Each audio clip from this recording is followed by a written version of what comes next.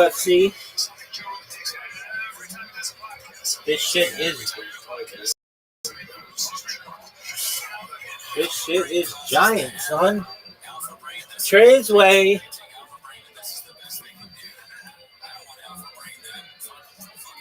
Trey's way. Trey's way.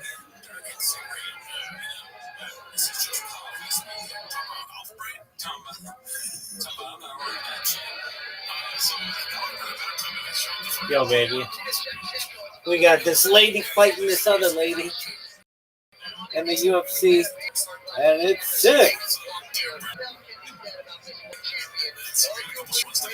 Solidify 100.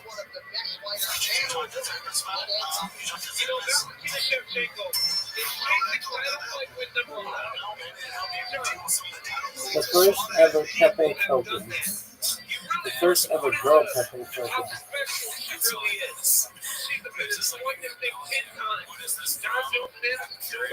Might be the only kid that's ever done it like that.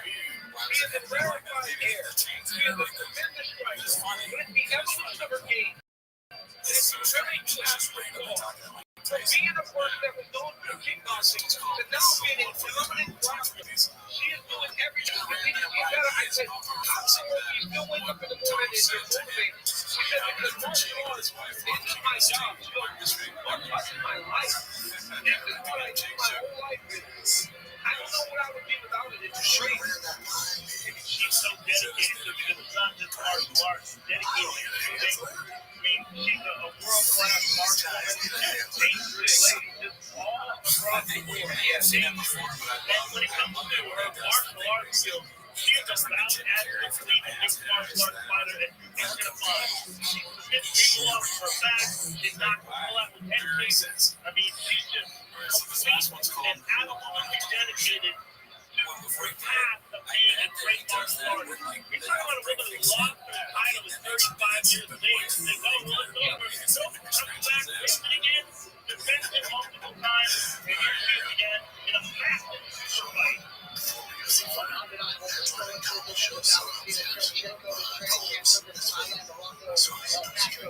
This bitch is gonna destroy her.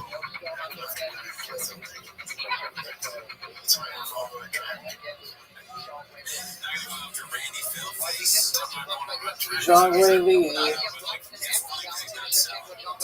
UFC 322. Two of only 5 fighters in UFC history with 3+ fights with 200+ total strikes. First matchup in UFC history between fighters who have done this. This is unprecedented. These bitches want to kill each other. Valentina Shevchenko is not bad looking. Zhang Wei. Okay.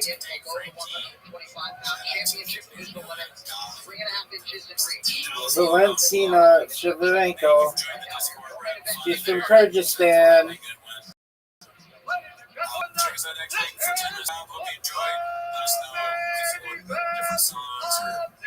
Co-main event, folks. Zhang Wang Li. This bitch is gonna kill the other woman.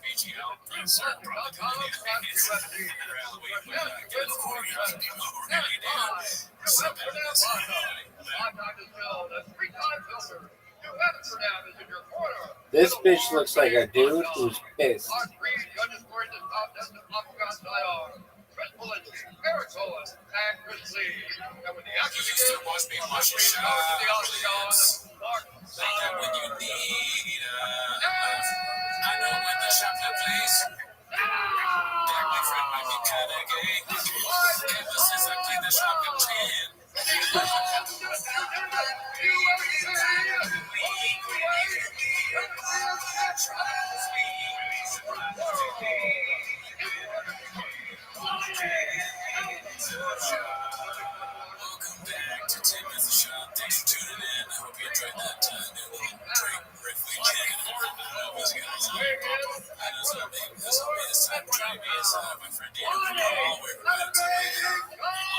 Out of Beijing, China, folks. This bitch is General Tso's granddaughter.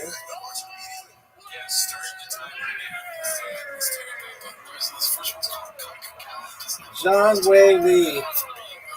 She's gonna kill this other bitch.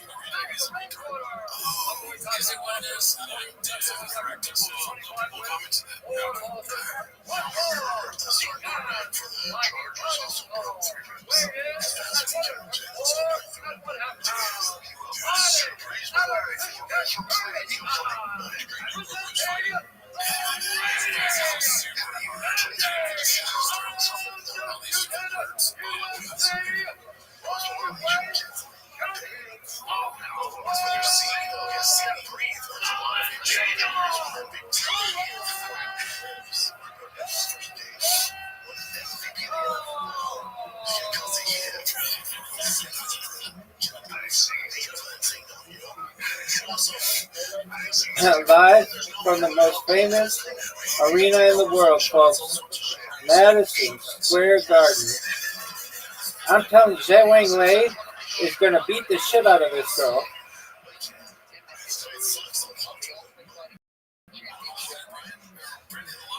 It's not even close.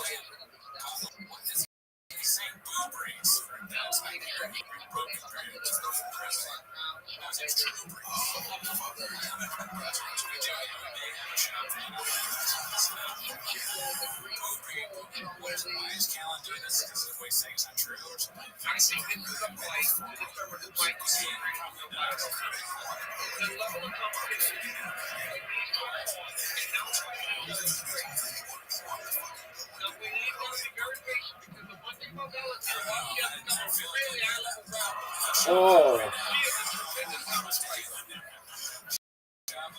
This bitch is just throwing punches. Oh, she got dick.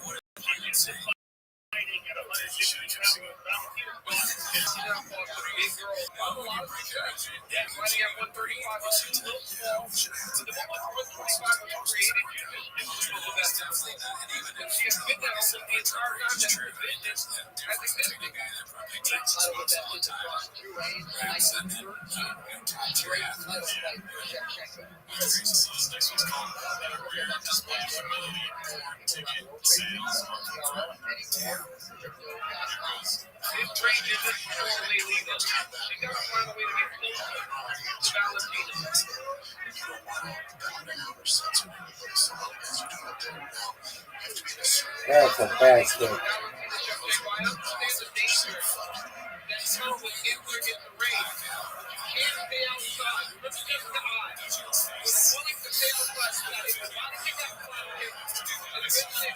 Oh, there you go, girl. Oh, Valentina. There's blood all over this mat. It's absolutely disgusting. They need to clean this shit better.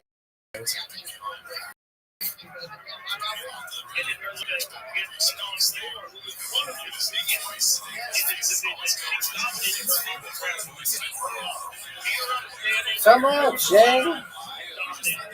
Oh, Zhang's done. This Kyrgyzstani is whooping his bitch's ass. Come on, Zhang.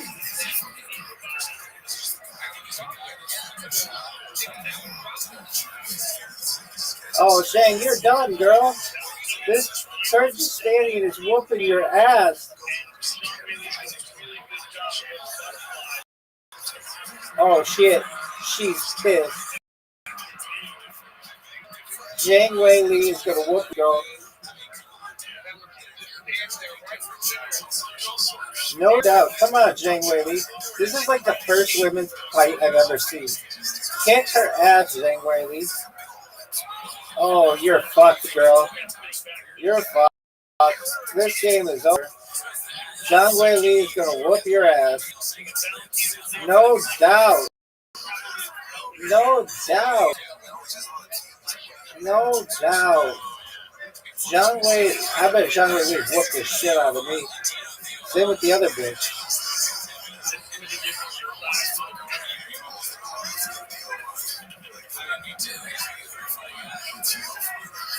Oh shit. Damn, this Chechenko bitch. Chechenko fighting like a fucking communist her out together. It's like the Cowsticks are gonna kill her.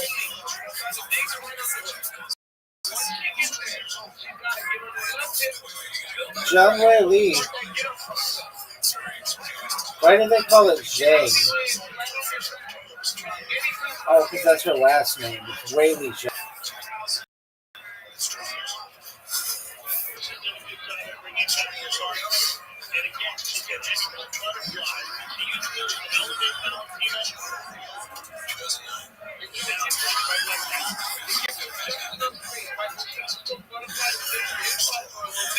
Damn, Shevchenko.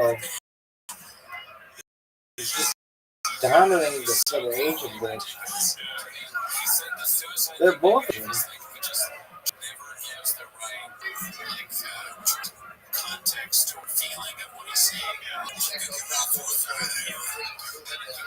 Wow, this bitch is just sitting on her. This bitch looking like she's from northern Mississippi.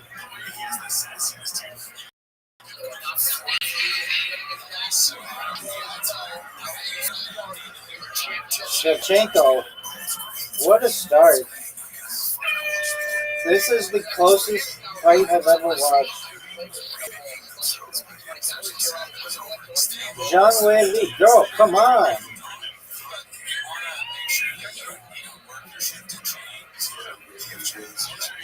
What up, baby?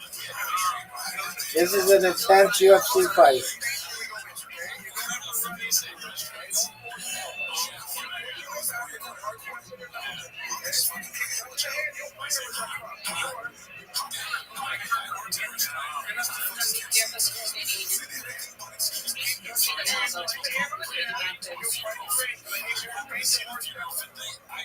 Wham.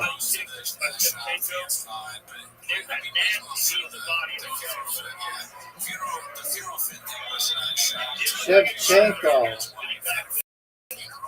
Ooh.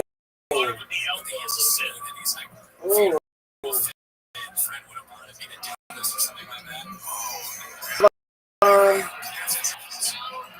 I like him. Guys.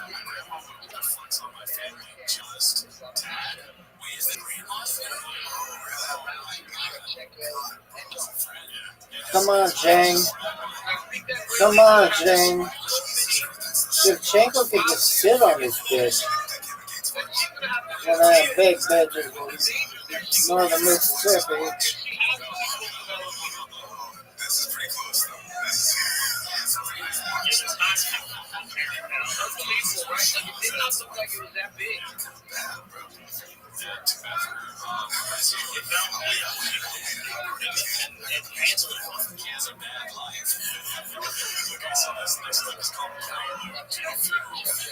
Get in there, girl. Scissor this bitch. Oh, they're kicking each other in the nuts. Zhang, you're fucked, girl. Zhang is fucked. Turn out the lights. Shevchenko's gonna whoop this bitch's ass. She got him in the old headlock. It's over. She's got the 27-inch pythons in there. Come on, girl. Zhang, you're getting python. This bitch is with a reticulated python. Oh, she's gonna tap. She's gonna tap. Oh, fuck. She's getting elbows to the head. Tap, bitch. Tap. Motherfucker, I'd be eye poking. I'd be fingering this bitch like a bowling ball. Oh, Shang is done. Shevchenko's whooping her ass. Shevchenko is whooping her ass. I'd be punching her right in the face right now. I'd be like, huh? How you like that, bitch? How you like that, bitch?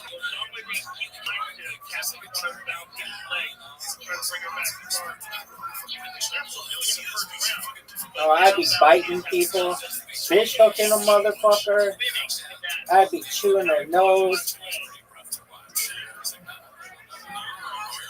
Oh shit. Oh shit.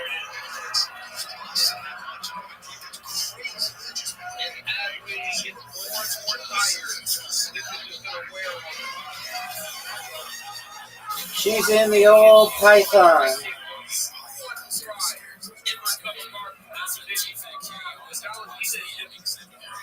She's in the old python.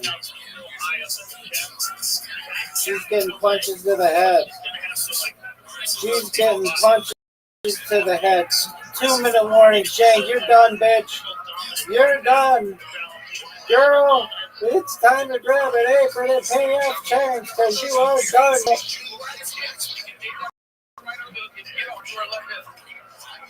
If you're experienced your hostess, though, you're not meant for the backroom fryers like the rest of the homeless cats. This bitch is our hostess.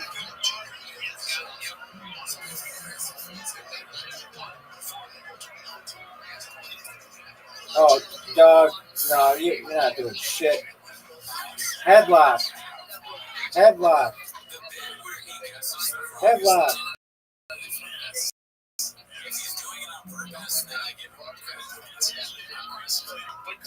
Headlock. Headlock. Jane, come on, girl. Oh, you're fucked, baby. Baby, you done. It's over for you, girl. Man, I bet this girl is such a fucking roll in the hay.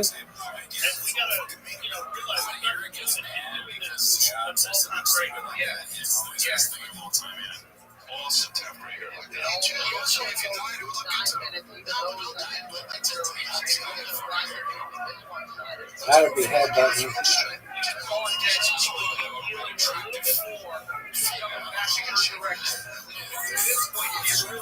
Dang. Zhongli is fucked. This bitch is done. Oh, she's taking it in the face. She's taking it in the face. Zhang Wei. Come on, baby.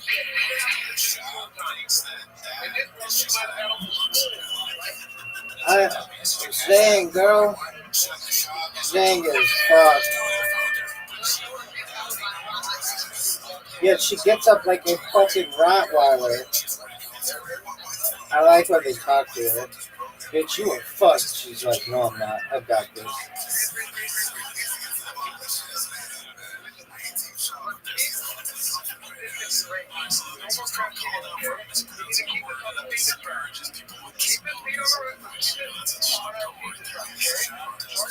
I am amazed at how small these bitches' checks are. I'm bigger than that.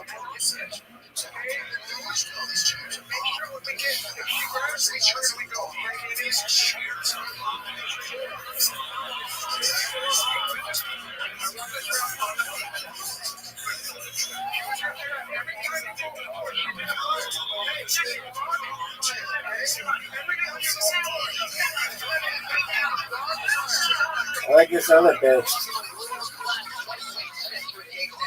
Yo, Sarukian versus Trucker.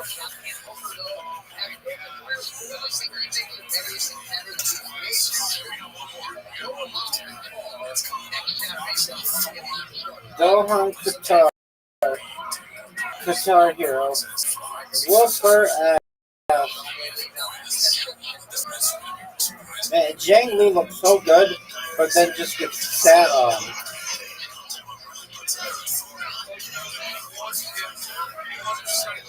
Why don't they talk to the other girl? I don't think I see the other girl like, bitch, you're whooping this bitch's ass. Oh, I would have caught the foot and then threw her ass on the ground and beat the shit out of her. Just on soup. That was terrible.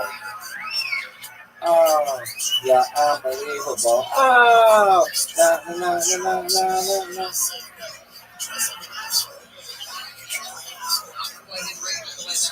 Bitch.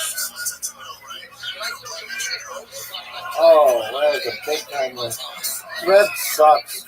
Everybody knows Thread sucks. Thread is the worst. 2-0. Korean John. What? This is chin. Seems like this girl is fucked. Here goes MMA. Oh, it was a kick to the kidney. Come on, Shevchenko. Get your shit together, girl. You were whooping this bitch's ass for the first 2 rounds. You got it. You got it, girl. Sit on her ass. Oh, it's over. That bitch is the last time that girl's gonna kick you. Just sit on her ass. Take off her top.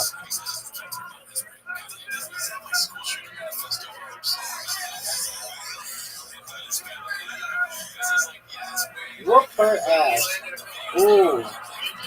Ooh, dang. Damn, girl. If she came back and won, this would be like Texas A&M over South Carolina. It would be unbelievable. Oh, no.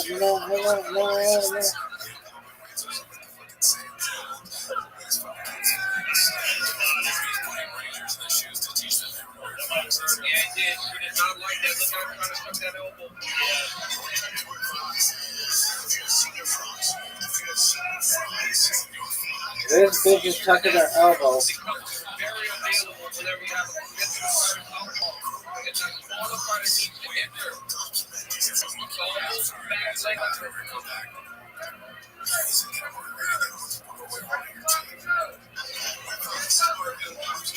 Will this fight go the distance? Yes. Minus 250. No, plus 185.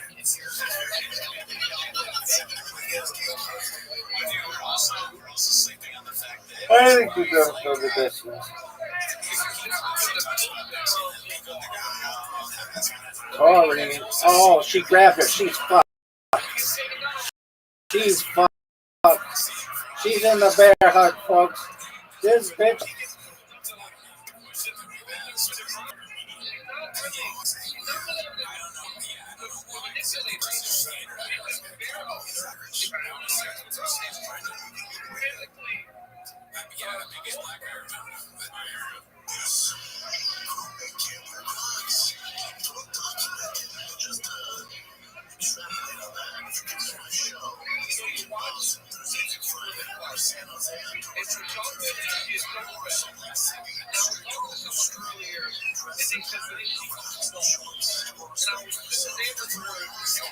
She is too small. She's too small.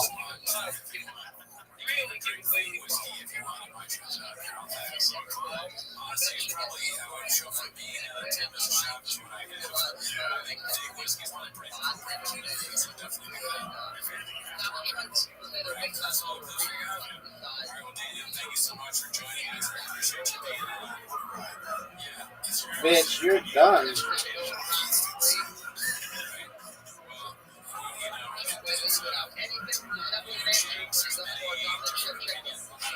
Dominant. Oh, you're fucked, girl. Get your feet off the shit.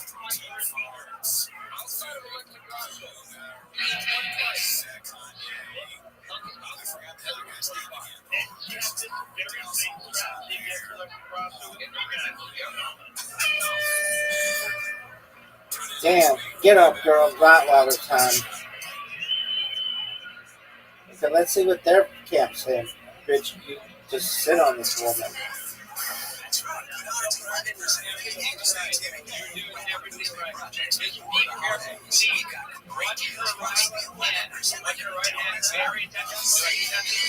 Right now, it's very slippery in the cage.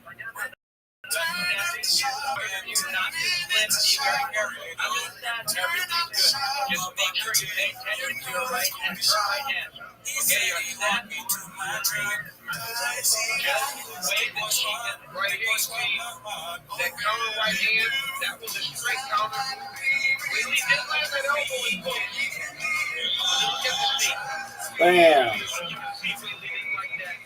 And then another takedown on the chin.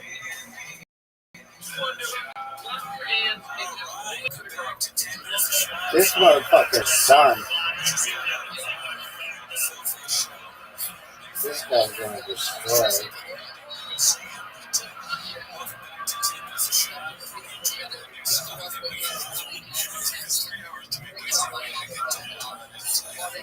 That's not why you're here for 10 minutes of shots.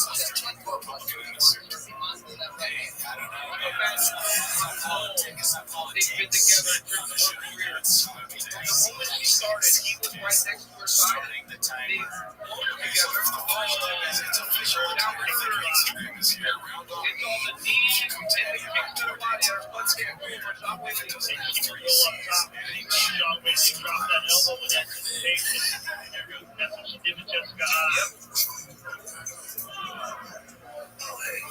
Now she's under pressure.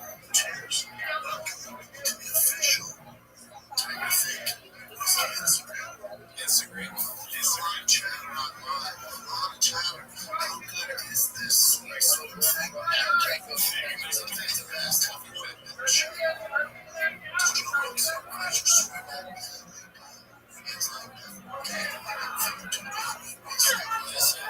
Body kick of dad.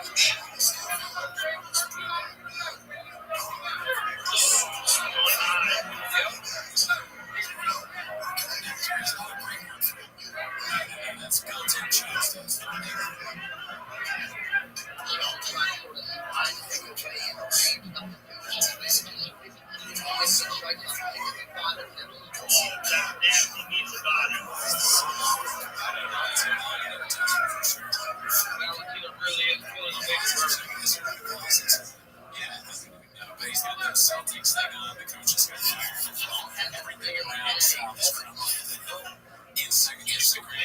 Shout out my ratings from MoneyBall.com. ScreenAtheboy.com. It is a reoccurring theme in their life. People are so desperate that we need to make it out. And there's someone out there which again that she is just really next up.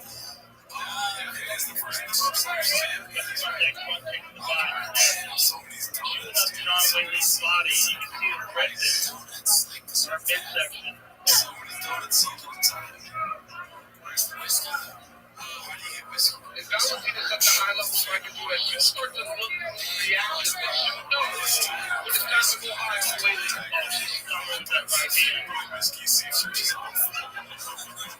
Sit on it, bitch. I would shit on her. Yep. But correct, seems to be on the left. It's so much smaller in terms of what Wei Lee can do to her that you can see her comfort level elevating and her confidence getting higher. And she's looking to kind of put it on her now.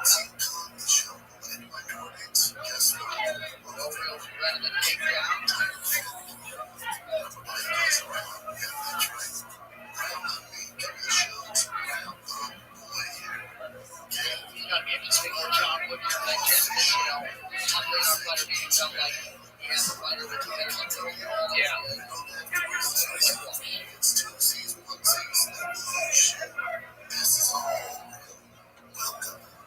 That's accurate. I mean, she landed over 50% of her right. They go to the show, there's like a show, but then it gets canceled. There's another video like this. Sorry, guys. The video didn't want. Oh, you're done, girl. You're done.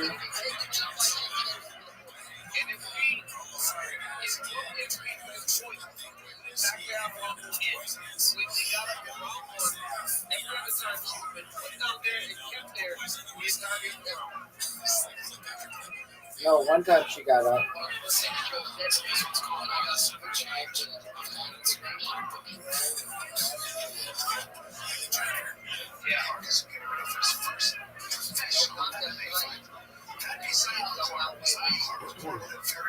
Yeah, you're done, girl. You better call your girl fucking auto parts Tina to help your ass. We have engine and warehouse. New engine and warehouse. Auto parts Tina's not even going to save you from this fucking Kyrgyzstanian. This Kyrgyzstanian is pissed.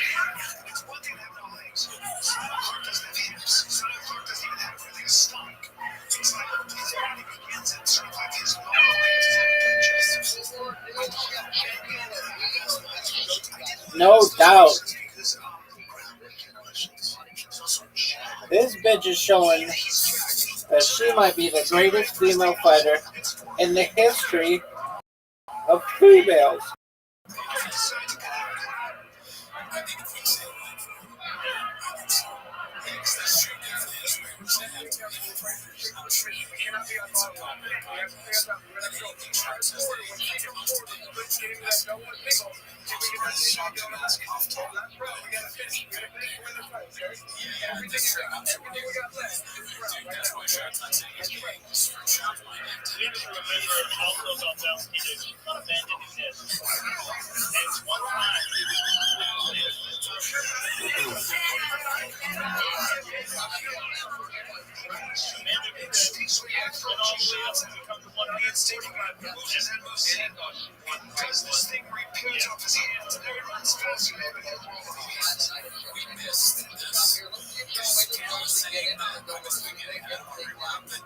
Third emoji.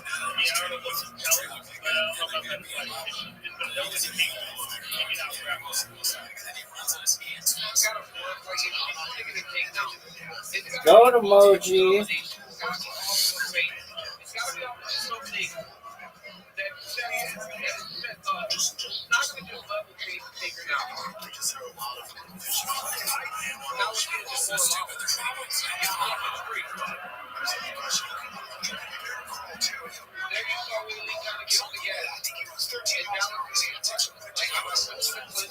Hit Boss Grills. Whaley, you are done, girl. This would be the greatest comeback in the history of the UFC. This would be Texas A&M over South Carolina. Girl, you are fucked.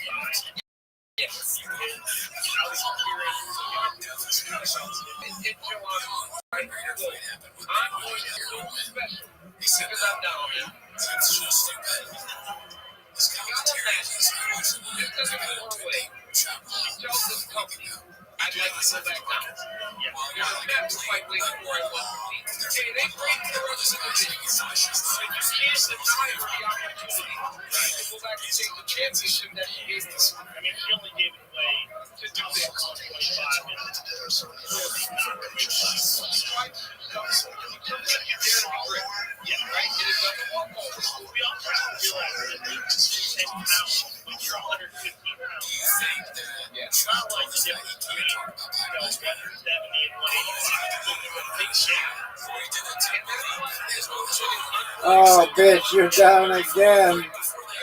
Oh, this girl is done. And now she's gonna get in the fucking reticulated python for 3 fucking minutes with this fucking Kyrgyzstanian. This bitch is done.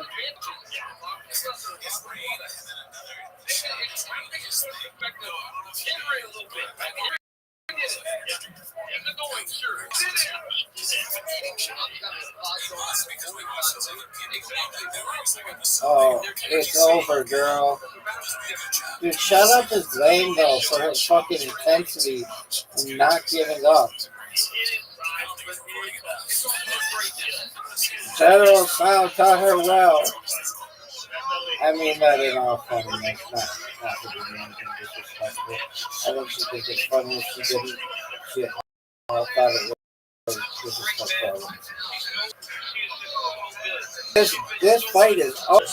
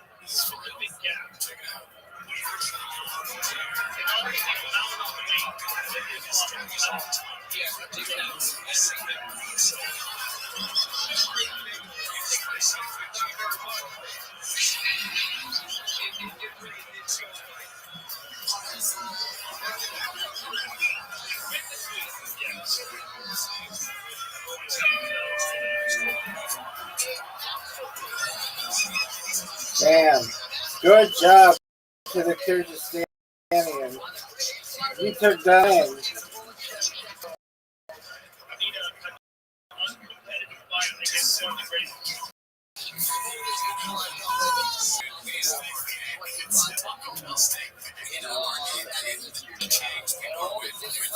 Damn, bro, you cute.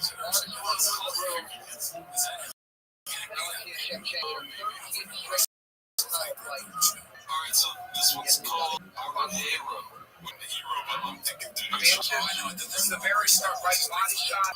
By Valentina, did great show to the body. The knee that she landed, the knee is pretty good. Luckily, at the target every time. Look at this.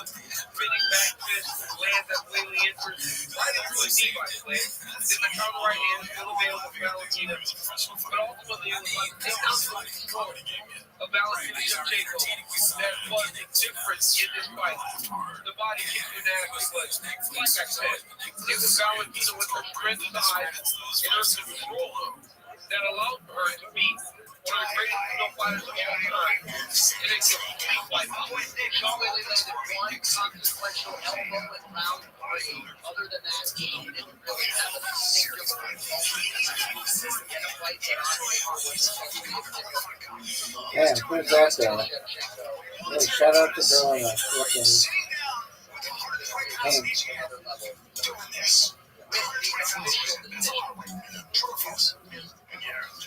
Ladies and gentlemen, after 5 rounds, we go to the judges for hard for decision. 46 for the top is 45 for the winner. Are you ready? And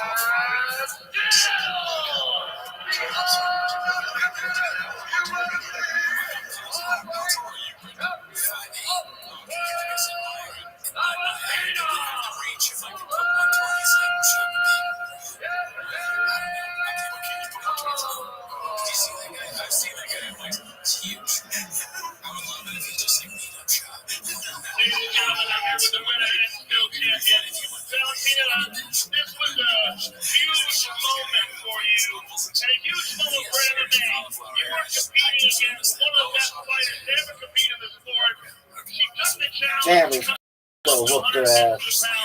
Like one of them big, the super big. And you speak English?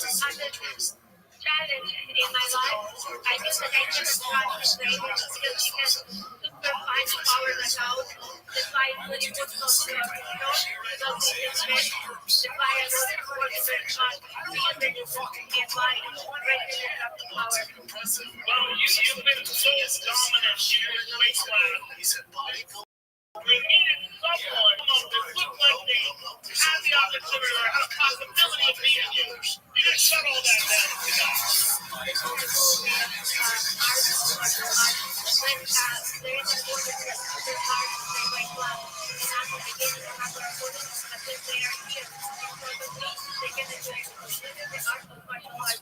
It is the art of martial arts, and you are the best at it. You're one of the most dominant champions in the history of the sport. You are now in a position where there's not a clear contender for you after this. Where does that leave you? How do you feel about your future? So I have couple of options in flyweight division. For example, in my previous title defense, Natalia Silva was very successful at fight. Thank you very much. Any license in the main job. And also I heard 1 year, Kyla Harrison is going down. So I have a lot of options to think about. So you're still enjoying this? You're still enjoying dominating? You're still enjoying being champion? Of course, this is my life. Martial arts is not only sport in my career, it's like my lifestyle. That's who I am, martial artist. And before my health stays in the I will do it. But first of all, I have to feel a couple of injuries. It's like follow the whole my career is starting to. And the still speaks well. But I'm here. I'm still in. It's been a pleasure watching you compete. It's been an honor to hold your fight. Congratulations on once again defending your flyweight title. I just wanted to say thank you very much to my team, to my coach, Rothschild, to everyone who was involved in this very and I want to dedicate this job to my coach, Rothschild, because all my this belt built on my coach, because 32 years I ran under leadership in fight, and amazing coach and amazing. Congratulations to you, sir. And congratulations to you, Valentina. Ladies and gentlemen, the flyweight champion of the world, Valentina Shevchenko.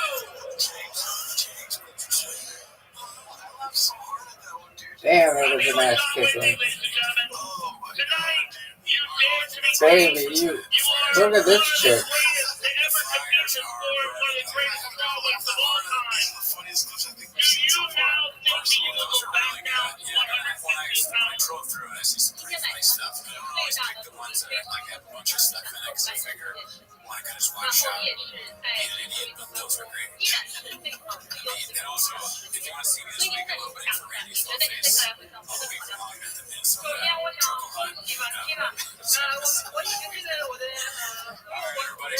I'm gonna go to northern Mississippi and take on those big old bitches. That lock that took down Andy Kaufman.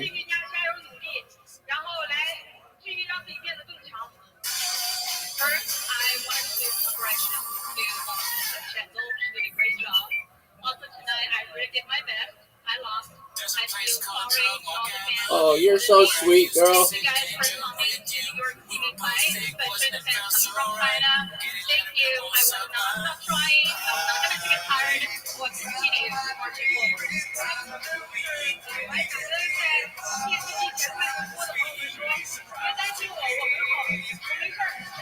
好的 all the fans right now watching on the TV, don't worry about me. I'm okay. I'm good. Good. We love you, Zane. You look unbeatable. You can kill anybody with a vagina in China. My coaches, they have done a lot for me. Thanks to my family, my friends, everyone. Will you continue at 115 pounds or will you try to stay at 125? 你觉得你会是在好像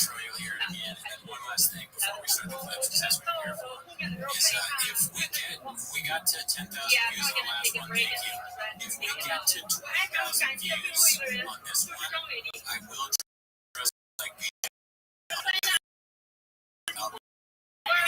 为我觉得伟丽是一个跌倒了再可以站起来的人，伟丽是一个没有放弃的人。我非常感谢。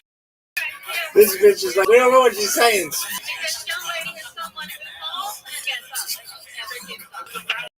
Yeah, you did really well, girl. Ladies and gentlemen, John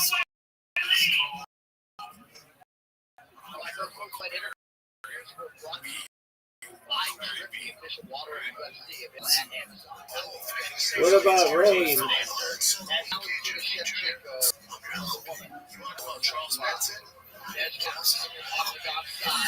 Who's that?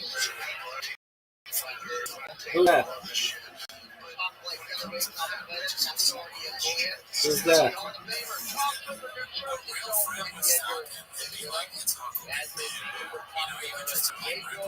Who is that?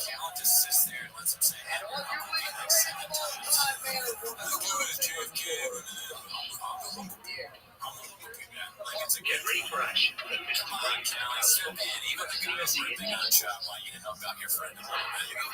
Big old Mississippi bitch.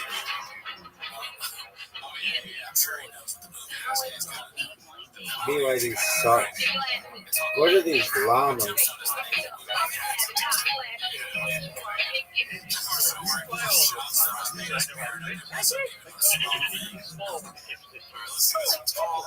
Papa's a fucking dummy.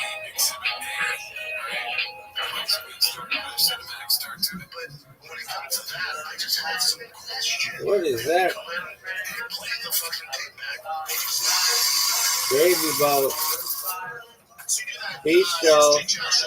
Shit looks like diarrhea. Ah, bistro. Chicken gravy. Looks like diarrhea. Lego. Fuck, that shit is expensive. Donuts. Damn, that's expensive. Fuck.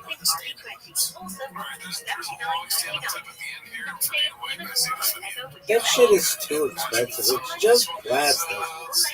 I'm gonna come out with my own fucking Lego. That's super cheap. You can swallow it. Do it.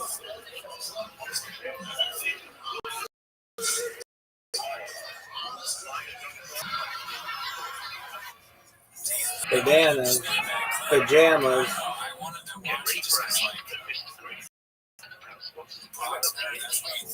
What is this? Flashing images and scenes of life. No one gives a fuck.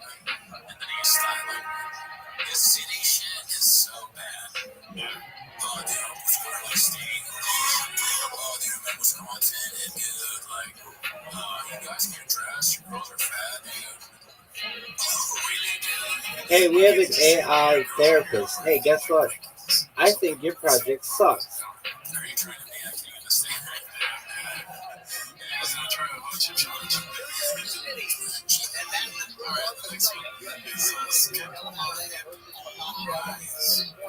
What a pretty place. Shit looks sick.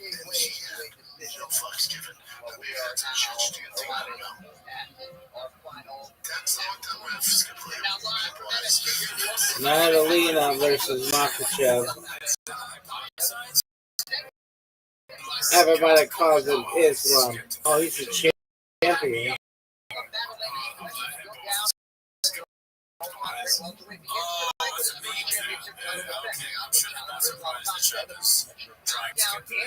Who's this guy?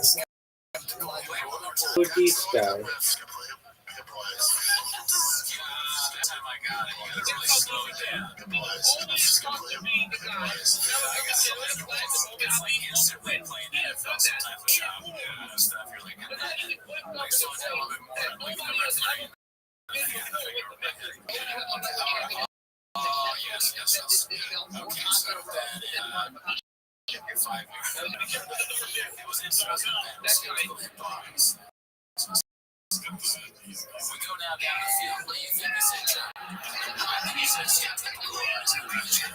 I'm the most record lightweight shaver for a long time. I'm proud for my team.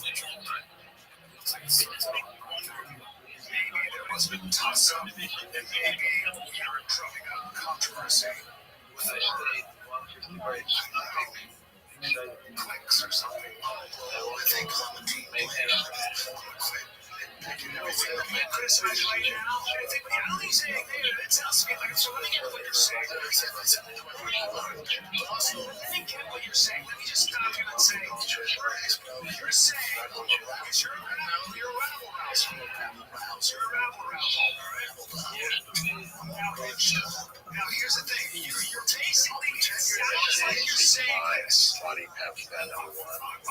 Uncle Punch, number one. Stella, Madalena. Guy looks like punching a face a lot. I'm the best UFC commentator ever. You're saying that there was a tussle. You're saying that that was Is he Australian? Or yep, Australia.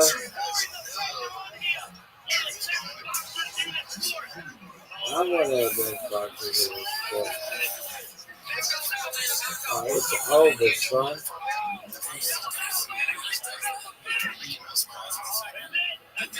It's over. He whoops his ass.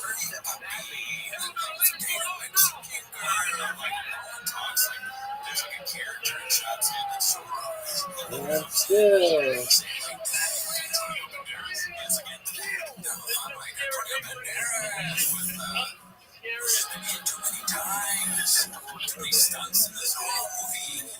Islam. He was born in a desert.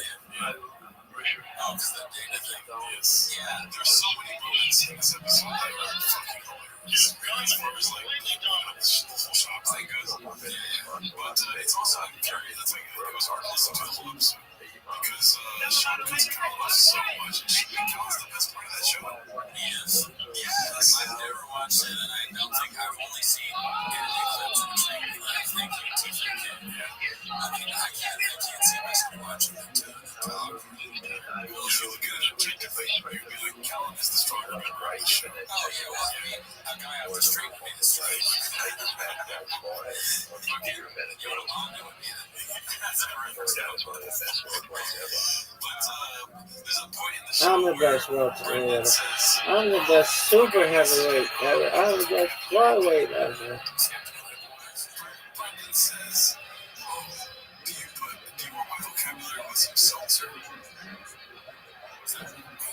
Octagon. Oh.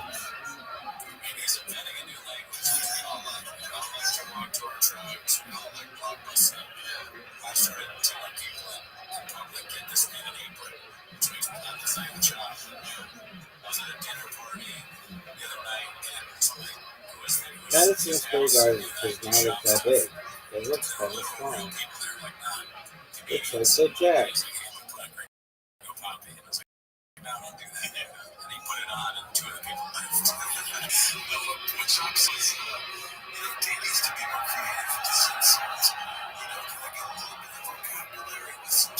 Oh. Islam. He's like my favorite fighter I've never seen fight. Except Conor McGregor when it's on boxing.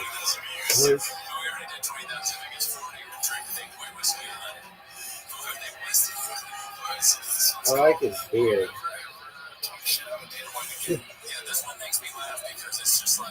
Whoop his ass.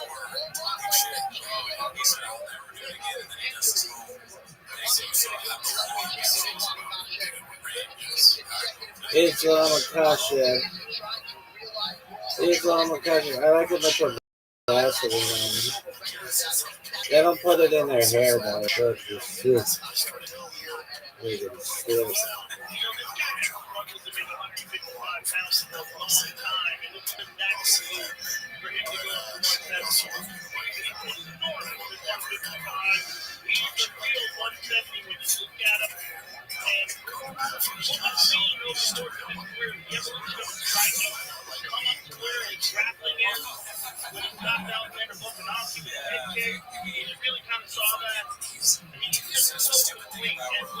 What would you say to him? Dog, you're Islam Makhachev. I'm Drew Rothschild. Sickest mother ever.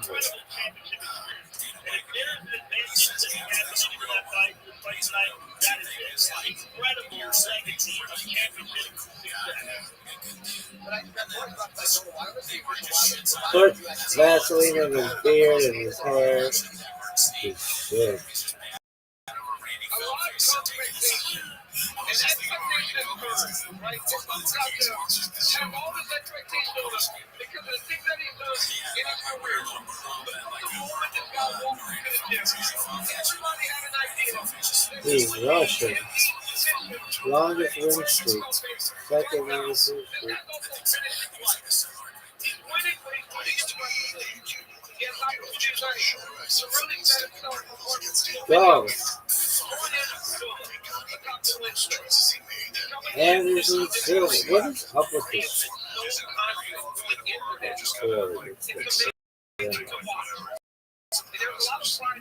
Go. I am.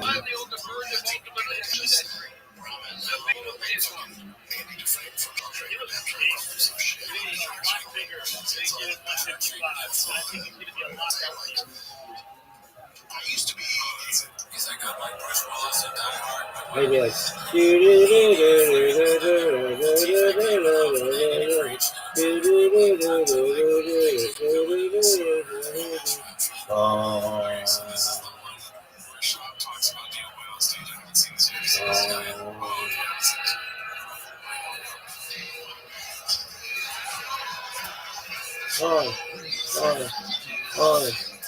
this motherfucker's TNT.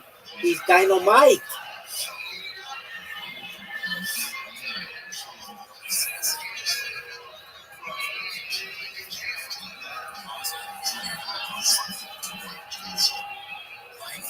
It's crazy that he's so famous that he can just go out there and he says that tornado doesn't like me. Like, and people understand what he's talking about. And then he calls me a doobie. Yeah, you are a doobie. Like, everyone does that. Dana White's the only person on the majority. This man's face is like flat. I can't just take. When you're 39, that is the age where you can just take. When you're 15, that's when you get mad about something. 17, 18, like you can. 17, you can go fight it. Maybe not go to 39. If you're really angry about someone calling you a dumb, you are a dumb. Jack Alabama is really, really good. Stuff on the YouTube, I'm not like, well, 35, I'm not going to take this. We have an entire UFC. And in this last fight, This motherfucker's face looks like it got was in a meat slicer. He has no nose bridge. He looks like Artie Lang.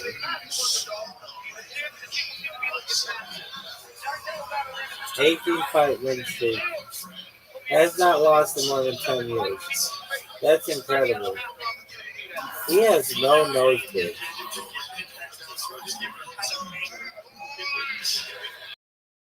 How does this motherfucker breathe?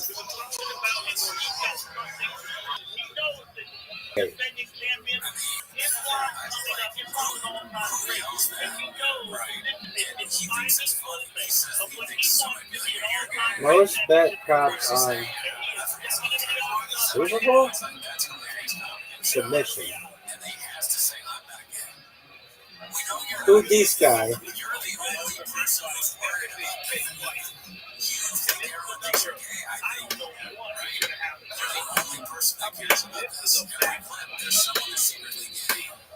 Job is so stupid, he doesn't know basic things about himself.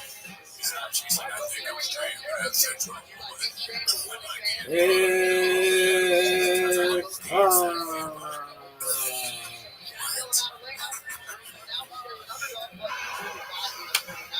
It's Jack Dilla, Madalena.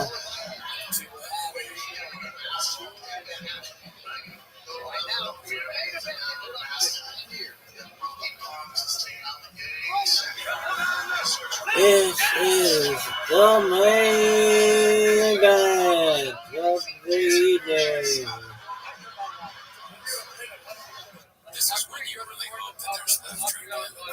Sponsored by Rothschild Games, Grand Theft Auto 6. I like that guy. Dean.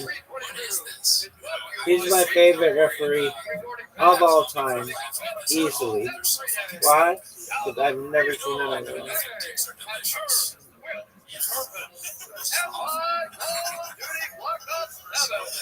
This motherfucker has no nose bridge.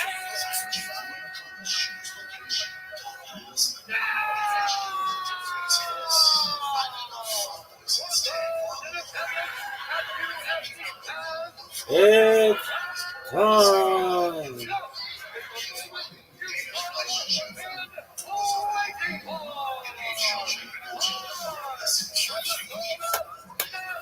Back I am in New York City.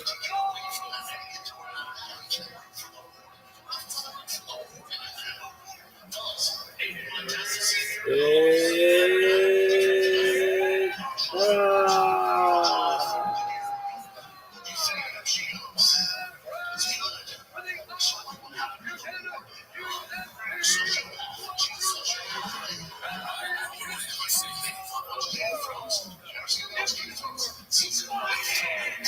I don't know.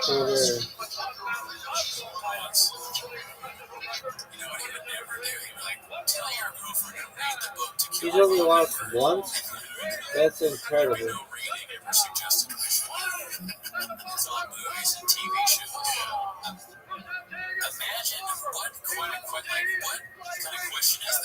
Oh.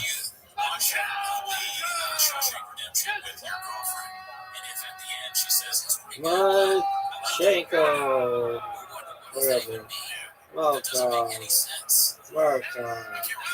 And now, introducing you.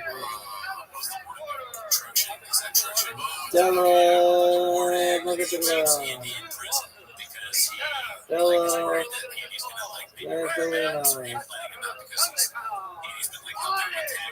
Terrible way to market yourself. Terrible.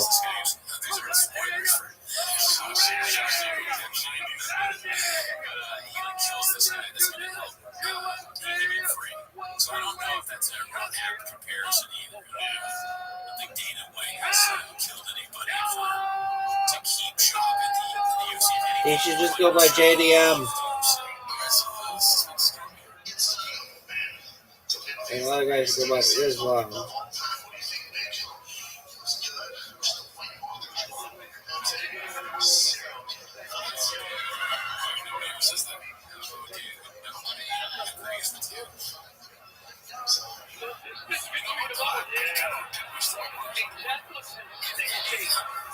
So does Rabbi.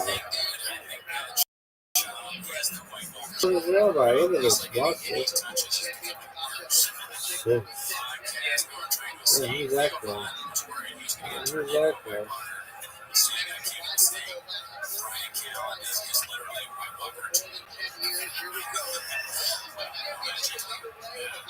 This is huge.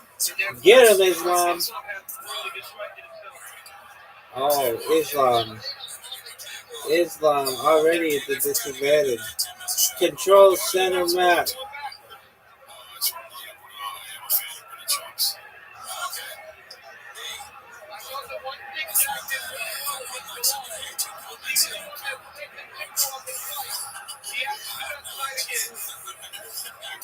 Who's this guy?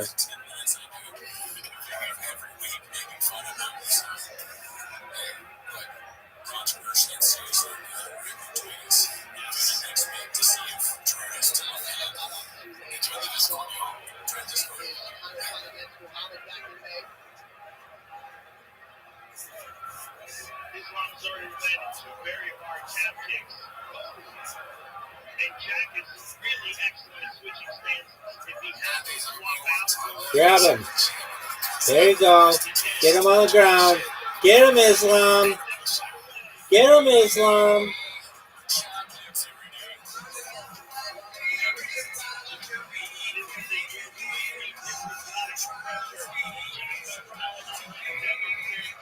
Put him in a headlock.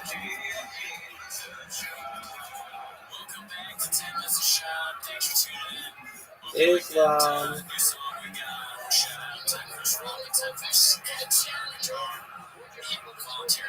Islam. Even outside. Yeah, I mean, it's a great sign. Running back The to the next other time you side, tune in, flip on his it's shut foot. up, man. Now Nobody he's knows controlling that far side of the Folks, everybody, that's not Brady here. tried to wear They on Jack came here Dillon. Jack Dillon to got see to Tim find a Shut way Foot's turn to to get left. his right Yeah, hand so back to the first time was side. called. It was good. Eagle Strike. Damn. A series of poorly crafted and slow You're play. fucked. It's always the process. Just like you said, Joe, against this type of pressure, it's a real challenge getting back to your feet. Very different than anything he's experienced before. Yes, it's not Robin Sadi, nor Gilbert Burns, nor Bilal Muhammad. And it's also the skill on the concept that is not great. Right? It's not struggling to get down to 155 minutes.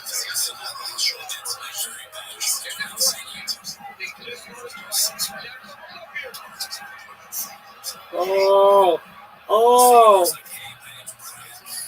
Rear naked choke.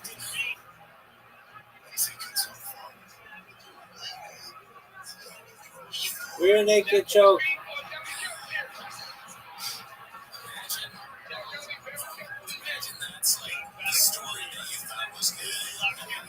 Rear naked choke.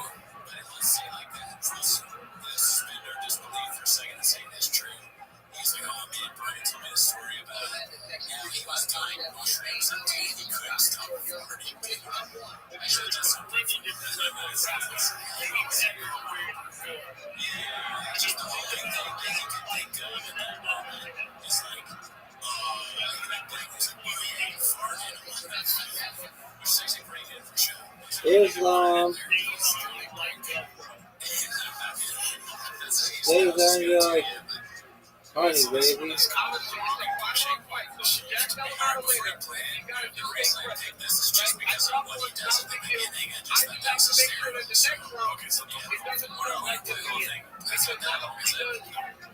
The wrestling is grappling chip away at the cardio.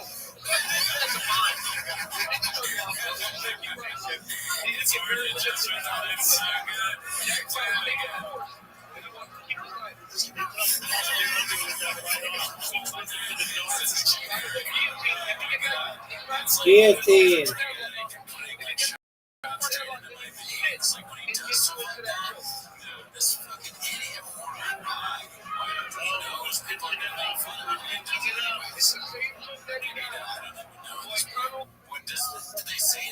No. It's probably bad. Yeah, it's bad. It's not to do with that being redacted. Okay. So should have listened Fuck. to Eddie B.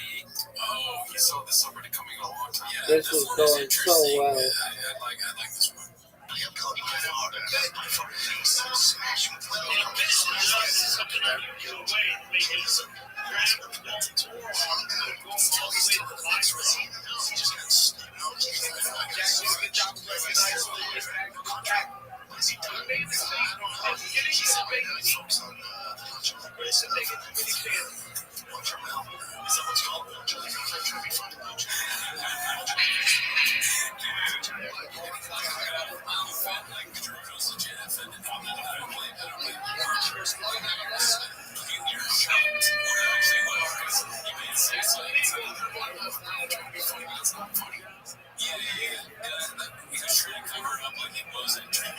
He realized how bad it was. At least he did that, but not twice. Awful. It's a precursor to. Before or after? Because it was before. If you did the nature of the original and then, which is that? No, it's gotta be before. Yeah, right there. So you got your single leg kick. The exact Jack Dillon's leg here. And so inside the hip. Let him roll, Roy. Inside the hip. Now watch here. He's done crazy shit. He does feel the leg outside. Once he does, he takes the left hand forward. It's this Jack they drop right here. Let him roll. Feel it out. Yeah, sir, but it's like you know, it's golden shot. Catch him. Back to the hill. Beautiful takedown.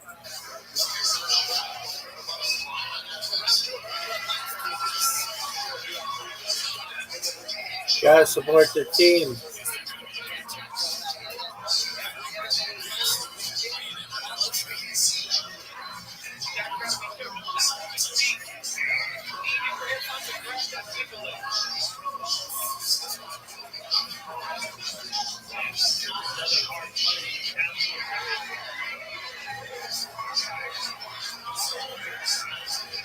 Grab him. Get him on the ground.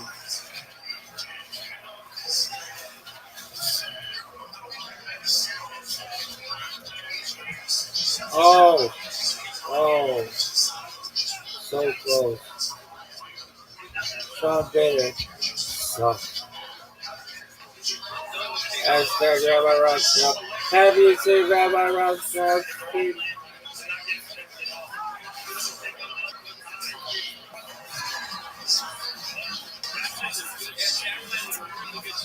He's doing right now is literally just describing an episode of show that he watched. That's a reality show.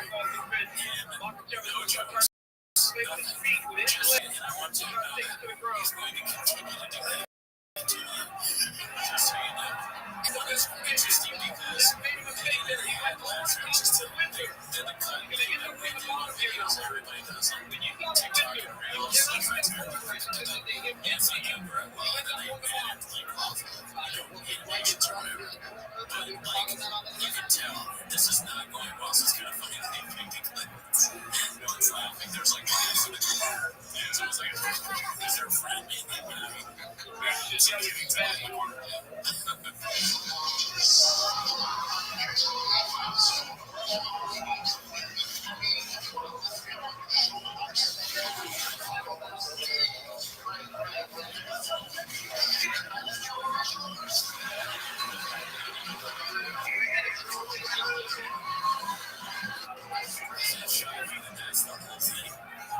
The premise is that they're trying to walk around the line, you can't ask where you fit. But like, if what he's saying is trying to continuous word here, there's no joke. He just says what the guy says at the end. Like the guy gets that it's just like kind of weight on my shoulders. And that's actually what's in the show. Jesus. I also see like a talk about this integrator on Florence. Podcast, jeez, yeah, it's like all the bits that he talks about. Headlock. Headlock. Nookies. Nookies.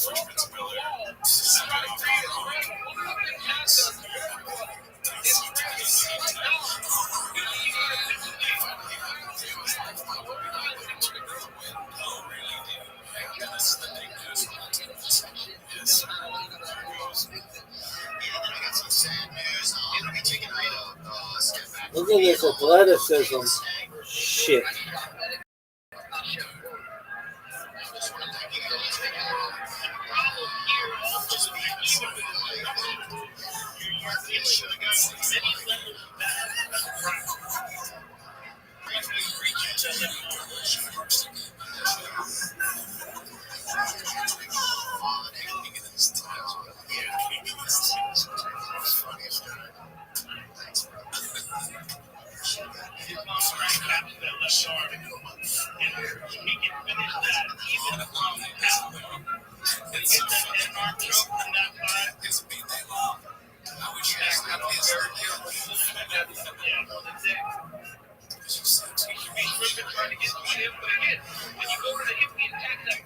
Guillotine. Rear naked choke.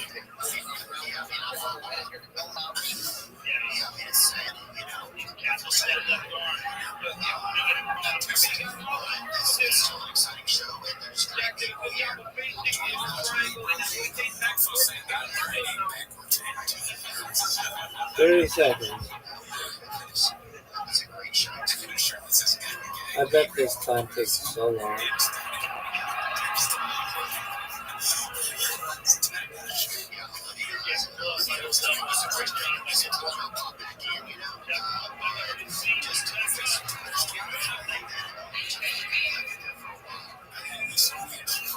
I want to be the guy who hits the wood together. That'd be sick. $1 million.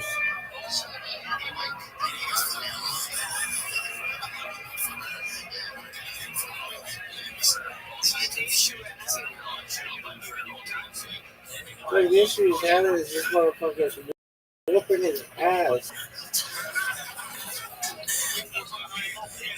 That guy is not my favorite guy. I don't know what his name is. He's not Jim. He goes, all the time. What are you doing? I'm thinking Jim. It's like, dude, what the fuck? How are you saying that? All serious. Unreal. We have 2 more clips. So we get it on offense about racist. Play the Fires. Interesting. It's your boy Nick. Three things.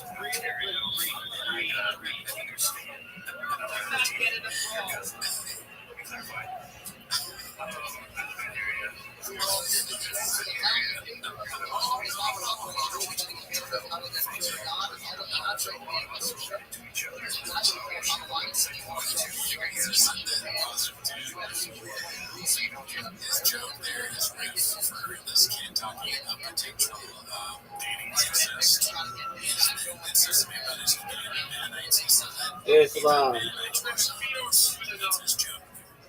He's got to stand up.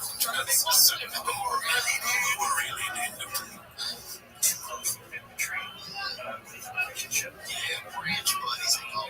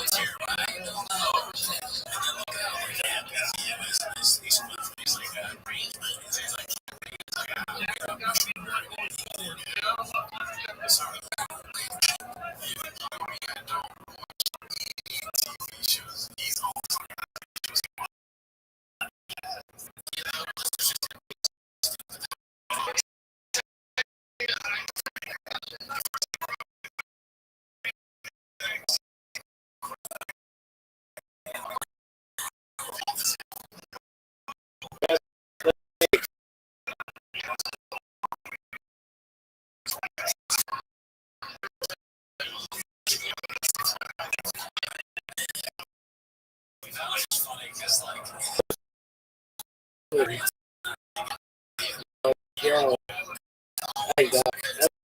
When I come together, and when I leave, come together like butt cheeks. And when I leave, come together like butt cheeks.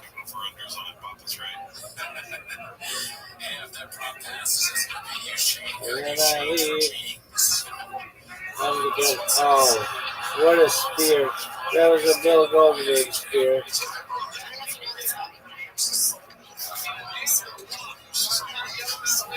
Ankle lock submission. Ankle lock submission. Ankle lock submission.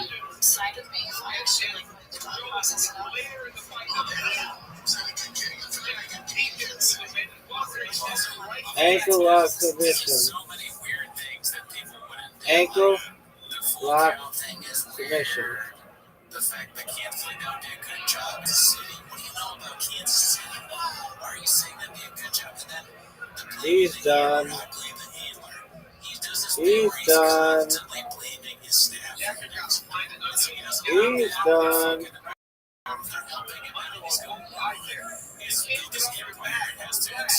Ankle lock submission. Rear naked choke.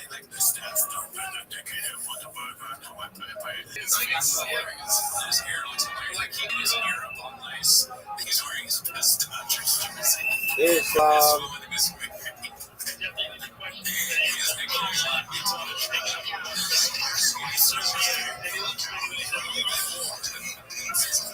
Islam.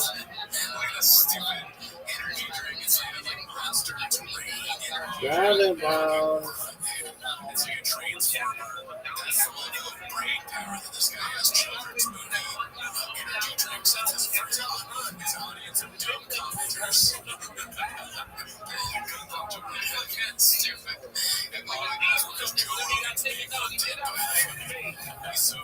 Hey, Bob.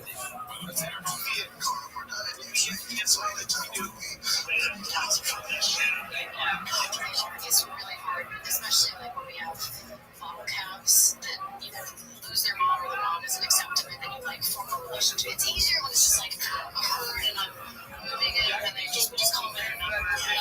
If we don't do any points that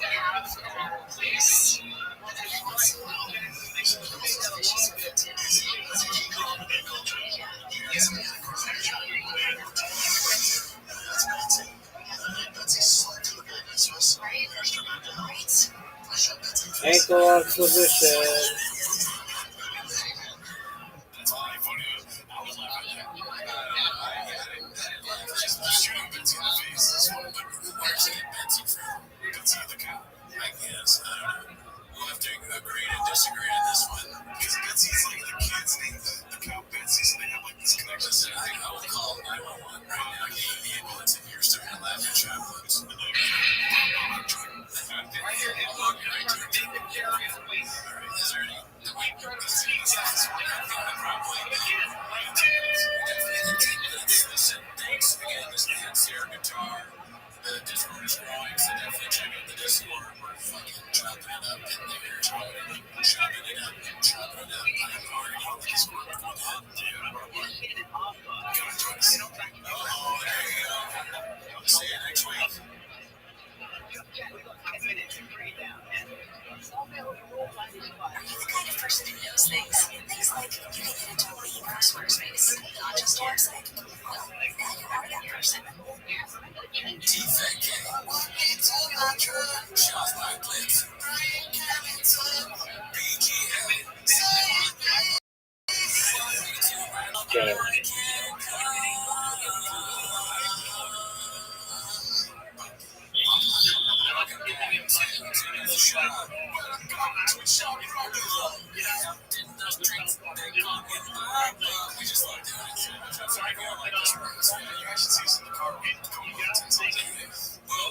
We have a Discord now. We forgot to mention the Discord last week, but we're having fun in there. Protein farms, Wadsworth.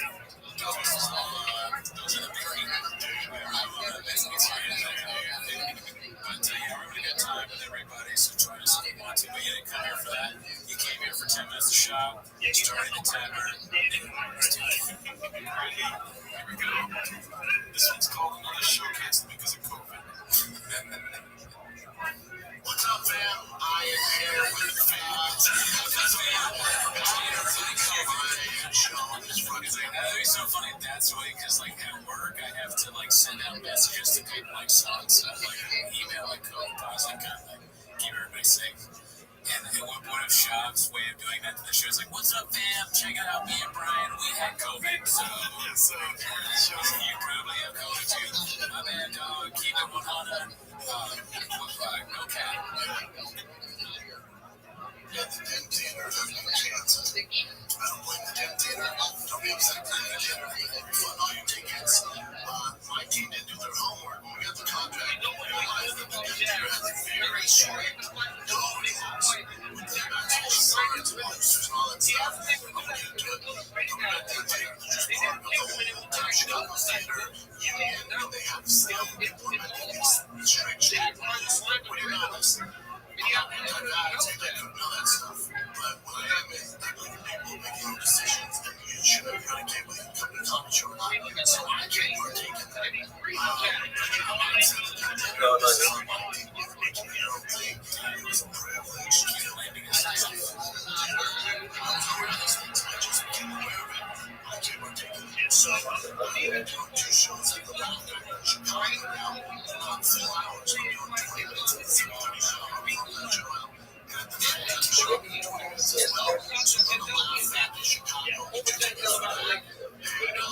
No, just watching UFC. It's the last fight.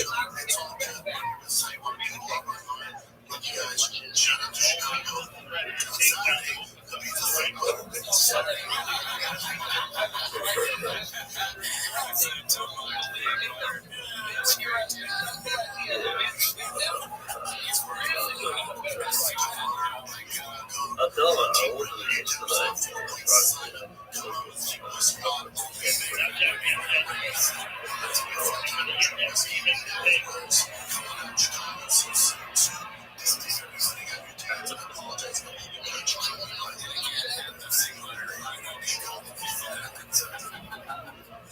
Oh my god, dude. I'm sorry for the people at the deck. What do you think the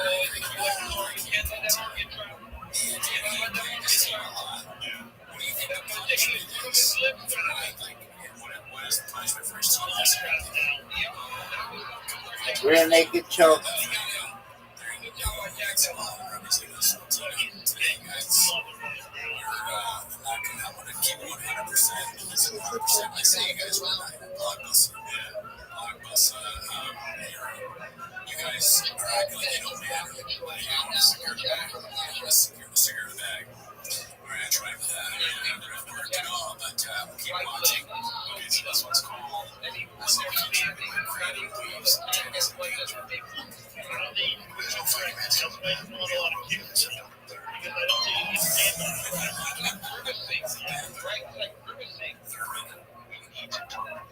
I say this as a friend.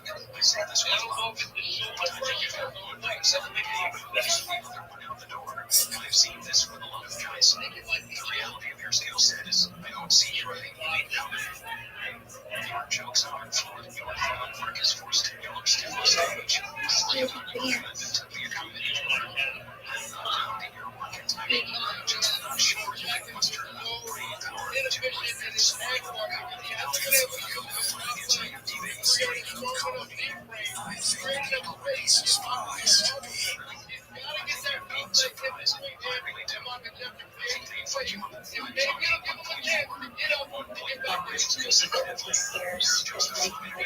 processes that you don't have.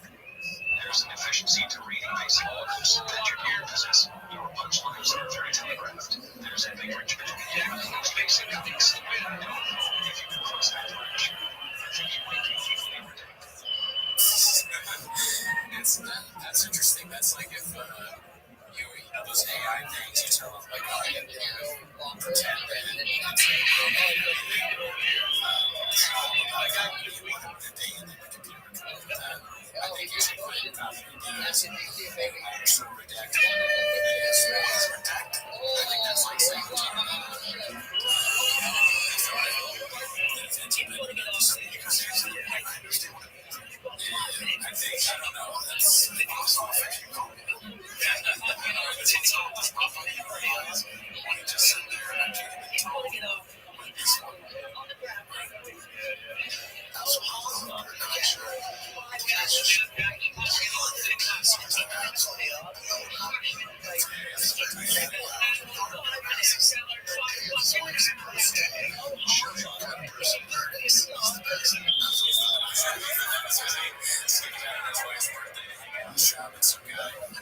it's some guy in a thick voice t-shirt.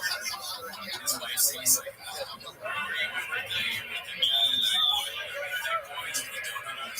okay, so this one is kind of out of left field, but it's called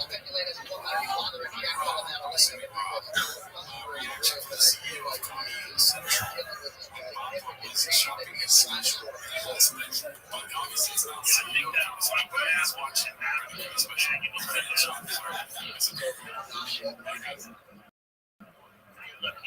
right away.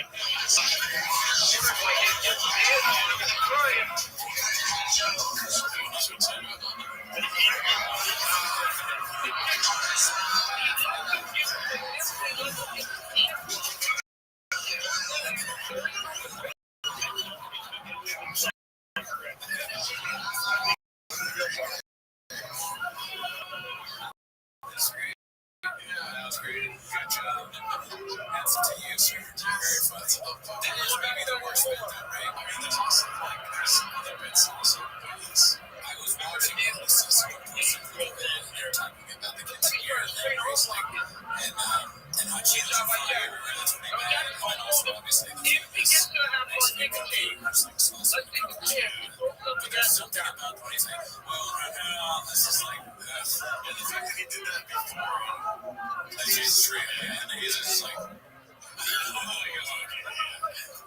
my son, what are you saying? He's like, dude, my son, dude. Like, he always says something like, dominate, perfectly followed. They all have their, like, even though they have, like, some weird things. Concerning about this is it's really good crowd. That's what all the spectacular because I'm like, God, it's all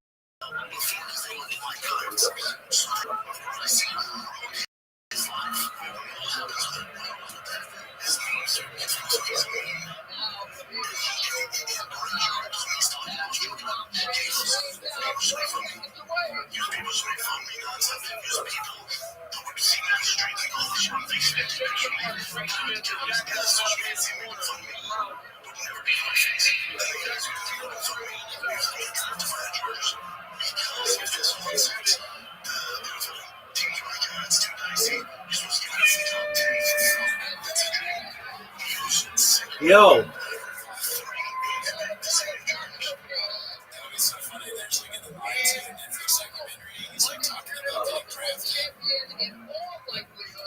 Hey.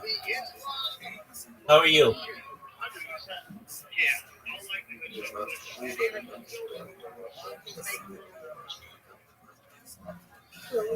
What's good?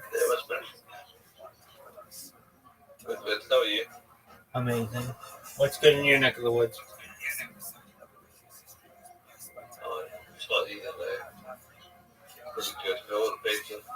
Amazing. I see you brought friends. Hello. How are you?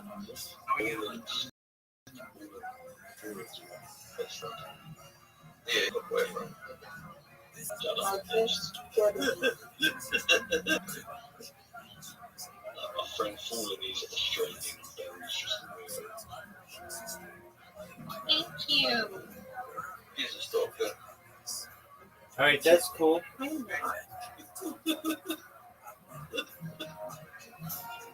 Trades. Remind me, how did you find out about me? That's right. Okay, I'm gonna ask you that from now until we meet in real life, and then I'm gonna continue. I always ask you that because that's not one where people usually find me. Even though I've been living there for years, they usually find me. So I'm happy that you found me there. And then you brought your friend. Yeah, Trey's with crew now. He's made himself home in here. I know that you are comfortable when you know that I'm focused on something else and you can entertain yourself. Usually I have to entertain the people. So excellent job, Trace. All right, so you've got friends here. How how are your friends doing?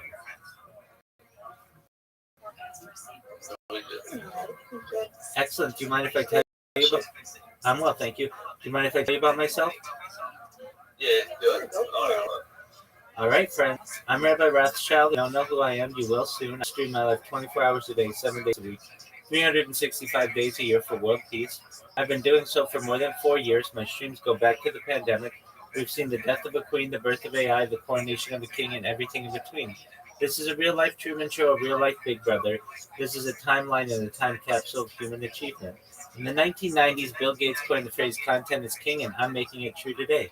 I'm king of the internet. This is the biggest event in global history, and this is why. In 2018, The Economist magazine stated that data had overtaken petroleum as Earth's number one resource, and I have archived on the internet than any person ever, which makes me a very influential person, and I'm going to viral. And when I do, I'm going to make you, your friends, your family, all independently wealthy. If you're not already, I'm sure you have generational wealth if you're not already, and I'll make sure you're going to have the opportunity to start charities and philanthropic organizations of your own. How does that sound? Excellent. I, in addition to wanting to make you rich and stream my life for world peace, I'm an advocate for ending world hunger through the use of technology such as agriculture drones, floating greenhouses, saltwater greenhouses, hydroponics, vertical farming, cloud seeding. I want to end world thirst, sponsored by a cryptocurrency that's about $100 million. And one of the things that we do is we build wells and water towers in developing nations, such as Nigeria, for the benefit of those fortunate. Additionally, I'm an advocate for the Lifestyle program, and most important, desalination technology, where we pump Earth seawater onto land and make it drinkable. How do those things sound to you? Excellent. I'm a futurist. I'm someone who studies the future. Things like anti-gravity, antimatter, faster than light travel, faster than light communication, artificial narrow intelligence, artificial general intelligence, artificial super intelligence, space elevators, space tourism, interstellar travel, things like invisibility cloaks, replicators, teleportation, Santa Claus machines, de-extinction. People don't know this, but the first successful de-extinction took place in the year 2003 with the Pyrenean ibex, which is a goat located in northern Spain, southern France.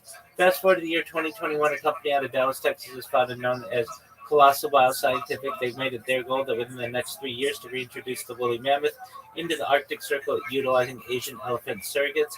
I think this is a mind-blowing goal following the reintroduction of the woolly mammoth. I want to reintroduce the Tasmanian tiger, followed by the dodo bird. When you all were born, the average life expectancy for you and those like you is probably about age 80 years old.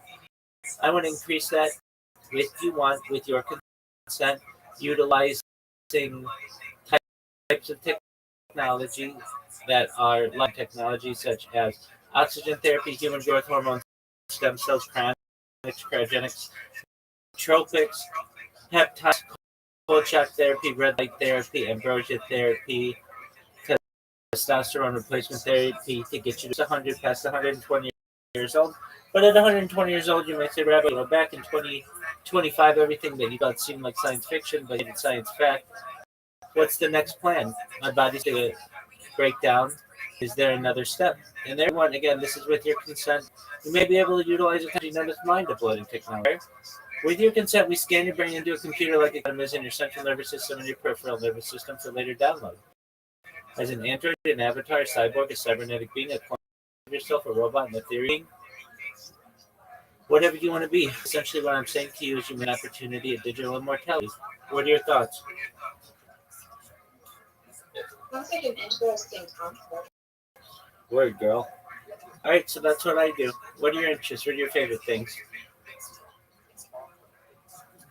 That was a lot, and I need to process it before I can tell you. Okay, that's fine. How about your other friend here? Are you still processing? That's what I like to hear. Okay, what games do you like to play? Big Dog, what games do you like to play?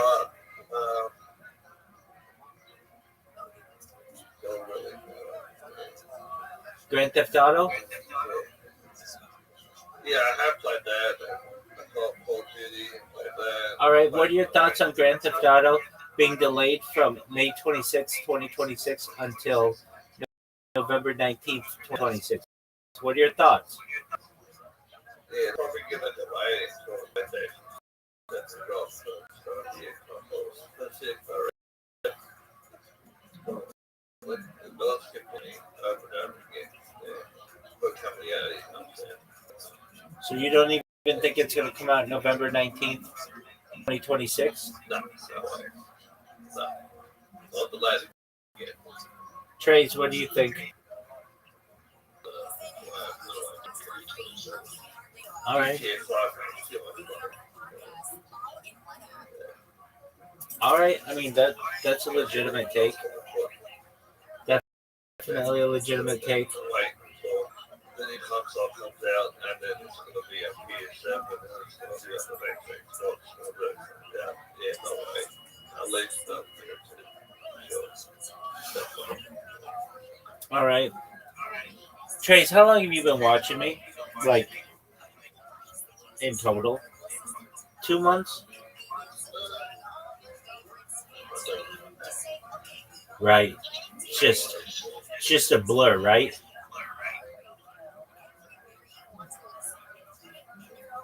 That's all right.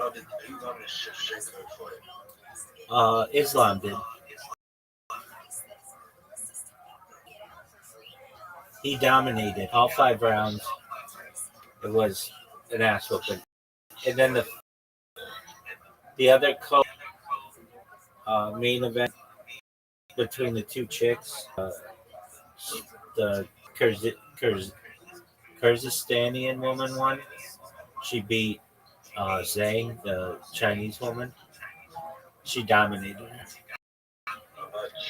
I did too, man. I was rooting for her. I totally liked Zhang. I thought she was unstoppable, obviously. She's like the best Chinese woman fighter in the world. You got to think. They're like a billion Chinese people. There are 500 million Chinese women. And this is the best fighter of them all. And she went up against a Stanian woman, and her ass handed to her. The thing is, Zhang isn't that big, and she just didn't have the size. She moved up a weight class, so she was at a disadvantage. Islam moved up a weight class and just fucking dominated. So now he's the welterweight champion, which is tight. So yeah, that's baller. Do you guys watch any American football? Australia.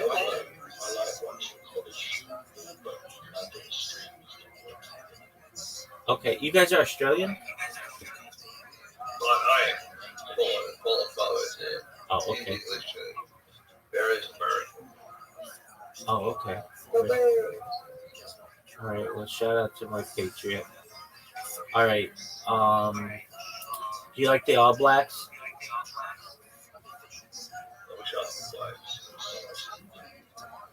All right. Do you know who James McCann is? He's from Adelaide. He's a stand-up comedian. Right.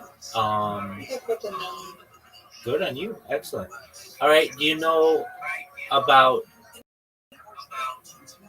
Pine Gap?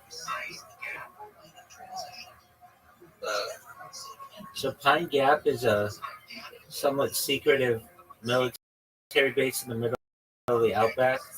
You've never heard of it? It's called Australia's Area 51. It's interesting. Yeah, dog. It's one of the most secretive places in the world. And basically, it's like impossible to get there unless you're going to take like a 24-hour car ride. I mean, it's like in the middle of the outback. All right.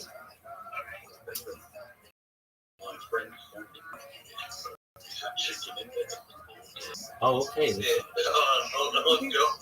I'll jump over the fence. I'll leave you in the power plant.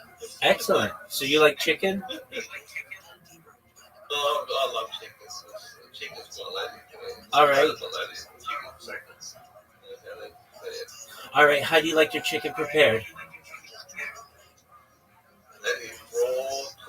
Okay, hold on. Raw's disgusting, dog.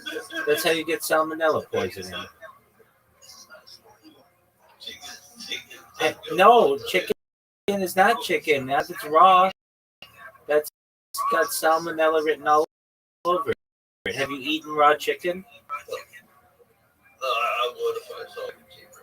Yeah, if I could raw chicken on like horseback, it's like what I was trying to say. If I could try, I would. I was a little kid. I would see chicken in the store uncooked, and I just thought you could eat it.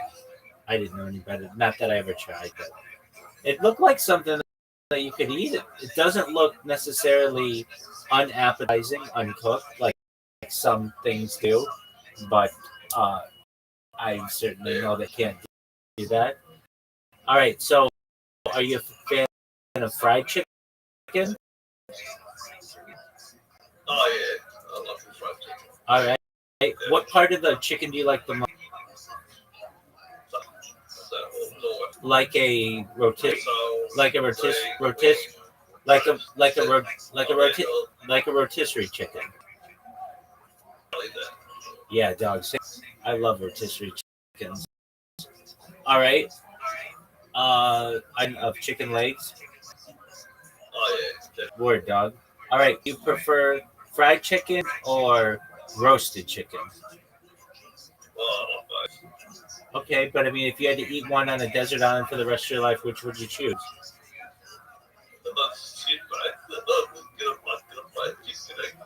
There you go, big dog. Okay, okay. Well, that's not the rules. You have to choose one. There you go, big man. All right. So we talked about chicken breast. So do you prefer white meat or dark meat? Yeah, same. All right. And do you like turkey? Oh, dude. Okay. So you're just all about that bird. Okay. That's cool. You want to hear something? Okay, so like there's something in finance that's known as a loss leader. It's basically a product that a company sells at either break even or they lose on it, but in exchange they get more customers into their store. So there's a big chain of stores in the United States that are warehouses called Costco, and Costco has this $5 rotisserie chicken. They don't make money on it. They actually lose a little bit of money on it, but because it's so desired by the customer base, they choose to lose a little bit of money so that more customers come in, and then when customers are there, they'll buy a bunch of stuff. All right. Happening though was the Costco was going up. Costco wasn't making that much money. Costco actually began its own type of chicken that was a little bit smaller so that they could continue to sell these at $5 each and not operate at a loss. Isn't that wild?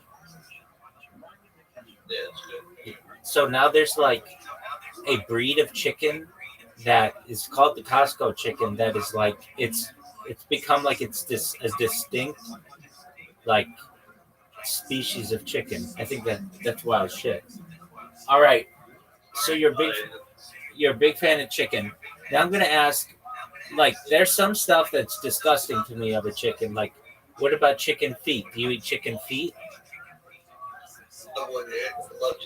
Okay, that's disgusting. How about chicken gizzards?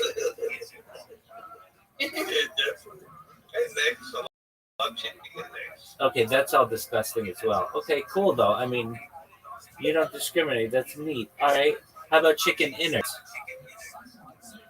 I need the whole bird, honestly. Okay. No, but it's honest. That's what I'm All right. Would you eat that little red thing that they've got on the rooster? Oh, yeah, I'm right with it. Yeah. Fuck yeah, Yeah, man. Like definitely. like bubble gum. All right, man. Oh, yeah. All right. I'm trying to think of. Okay, so I don't eat at places, but I don't know if you guys have them. Do you have Kentucky Fried Chicken where you are? Oh, yeah, definitely. Yeah. Do you have Popeyes where you are? No, No. What else do they? I don't know. There are a bunch of times. Okay, Kentucky Fried Chicken in China. Believe it or not, Kentucky Fried Chicken is bigger than McDonald's in China. That's wild shit. Um, did you know that the first Kentucky Chicken was not in Kentucky? It was in Salt Lake City, Utah. Yeah, this is wild shit that you're gonna learn. That I'm gonna teach you. Excellent. All right. So with that being said, to our American friend, have you thought about your hobbies yet, or are you still contemplating? I mean, I work a lot and I like to read when I'm not at work. Okay, what do you like to read? Just when I'm just there. So I just got my selection of genres is very nice. Okay. Have you read the book 50 Shades of Grey? I have unfortunately. Oh, okay, you didn't like it. I liked it. I've read it like a ton. Well, I've at least listened to the audiobook like 30 times. I read it one time and then they started releasing more of the books and I decided I didn't need to read that. Oh, okay, so like 50 Shades Darker and 50 Shades Freed. Yeah, I didn't read those. Okay, I listened to them on, and I saw something funny. I thought it was funny. It was like if whatever the guy's name is, Mr. Gray, weren't a billionaire, he would be seen as a super creepy dude. Like the fact that he's a billionaire allows him to get away with all this stuff. But if he were just like living in a one-bedroom house, he would be just considered super creepy. Um, I just saw that.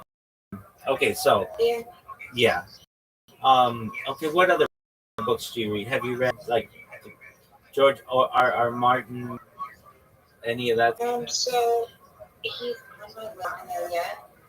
I have about 1,000 books on my reading list. Okay. That I want to read through. I've read. Hold on. That's what my spreadsheet. That's what I need. I need exact figures.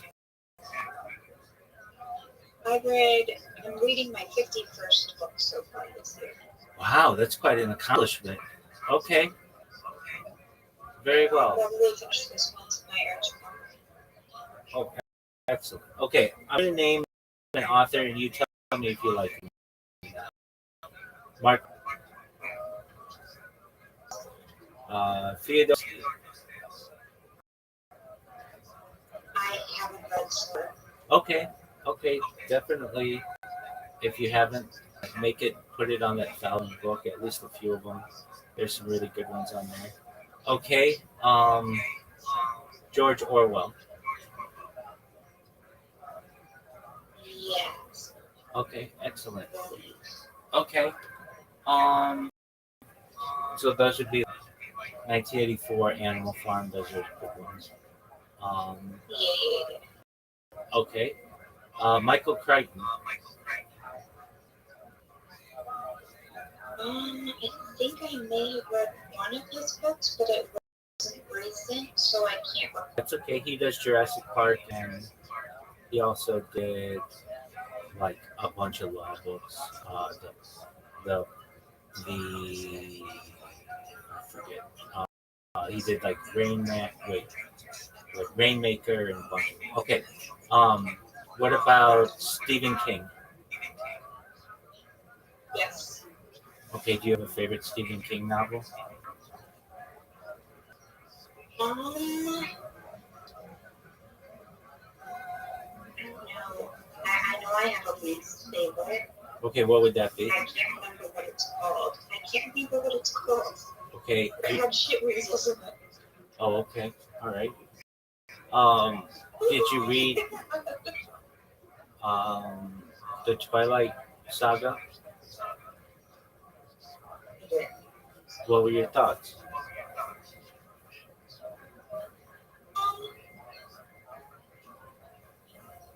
It wasn't the worst thing I've ever read. Okay, very well. I don't know if I would ever read it again. Okay, Yeah, I've got you. Okay, what about R.L. Stein? Do you know who that is? I know the name, but I'm honestly not fantastic with names. That's okay. Um, They have the Goosebumps book, like children's books from the 1990s. Okay, um, what about Jane Austen? Pride and Prejudice, Sense and Sensibility. she's a good author,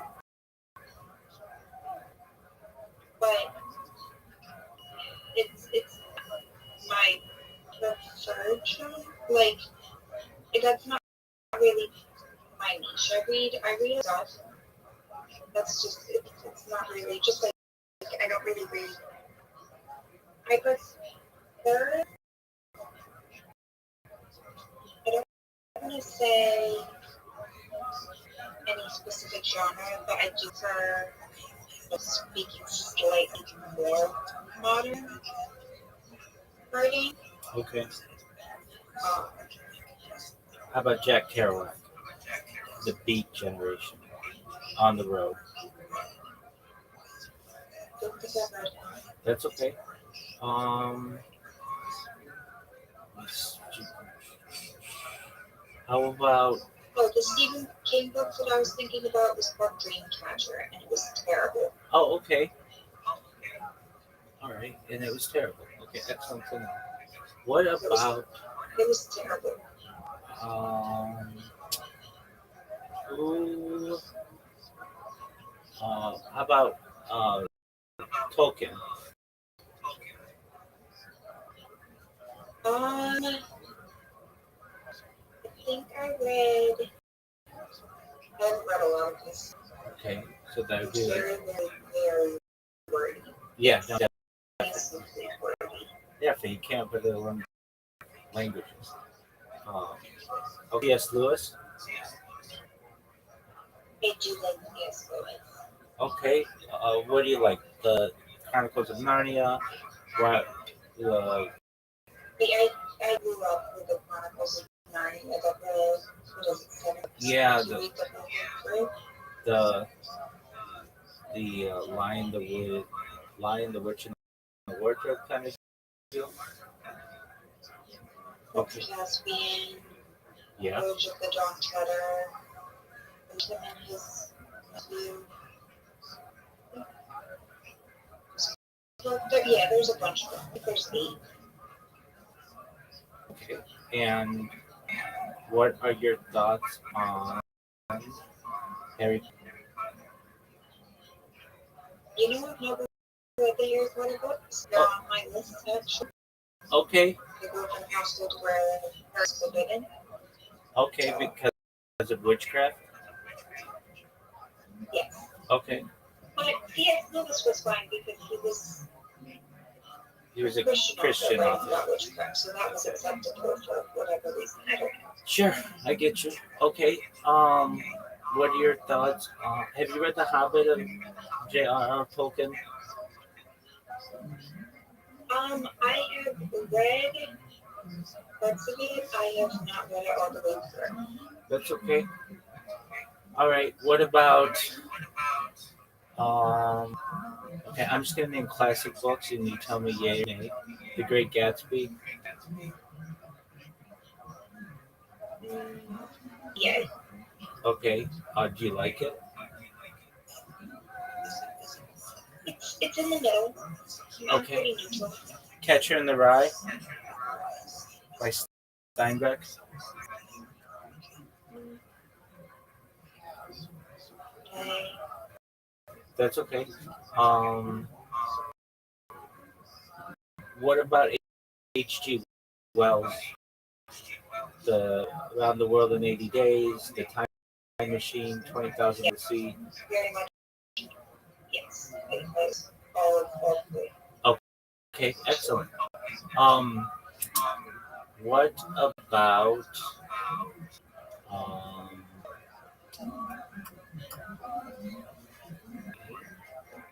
um, Mary Shelley, Frankenstein? But, as neutral. Okay, you know they're making it into a movie. I believe it. I feel like they've made like 50 Frankenstein movies. I know that's an exaggeration, but I believe that they're making another. Right. Okay. Here's one you may not know, but if you do, it'll lead us into some discussion. Philip K. Dick. Have you heard of Philip K. Dick? I don't think so, no. That's okay. He wrote a lot of books that are based on stuff like today. Um, so he wrote Do Androids Dream of Electric Sheep, which is what Blade Runner is based on. Um, he wrote The Man in the Castle, A Skin of Darkly. He wrote um, like a lot of futuristic dystopian books that are very AI oriented and very popular with at least like I don't know if it counts. I watched the series. excellent. Yeah. That counts. Yeah. So that's the one where like the Nazis and the Japanese Empire take over the United States. Like it's a World War II, Yeah, right? they won the war, basically. What did you think of it? Pretty good. Honestly, once it started to get more into the futuristic stuff, I started to lose a little bit of interest. I think that was towards like the later seasons because they didn't really show too much of that in the initial maybe two, 3 seasons. I don't remember how long the show ran. Once it started to get much more futuristic, I started to kind of fall off. That's okay. All right. So you read 51 books this year. What are a few of them that you enjoyed? Ooh, let me go to my list. Because again, I don't remember names very well. That's okay. I love the food.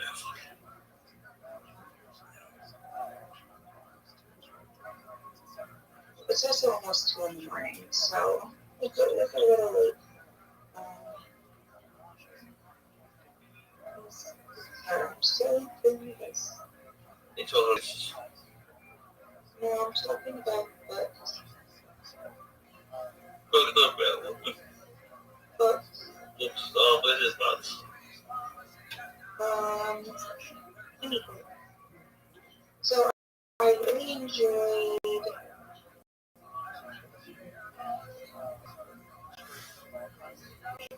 The Invisible Life of Addie LaRue. I've heard of it. Is it good? By D.E. Schwab. Okay. It was a really good book. I really enjoyed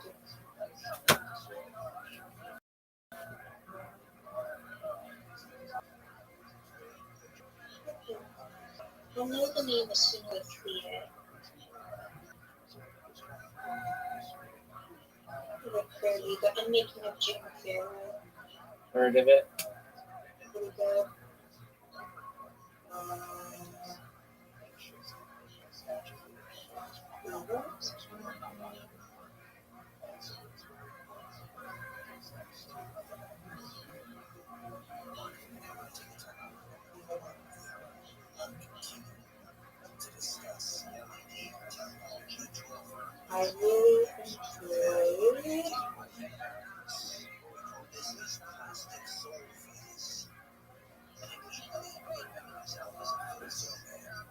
because I also rate all of the books that I read.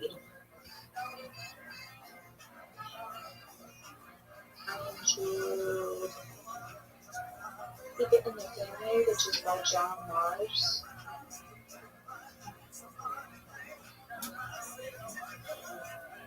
Okay.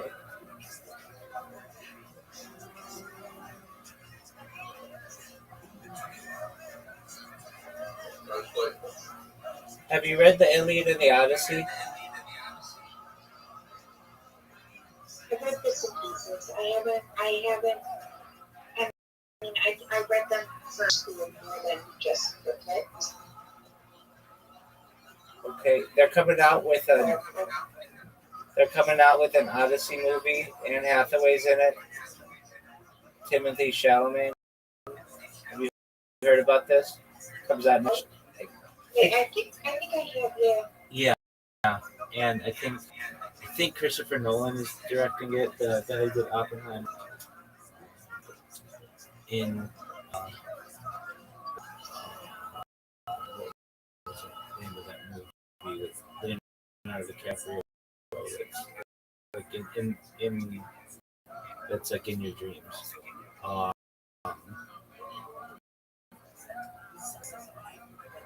oh, how can I?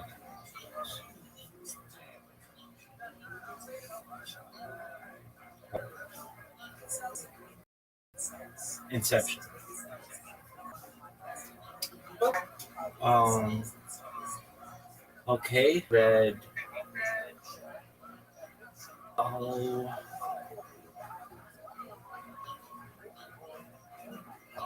Charles Dickens. Any Charles Dickens books?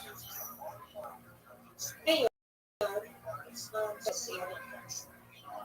Okay, do you like Charles Dickens?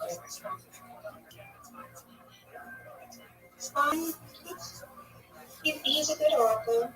Again, I generally, at least recently, have looked more to the slightly more modern authors. I understand. How about Arthur Miller, Death of a Salesman? That's more a play. I don't think I've read that. That's okay.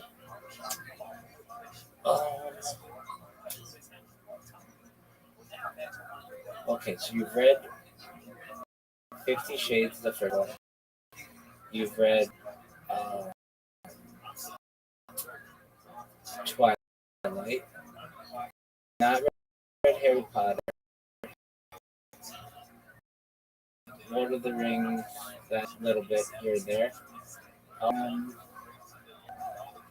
Some Michael Crichton. Did you read the Boxcar Children when you were little, or the Visitors Club?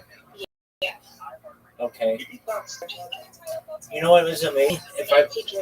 Nancy Drew, yeah, all of those. You know, they were all written by like a group of people, not just one person.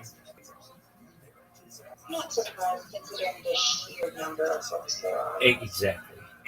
They were a giant moneymaker for like McGraw Hill and Scholastic and stuff. And yeah, they were written by teams. So you had the male equivalent, which was the Hardy Boys, again by a team of people, um, which is a little disappointing as well. All right. Yeah, my brother read the Hardy Boys. Right, and you read Babysitter's Club? No, I was Nancy Drew in the Boxcar Kids. Oh, yeah. Nancy Drew in the Boxcar. Okay. Boxcar Children. Yeah, I read Boxcar Children. Yeah, that's okay. All right. What other authors can I think who you might have read? Do you have a favorite Mark Twain book?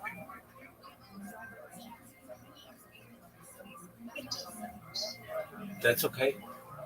I mean, I like Mark Twain, but again,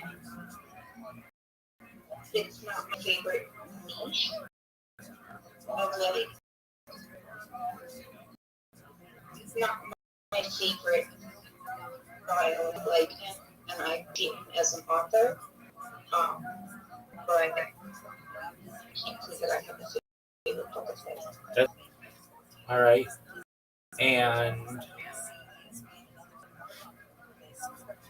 what is a book? What's your favorite book you've ever read? Oh, that's a really hard question. I know it is. I hate questions like this. Let me just say, I get asked them all the time. What's your favorite movie? And it's like, it depends on the day. And I forget about, I'll say A and think about it later on, and it'll really be B, and then I'll feel, but yeah. So I'm going to put you in that position. Yeah, no, I can't. Yeah, I can't answer that. That's too broad of a question. I understand. It's like choosing a child. Okay. I do that easily. Okay, so you have a favorite child. You have a favorite child? Well, no, I don't have kids, but I pick two. Okay. Well, no, that's different. But if you ever talk to parents and you say, "Who's your favorite child?" Maybe they secretly have one, which many do, but they won't say it. And I think Yeah, they'll all say that they don't have a favorite, but they're lying. Everybody has favorites. They can't help it. It's human nature. Right, that's true. Though I guess book enjoyment is a little different because there are so many varied aspects. Usually with children, it's like I like the one that's closest to me or the one that's best behaved or whatever. But um, book can touch you in so many different ways that it's difficult to measure. Do you ever read nonfiction? Do sometimes, typically, if I'm going to read nonfiction, I prefer memoirs. Okay. I personally really like biography. Like when you say memoirs, you mean autobiographies? Yeah, more or less. Yeah. Okay. So like, okay, this is what's the difference between a memoir and an autobiography? I always thought a memoir was like somebody's writings and their letters things, and then an autobiography is written by a biography of someone written by the person. There's no letter, right? They are similar, I believe. I mean, I think they're typically kind of class biography is maybe more the large word. Okay. Memoirs are a little conversational. Yeah. Two people, or like maybe not necessarily between two people, but focused on a relationship. Like these are my memoirs with my wife, or something like that. It doesn't necessarily cover someone's entire life, but I think that you. I mean, not necessarily.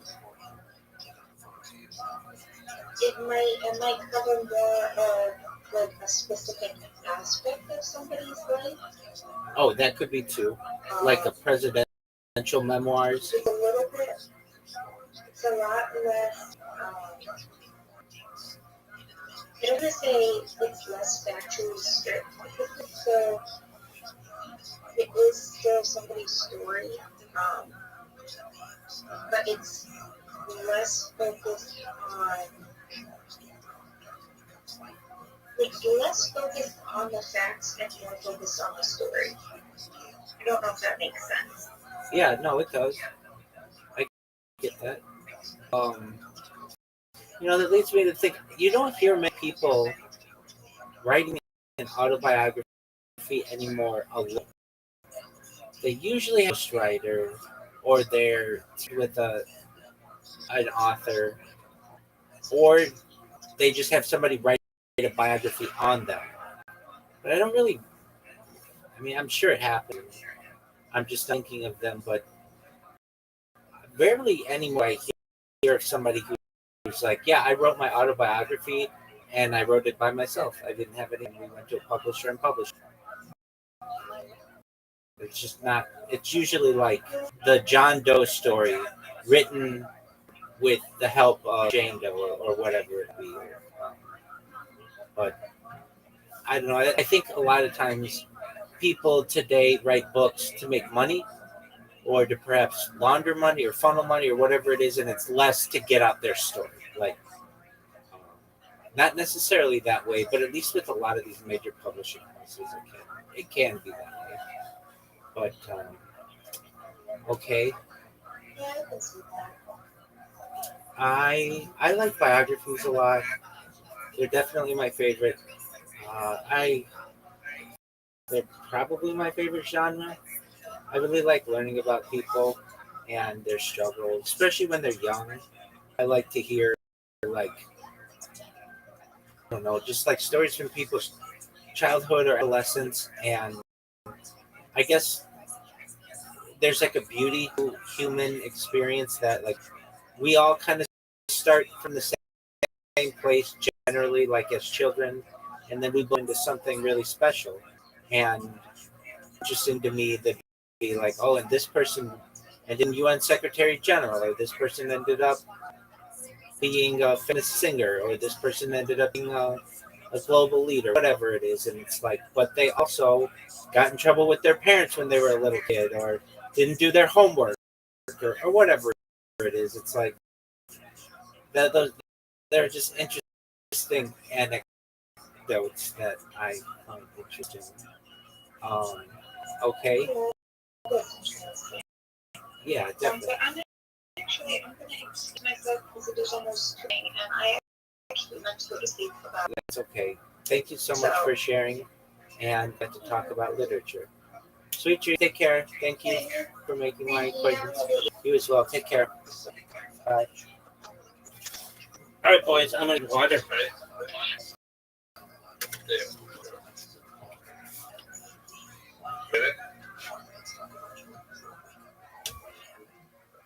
What are you doing?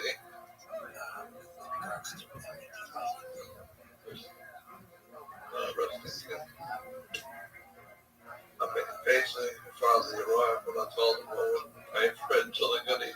The goodies.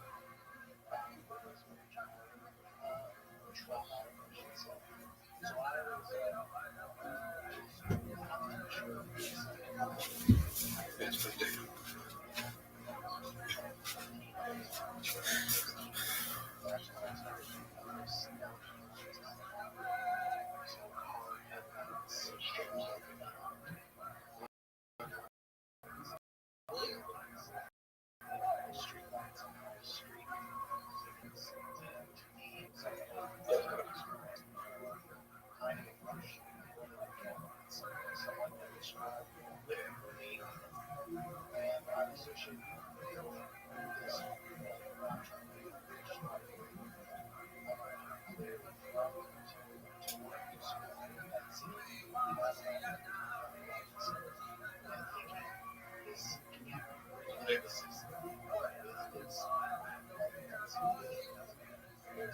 Right.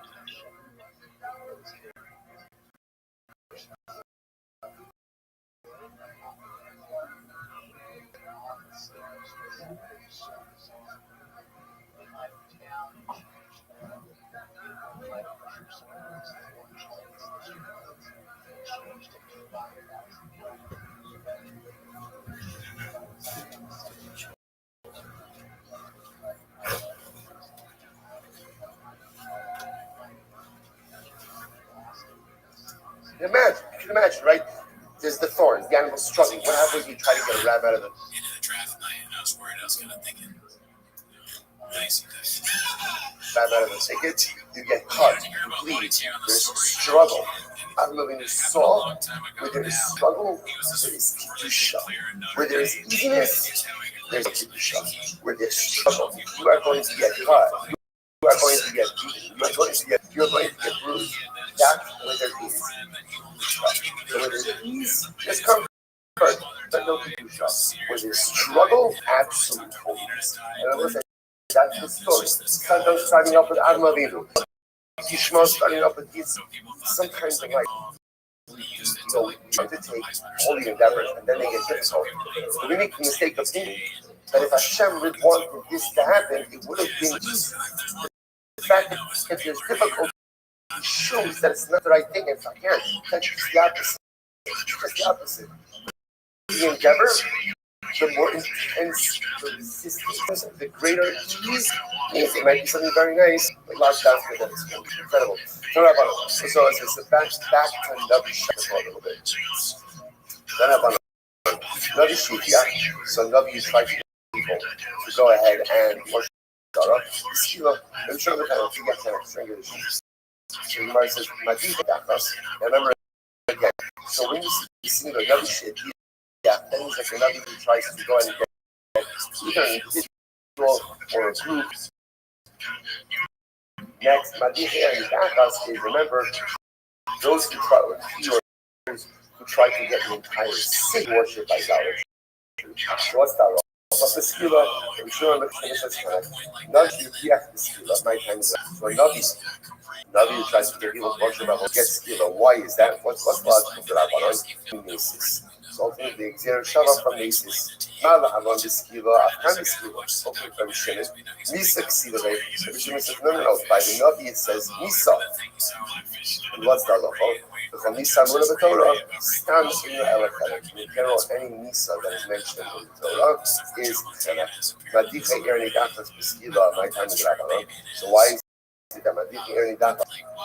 You get Skila, what's the logic from Rabbanon? Kami Hadaka, Omi Mesis, Omi Navi Shizia. So again, make it clear Shabbat of Hadaka, either from Mesis or from the Navi Shizia. Kama Hadaka Minavi. Shimon that Hadaka from Navi. Never kind of. The Ligmar in this, why doesn't Rabbi Shimon say Shabbat from Mesis? So the Gemara says, Ligmar Mesis, done in Mesis, Rabin Mesis, Rabin. They ain't done in Mesis, Rabin Mesis, Mesis, Rabin. Because again, we'd rather go ahead and learn out to get a Shabbat from Mesis, Rabin to Mesis, Rabin. Remember, in this context, in this discussion, there's two types of insiders. Right? There are those who incite individuals, and there are those who are incite. Therefore, again, we'd rather go ahead and say Shabbat to a like type of insider. I'd rather that's it. I'd rather learn how to get what we call the common insider from a common insider, and not the common insider from a Navi who incites. Rabbi Shimon will say, even though it's a Navi who may be doing inciting, but once he's inciting end of the day, he becomes a Hagel. He no longer really has the exalted position of Navi, rather he's a Hagel. The Chisda says, I'll say top of Tzadik, 98.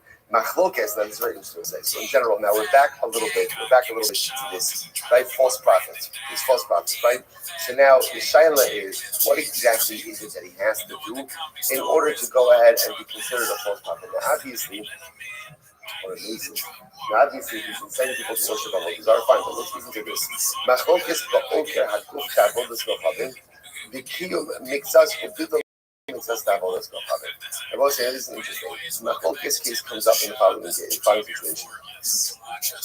If he goes ahead and literally again uproots some total halacha of avodah zarah, and in other respects maintains certain aspects of the prohibition of avodah zarah. And take a look at Rashi for just a moment.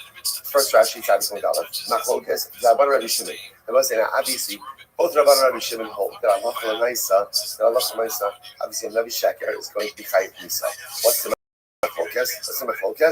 Type of misa. That's the Machlokes. So look what Rashi says over here. He says, Machlokes Rabban Shimon, the Navi ba'oker kol haguf ba'avodos ochavim, the Amar nitztad kol shebiyad gura le'avos la'akor kol mitzvahs avodos ochavim min haTorah. So this is obviously the classic case of this Navi Sheker. He prophesies and he says, I have received the word from God, I've been commanded by God to abrogate, take it totally up. There's no prohibition of Zara. No such thing, Zara. Okay, or all the kind of mitzvahs, the background mitzvahs, the high would be coming on skila, or the other possibility is like this. The other possibility is he's maintaining part of Avodah Zarah, but uprooting part of Avodah Zarah. So, for example, an example of this would be, well, examples of this. Well, let's say he says, you know what, you're not allowed to offer a carbon to Avodah Zarah, but you are allowed to bow down to Avodah Zarah. So, an example of, he's maintaining prohibition, but uprooting part. So that's what this Machlokes. So again, obviously, both Rabbanan and Rabbi Shimon are both of that. Watch this. As the Torah says that the Navi will try to hear you from the derech, min haderech. Min haderech means even if he just tries to get you off part of the derech. In other words, that he's upholding part of the prohibition of Avodah Zarah and negating another part of it. Listen to this. About Oker have the shar mitzvahs, Bivya kol b'chanek. This is interesting. But let's say someone goes that Navi comes along and says, nothing to do with Avodah Zarah. The Navi comes along and says, you know what? I got a prophecy from God. The prohibition of shackles no longer applies. Not with Avodah Zarah. He's just uprooting another mitzvah. Every chanek. Put that because he's a false prophet and corrupting the word of God. But everyone agrees in that situation, he's put to death by chanek. The kiyum mitzvahs, the bishul mitzvahs, the sham mitzvahs, got called father. But by other mitzvahs, if he goes ahead and let's say uproots part, but then goes ahead and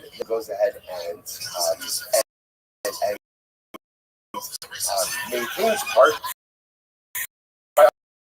It's just everyone agrees. Talk about being an example of that. He says that on instead of 7 days. Something like that. In other words, so it's Shemitz. So again, I'll say there's 3 categories. Category 1 is a whole desire. Whenever a false prophet comes along and either uproots the entire prohibition of all desire, or even if he maintains part of it, that's the focus of the Shimon and the Rabbanon. Chayv Nisa, is it Skila or is it That's category 1. Category 2, uprooting another mitzvah, not about those its entirety. Another mitzvah or another Avera doesn't apply. Everyone agrees. Category 3 is in the law, he uproots part of it, and there, Pater. It doesn't mean that it's fine. I think that breathing is not putting it back. He's massive, massive. Ramuna is 1 second. Lalakas, now, you both say, the pasuk that the Gemara is quoting is the pasuk.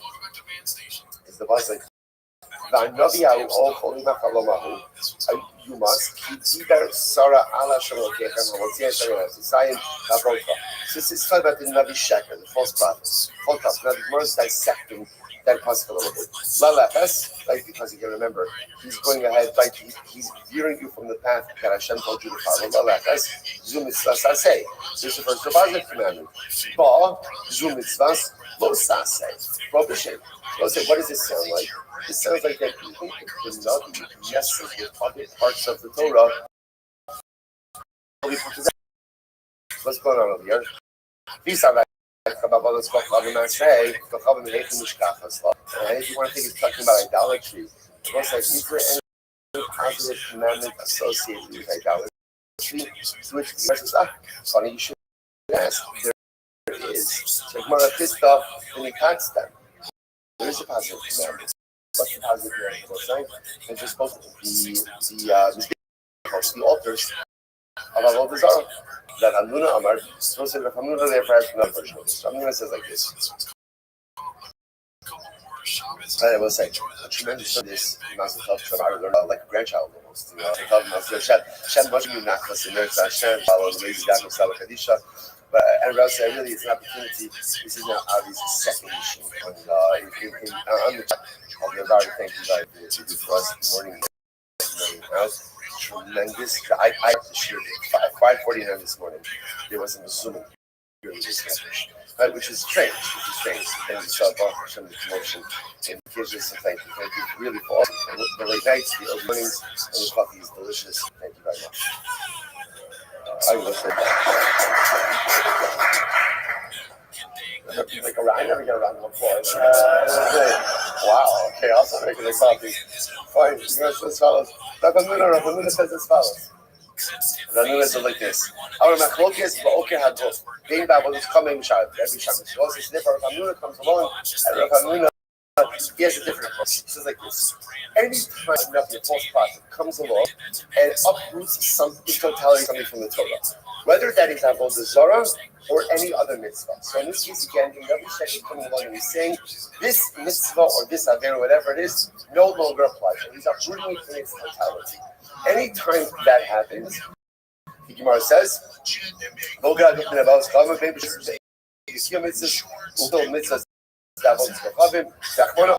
Amar Mina Derech Mitzvah. Let's show again. Salotha myself. And the news on this. There are multiple categories. First of all, he consolidates two categories like this. Uprooting of a mitzvah, whether it's idolatry or any other mitzvah, prohibited. Punishable like death. Furthermore, when it comes to idolatry, whether you go ahead and part of idolatry or all idolatry, punishable by death. Here makes us, if you uproot and confirm some part of other mitzvahs. I said before, you go and shine on Tuesdays and Thursdays, but not for that stuff. So that would be an example of uprooting and confirming part. In that context, the partner. So listen to this. The Navi promises in order to go and uproot some element of the Torah. And again, once again, the price over here is not distinguished with the Torah or anything else. The Navi comes along and says a particular mitzvah no longer applies. Okay, or I feel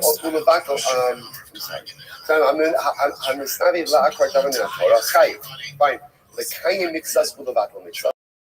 Let's take any emphasizes to uphold part of the mitzvah and to negate part of the mitzvah.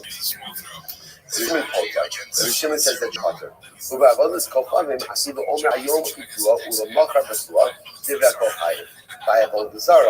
Even if you partially uphold it, partially negate it, ultimately again you're going to be chayiv.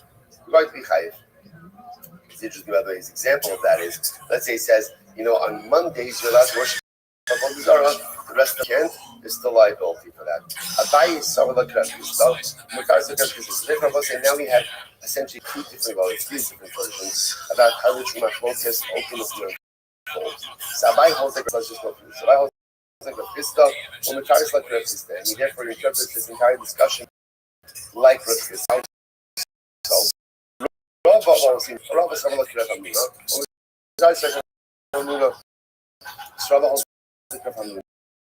and ultimately again goes ahead and interprets the Torah. Here we go. Abai let's have this Abai holds like a Krista and interprets this like a Krista. Here we go.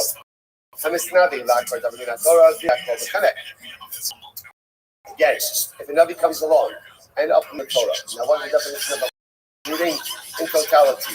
You say it doesn't apply to keep your affairs alive. Whether we're talking about Avdara or Shar Mitzvah. Now, Locha is everyone agrees, punishable by Chana. Lakim Mitzvahs from the back of Mitzvahs. What happens if it comes along by Mitzvahs? Holds part of it. Negate. Rabbi Shimon Potter, Rabbi Shimon. That's by Shar Mitzvahs. By Shar Mitzvahs. What din Rabbanon? When it comes to idolatry, Afilu Amr Hayy Betlua Chayit.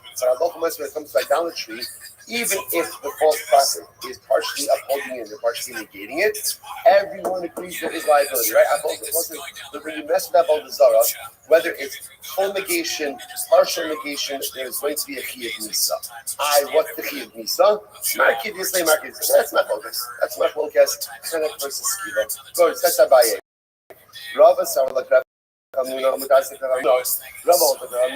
interprets the price like Rav Amnuna. Hamisnavi lachar Torah. They have all this called ben b'shamis. It's chayit. Mark this way. If a false prophet comes along and comes to uproot something in the Torah, right? Full negation. Whether it's about the Zara or something else, chayit misa. What's the misa? Again, according to this approach, machlokas. Kanek versus Skiva. Fine. The kain Bishamis comes along by other mitzvahs. Now Zara and he upholds part of the mitzvah. What style? But Shimon told that. Shimon says that the pastor. But the Rabbanan, so the Rabbanan. But others come when it comes to idolatry. After the Omer Hayom Ibdua Locham Bekiruah. Idolatry, even part of negation, is still going to be liability. What's the liability? Market the Islam or market the Islam. That's not focus. Okay, so let's say, what's the solve? So, really, what it comes to, the focus is the nature of the punishment as much about the nature of the halal. So, essentially, here's what everyone is agreeing upon. He comes along and tries to go ahead and uproot idolatry. Whether he's going to end up uprooting idolatry as a whole, saying there's no avodah, or there's partial negation of holding chayiv. Next case, a Navi comes and tries to uproot. The truth is, any halacha, chayiv. Next case, another Navi comes along and tries to uproot, tries to partially uproot and partially negate another mitzvah in the Torah. What right now? What's halacha? Potter. Another comes and tries to uproot and partially uproot and partially confirm avodah zarah. Everyone agrees. Chayiv. The machlokes in these cases is what's the death penalty. But again, but the Ikar Halachos, everyone's agreeing with. Fascinating. Good. I'm ready to go. Rabbi Yochanan. B'chol, bakol, in Yom HaLacha Navi, offer al divrei Torah, shema, lo, chutz ne'avonos lo chavim. So I'll say, this is fascinating halacha. Rabbi Yochanan, in general, if a Navi tells you to violate the words of Torah, you have to listen. You have to listen. With one exception, avodah zarah. Avodah zarah, even if a bona fide Navi tells you about avodah zarah, you don't listen. Shafidu mamidlo chama be'emtzar akira al tishmalo. Even if the Navi literally again performs a tremendous miracle, and he causes the sun to stop in all the sky, right? The sun doesn't set, and he says, "Look, I'm preventing the sun from setting. Go worship avodah zarah." We don't listen to him. I will say, what is this? What is this? So remember, we have biblical precedent for this. This is yesterday's Navi, right? In Harakana, Navi instructed to do something that is biblically permitted, i.e., to worship, to offer kabbalah outside of Mishkan. So this mikdash. Yeah, we did it. So you see from there that a Navi has certain power, and a Navi has certain license to instruct the clouds to transgress. Hey, Hora Ashak, you see this concept. You see this concept. The exception of the line that we draw idolatry. Under no circumstances do we ever listen to a worship idolatry, which means I'll listen to an Navi to do a lot of avodah zarah. So the Gemara says as follows, and the Gemara backs up to say even if the Navi performs a dramatic miracle. So you say, one second, if he's performing a miracle, obviously, what's like, who does the power to perform miracles come from? From HaKadosh Baruch Hu. Obviously, if Hashem is allowing him to do it, Hashem wants us to listen to him. No, that's not it. That's not it. However, whatever the story with the miracle is, one thing is clear, which is do not worship idolatry under any circumstances. Tanya, but Yosef Omer, he gears on himself, like the Shavuos Koshavim. Now I said, this is an interesting lesson over here. The Torah understands literally again the logic of this book. Torah memshala, shafinu mefa chama be'emtzarakia al tishmolo. So interestingly enough, that if you look at Rashi, Nisna Torah memshala b'kolomar afilu tirasin navi moshe v'oikir Torah said, "Nasan elecha." Host in Mofis. So interestingly enough, when Rabbi Yosef was saying like this creates an interesting logical conundrum. Like, why? Because the power to do miracles comes from Hashem, and this Navi putting off a tremendous miracle. So what is that? Like what? So what? I'm just a regular guy. I'm trying to do the right thing, and here this Baruch Hu is obviously testing this Navi with this incredible amount of power.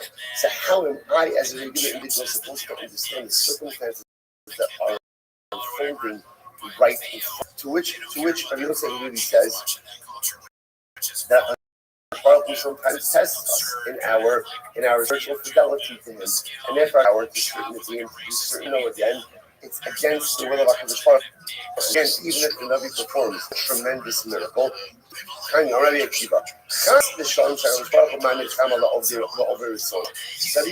what are you talking about? What are you talking about? How can you imagine for a moment that Hashem would give power over nature to someone who's defiant? How would that even work? What are you talking about? Hashem is going to give the ability to give power to a Navi Sheker. It doesn't make any sense. Ella, he goes, Hananya ben Azor, Shem Kilasa Navi MS, and the Basov Navi Sheker. But he keeps saying, no. Where does the Navi Sheker scenario arise? So where does it arise? Well, unfortunately, good Navi went bad. Good Navi went bad. So what happens? It happens, right? Sometimes good Navi go bad. So you have someone who has his credentials as a bona fide Navi, right? And what happens? Unfortunately, he loses his way. It was like even there's like a mission of Allah says, do not believe in yourself until the day that you die. a Navi. Just because you're a Navi doesn't mean that you can't lose your way. So the Kiva says that's the case of the Navi Sheker. So the Navi Sheker is someone who everyone knows. He's proven himself through real miracles. Because once upon a time he was King God. And then what happens? He loses his way. He's not performing any miracles now, right? But he's got credibility because he was a good enough. Even if that guy comes and tells Chavira, the Rothschild spoke to the Lord and he said, let's worship idolatry, but listen to him. And even if this is the kind of Navi, when he was a good Navi, kept this setting, he still doesn't do. Like he just says, there's no way a false prophet would ever be able to perform any miracles. Okay, that's the last point.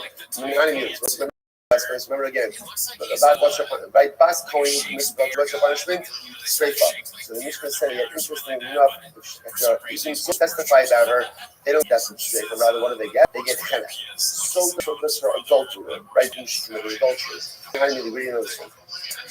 Amrav Achabred Rav Ika, sign Rav Yossi, or this is Matalomar, Bas Sisin Lokasha Zomam, Lasos the Ochiv. The Pasuk says for Edom Zomam. You have to do to the Edom what they conspire their brother. So the Gemara says, why? The Fishakol Hamizominim Shevitorah, Zomain or Balin Yosef.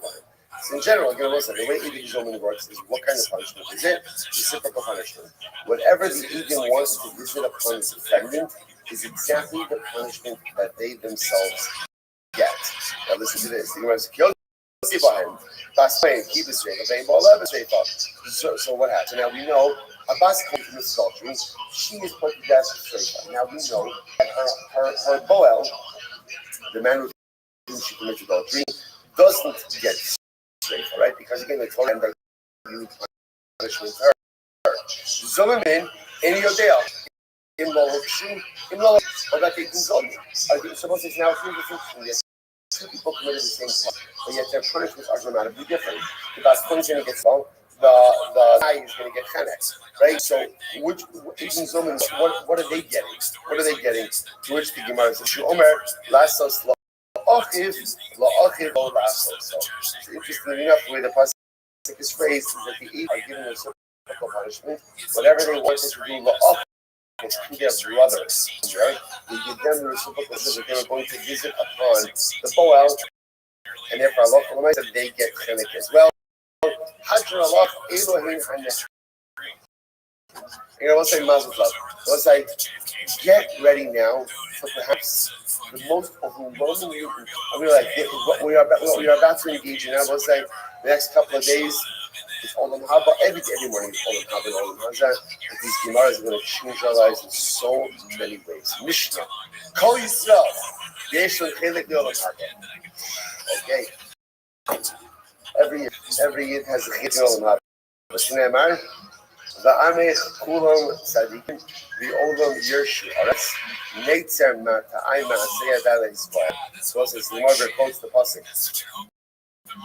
Those of us from Yeshaya, that little Yagin, your nation, are all tzaddikim.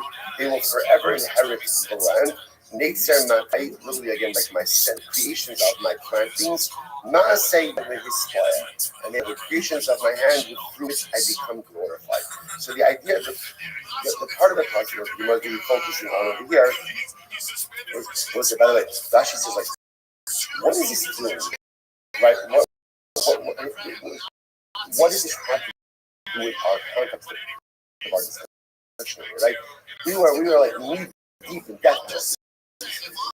Right? And now, so that's look what Rashi says. Also, Rashi on both sides on here. So this is Rashi on the left side. So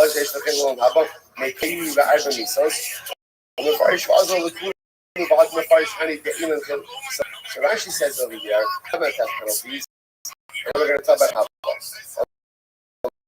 The truth is,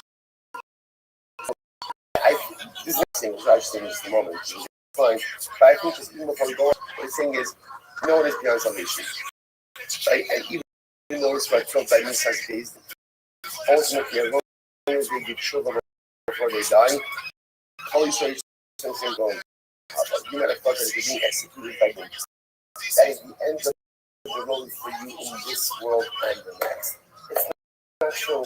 First, it's going to be about Shiva, until their last breath. So here we just finish about Chemek. Okay, you're subject to Chemek. Unfortunately, make sure to do tshuva before you die, because if you do so, when it's fine, Kol Yisrael Yishvin Chazal. Every Yid has a portion will come, and therefore even you, Jews being executed by Chenek, by Skila, by Streifa, by Herod, whatever it is, you can see the world to come to keep dying about children. Incredible. So it's interesting, by the way. It's interesting because, yeah, if you look at the cost that the Mishnah quoted, Ba'amich can also be used in a different way, which is how Imcha. The Imcha Kulam Sadi. With HaKadosh Baruch Hu, Yid is a big tzaddik, right? Every Yid is a big tzaddik. In other words, what does that mean? The Rebbe sees us regardless. He doesn't just see you inside. He doesn't also see who we can become. So because the Rebbe is the one entity in this world who is able to see potential, the Imcha Sadi. Baruch Hu, at least it's a tzaddik. Because once again, it doesn't just through the prism of what we are right now, through the prism of who and what we can become. And every year has such incredible potential, and therefore, that's the first line. And then it's the and these are the people who don't have a portion of all to come. So, obviously, there's an inherent contradiction right here. In other words, so what's the shot? Always everyone has every pleasure, every Jew has a portion of the world to come. And these are the ones who don't have a portion of the world to come. So we'll say, so how do you reconcile that? It's very simple. What's the distinction also between the first and the second line? You are a member of Klal.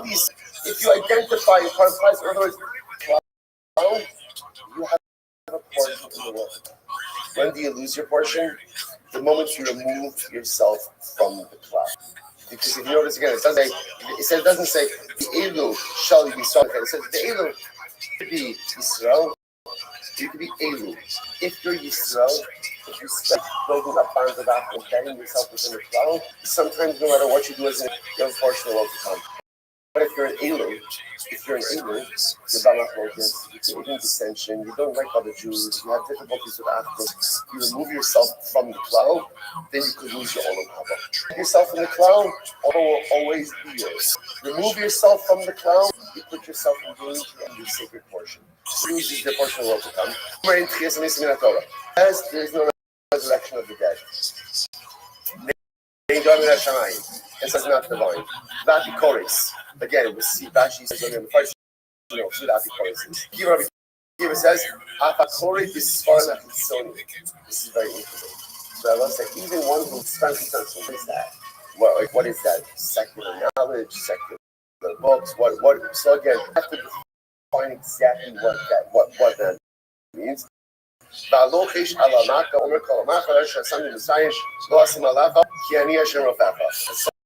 who whispers some type of incantation over wounds. Like I said, we're going to define all of these things. Abishal says, someone who pronounces the name of Hashem better. Like that's the UK fucking name. Who actually says it. There are 3 and 4 regular people go down in history as having lost their portion in the world. Shoshim Lacham were 3 kings. Achab and Menachem. Achab means Yurav actually both Yurav and Menachem. We mentioned yesterday that, right? The both evil kings, Menachem. So about Menachem will be mother. We're going to say, so they said, I don't know if I mentioned, the Dikis are just overwhelming. And he says, Menashe is no, King Menashe, by the long used to serve in manner, 55 to the Lord. King Menashe has a portion in the world to come. Ne'emar Ba'Yisrael by Yishmat Chinasel, by Yeshivu Yerushalayim himself. There's also the time that Menashe got himself in some trouble, some really significant trouble. Happened to Hashem, and Hashem was to his monarchy in Yerushalayim. So what do you see over there? Menashe got in, and his tefillos were answered, which indicate that Menashe became about. They said to him, no. The Machusa Yeshivu, below the Chayal, the Mabah Yeshivu. The Menashe was returned to his monarchy, but he was not start to his portion of the world to come. had Yotos, poor guys who lost their parts of the world to come. Bilam,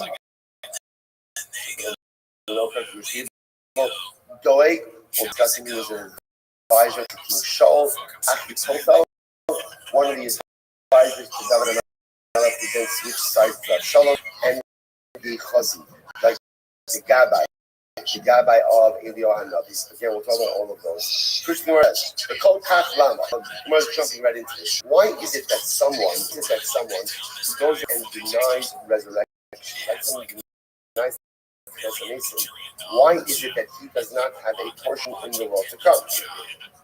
So the Gemara says, by the way, just as an aside, just a little bit more, there's machlokas.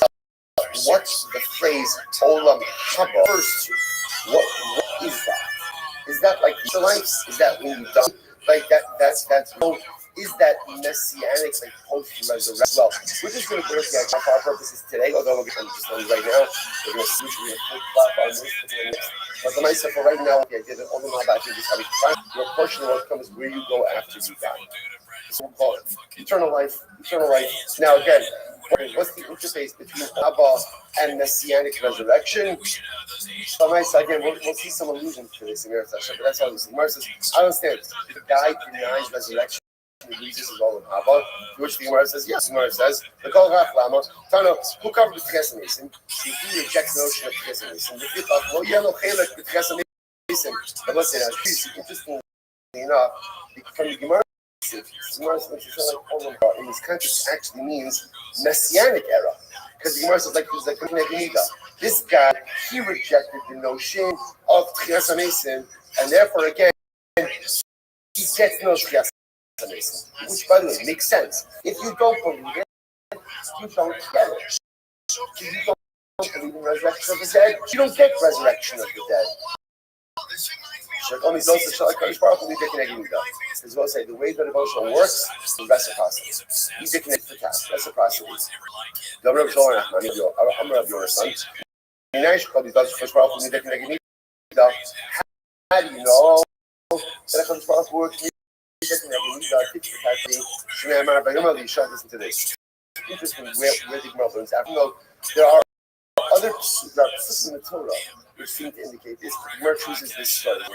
Vayomer Elisha, Shimu Dvar Hashem, Ka'is Machar, Solas B'Shakal, Usasayim Solim B'Shakal, B'Shar Shomron. Okay. The army of Aram has laid siege to Yerushalayim. Now what happened is famine. Obviously, it's famine. So there's no opportunity. Zebra, do not worry. This time tomorrow, you'll be able to buy a ton of food for very little money. In other words, you need overabundance of food. So what happens? Vayaran hashalish, Ashar melech, Nishar ledor, es yishalekim. Vayomer, hine Hashem oseh rubos b'shamayim, hayiyeh hadavar hazeh. So one of the like commanding officer of the army essentially says to Elisha, that's ridiculous. Even if Hashem opened up all of the windows in Shamayim, if such a thing occurred, what the officer was saying is there's no food yet. In other words, we go from no food to overabundance of food that doesn't make any sense. Vayomer, so Elisha says to this officer, this is going to happen. You're going to see the overabundance, but you're not going to get to eat. What happens?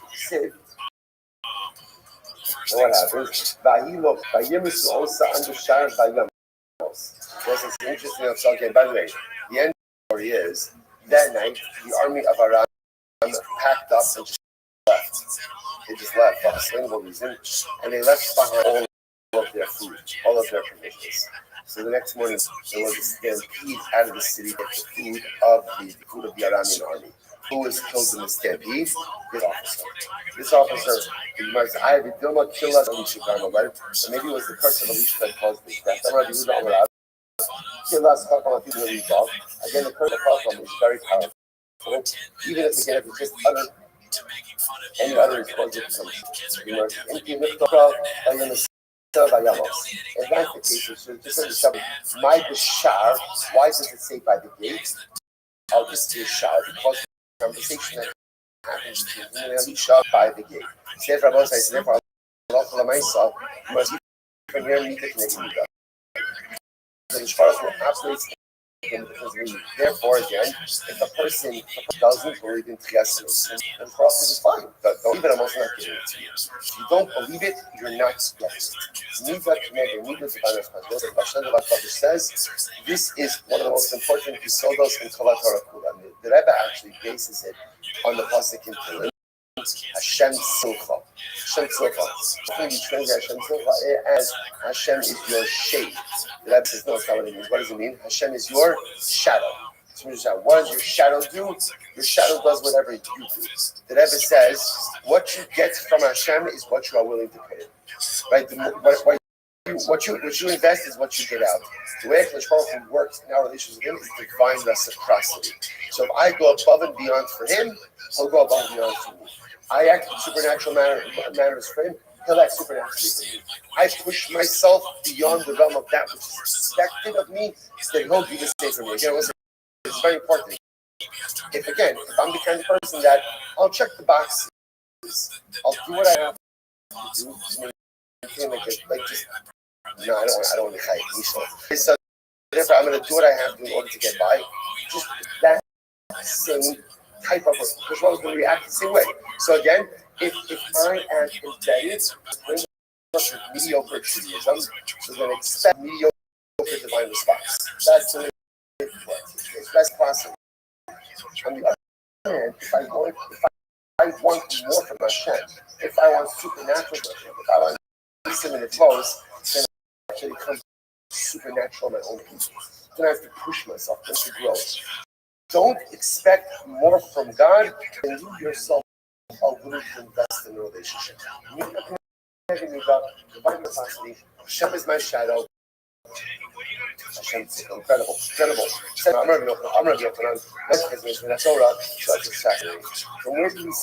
where do we see the scriptural allusion to Tchias? By the way, this is the general question of like this stuff. Tchias Mason, Mashiach, Olam Haba. Why is it not mentioned explicitly in the Torah? The Rabbi includes right? Tchias Mason, what is this way? Okay, so not everybody is the Rambam. It's the Rambam. So what's the shot? Something that is so central here. So far, so beautiful. Very simple. Judaism is a life-centric. Judaism is on right. It's about the afterlife. Why? Because that's not what our focus is. Torah doesn't. It's incredible, by the way. Torah doesn't even speak about Mashiach. Why? It's fascinating. That's not where our focus needs to be. Where does our focus need to be? Maximizing this house, maximizing this moment right now. Now, it's not easy.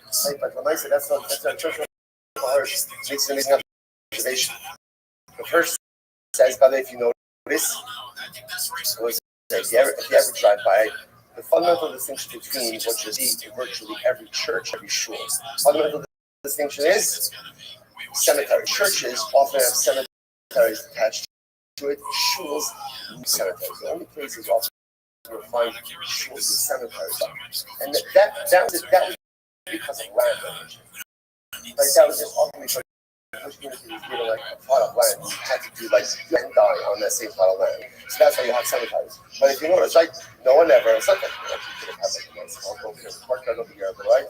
So it was generating much easier fun. So right, but nice, right? What do you call it? Kiddush club. Your parents, could have really been beautiful all together. So the nice want you that should go to cemetery. It's very simple. Judaism is a life-affirming religion. It's a life-affirming religion. It's really not about what happens after Mashiach comes. It's about now. It's Monday. It's Monday. So what am I doing to maximize my Monday? What am I doing to make something spectacularly amazing? It's not about where I go after I die. It's about what am I doing in this world to maximize the life that I've been getting. That's why, again, you'll find this was. When I asked, by the way, at least give me a hint. So beautiful.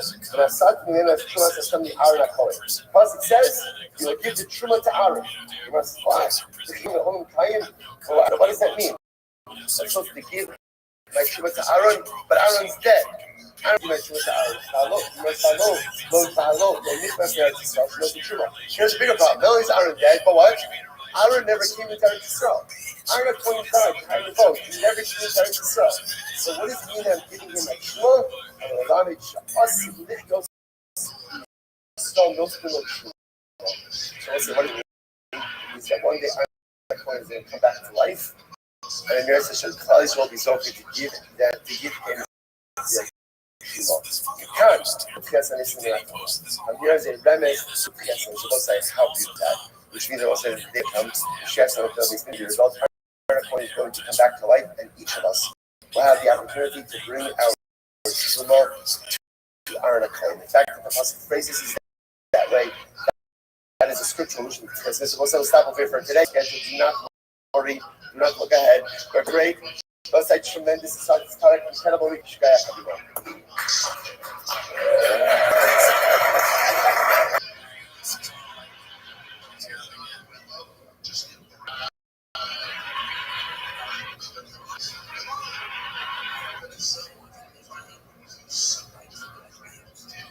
What's with the sucking dick?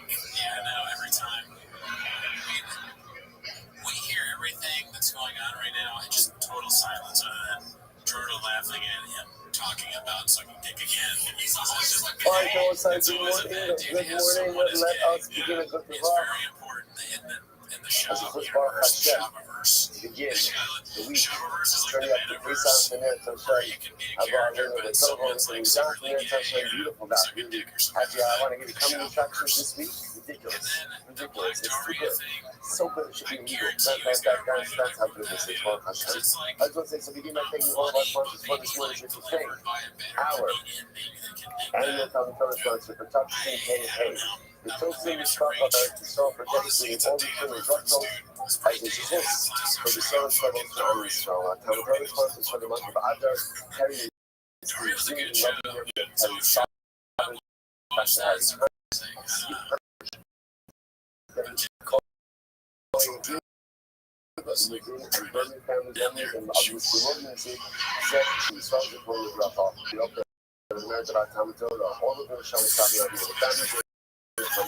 all of those videos we have been doing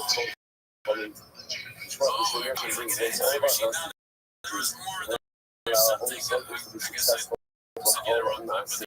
There's like another part of it. Was we got let us be a great job to stay blessed. 89. We are picking up at the Mishnah on a test. The Mishnah says as follows. If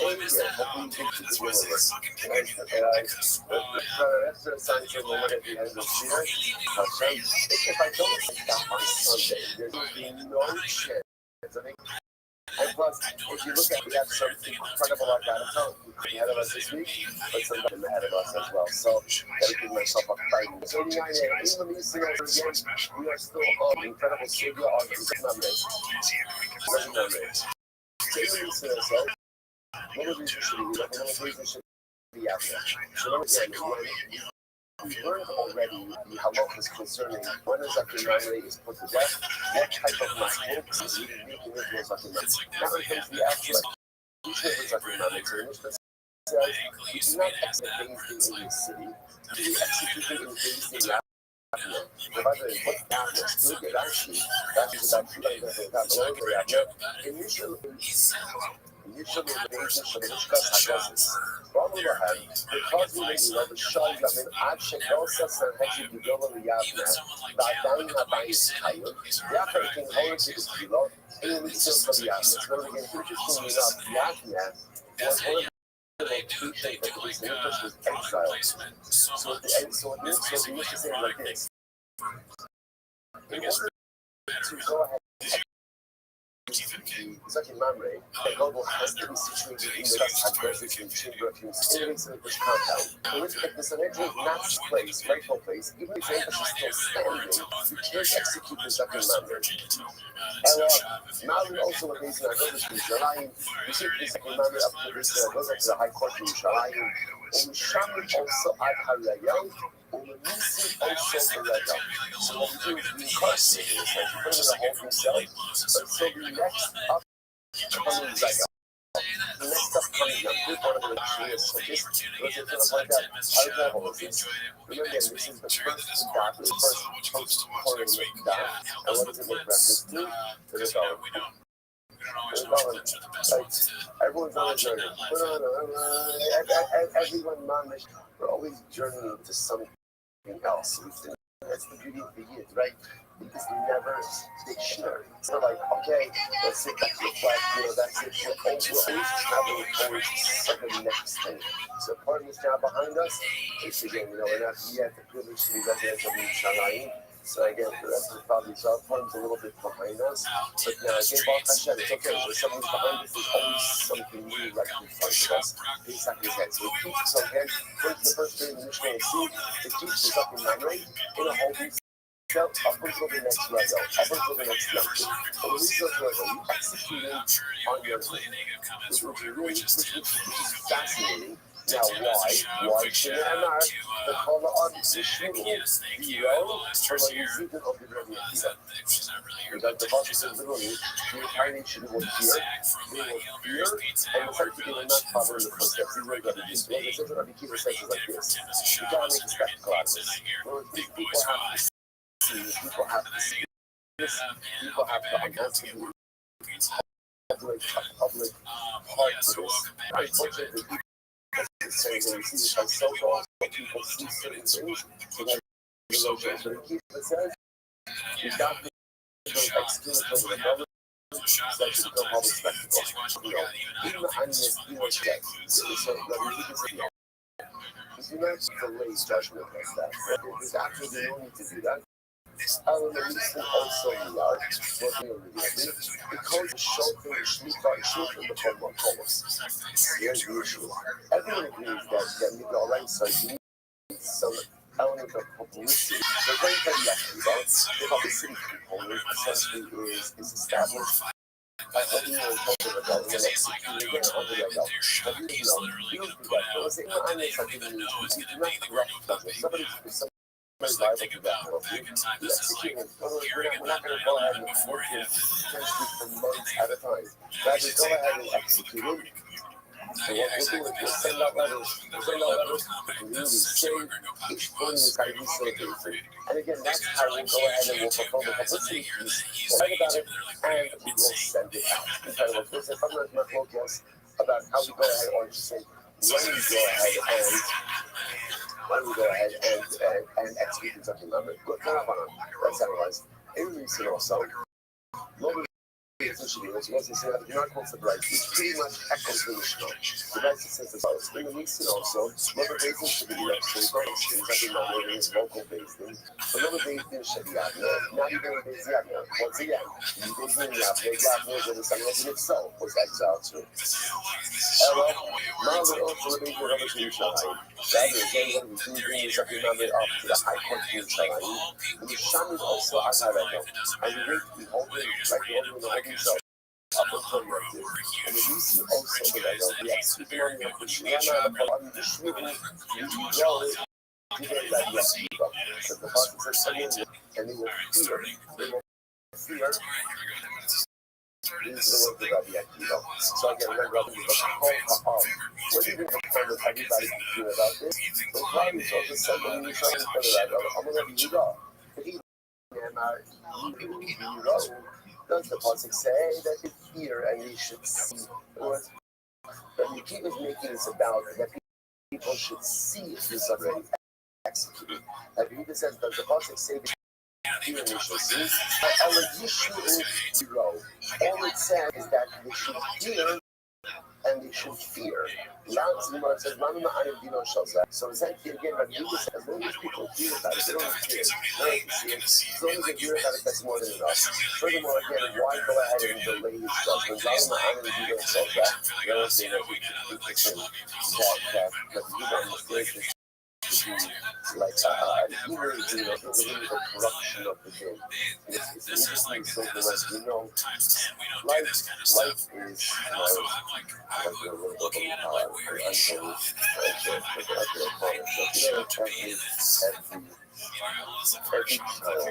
has stuff that the parents will always it's the same over and over and over. So I'm not trying to do another joke, but the mantra, as I really try to come here, is wherever is going on in life, be new to it. Just be new to it. Again, we spend so much time getting upset about things that don't go our way, or making things that don't go our way, or trying to pretend like the next. Just be new to it. Sometimes in life is so much better for circumstances. Just be new to it and just go. You're going to be great, you're going to be fine, you're going to figure it out. So it's interesting. Sometimes the greatest anxiety in life is when you know that something negative is going to happen. But I'm not telling you because I know it's going to happen. Sometimes in life you don't know how to do it. That's what level of anxiety. I know what is going to happen. So it's always going to be this. Why would you do this? I got it. You really execute something like that. So you got to execute. I think that execute them. But why do you relate it? What's the point? Because we've seen this motif before. Yeah. And when you have to execute someone, you have to drop notice. That might sound like going on the time. But if you understand that, sometimes you have to do difficult things, but you have to be able to drop notice as well. Like the memory, okay, that's it. He's going to be executed. But why delay? Let's get it. So Rabbi, the other resource and the other cultural show from the Hamok, which floating is tight of the basic. And again, how do we fulfill the multiplicity piece? Write letters, send out the letters to all the different Jewish communities. So-and-so is up and running. So this is the one of the focus. Rabbi Akiva and Rabbi, how do you execute this up and running? Okay, we got to turn up on it. Turn up on it. I was speaking of myself. Now, usually because clearly what's received as a memory is it's not just that we execute it, but there's this being of this publicity to it that people have to see, people have to know what it is that's happening. You want to, by the way, there are four situations where in general, it's not just an execute, but a public announcement has to be made. Who are they? Number one, how many cities? That means this is the one who goes and incites others to worship a holy God. Then Solar Umo, right? Shutting down, right? And indicating. This has been all of these four impact laws that we announcements. Rashi says over there, what we will take the answer of our agents, to the universe as happy. So literally, we will show the executive practicing the Rabbi, and all of this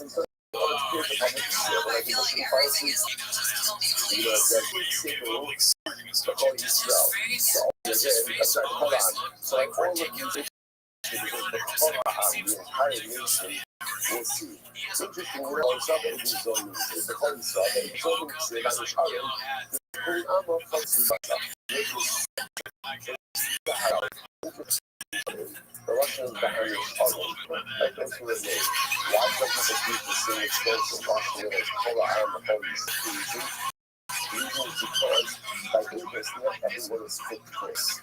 Aegis is only in it for why. And also, they're so for example, they can't do Aegis, right?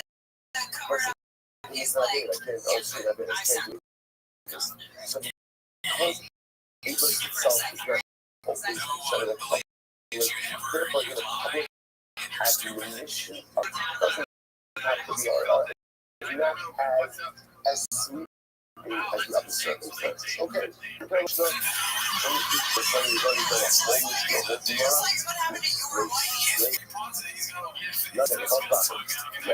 what is he? Not in Marshall Shama, in Marshall Ne'emar. So what's in every step? So again, there are a couple of different examples of this. Number one could be a person who's prophesied something that you do not hear. Okay, or not said to him. That was an interesting thing. So let's say again, I'm saying a lot of stuff happens at Kiddush, right? So I do at Kiddush.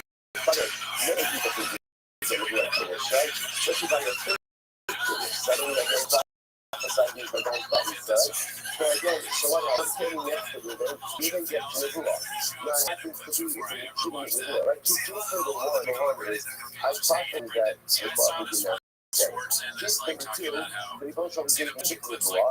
I heard right? I heard the law, and I say it over. That's not my topic. That also falls under the category under the Rabbi Shaka.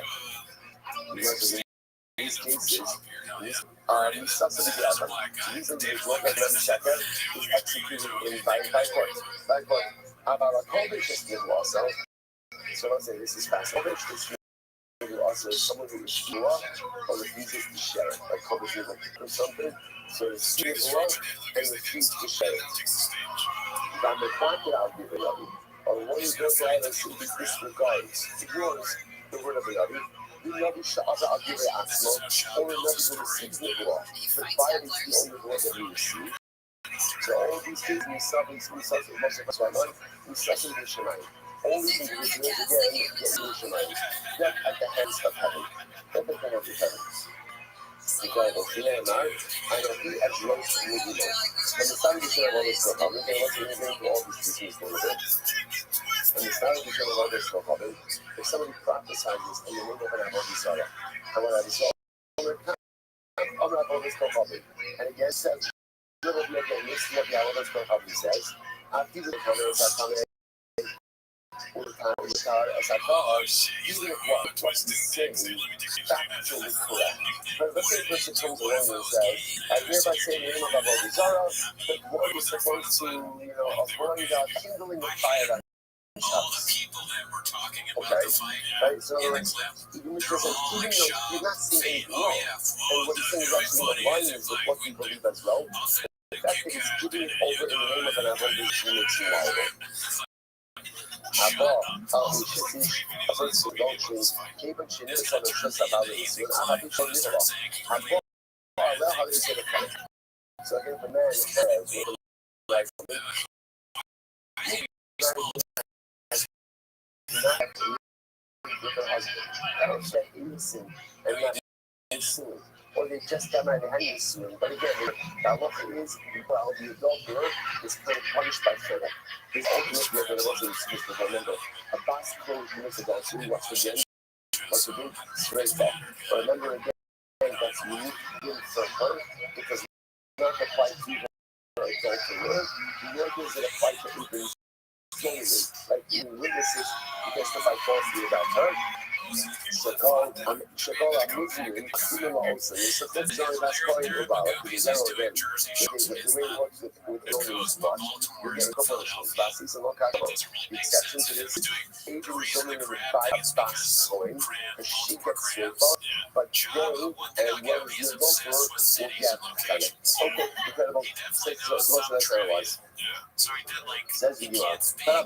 Shloshim Adam, Shloshim Shemayim. So there are three. These are all categories of false prophecy. Three of them ultimately again are killed by a court. And there needs to be Shemayim, obviously. And it's not a national show. National Ne'emanah. Yes, it's ultimately again a person goes ahead and prophesies something like this.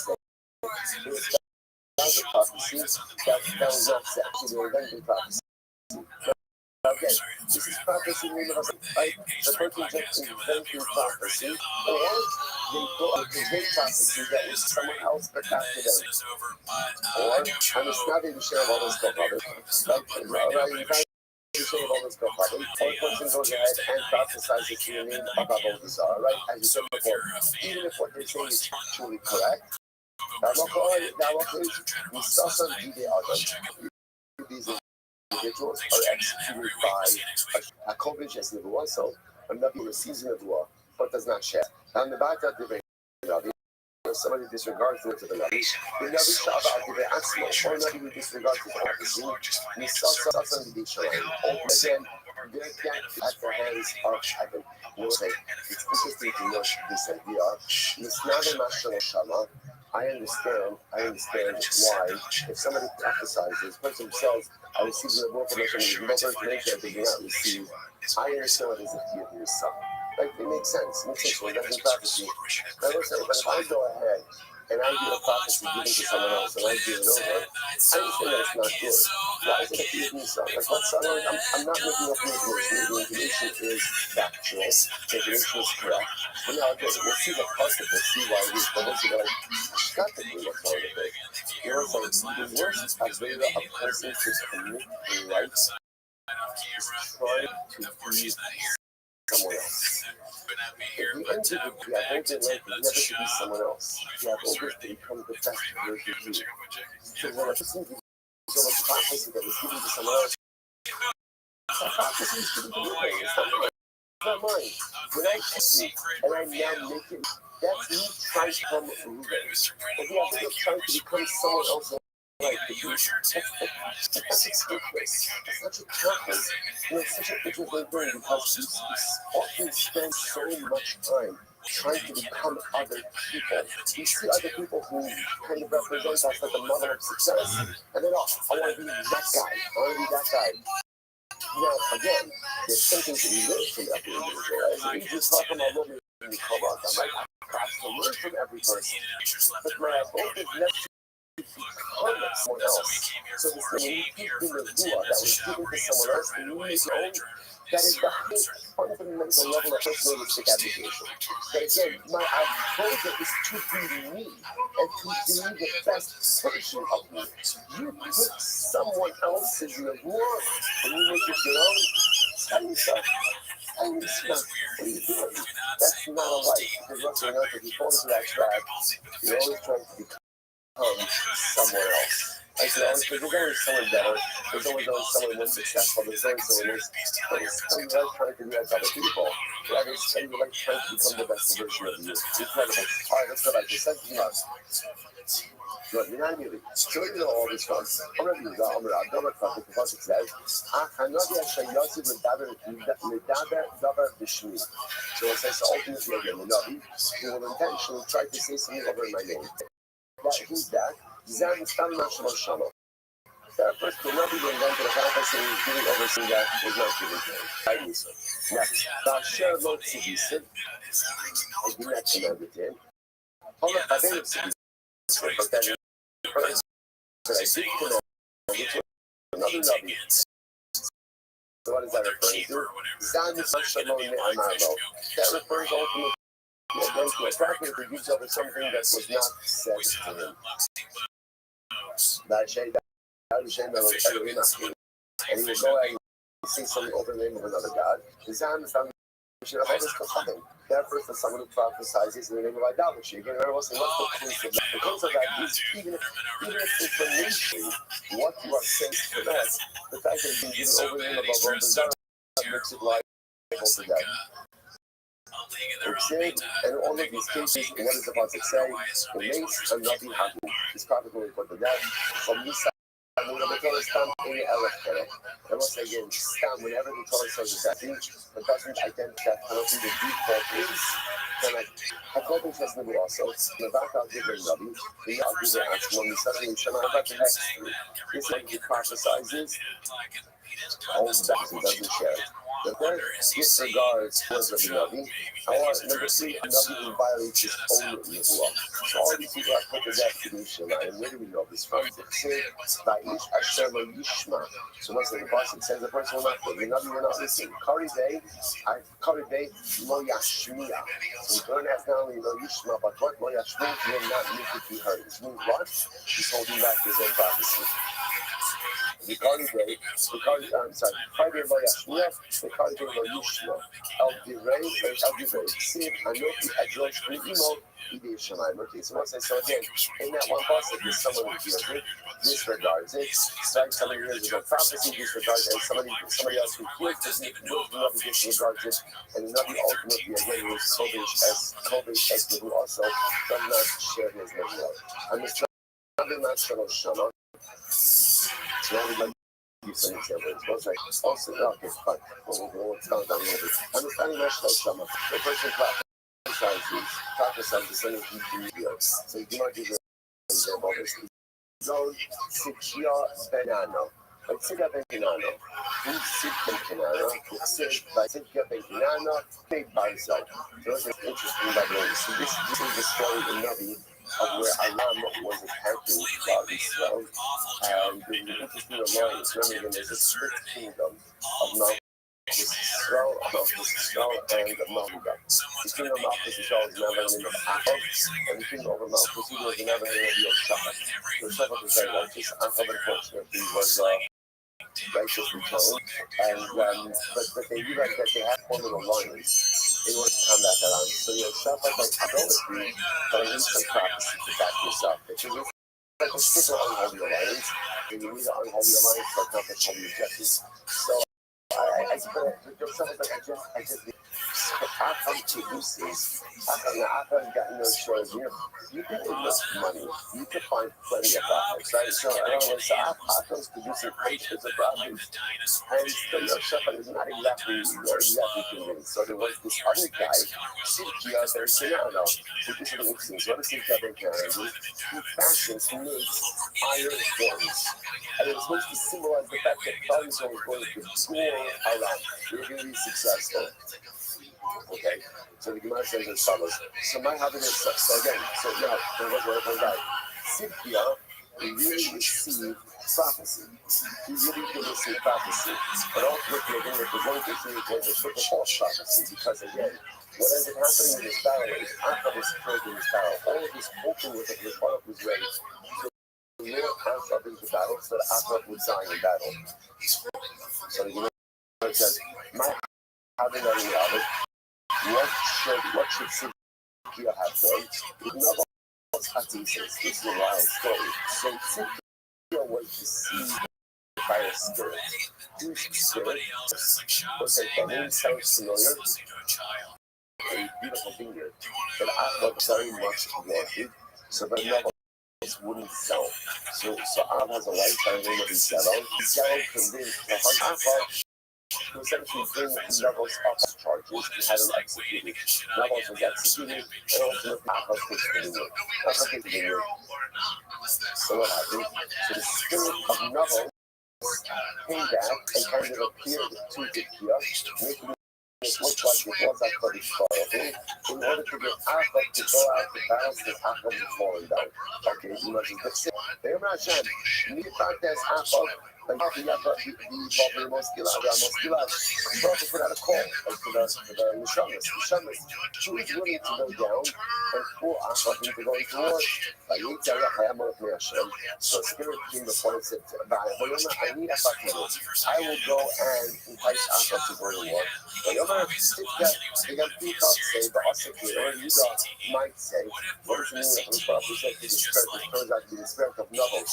Go, say the Kisasi. You have to leave. There's a discussion incredible. There's also a church in the church for the Neshamas. Whichever one of the Neshamas wants to go, you can go. But after you go, you can't come back here. Why not?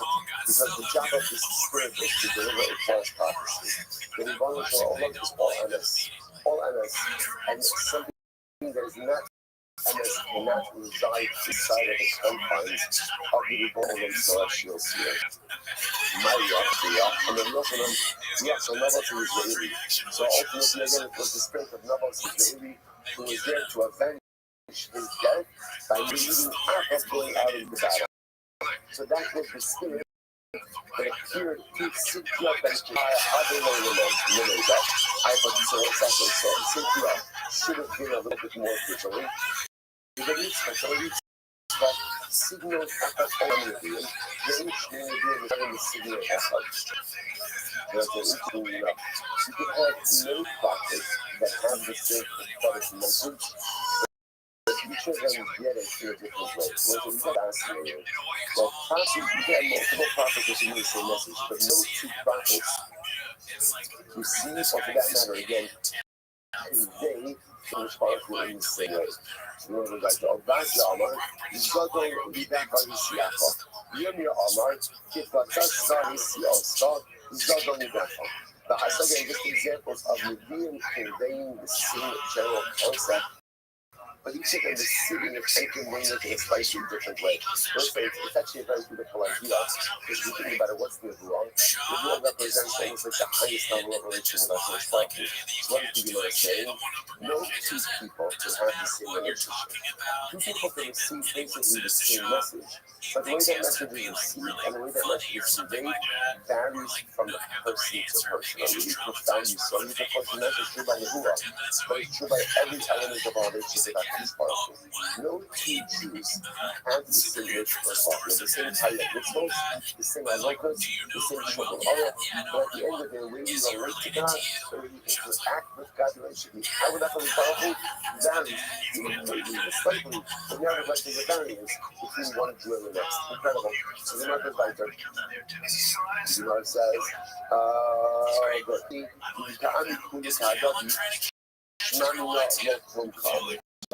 ultimately, it's a situation of your life. And what's life? So maybe so I have hundreds of planets that are saying the same thing. When you have hundreds of people saying the same thing, that's a red flag. That's exactly the same thing. That pathetic red flag is to realize there's something wrong over here. The Gemara says,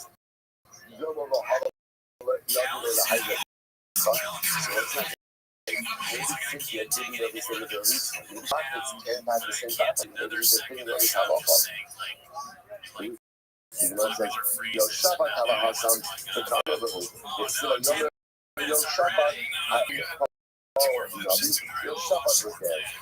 that's why your Shabbat, even though I have produced hundreds of videos, your Shabbat says there's something wrong. There's something wrong. The same exact thing. So it looks like that how profound this is. So not only is it an incredible lesson in terms of like how intimate this is, that all of us interact in relation.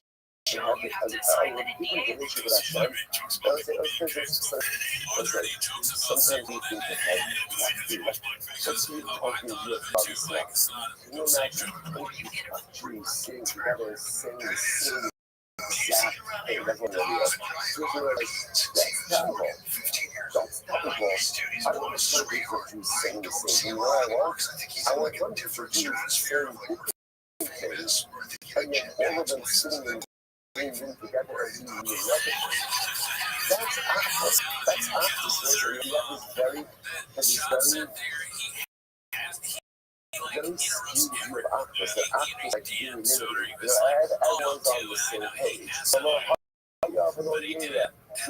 Never happened, never happened. That's what she said about Sinai. And I said, I know that part. One people would say, it never says Pisha Hadea Achlas. It doesn't say one with one opinion. One people, one heart. One people, one heart.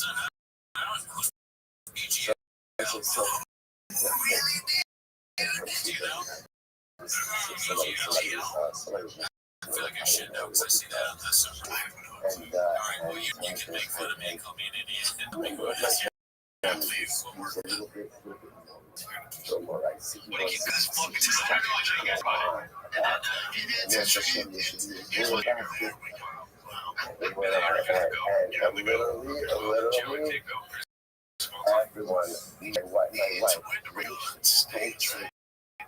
you know, one of those looks. Okay, so I had to do that transaction, but let's do that so they did not. And it jumped on this particular number of my family. And it was like, and then what was so beautiful. Because afterwards, after I just went up about 3 hours, but it was 20 times, so it might have been 30 seconds. You know, but whatever, I got everything you said. So what it was, at the end, like, the way it is, I don't know how, like, I don't know all the events. Somehow, it started like that, and then about 3 seconds, 2 minutes, whatever it was just a circle of blood and holding each other. I don't, like I said, I don't know exactly what happened, but when I say, isn't that what it's about? Isn't that what it's about? It's about the ability to hug people, even if you disagree with them. It's about the ability to love people, even though you think they're absolutely unequivocally wrong, and this is the mark every single possible way. But you think that what they are saying is the most uninformed, intelligent, incorrect thing in the world, but I love you. But I love you. So when you see hundreds of people saying the same thing about us, we like to surround ourselves by people who say the same things as us. It's so boring. It's so boring. People live like in an echo chamber. In an echo chamber, that's not right, and it's certainly not quality stuff. The biggest cause of us is a lot of Jews, a lot of opinions, a lot of them are uninformed, and a lot of them are correct, and a lot of them are wrong. People who see actors with all the correct opinions, right, shoot us in positions in life, and not in free. Right? But Lamaisa, so what happens? See hundreds of people, they're all saying the same thing. Something's off there.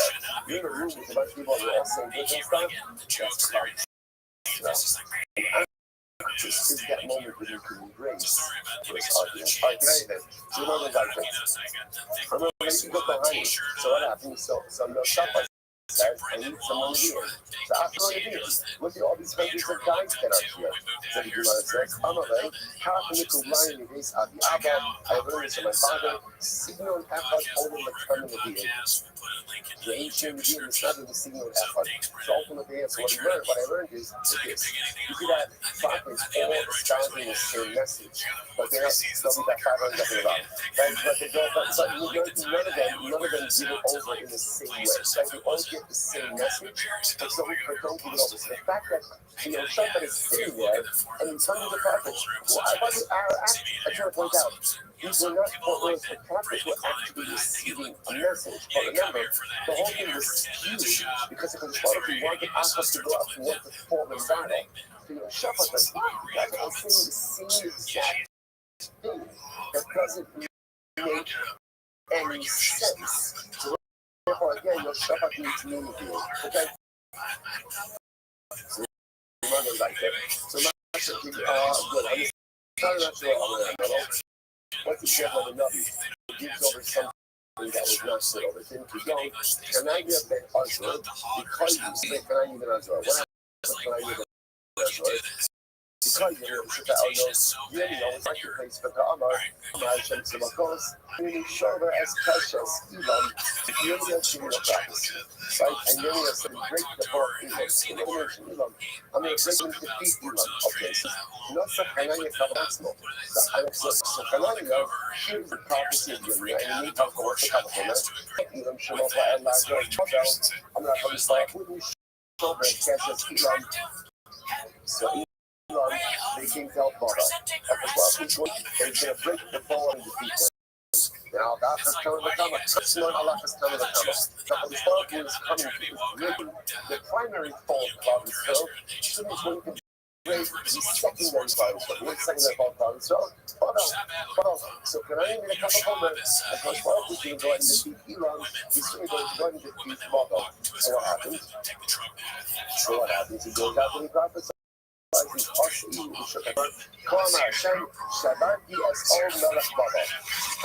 Fascinating. So when I get the prophecy of he needs to have a comment from that scene, and he espouses a new prophecy. Only one is sure. That's why we didn't say it. Only about violence. What are you talking about? This is not an example of someone with a prophecy given to his friend and gives it over. How do you make this up? You make this up. Bruce, do you know this?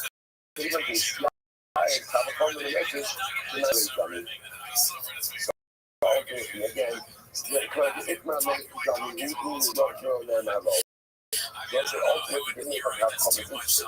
You just need to have comments, and you guys have a the exegetical principles, which is like a case of saying over a prophecy that was not given over to you. Okay, beautiful. And the time share of all this composition. That's an example of one who prophesizes in the name of Shemot the last one. If you don't need a bow, this is the easy one. Is he about? What is he about? So again, Baal was a follower. He had his own reveal. Prophesizing in the Baal. Things that were not true. Next, that's other system loss. That's incredible. What's an example of holding your own prophecy? Yonah ben Amitai. Yonah, right? Yonah gets a prophecy. What I say, just administering the consciousness loss. So many of us are over on that ugly symbolism.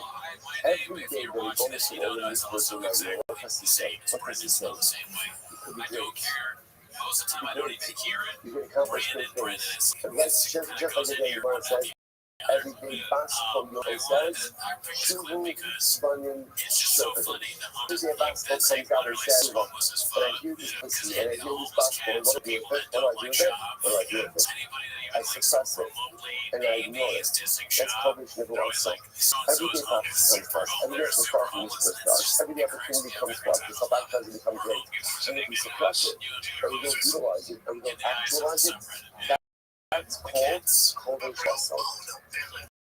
None of it I need that. From the back of the Navi, what's an example of going disregarding the words of another? What's it on the page? So the Gemara says, Kadre B'Micha. These are the friends of Micha. Now, who are the friends of Micha? It actually says Kadre B'Micha.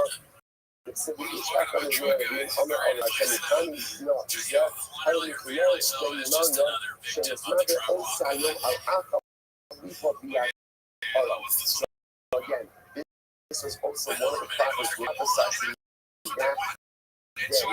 That's the day about after the Ishak Yanadi. When it goes to a guy and saying, "Name of God, kiss me." So this is part of the prophet trying to show ultimately that Father Son was going successful ultimately over Aram, but that Aram was going to fall in battle. But in the end of the chapter, so the man refused Michael, and what happened? See, but no, Ya'ana Shalom Shamata, the Nabi Shamata, the guy was speaking my mind. Okay, so Nabi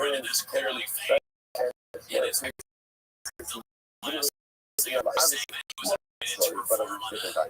The Nabi Shamata, I'll give it Aslo, an example of a Nabi who violated his own words.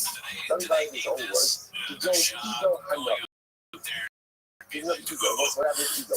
It says, the Kiva also, and then the Kiva also, what's ego was ultimately to go ahead. This was the story of Nineveh. Like Nineveh was the first king over the split milk. When Nineveh started out as a good man. He was appointed by his father. He started out as a good man.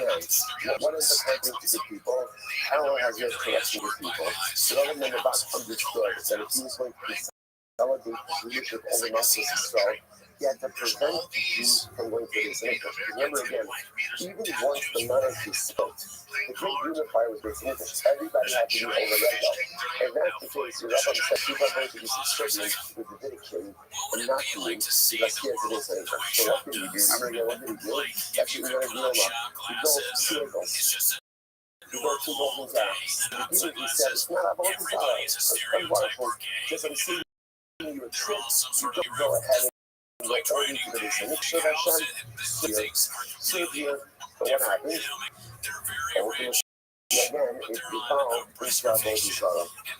So ego can trust you, Rabbi, when he's offering his kavaras by his Mishgach, and your Rabbi sticks out his own, like an accusatory way, and his arm shriveled up. No shriveled up. So ego was that Rabbi, but the Bible commanded ego, when you go, so you go through the sea, don't stop. Don't eat, don't do anything, nothing, but you focus on your issue, okay? Ego doesn't stop to eat. What happens? Okay, I don't know. Somebody has to come up, so ultimately, again, what happens on the way back, ego tries to like somebody likes to eat. Ego says, I'm sorry that you're the prophet of God on a mission. You guys say, you're not going to eat. I'm a prophet. Hey, come in. We can eat together. So ego goes ahead and it's mistake, and it goes into his guy's constantly. So that's what violation. It's by your left, you see what happens when ego left after his meal. He was pursued by a lion. He was devoured by a lion, ultimately again for violating his own will, violating his own word. If you look at another, it's also such a story, such a profound metaphor. Love is what we're telling you. If you want to accomplish something in life, then what do you have to listen? Every focus of it. If you feel healthy practice in the Shah's Jesus, he says, what's Jesus? So why do you need Jesus? Jesus is necessary. You don't always appreciate because more often than not, the reason you're accomplished in life is why? As it goes, everyone here in the so I'll tell you why. Because you get distracted. I'm on task, I'm on track, the track all the time. I have to do this, I have to do this, I have to do everything. I'm like, just get distracted. And so, I'm off. So how the whole use of this useless is when you start something, just get it done. Just get it done. Don't get distracted, because when you get distracted, that's usually when you're not going to go and accomplish. So it's really incredible. So what another thing over here, this story is, I mean, it's an active story, it's not a metaphorical, it's an active story. But the metaphor has to show up as far as you know, don't go to eat, don't get distracted, don't get just stay focused on what gets distracted. And how does one get distracted? You get consumed by the lion. You know, and metaphorically, what that means is probably like, once you get distracted, that's it. That's it. You lose your momentum. And by the way, you know this. Once you get distracted, even if you get back on task, what happens? It's not the same. It's not the same. You lost the momentum. This is what I would say, for example, even by learning. Like by learning, there's this soul of learning with sequence. Like, what's that mean, learning with sequence? To learn for a certain amount of time, undistracted. Like, 5 minutes of learning with sequence is better than 45 minutes of distracted learning. Not just in our own lives. Because what happens, like, I'm learning, and then I'm here, I'm learning, and then I'm here, I'm learning, and then I'm this. Okay, it's nice. And at the end of what did you get? You got 5 minutes here, 5 minutes here, 5 minutes there, 5 minutes there. And someone told me, like, that's not all this Hashem. It's not all this Hashem. Because what we want is be in it.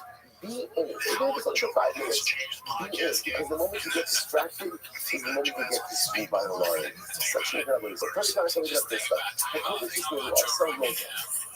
So we can do this. Person goes ahead and he holds his prophecy. It's Marcus. It's Marcus. I'm going to mind up like coming out of the Allah. And I'll say, this is cookies. Look at the news. One of each dates out of the basket should be Marcus. Now, what's wrong with eating dates out of the basket? The answer is nothing. Nothing. So it's an expression of slippery out there. It's an expression of truth, like what do you think? They're looking at here. You might not ask me over here about what a person did wrong with his whole prophecy. You might be asking me, how are we going to know? Right? So you have another A, right? Another A holds the prophecy. Okay. How exactly does anyone know that you help the prophecy? So you must say, I'm not stupid. Who's giving you not to know? I'm not buying it. How big is it? I'm not buying it. How big is it? I'm not buying it. It's 60. I'm making it about. So who's giving those prophecies? Muslims, that's what we said before. And in general, this is interesting. How the prophecy works is it's often given from more than one person. Again, each person gets it differently, and each person can use it differently, but it's given from more than one. So because of that, if you have another unique health prophet, apparently other people know it, and they'll know it up to another do not share it. If you're not high today, so that's an issue. Or maybe if it's possible, distracted, or maybe given a blending change in safety change, right? And you see the high day, it's really a hard moment in the week. It's possible for some changes in the week. And if you wouldn't have been right, you would inform the group of the being as well. The high Yonah, you gave the Lord 1 second. Yonah, after the prophet changed his mind, and he didn't tell Yonah. He didn't tell Yonah. Right? Yonah, remember again, Yonah finds out that everybody else, the prophet was not destroying noonday. The prophet did not go ahead and give him any advance warning. To which the Imam says, no. Yonah made kara, noonday ne'apapas ami. So it's very important. The Rothschild of Yonah said, but all that one wrong. Excuse me, the name that happens. Now, what does that happen? Here's all that just meant. In 40 days from now, something is going to dramatically change. To change the unity, they will all become the big valley Shiloh, or the change will be the city they will destroy. So, in Yonah's words itself, was the actual possibility for two circles. I'm like,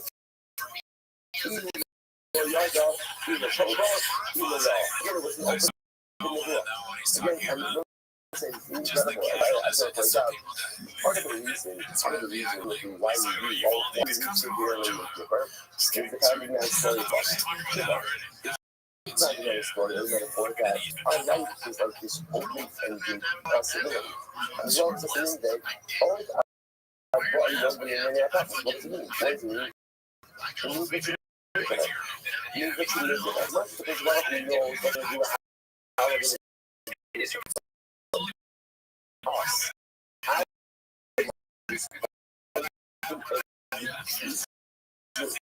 only pay for enough. 20 days is sitting there like we overtime. It's good. It's bad. It's up to you. It's going to be person who comes. I does not care about the pandemic. He's talking about one ignores the way of another. Safety,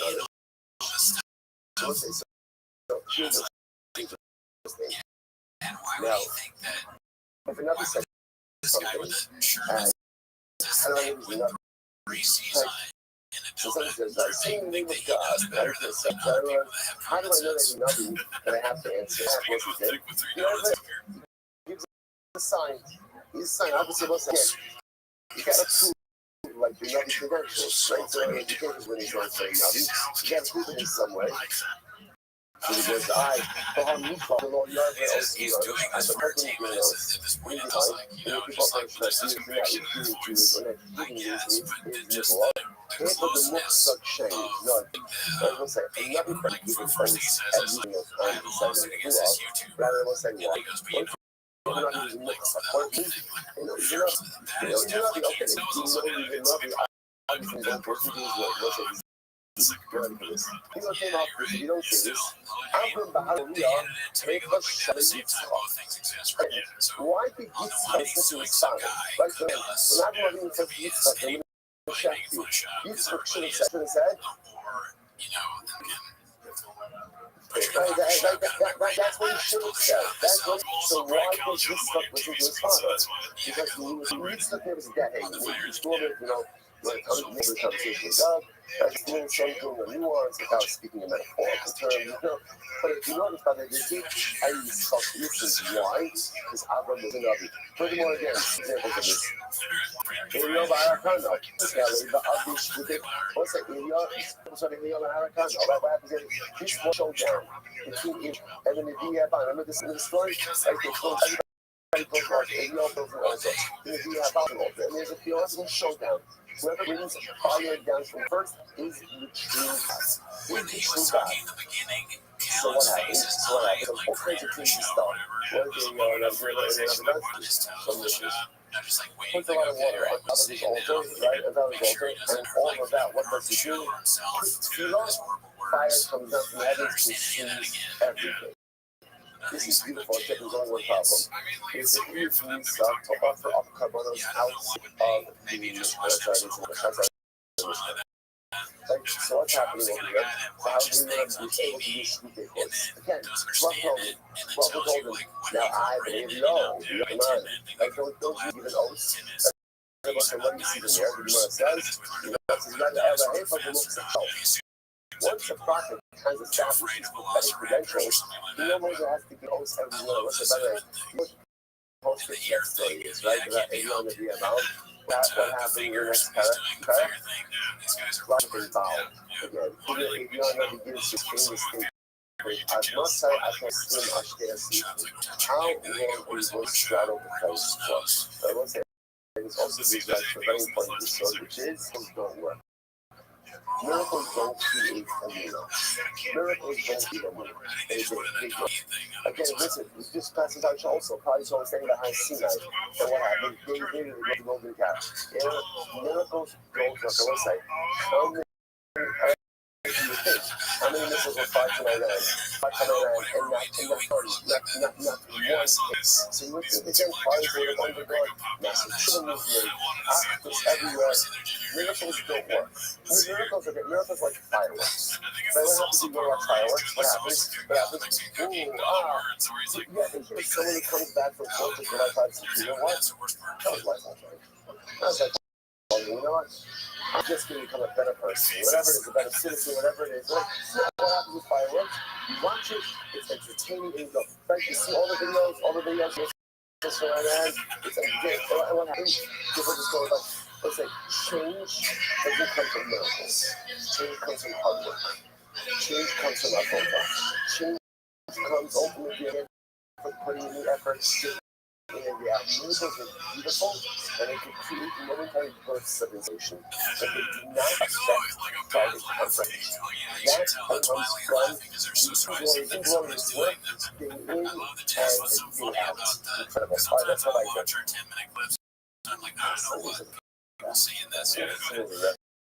We should push the second and third. But I just like, versus like, yep, I throw it out, Friday. That one is not the Jerry. That's like, I just think this ridiculous. You want to watch this. Here we go. But now that we mentioned Avon, the Avon did not need to give. Avon did not need to decide the mitzvah. Why not? Because he was mitzvah. So he goes at the Akiva. Here, I go, right? Now, the king says, Avon, after my, after what? It says it was after these things, and I'm trying to, I'm supposed to be a king, so after I'm going to go to the dinner, after the first supper, after the supper, what did the supper say? It said, Valida, Hayara, Valida, now. The concept said, Valida, that's the word of the start, the boy got up and he was moving, he grew up and he was moving, and then he was doing it in the big studio for me. How about something like that? Let's do a crash out. You know what's over? Something is that. This sucker, the first time he saw this bad, and like this whole man. So, Canada, when they shot off the button, so he's doing the type of thing, 20 years old. He told me, I don't know how you look so echo, so echo, I think it's going to so the sucker is different, but he gave this old man so much. And all these things that he made, he never even opened up. Never seen like a pigeon, a turtle dove, nothing. You know that's your animal. A little bird, nothing. I'm going to go outside, I would sure to know. Everything Adam did for his son. And I over those Americans, when you call it the fun eye, you got to say, I was to tell Adam to sacrifice his son to do it. Something as Adam to give his own son, he would do it. Yad, Elohim says, I mean, afterwards, Hashem tablets. So let's say this is interesting. So the Gemara seems to understand the Akiva, Genesis of the Akiva, with this conversation between Akabalahu and the sucker. Now we're not finished. Take it down the way to take it the week fucking over and off. I'm going to be sure that Abarado ain't not Abarashim Bakasha. Now, Noah is a request. It's a request.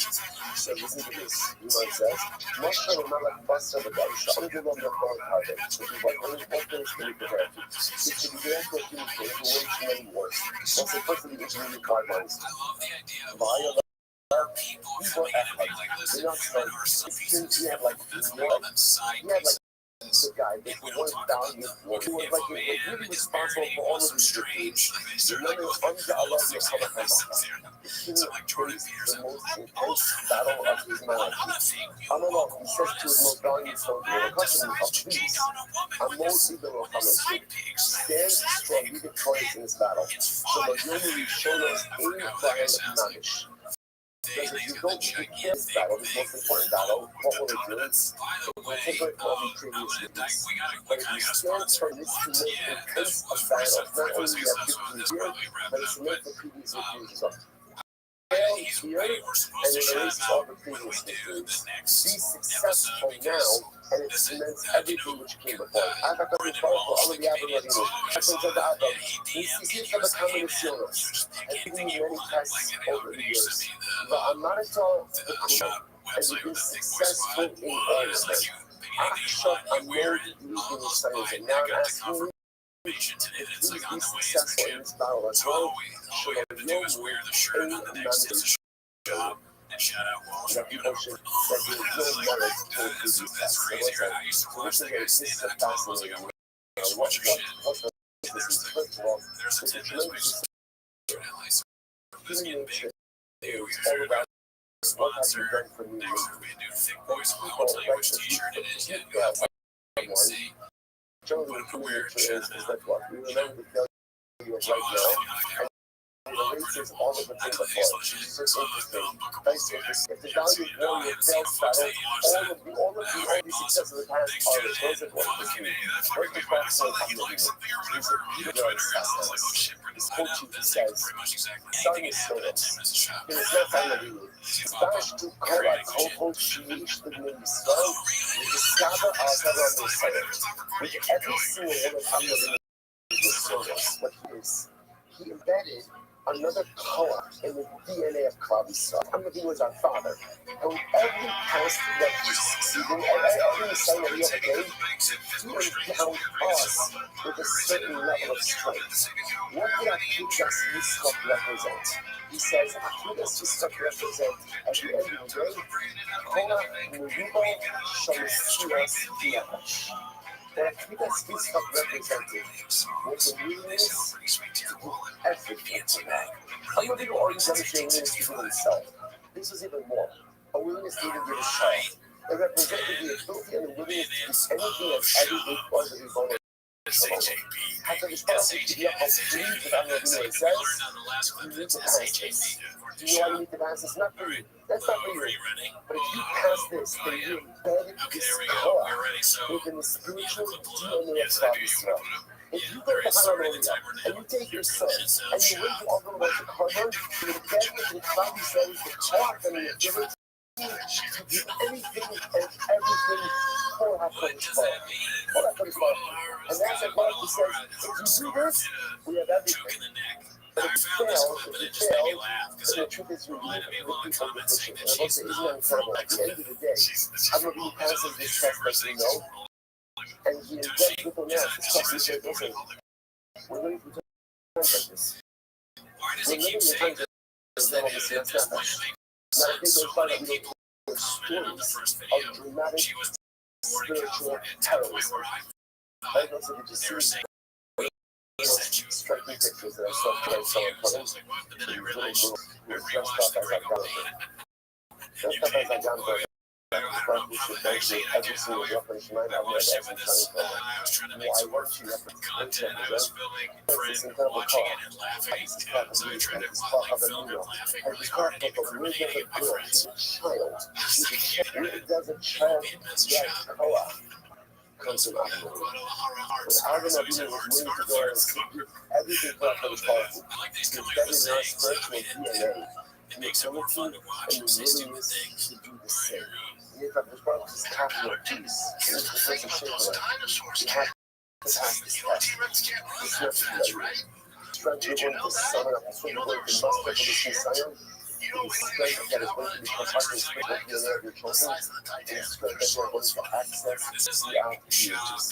Because Adam was successful in his Messiah, so give us the power to be successful in our Messiah. As the Lord said, tremendous. All right, again, from not much. Again, I would say a lot of these people are listening. A lot of our teach are tremendous together of us. I always want to, these clips, I always want to know the context. Like, why is he talking about dinosaurs? He's so confident, too. Yeah. They just isolate on like the dumbest videos they can find. It always balances out somehow. And then they play it out, so we just see him being like a complete fool without any context. And it's great. It's like, why is he talking about this? Do you think you can outrun a dinosaur? Probably not. All right. So it's like, good morning. Let us begin a good kavah. Let's Baruch Hashem. Begin the week. Journey up to Pesach, and then Hashem, Abba Alinu, with Togo, with the new daf, and Hashem, beautiful daf, really.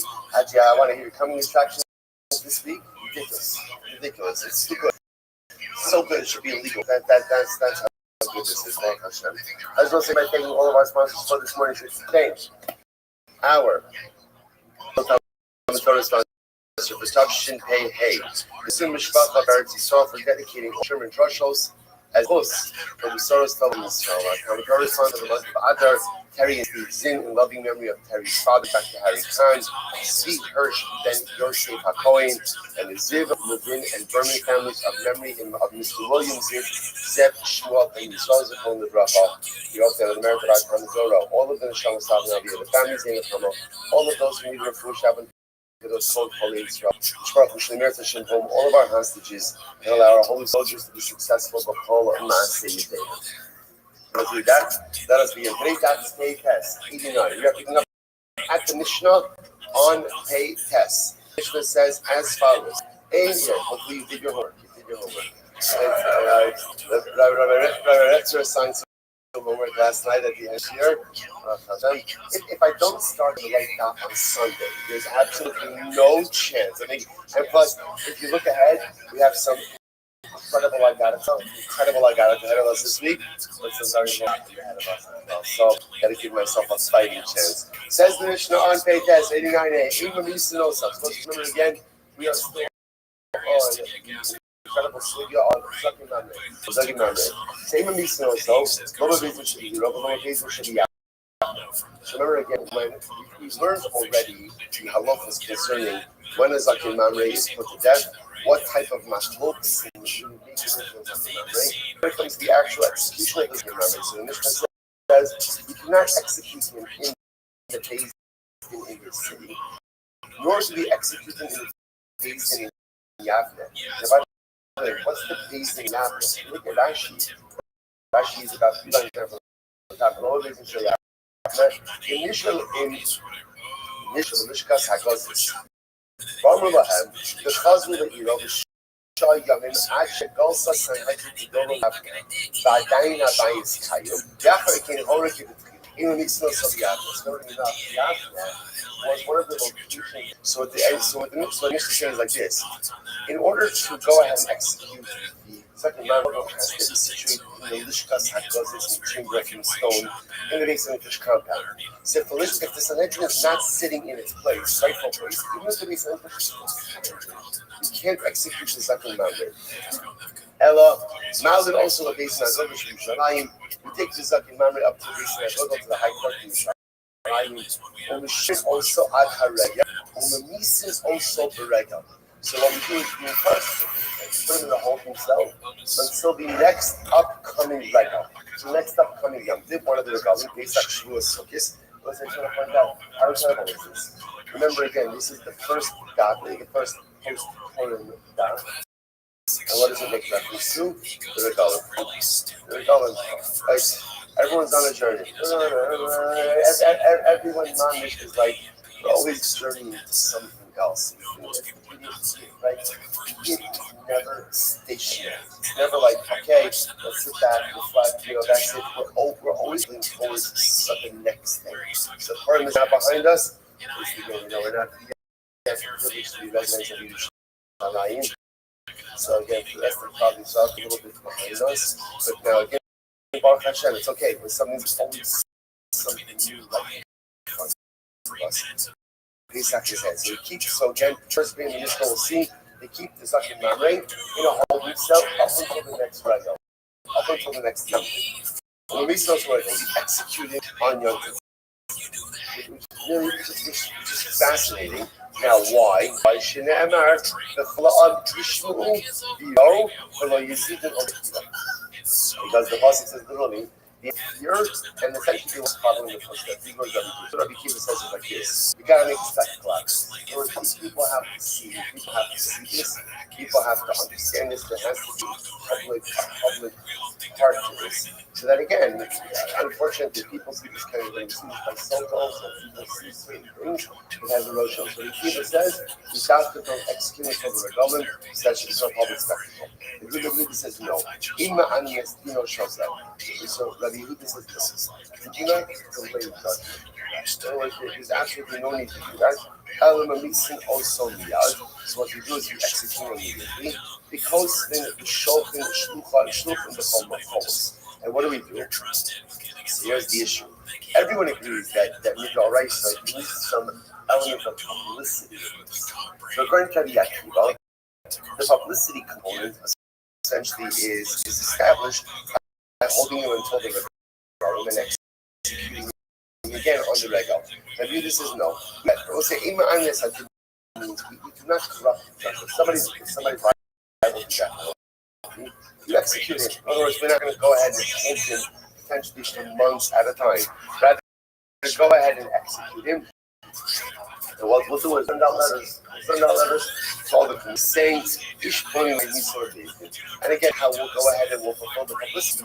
We'll write about it and we'll send it out. Incredible. We'll say from about how we go ahead, or should say, we go ahead and when we go ahead and executed something. But then I don't realize. In recent also, it should be pretty much echoes the Mishnah. The Rabbi says as follows. In the Nisan also, Loba Bezdin Iraq, so we don't execute, it's like in local Bezdin. Loba Bezdin should be Yavne, not even in the Bezdin Yavne. Once again, Bezdin and Yavne, Yavne is where the Sanhedrin itself was exiled. Ella, Malvin also the Bezdin Rubbish. Rather, again, what we do is number up to the high court of Misha. And Mishamin also Ad Hareka. We hold him, like we hold him in the holding of Yom and we Nisan over Rego, and we execute the Shnemar Bafalo Amish, the Iro, Dibre Rabbi Akiva. And they will fear. These are the words of Rabbi Akiva. So again, remember, Rabbi Akiva is actually the Chol Ha'am. When are you going to have a time when everybody's fear about this? The Torah is also simple in Yerushalayim for the right. Amar Yehuda, V'Hinemar Yiro. Does the pasuk say that they should fear and they should see? In other words, Rabbi Akiva is making this about that people should see the Sakin Mamre executed. And you said that the pasuk say that they should fear and they should see. All it says is that they should hear and they should fear. Gemara says, so essentially again this says that's more than enough. Again, why go ahead and delay his judgment? Interesting. That you don't understand this be like an innovative, the corruption of the thing. It's interesting. Life is, I have like a little bit of an ongoing joke. Like every child has stuff that their parents always say over and over and over. So my parents like a little bit of a joke, like for lunch, I go to try to tell my kids is whatever is going on in life, into it. Just into it. Again, there's so much time set about things that don't go our way, or trying to feel like sometimes in life is so much about taking whatever the current circumstances, just lean into it and just go. You're going to be straight, you're going to be fine, you're going to figure it out. So it's interesting, sometimes the greatest anxiety in life is when you know that something negative is going to happen, but it's not happening now. I'm like, waiting for it. I know it's going to happen. I know it's going to happen. It's like, sometimes you don't know how things are going to happen. It's a level of anxiety. And times, I know what's going to happen.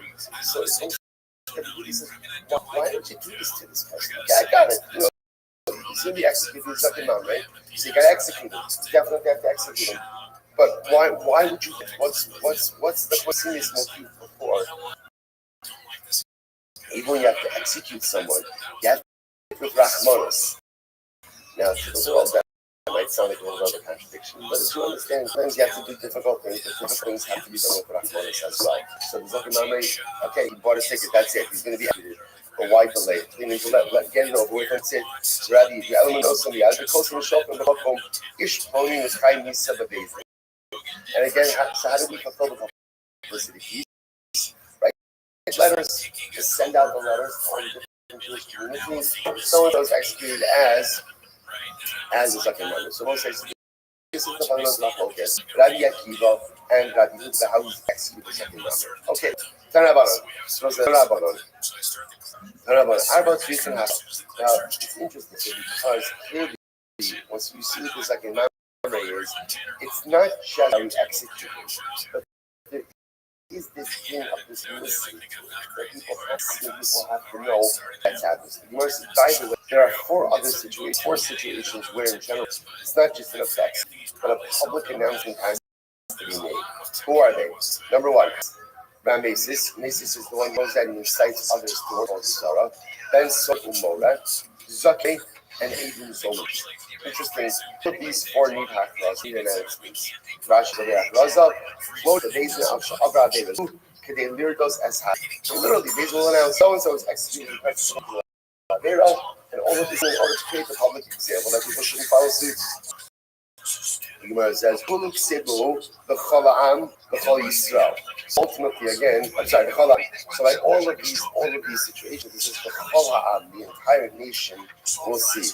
Interestingly enough, b'chol Yisrael be'edim zomim, b'chol Yisrael be'edim zomim ksiv anisharim v'lo kol ha'ama chazalus v'dasa. Sahadusa. Sorry. As I said, interestingly enough, by Edim Zomim, shows the Hanishharim. Those are left over, right? Those remain. Why doesn't it be the same expensive Lashon ultimately again as Kol Ha'am B'chol Yisrael? What's the reason? It is because by Eidos, not everyone is fit for Eidos. Eidos is always more limited for why? Because the other side, there are some occasions the person gambles, they can't go ahead and do Eidos, right? The person commits an Avera, can't, or certain Averas can't do Eidos. So because Eidos itself is not open to the general public, therefore again the public admonition of it also doesn't have to be or isn't as sweeping as the other circumstances. Okay, let's say beautiful Gemara Mishnah. 12 and Sunday we've already done a whole Gemara. Great. Mishnah, Sheker, Navi Sheker. Next guy is Chaim. Navi Sheker, Paul Prophet. Okay, so what is he?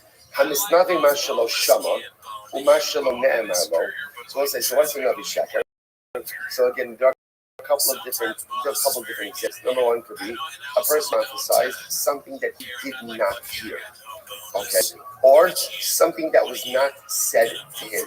That was an interesting enough. So let's say again, I'm standing around with my friend at Kiddush. A lot of stuff happens at Kiddush, right? So what happens? Your friend gets Nevuah at Kiddush. By the way, many people can get Nevuah at Kiddush, right? Especially by your third Kiddush. So again, you're right? So what happens? I'm standing next to Reuven. Reuven gets Nevuah. Now it happens to be it's a legitimate nevuah. Case number one is I prophesy something that the Rabbi did not say. Case number two, the Rebbe gave my friend the nevuah. I heard that happens, right? I heard the nevuah and I say it over. That's not my prophecy to give. That also falls under the category under the umbrella of Navi Sheker. In these cases, so these individuals, like Navi Sheker, is executed by court. Avala Chovish is Nevuah. So let's say this is fascinating. Chovish is Nevuah. So someone who receives Nevuah or refuses to share it. Like Chovish means like 5%. So receive Nevuah and to share it. Or one who goes ahead and simply ignores the word of a Navi, or a Navi who receives Nevuah, but violates the own Nevuah that he received. So all these cases, Nisabim, the first one, Nisabim, all these individuals, again, get into the mind. Death at the hands of heaven. Incredible. Shenemar, Anochi et Roshimo. I'm Mistavi B'Shem of all this Kochab. We're also going to get into all the Mistavi B'Shem of all those Kochab. If somebody prophesizes, I'm going to have all these Zorah. And when I'm going to have all this Kochab, when the person says literally, all those Kochab says, even if what he's saying is factually correct. But let's say a person comes along and says, I hereby say in the name of Avodah Zarah, that one is supposed to avoid keeping the fire on Shabbos. Okay, right? So in other words, the Mishnah says, even though he's not saying anything wrong, and what he's saying is actually in alignment with what we believe as well, the fact that he's giving it over in the name of an Avodah Zarah by definition makes him liable. Haba al ish, a person who is adultery, kevan shenichnas al rishus abal l'nisun, afatish lo nivala. Haba aleh harizeh b'chelek. So again, if a man has a relationship with a married woman, even if this married woman has not yet lived with her husband, not also she had Yusin, or they just got married and Yusin, but again, they do not get to live together. Allah is the Boel, the adulterer, is punished by Chenek. This is the last point of Allah. So ultimately, again, it wasn't remember. Bas coin commits adultery. Then what's your din? So remember again, that's unique din for it does not apply to her adulterer, nor does it apply to Adam Solomon. Living with witnesses who testified falsely about her. She calls and Muslim Makim Lot Mizan Baskoin Ubal, because in general, the way it works with Eden Romans, we get a typical punishment. Basis this is Eden is by a bas coin, she gets Srefa, and the adulterer will get Chana. Okay, incredible. Says supposed to best analyze. Says the Gemara. So there are three, these are all categories of prophecy. Three of them, again, are killed by horse, and three of them is Vishanai. Okay, what are they? Hamasnave Mashalo Shama, Mashalo Ne'emar Lo. Supposed to say again, a person goes ahead and prophesies. Yes, that was not essentially the inventing prophecy. Now, again, this is prophecy metaphorical, right? The person just inventing prophecy, or they go ahead and convey prophecy that was said to someone else but not to them. Or I'm Isnavi B'Shem of all those Kochavim, right? Isnavi B'Shem of all those Kochavim, or and prophecy in the name of, as we said before, even if what we're saying is factually correct, the halacha is misasan bide adam. All three of these individuals are executed by a human court. Hakovish is also, and nothing who receives the law but does not share it. On the back of the Navi, or somebody disregards the Navi shava al divrei atzmo, or not even disregards his own prophecy. Ultimately, again, there is at the hands of heaven. They will say, it's interesting to say,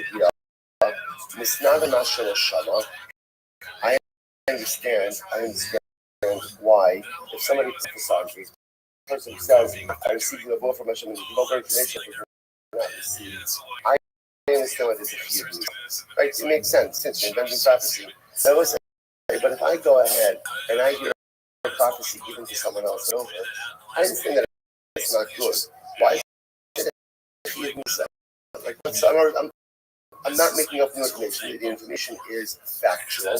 The information is correct. But now again, we'll see the positive. We'll see why it is. But what's it like? They will say the worst avera a person to commit in life is try to be someone else. At the end of the day, the avodah in life is to become the best. So when a person becomes a prophecy that was given to someone else, that prophecy was given to nothing. It's not mine. It's not mine. When I take prophecy and I now mine, that's me trying to become someone else in life. That's a process. You know, it's such a big thing because you spend so much time trying to become other people. These other people who kind of present us like a model of success, and then, I want to be that guy. I want to be that guy. Now, again, there's something to be learned. It's easy to talk about what when you come up. Right? I can learn from every person, but my goal is never to become someone else. So this notion, when you take the nevuah that was given to someone else and you make it your own, that is the highest fundamental level of personalistic application. That again, my avodah is to be me and to be the best version of me. You take someone's nevuah, you make it your own. What are you doing? That's not a life. Because once you know, if you fall that trap, you're always trying to become someone else. Like because there's always someone that's successful. There's always someone that's. Don't spend your life trying to be like other people. Rather spend your life trying to become the best version of you. All right, let's go back. It says the Gemara. Good. So where do we know all this from? I'm going to be working on this. The pasuk says, "I know the Asher Yosef ledaber davar b'shmi." So I'll say. So ultimately, again, the Navi who will intentionally try to say something over my name. Who's that? First, the Navi who invented a prophecy is giving over something that was not given to him. Next, Basher Lo Tzibis. I did not commit to him. But that refers that I did commit to another Navi. So what is that referring to? That refers ultimately again to a prophet who gives over something that was not said to him. And he will go ahead and over the name of another God. That refers to someone who prophesizes, meaning of idolatry. Again, what's the proof of that? The concept of that is even if what?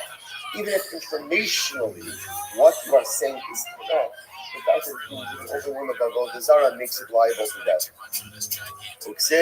And in all of these cases, what does the Pasuk say? Umeis hanavi habu. This prophet will put to death. I want to say again, stam, when the Torah says the death penalty, it doesn't identify which death penalty. The default is kind of good. So we'll say that's our first three. Next, Hakovish has never also. The bank I'll give a Navi. The Navi Abra I'll give a Atzma. Misasmi Shema. Also, what about the text? This is someone who prophesies, but again, holds back his prophecy, doesn't share it. The Vater disregards the words of the Navi. Number three, a Navi who violates his own law. So all these people are put to death with Yishamayim. Where do we know this from? The Siv, Vashem, Yishma.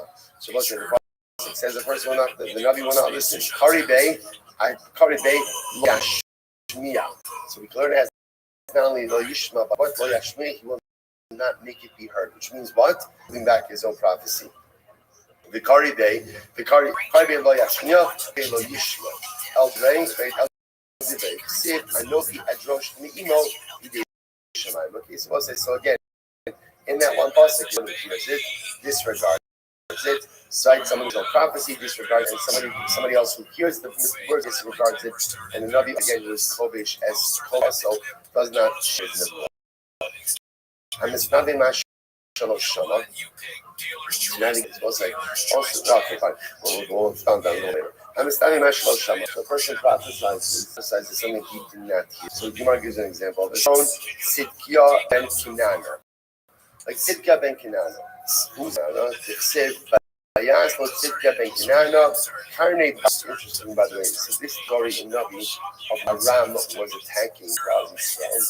And it was an interesting alliance. Remember again, there's a split kingdom of Malchus Israel, and of Malchus Yehuda.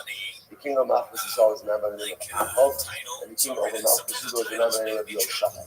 Yoshaphat was very righteous. Achov, unfortunately, was righteously challenged, and but they realized that they have to form an alliance in order to combat Aram. So Yoshaphat was like, "I'll go with you." Some prophecy to back this up, because it's like a shtickle unholy alliance. Sometimes you need an unholy alliance to accomplish holy objectives. So Yoshaphat was like, I just need a number. So Achov produces, and Achav's got no shortage. You pay enough money, you can find plenty of prophets. So in other words, Achav do some kind of prophets, and still Yoshaphat is not exactly. So there was this other guy, Sidkia ben Kenana, who did something interesting. So what does Sidkia ben Kenana do? He makes iron horns. And it was supposed to symbolize the fact that Solomon was going to door Aram. They were going to be successful. Okay, so the Gemara says as follows. So my house, now, so what's what I find out? Sidkia, prophecy. He really did receive prophecy. But ultimately, again, what we're going to see was a shtickle false prophecy. Because again, what ends up happening in this battle is Achav is killed in this battle. All of this whole thing was a Baruch Hu's way to lure Achav into battle so that Achav would die in battle. So the Gemara says, "My what should Sidkia have done?" This is a wild story. So Sidkia was deceived by a spirit. Whose spirit? The spirit of Novos. We'll say that name sounds familiar. Remember, Navos had a beautiful vineyard that Achav very much did, so that Achav wouldn't sell it. So Achav has a wife by the name of Yellow. Yisrael convinced the husband Achav to essentially bring Navos up on false charges and have him executed. Navos was executed, and ultimately Achav takes the vineyard. So what happened?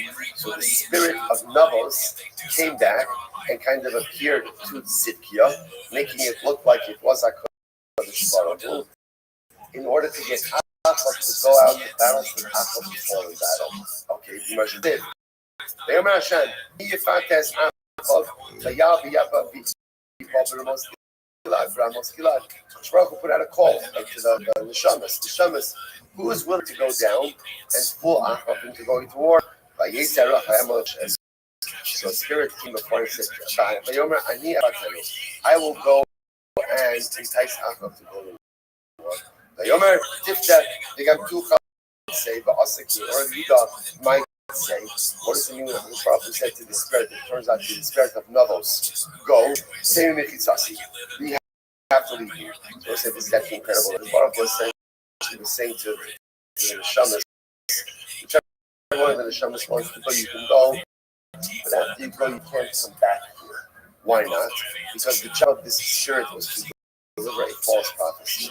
So they want this all MS. All MS is something that is not reside inside confines of the Olam celestial sphere. Myra, Navasi Israeli. So again, it was the spirit of Navasi who was there to avenge his by misleading her going out into battle. So that was the spirit that appeared to Sidki ben Kinana. I but so 1 second. So Sidki should have been a little bit more official. Rabbi Yitzchak, Signon Echad Olam Kaminadian, main Nevi'im is found in the Signon Echad. Interestingly enough, you could have many prophets that have the same prophetic message, but each of them get it in a different way. So it's actually fascinating that all prophets are giving the same message, but no two prophets receive, or for that matter, again, convey the word about Kodesh Baruch Hu in the same way. One of the like, Obadja Amar, Zodon, Libach Yaakov, Amar, Tiflatzaska Hesios, Zodon Libach. So again, just examples of Nevi'im conveying the same general concept, but each of them was seeing it and conveying it in a slight way. So it's actually a different idea. Because if you think about it, what's Nevuah? Nevuah represents almost like the highest level of relationship with HaKadosh Baruch Hu. So what is the Gemara saying? No two people can have the same relationship. Two people can receive basically the message, but the way that message is received and the way that message is conveyed varies from person to person. On the profound message, of course, is not just true by Nevuah, but it's true by every element of our relationship with HaKadosh Baruch Hu. Two Jews have the same relationship with the same Tayyat Mitzvot, and Avokas, the same Shulchan. And at the end of the day, we relate to God, the way we interact with God, the relationship we have with Baruch Hu varies, maybe slightly, but never varies between one Jew and another. So the Gemara goes weiter. Good. Tahani, Ka'amri Kulu Ta'adadi, Shmanina Los. So ultimately, yes, so Tzidkiah should have realized. Now, what should Tzidkiah have realized? So Achab had hundreds of prophets that were saying the same thing. When you have hundreds of people saying the same thing, that's a red flag. That's exactly the same thing. That's a prophetic red flag. And Tzidkiah should have realized there's something going on over here. The Gemara says, second, maybe Tzidkiah didn't know this in the Ritz. Maybe Tzidkiah didn't know that prophets can't have the same prophecy. Maybe he just didn't know this at all. Which the Gemara says, Yoshafat hava hasam v'kalahu. T'chsiva yomer Yoshafat ha'ein ho navi. Yoshafat was there, and Yoshafat knew this. That's why Yoshafat, even though Achab produced hundreds of Nevi'im, Yoshafat said, there's something wrong over here. There's something wrong over here. Because everyone is saying the same exact thing. Which I must say, I feel like that how profound this is. So not only is it an incredible lesson in terms of like our relationship with HaKadosh, that all of us interact and relate to a different relationship with Hashem. And also there's something of proud and strength. Listen, sometimes we think of like, what's the utopian view of proud and strength? Can you imagine hundreds of Jews sitting together and saying the same exact thing? That's what's happening over here. Especially when it says, that's terrible. That's terrible. I don't want hundreds of Jews saying the same thing. You know what I want? I want hundreds of Jews saying different things, and yet all of them sitting in the same room together and being beloved. That's Achdus. That's Achdus. We have this very skewed view of Achdus. That means like unanimity. You know, everyone's on the same page. So never happened. Well, I've said it a million times. Like, what does Rashi say by Har Sinai? Har Sinai, we were Ish Echad, the Levi heart. One people with one heart. Rabbi always said, it never says Ish Echad the Dea Echad. It doesn't say one people with one opinion. It's one people with one heart. One people with one heart. So Somebody was making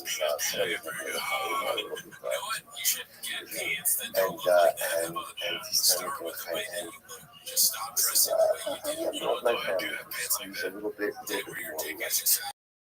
more like start going about and there's Hashem should be a world in which yeshiva students are drafted.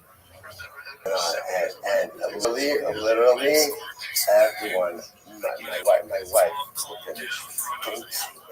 You know, one of those. Okay, so I held it together for about 10 seconds, but the rest of the people did not. And they jumped on this particular member of my family. And it was like, and then what was so beautiful, so beautiful, is that right afterwards, Baruch Hashem, after like this went on for about, it felt like about 3 hours, but it was turn time, so it might have been like 30 seconds, you know, but whatever, like, everything was slower. So also, you know what those thing was that at the end, like the way it ended, I don't know how, like I don't remember all the events, but somehow it started like that in about 3 minutes, whatever it was. It was just a circle of grown men holding each other. Sorry, like I said, I don't know exactly what happened, right? But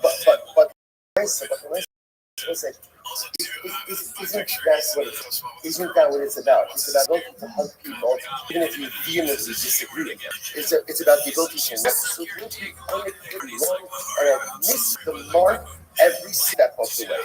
That you think what they are saying is the most unintelligent, correct thing in the world. I love you, but I love you. So when you see hundreds of people saying the same thing about us, you know, we like to surround ourselves by people who say things about us. It's so boring. It's so boring. People like in an echo chamber. Like an echo chamber, that's not life, and it's not cloudy stuff. The beauty of cloudy stuff, I'll say, is a lot of us are Indians, and yes, a lot of them are uninformed, and a lot of them are incorrect. And a lot of them are just listening after this year for all the corrections, right? Shitas and additions in life, and having it can be free, right? And I'll say, but so what happens when you see hundreds of people and they're all saying the same? That's not something's off there. You're in a room with a bunch of people and they're all saying different stuff. That's close. And this is that moment when you can embrace, even after that vociferous argument. All right, then. So the goes right there. I'm gonna let Ika Kohani. So what happens? So Yoshaphat said, I need someone to be in. So Akra says, why do you want to be in? Look, all these hundreds of guys that are here. So the Gemara says, I learned this from my father. The ancient Nevi'im is not in the signal Echad. So ultimately, yes, what I learned is this. You could have prophets all espousing the same message, but they'll be back lines up from the bottom, right? But none of them give it over in the same way. They all get the same message, but don't give it over. The fact that Shepard is sitting there, and these hundreds of prophets who are active, I just want to point out, these were not prophets were actually receiving a message. But remember, the whole thing was skewed because the Kodesh Baruch Hu wanted Achav to go out to war to fall in battle. So yourself, like, what? You guys are all saying the exact thing that doesn't make any sense. Therefore, again, Yoshaphat needs to be it. Okay? So the Gemara goes like that. So Masha, good. I'm just a Navi who gives over something not sit over. Things to go. Tanya ben Azor. This is like Tanya ben Azor. What happened to Tanya ben Azor? Yirmiyahu was standing in the upper market. So Ka'amar, Ko'amar, Shem Tlakos. Hineni Shover as Keshes Elam. So Yirmiyahu is beginning to practice. Right? And Yirmiyahu says that Baruch Hu is going to go ahead and break the bow of Elam. I'm going to break the bow in order to defeat Elam. Okay, so it's Nosach Hananya Kabbalah. So Hananya hears this prophecy of Yirmiyahu and he makes his Kabbalah. What's the Kabbalah? My Elam Shalopa El Lazar as Babel. Amrakadosh Shover as Keshes Elam. So Elam, they came to Babel. I'm going to say he's going to break the bow of Elam's going to defeat him. Now, and the Baruch Hu is coming to breaking the primary fall of Klal Yisrael, break the secondary fall of Klal Yisrael. So Hananiah made a kolmer, and Baruch was going to go and defeat Elam, certainly going to go and defeat Babel. So what happens? He goes out and prophesies this Hasi'u Bishakak. When Amar, Kamar Hashem, Shabarti as old Melech Babel. It's fascinating. So can I make this a prophecy of Yirmiyahu? This is Kabbalah from that prophecy. And if he spells it's a new prophecy, only one issue. That's probably going to say, only about Abaye. What are you talking about? This is not an example of someone who heard a prophecy given to his friend and then gets it over. Kind of made this up.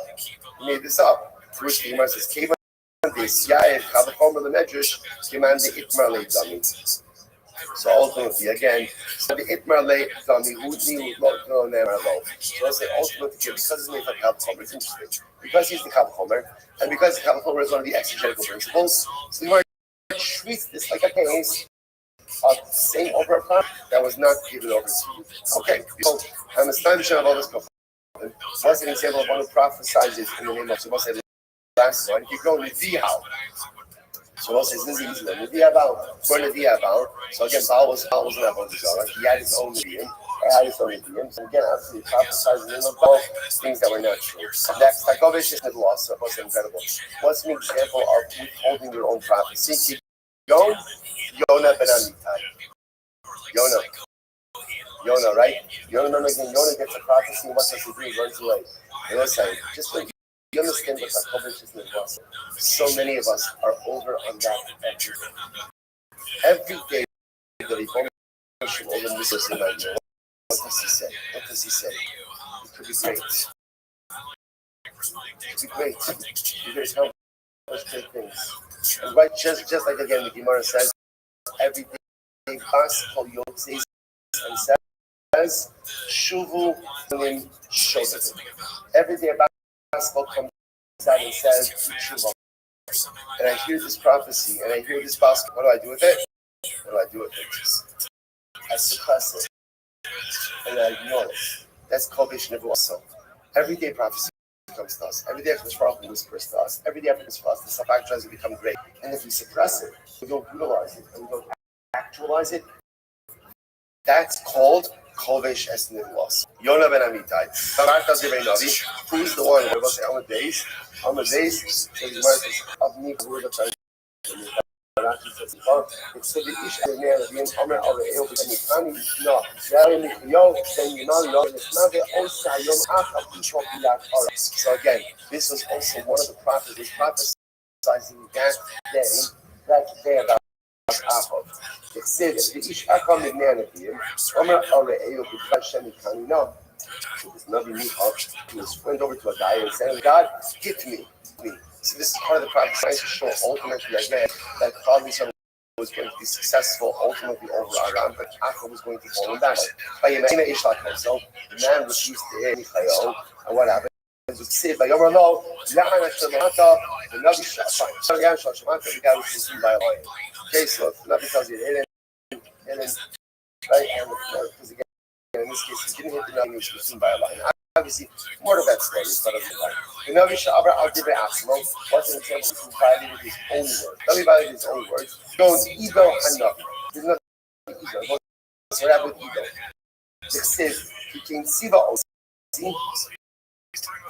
He came Siva Osi. So what's this? So Ego was ultimately again, was commanded to go ahead. This was the story of the Rabbi was king over the smoke. Let's remember again, Rabbi, interesting enough, Rabbi started out as a man. He was appointed by a good powerful. He started out as a good man. What ends up happening to good people? Power has been corrupting good people. Rabbi understood that if he was going to delegate his rulership over multiple cells, he had to prevent Jews from. Remember again, even once the monarchy, the great unifier is going to do this. Everybody has to be over Rebbe. If that's the case, the Rebbe said people are going to be subservient to the king, and not to me, because he has this income. So what did he do? Remember again, what did he do? He built 2 eagles. He built 2 golden calves. And he said, it's not all this. Just I'm saving you a trip. You don't have to go ahead and go all the way to the big city. Wish to serve Hashem, serve here. Serve here. But what happens? again, it evolved into a desire. So ego confronts the Rabbi when he's offering his fellow Shabbos in his debt like that. And the Rabbi, like in a way, and his arm shriveled up. So ego was that Rabbi, but the commanded, you go, when you go, so do your prophecy, don't eat, don't do anything, nothing. Okay, so that's why we stop to eat. But on the way back, he said, by Yom Elo, so ultimately what happens on the way back, those passes like that in Mishnah Council, somebody invites him to eat. He says, I'm sorry, I can't, I'm a prophet, I'm down on a mission. You're not going to believe, you're a prophet, I'm a prophet. Come in, right? We eat together. So ego goes ahead and makes a mistake, and he goes into this guy's house and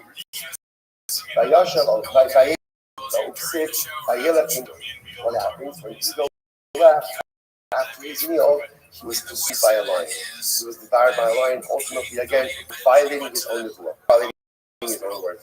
Which is also such a story. This story is such a profound metaphor. It was the we're telling you that. If you want to accomplish something in life, then what do you have to do? That's really focused on. These Ram speaks about this in the Shana's Rezus. He says, what's Rezus? Rezus is necessary. You don't always appreciate this. More often than not, the reason we don't every year, everyone here and there, because we get distracted. Right? I'm on that's when I get distracted. It's after all time. I this, I'm like, just get distracted. I'm off. So now, how I hold you to this is when you start, just get it done. Don't get distracted. Because once you get distracted, that's usually when you're not going to go ahead and accomplish. So it's really incredible. So what's another thing over here? This story is it's an metaphor. But the metaphor for us is so bad. Because you have a mission, don't go to eat. Don't get distracted. Don't do anything. Just stay focused on your task. And you don't get distracted. And what happens when you get distracted?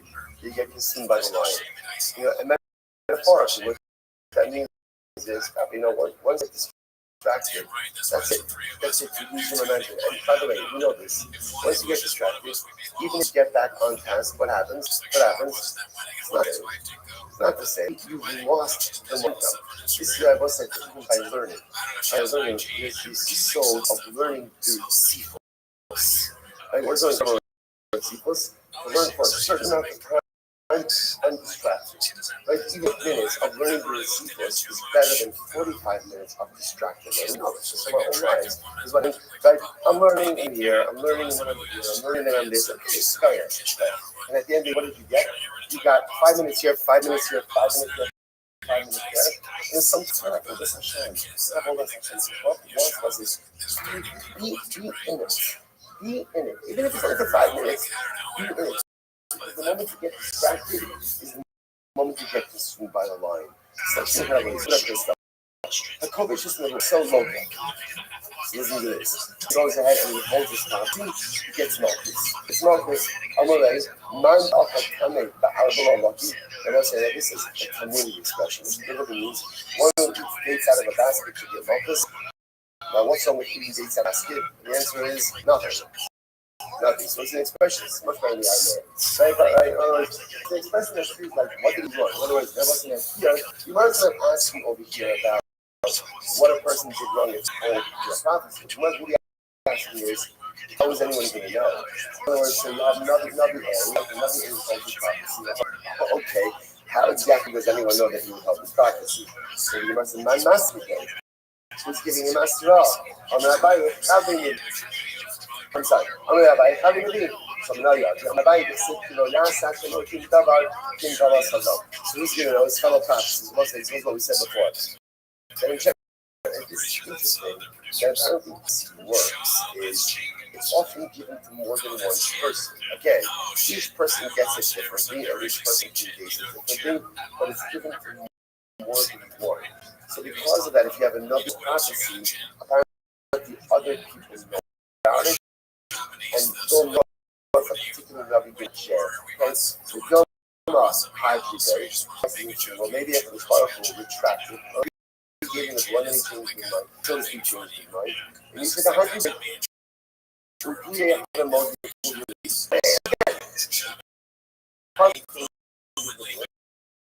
if you were to do that in large form, you would form the group of the demons.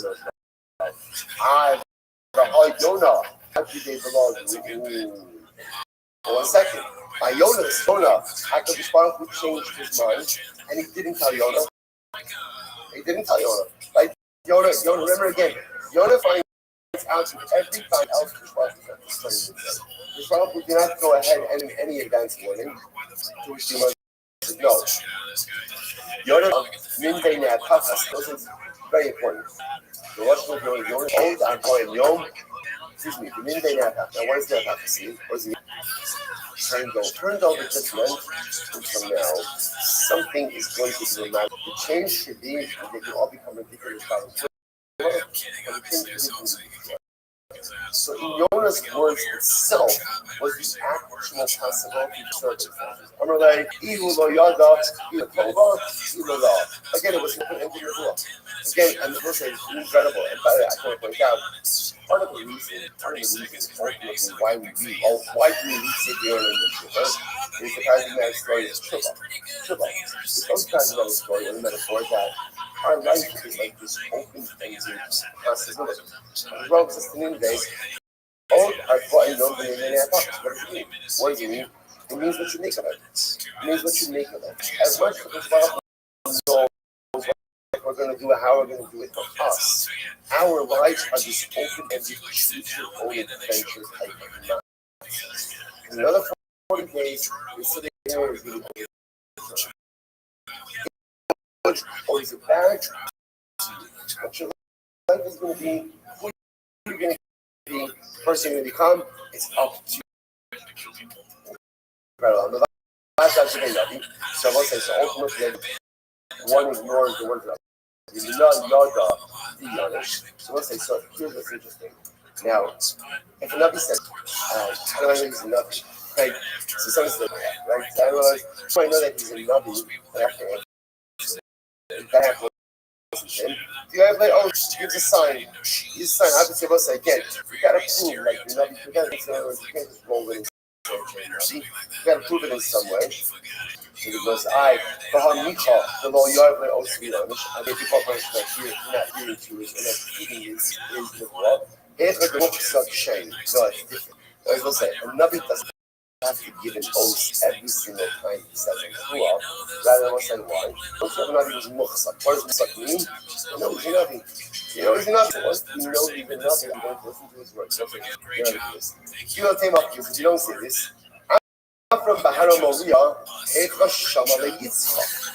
Again, what Yitzchak listened to his father. Right? And again, when Abraham says to Yitzchak, I'm going to shepherd you. Yitzchak should have said,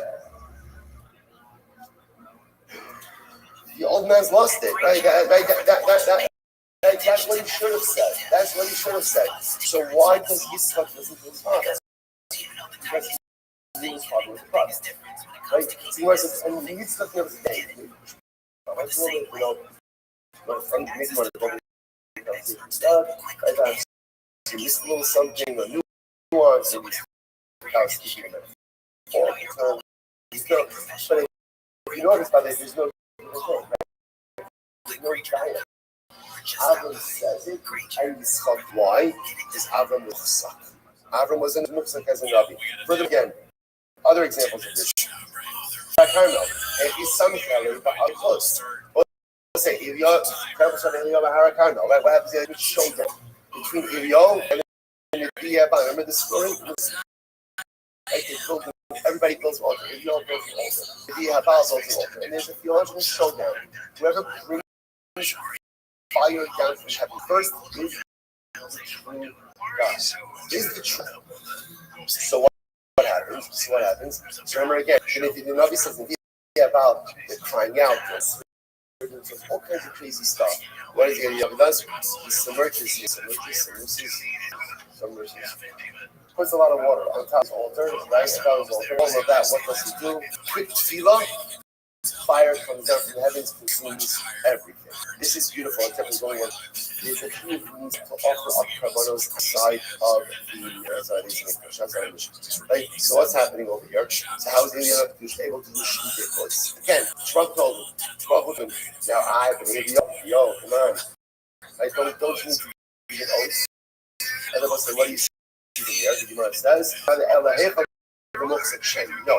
Once a prophet has established his credentials, no longer has to give an oath as much about it. You know what the what happened next parak? All these fellows worshiping Baal.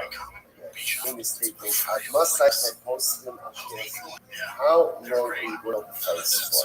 And it's also these right very important. So it is miracles going on. Miracles don't create any. Miracles don't create any. They don't. Again, listen, just passing Pasha also, Pasha saying that her Sinai. And what happens? Days later, they built the golden calf. Miracles don't. So it's like, how many, like you would think, how many missiles fired from Iran? Like, how many missiles fired from Iran and not one hit? So you would think, again, eyes would have undergone national movement, access everywhere. Miracles don't work. Miracles are good. Miracles like like what happens when you go to fireworks? What happens? What happens? Oh, yeah, we hear someone working for like you know what?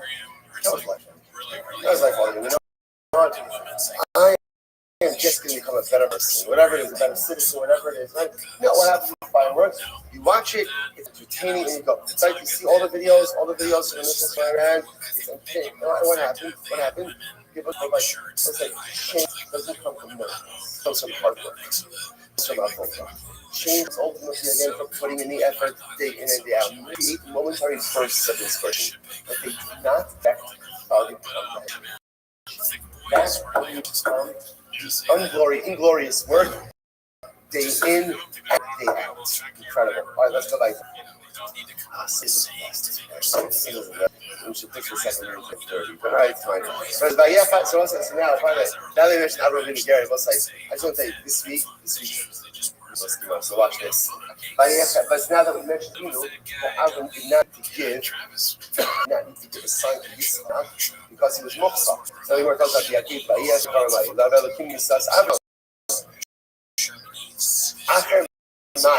after what?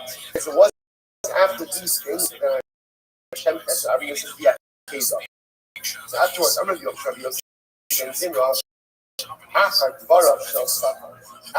after the words of the supper, what did the supper say? Vayigdal hayelad vayigdamal. The pasuk said, Vayitzchak, the boy got up and he was weaned. He grew up and he was weaned. Another thing was that he finished with a big suit of weaning. The Sultan said to Hashem, Sultan said, Sultan the first time doing so disparaging, like his own man. So Canaan, when they showed up, she gave him a joint years old. So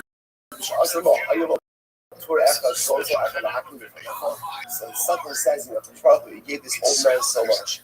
And all of these students that he made never even offered you up a little, never even like a turtle dove, nothing. A little bird, nothing.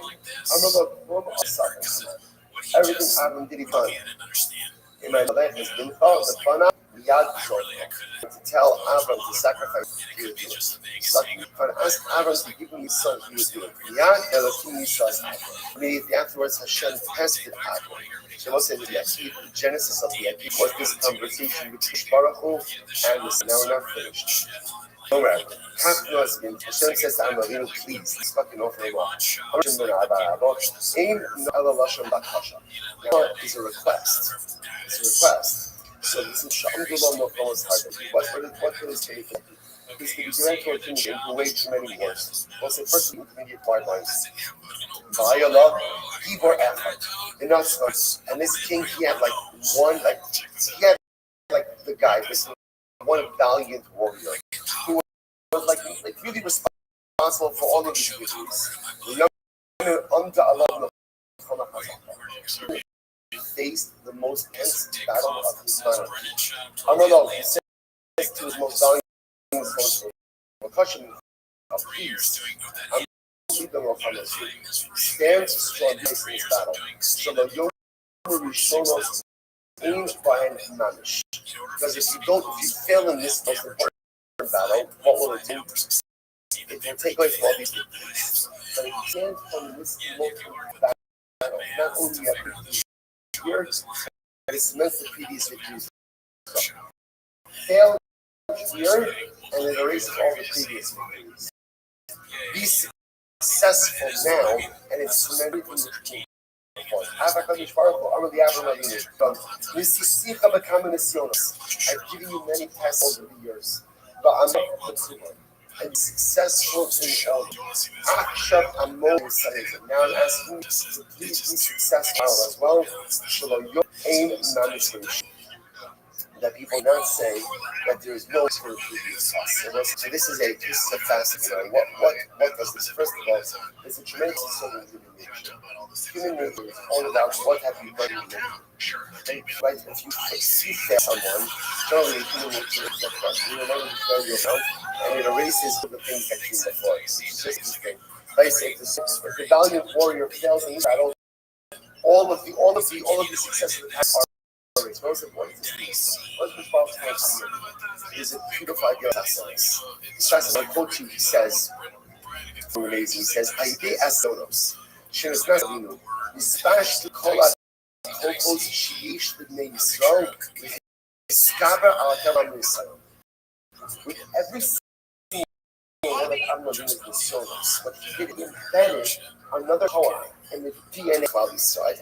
Amnavin was our father.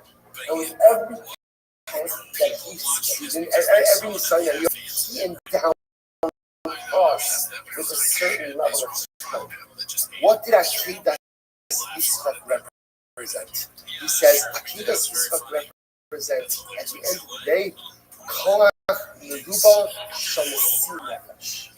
What Akidas Yitzchak represented was a willingness to give everything.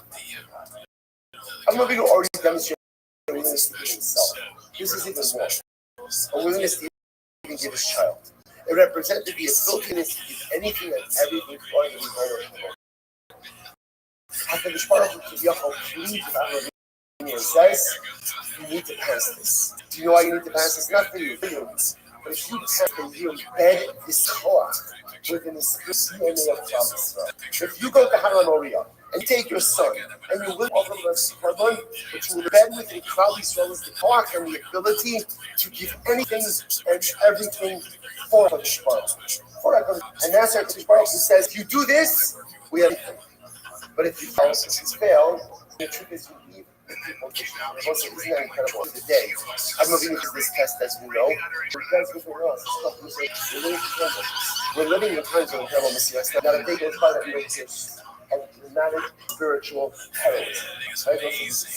One of the most striking pictures that I saw coming out of that show, these little girls who were dressed up as that down garden. Should mention with every single Rothschild Shemaim I've never asked Shanim Tovos. Why? What does she represent? What does she represent? She represents this incredible this cloth of Shabbos, this cloth of Yiddishkeit, this cloth of Emunah. And she's called, where does that come from? Where does a girl, she's a child, does a child get that koach? Adam Avinu was willing to go in everything for HaKadosh Baruch Hu. He embedded in our spiritual DNA the ability and the willingness to do it. And if HaKadosh Baruch Hu says, have to increase, you have to pass this test. This is not just about you. The strength you're going to summon up, the strength you're going to muster for this Nisayon, the strength that is going to become part of the spiritual DNA of your children, the strength that we're going to access throughout the ages. Because Adam Avinu was successful. His Nisayon. That's the clock to be successful in our Nisayon. I will say, tremendous. All right, again, I'm writing much. Again, I will say a lot of these Gemaras this week, a lot of our guys this week, so tremendous together of us. We tried to put up the video. It was live. What does premiere mean again? premiere just means that the episode is premiering. Premiering, yeah, okay. I thought it was like live. I don't know. I don't even know what that means. It's basically the same kind of component as live, but it knows it's not live. Yeah. Well, anyways, they're gonna take it down, but not a copyright strike. Yeah. Just a regular old strike. Yeah, no, just a complaint. So it made a claim against us. Good morning. Not ours to use, but the audio episode of sound we can listen to it on that. And, we came to an agreement. No more something really crazy. No more full shot episodes. Yeah, actually, you know what? They take it back. That could very well be in the future. We came to an agreement before. What if we we're gonna do the agreement was 10 minutes a shop every episode? Yeah, you sorry, you said that tonight. Okay, well, 10 minutes a shop. Watch a clip or something like that at the shop. But like, what can he do next that we can? Like he did a 25-minute YouTube special. What could possibly be next thing? What can definitely tweet the program. Of course, we cover that. And how long can an IG video be? Like on IGTV, I think it's like an hour. You can get a special IGTV. Dicey. It's so fun to do that shit. Shout out to Taylor. On my channel. Box. And about 4 months ago, we actually get like Dicey. What else you got? Blockbuster. We're having a good time. It's weird. And that's the forward look. I don't know, you probably can't see, but got the Gringo t-shirt, thank you, and Pusher sending a birthday gift. I didn't ask. You took me a picture of the shirt. Yeah, you said, oh, yeah, well, I mean, I kind of wanted you to know that I didn't pay for it. I'm not going to put it up. Make sure you pull us on nation. I don't know whether more thing. Squad or more fighter than the kid. So, I think you're getting thick because you got some baby that now. I want the firm's dollar, Houston's. Fair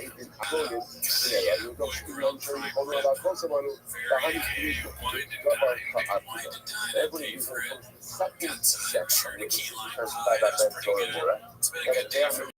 Something best time ever. I had a burrito at Steak Chef. Yes. I'm feeling it. I have an update, by the way. I went to some point of the night. It was a different cook here at the store. This sort of story about leaving the country. Ready to get a day for his burrito. Yeah, I did the lady on the side because she said that it was good. That was there. This was the fucking cook because he treated us with the fucking. Alright. So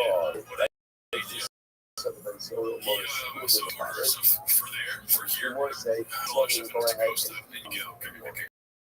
You looked at the guy, and he was like, but I ordered it for you. And so the guy grabbed it with his hand, just whatever, grabbed the shit, put it on, go over for here, we'll go. If I was a taco truck guy, I could stand for disrespecting big guy, but this is so soft. He probably would have kind of respectfully like, hey man, order for you. And then you just like, oh, the fuck with this guy. That's what this soft-spoken man. Anything to say about this? Looking at no one, put your shit on the plate. I don't know why I'm turning into some vegetables. Aren't you a bay racist? I don't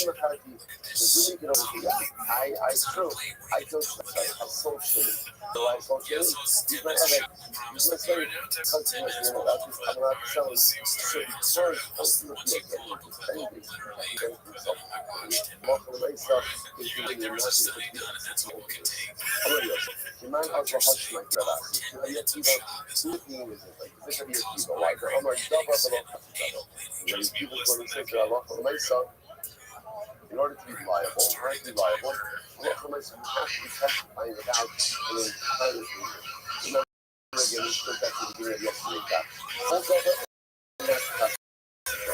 I'm going to die. You have how to be a man.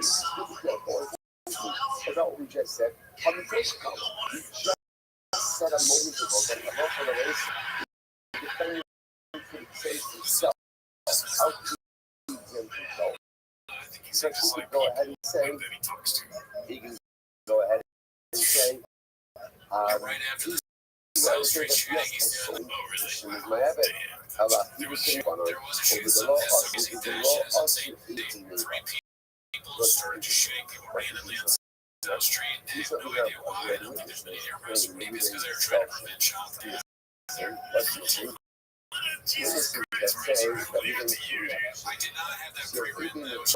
if you don't have anything to live by, you have to mind that you have, you only have witnesses, that you don't have social, to know that you don't kidnap children. What are we talking about? You don't know that. Maybe he's taking my advice. It's not Jake Record. No, the idea Is the gringo at the end of the day, a Jake Record? I'll say one thing. witnesses, the kidnapping thing later on. Back up to my okay, but if you're on, again, without the point that the witnesses are testifying that you didn't show truth, is not that accepted testimony that you didn't show. It would be liability to the agent of freedom, but not just accepted testimony of the kidnapping itself. What you thought was right, the witness are signaling to each other. In other words, the second thing you have to listen to here, the witnesses that testify that we sold children are the ones who appeared first in case. But as you're testifying, we can understand what you're there, and they're there to testify that we kidnapped children. And like they're mostly each other, not much of a bad way, we just have to listen to each other. Like they you know what actually is. So you might have thought, no, the thing about the reason was, you might have thought that's the way you're only communicating. I don't know stuff. You should always be like you have testimony out. Testimony about the testimony about the kidnapping itself, which is much more long than these are last. But ultimately, you're going to see one with the witnesses. It's how I can do this. Therefore, a lot of the stuff, if you have witnesses, you no longer say you saw yourself. And this is why there's no formal testimony that really don't say Mishnah, just moving along. He's looking at the isolation of things. I'm looking at the city's references. Looking at the really things. It values safe. Essentially, the left side of the values is a number of the discussing today.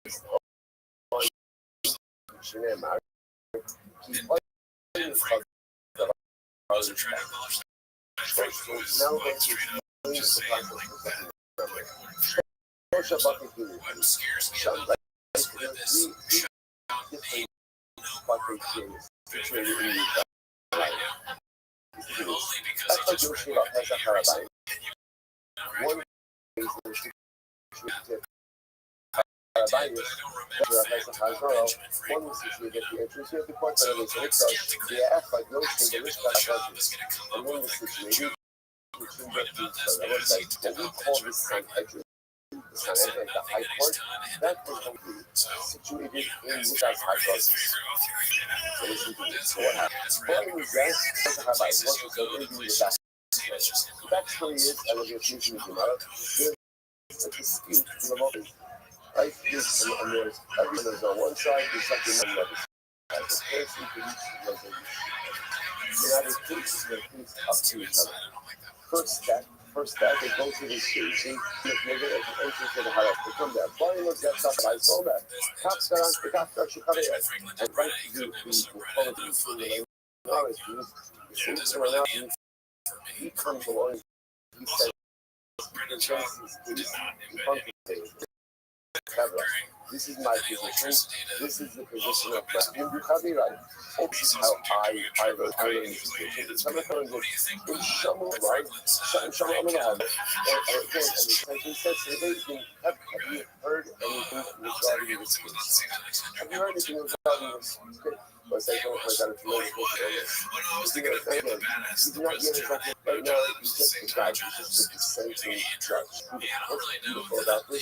You always have something non-race box. He puts it in one day. This is my position. And this is my friend's position. He's not alright. You're not able to articulate our own position. A lot of difficulty, certainly hearing and so articulating the positions about. It's a mind law. It's a mind law. Not only do you necessarily, but really like take time to actually understand someone else's opinion. I don't want to feel like yours, but at least it's a word that inform disagreement.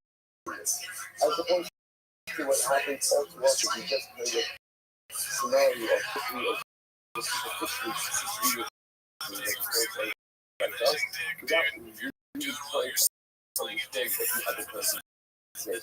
There's a lot of gut, but there's nothing memory is able to articulate the position of the other. He goes on.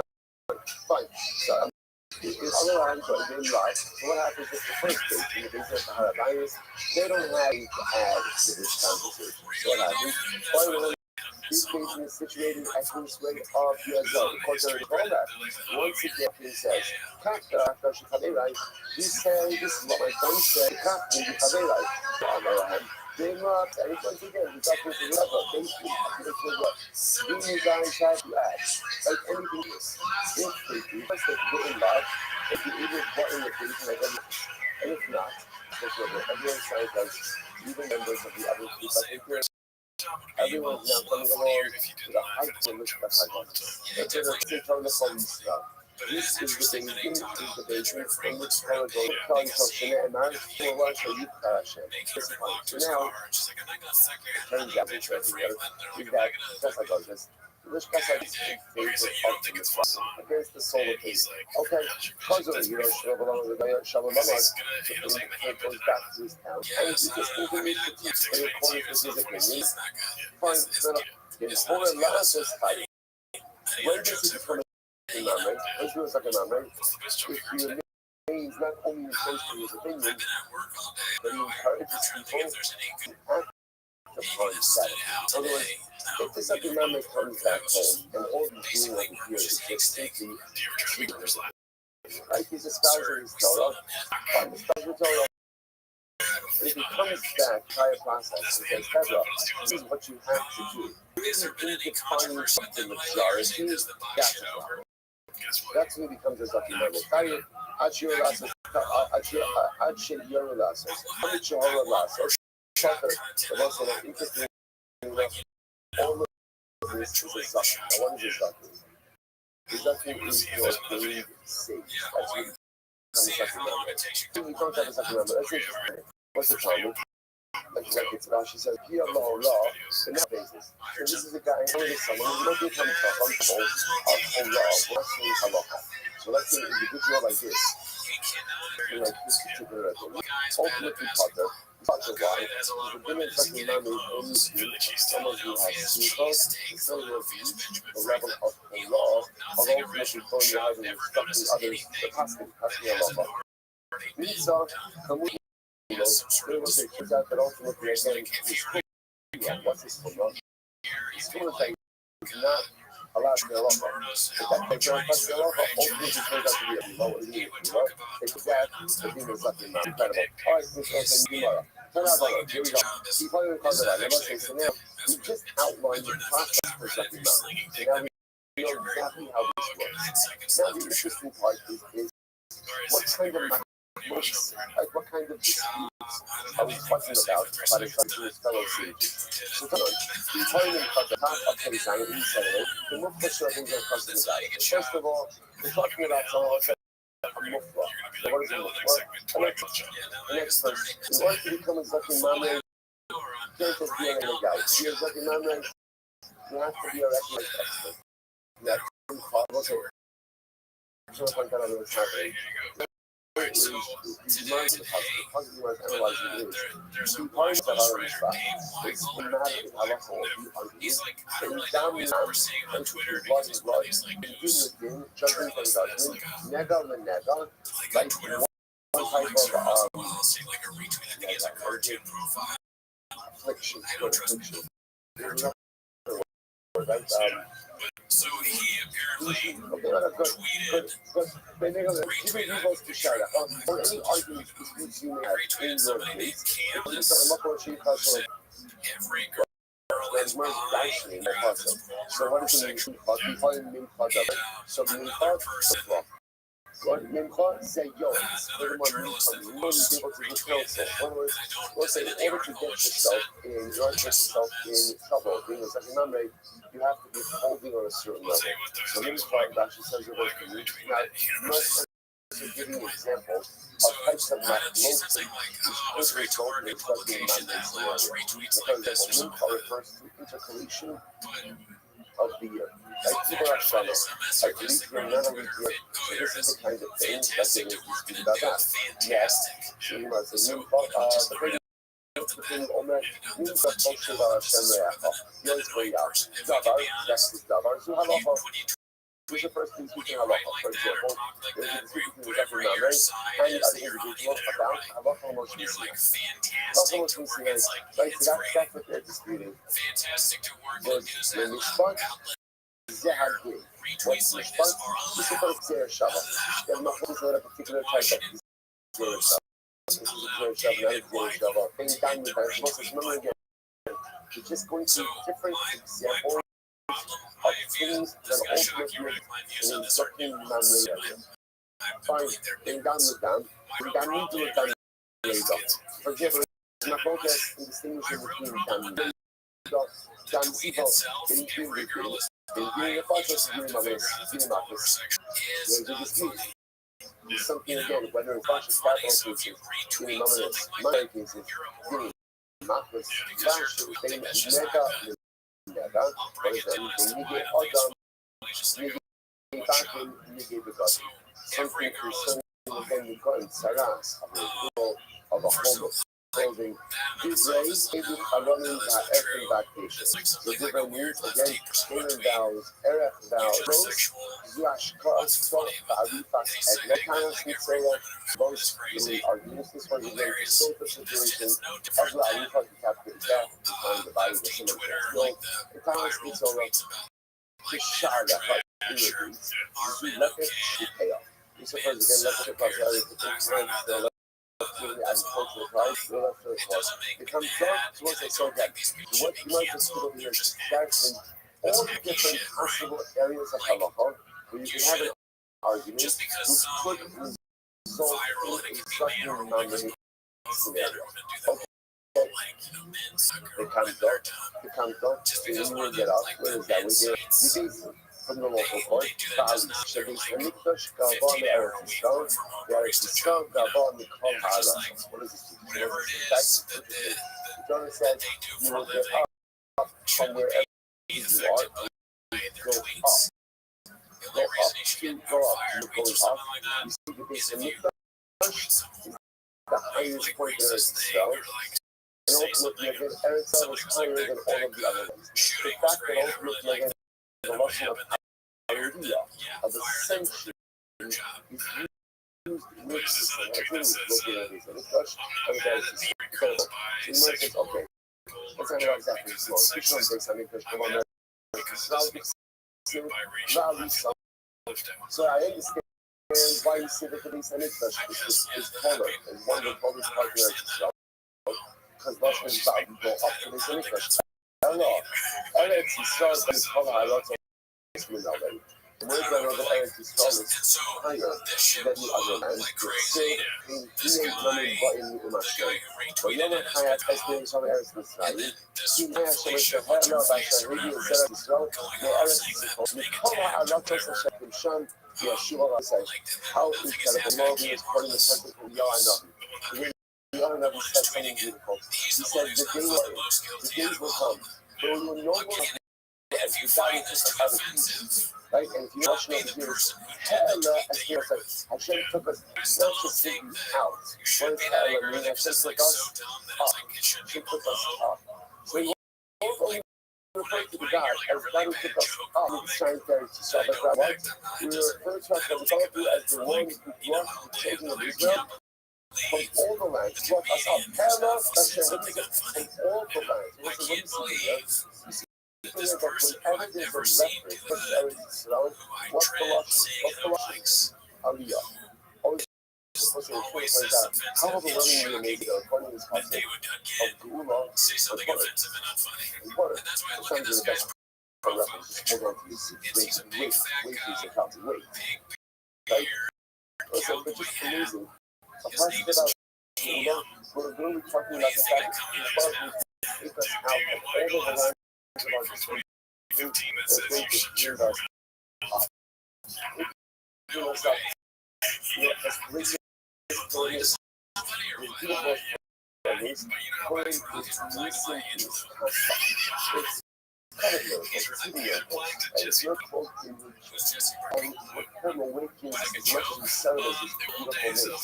Incredible. That sounds like a joke. You know how you joke with your friends. We want to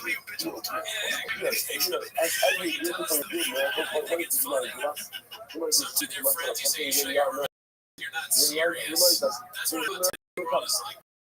They're going to come, and when they come, they put text messages and tweets. I can't believe you said that you would never do that.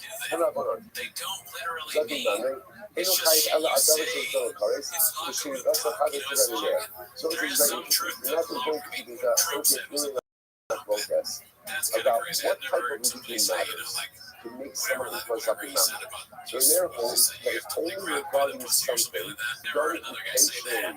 Would be a shit, field like, Paris, right and before that, yeah, accidentally sure. would be a field Kratos. This Like, guy we don't Kim use Harley this as Kim Kim Harley has a chokehold soup and he can says no to or that is something so where the source of our is alright. So, but the interpretation is good about it, and you're arguing about the interpretation. So, like, you should have said, this profile, he seemed like he's just like a conservative guy. You have to argue about like a small yeah, I remember that was law. It's so very it's talking about. My class was like, my class there. First time I remember, and he said that Allah and I said that Allah ultimately again, which is just a pizza restaurant. and someone else saw the only type of thing that can make you influence in memory. Ultimately is type of thing which is really unintentionally attack us. So you know that. Dabar. He makes his dinner dabar. So you know it says Sihaha. He calls it dabar in Mishpat. So also first of the wise. It says over he finds dabar in Mishpat. It's Sihaha. Some in your hakao. That's talking about the high islands of the earth. Incorrectly, don't release the people to go and make a mistake. Not just like over there talking about something. The intentional commission is Christ, right? And I showed you this path. I'll talk about something. Remember, first shit, I about going to Paris. I'll shoot it us up. Okay, so Mary wakes up in the Zero Shabbat. Fine, that's the thing you want. Ready to go? But we didn't say this. Remember, who does the thing you was? That only going to something Mamre, on something. Hold on, these different Torah and you can show it. Like, that particular matter is Midaraisa, and the details are not Midrabana. When did we do it? So, the Midah, Piatara Torah Yuchah, I do the Torah, Yuchah. It has to be something where the Torah says something, but based on the passage of the Torah, we don't know how to pass it. We have down to just how to interpret it. That's the type of situation that the kids have in memory. And I see that we Actually, we do a kind of, I think told the Yeshua says pretty much anything that comes out from a baby, anything they argue about, with the second manner remains in the fixed in place where it uses to yield to the majority, that could change second manner. I'm going to go back to it up. Sure, well, the Hamas is always very there. There's a way for this. But here is let's look at this. He's the rights, and I was saying, the point we spoke about at the beginning of the class. The rights and temporary thing in front of us is what is it? Remains a good thing that halacha myself, you can only come as a machlokas regarding something that is done intentionally has a few colors, and it's unintentionally has the few topics. And only that goes so it's a limited body of halacha that so good. So like if they have a machlokas, you need to even give a second very good. Without being a machlokas, that could not result in second manner scenario. Why not? Because it's a thin job on them. Right? Says it's only if they're not about something that's going to give currents, so now listen to this. So what about Rabbi? You put this in the right. Tell me how this can move for this. Watch this. Put it over Papa. Put it in my leg. There you go. Pollard. So he's interpreting the same exact puzzle that we started with down with today. So King Pollard. Some people use the mukbah of it because what it means. In order to go ahead and become a such a non-man, you got to be someone who's an expert. I'm going to be an expert. Fine. What's next? New talk. Say yours. Sheodel la'adar shonim l'frach about more. Not only experts, but the experts of the experts. What the experts of the experts? Someone who knows about the interconnection of the moon. Again, one second. Understand what it means to know about the interconnection of the moon. First of all, none of us really know what it means. Go back to like or the more so, I like to do that, right? Like so, or the more so, the actual process, the interconnection type of the moon, of the year, of the month. You're talking about the expert of the experts. Next. We'll say, Yois, Sheodel la'adar shonim l'frach about fine. So give me some. Hey, you should not understand. Okay, let's say. What's an example of a machlokas occur? Okay, you ready for this? Basically, what I'm getting from this, because the first part of the misconduct, sexual misconduct. I'm done. I feel like this is just entire newspaper against executive. ridiculous. How does this happen? 7.5 Somebody had to be cycle. How does it happen? And it's not like the Rothschild, it's not like the Rabbi, it's not like the literally against a pulling case on pulling. A pulling case on pulling. So what's the matter? It's kind of a sexual unsafe. Sometimes, we get up on we're going a lot of this week, and we wonder, like, how do you feel about this? It's just the top, and then every once in a while, we also do such a thing, and not just this, and to make sure we love this. Thank you for waking up early, or whenever we do the job. Thank you for carving out the time to learn my tongue. But I'm not listening to you. And if you think that I'm not listening to you, and out of however many blocks there are in Shas, that a certain sugya should come up is for it. I don't say one day earlier, one day late, point on the time sugya. Just know. What does every child want to know? Deep down, every child wants to know that I give my father knuckles. That's what I want to do. Spend a lot of time knuckles. So again, all the work on them, man. You know, like this one, and you know that apple. You know that apple. So you cut every child out of us. We got to go to every to give our father knuckles. And maybe that's what we're talking about. So again, you want to give an example over here. What's the point? For example, I'm the sexual father.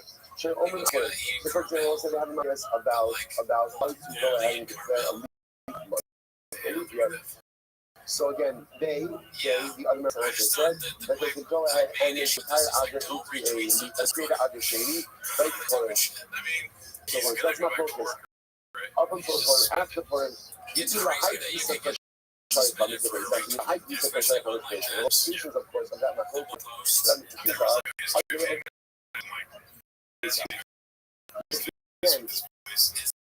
battery is going to be a leap year.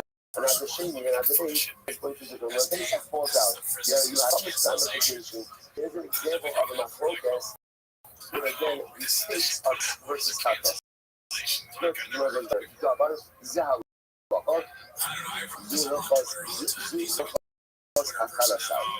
السيري لكن الأمر السيري كفشي فبالشمل بلغت السيري كأخذ سعر.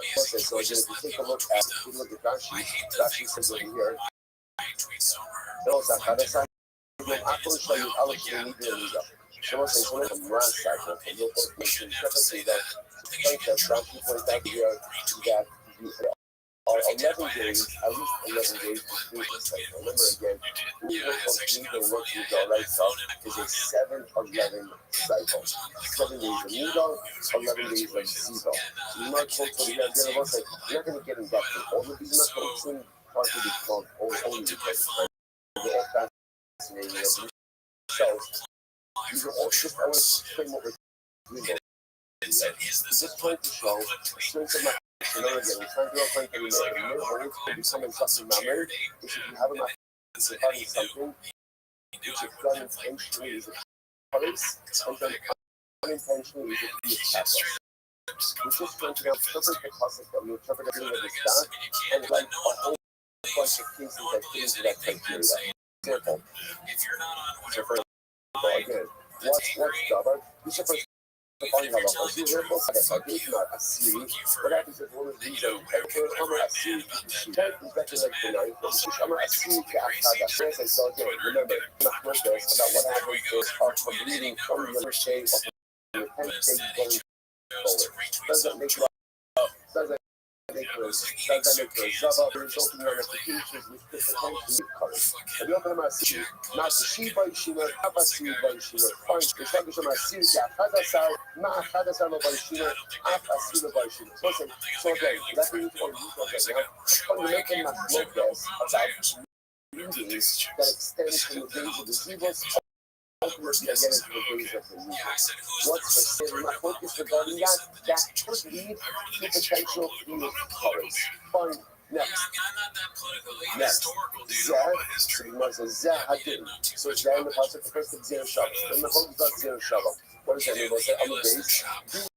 He's on a sasso. So for example, we have this regarding whether or not one's water from the ones we violated. Let's say we violated Ruffle. Then it's water.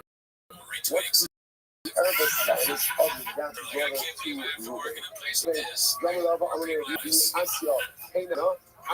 Ruben? So let's say, so again, for example, we show this again.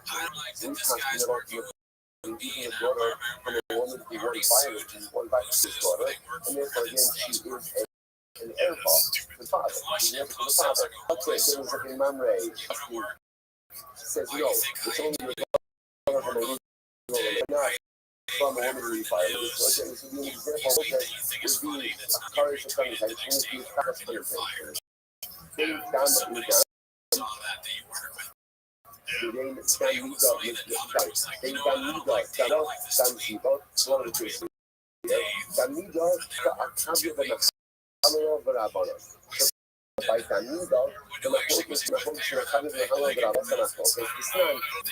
down. What happens if it's yellowish blood? Blood that has a yellowish color to it. So down like that, I cover the melon on the tummy. The cover the says ultimately again that the pattern and the color ultimately say that it is. Let's say so once again. Then just say what do you think of this method? Yes. Think about 3 colors. Relations with one of these can different your colors. So then these are examples. Down there, you don't have to down there the case. If you put the that one, this is what down there is. Rap on a Mayan episode. I don't so as very great work. Fascinating halachas legalizing child. What are the halachas? We have legalizing. I mean, you don't constantly this way today. A whole system of like Tamida, putting the kind of more one framework called the rights are the way it works. A woman gives birth, and after she gives birth, she leaves for a certain amount of time the blood is coming, and then for a certain amount of time afterwards, having a boy or a girl, the blood is tougher. These are not mechanics of that. Rather, my efforts. That says, really, there's one source of blood. I told you also about talking also. And again, at certain point, the Torah says the blood is coming. And another point, the Torah says, ultimately again, the dam is Tahar. The reason he says, no, it's not true. It's two different sources of blood.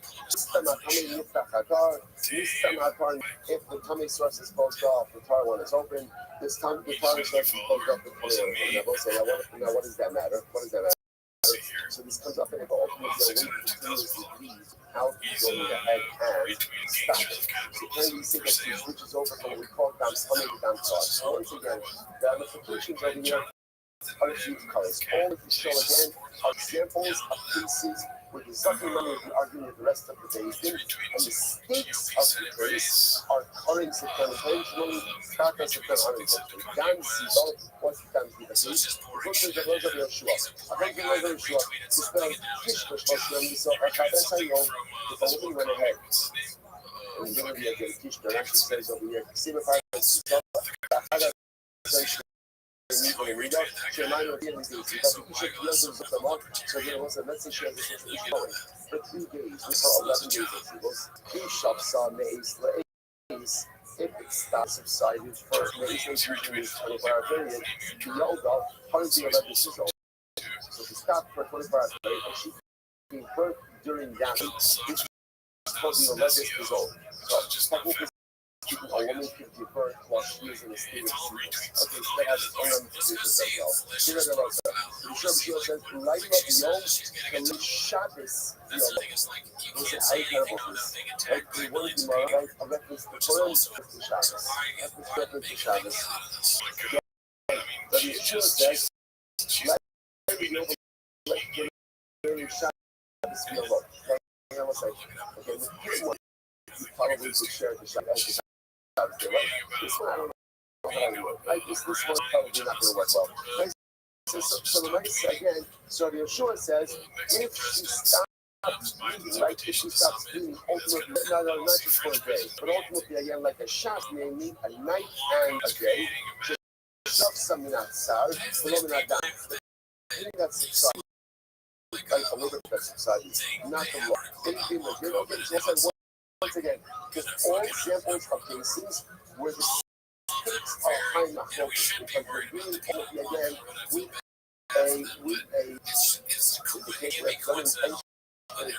it's the next they really moment being the process. My focus is again, by capital cases, multiple cases, so examples where these cases can result in this is very interesting. What's an example ultimately again amount of cases? Schneider should done in this. Shmuel says people act as if they've been so their judge is valid judgment. However, she is not based in cut. They're called the custody case. Okay. Rabbi Avo, Amar, the Hebrew have called clean Rabbi Avo says, no, everyone agrees that what? Based on the two people, can't issue halakhic rulings, and therefore the halakhic rulings are totally invalid. That will say, how could you say, I did not vote this interesting, how did this result in a current case? That will say, watch how rational is this. So remember again, let's say that a basic two people. Given two people, adjudicated case to litigation. Like Ruben claims that he owes him money. Given the people, asking if it's Ruben's right, and they extract money from Shimon. Now what happens? So now Ruben uses that money in the Kaddish woman. Right? The problem is what? According to one opinion, he's the Kaddish woman which is money that does not belong to him. So now this creates a potential ish, right? I'm not going to say which again could result potentially in adultery and all the whole variety of different circumstances. It could become a curse. It could become a true curse. So again, and that will start from amount of curse. So here's going to come again. But the second memory says, I hold that a baby. And the other thing he said, basically, matter what side if someone's like, hey, let's all come back about this. That person isn't the poor person, right? Fascinating. But now it is. Now that person is Pashas. The Rabbi like what's the meaning of Pashas? exploding with people. The sign you Rabbi open.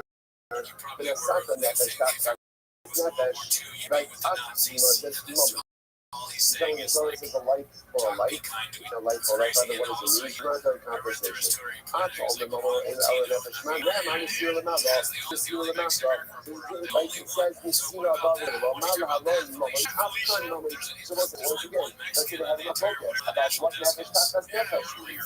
So literally, it's like the money can ask you to put someone to death. You have to say no in these military conversations. Once again, this is the need to be cars unintentionally.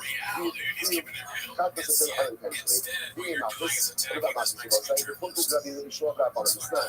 Marcus speaking, it's going to show up the fuck you know. So again, not fundamental focus, only unique for a basing, ultimately a little knowledge. So all the thing he says, a basing of democracy, when he says a basing of customers. So let's say, you know what we're going to do? We're going to stop over here, we're going to stop over for today. I know we went a little bit fast, one video, but again, I just want to read the takeaway. Here's the takeaway. We know we have right history for us is the point of something numbers. Now we know the entire class. Really not focus, ultimately again, what are the cases that make when you just read over here, it's really easy to understand about the average guy and what is called for the small guy. That's how you talk about life. In order for yourself to become a something number, and the focus has to be about something which is done intentionally would carry a cause and done unintentionally carry a effect. That's how much all your intention was interpreting the that we started with that today.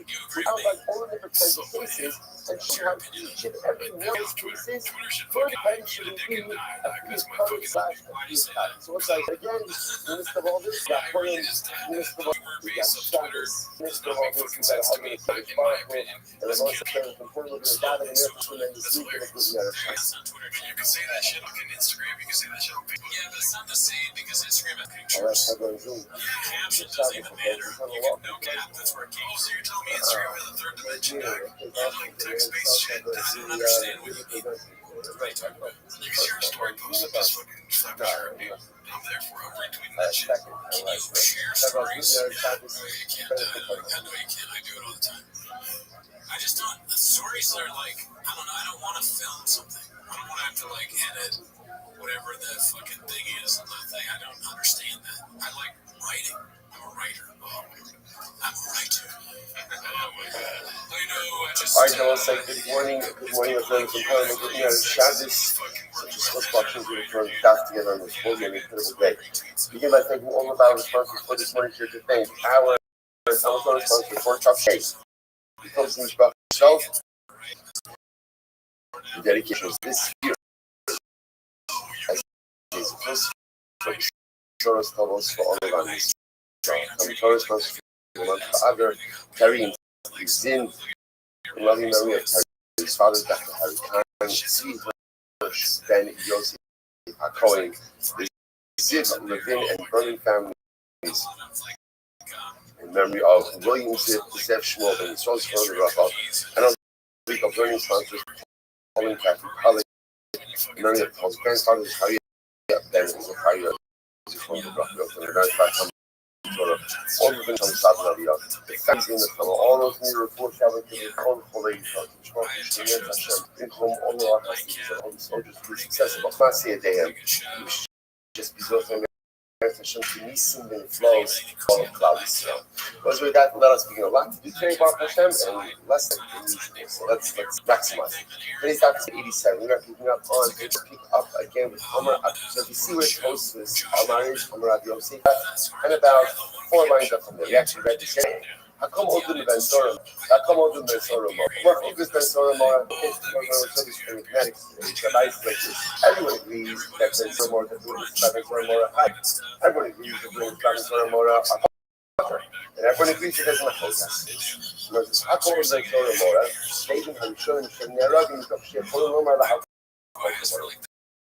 agrees that regarding the first confess about Ben Zorah, if they are made in the Eden zone, that they cannot be executed. They cannot be executed. Why? Because they can always claim that their entire intention was only to go ahead and visit Malchus upon the kid. Called Ben Zorah, when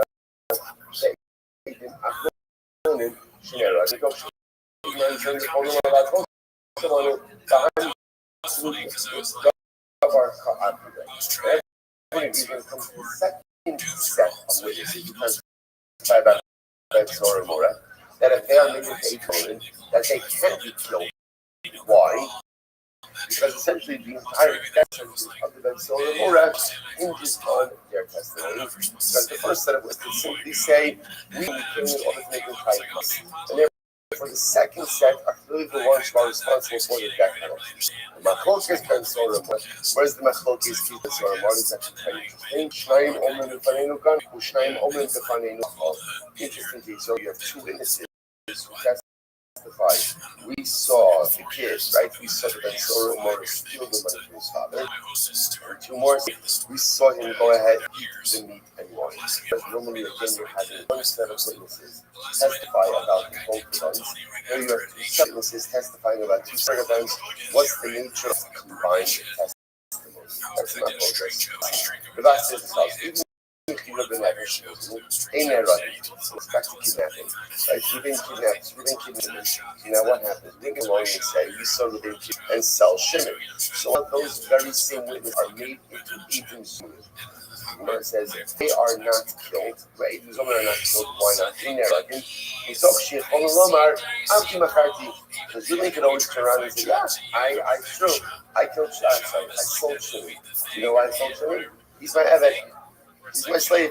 So because he's my slave, I'm allowed to sell him. So because ultimately, again, the defendant technically exempts himself from the claim, therefore, halacha l'maisa, a consoling would not be able to be executed over this. I'm ready, Yosef.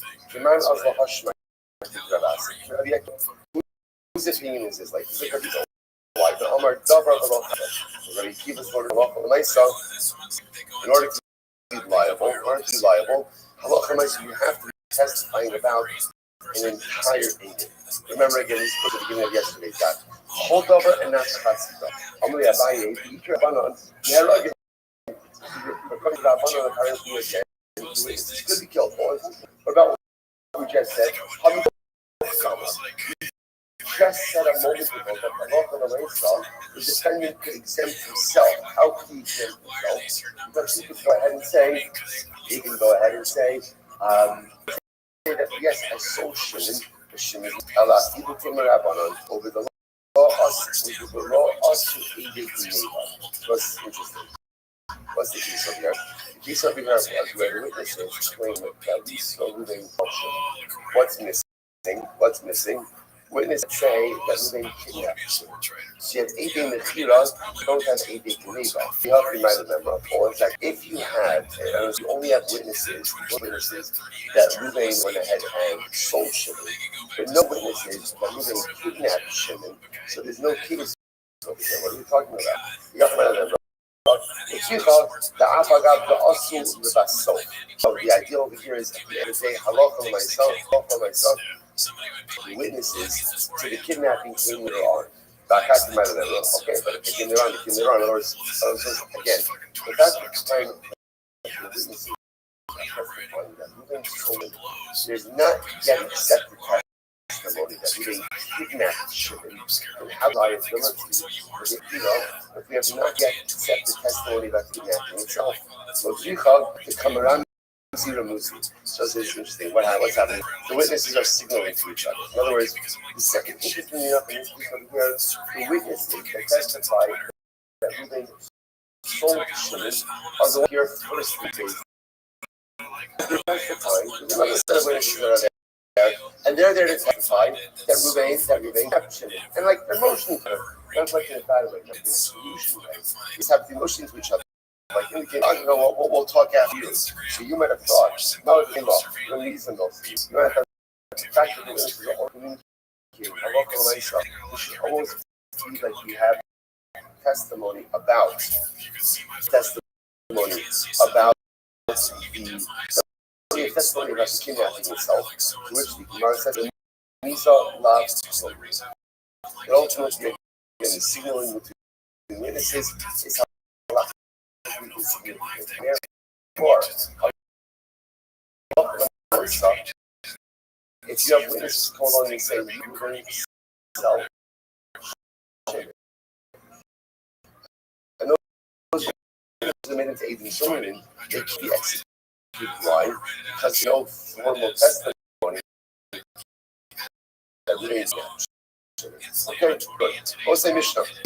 Moving along. Zucking membrane. I said this is very interesting. Remember, we've spoken about this reference before. Literally translated is the rebellious stage. Essentially, in a nutshell, the rebellious stage, remember that's an heading that we'll discuss in a minute, who refuses to yield to the majority and remains set in his personal wishes. That's right now. Says the Mishnah. Zucking membrane has to be based on the now we're going to explain the concept of the membrane. Right? There are three different buckets situated in Yerushalayim. Listen to this. One dated at the entrance of Harabayis, one was situated at the entrance of the courtyard of the Mikdash. And the refuse what we call the Sanhedrin. The Sanhedrin was the last one, that's number 3, situated in Lishkas HaGazis. So listen to this. So what happened? So I'm going to give you the backstory. The backstory is there's a dispute in the local page, right? And there's everyone is on one side, and something is on the other side. They can't see the resolution. Now they take their case up Shabbat. First step is they do this ultimate entry to the Harabayis. They come there. And the sucking, right? We call it the sage in the minority. The sage in the minority, he comes along and he says, he presents peace in front of the base. Listen, this is my position, this is the position of my friends. Ultimately, how I learned that. So my friend is telling me, in Shamu Amar Lahem. So, and again, and the Zakin essentially says, based in Hebron, have you heard anything regarding this case? Have you heard anything regarding this case? Again,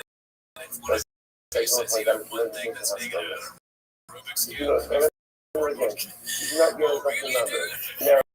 He's just the guy, he's just the sensitive judge. We'll see what he comes to the fucking number.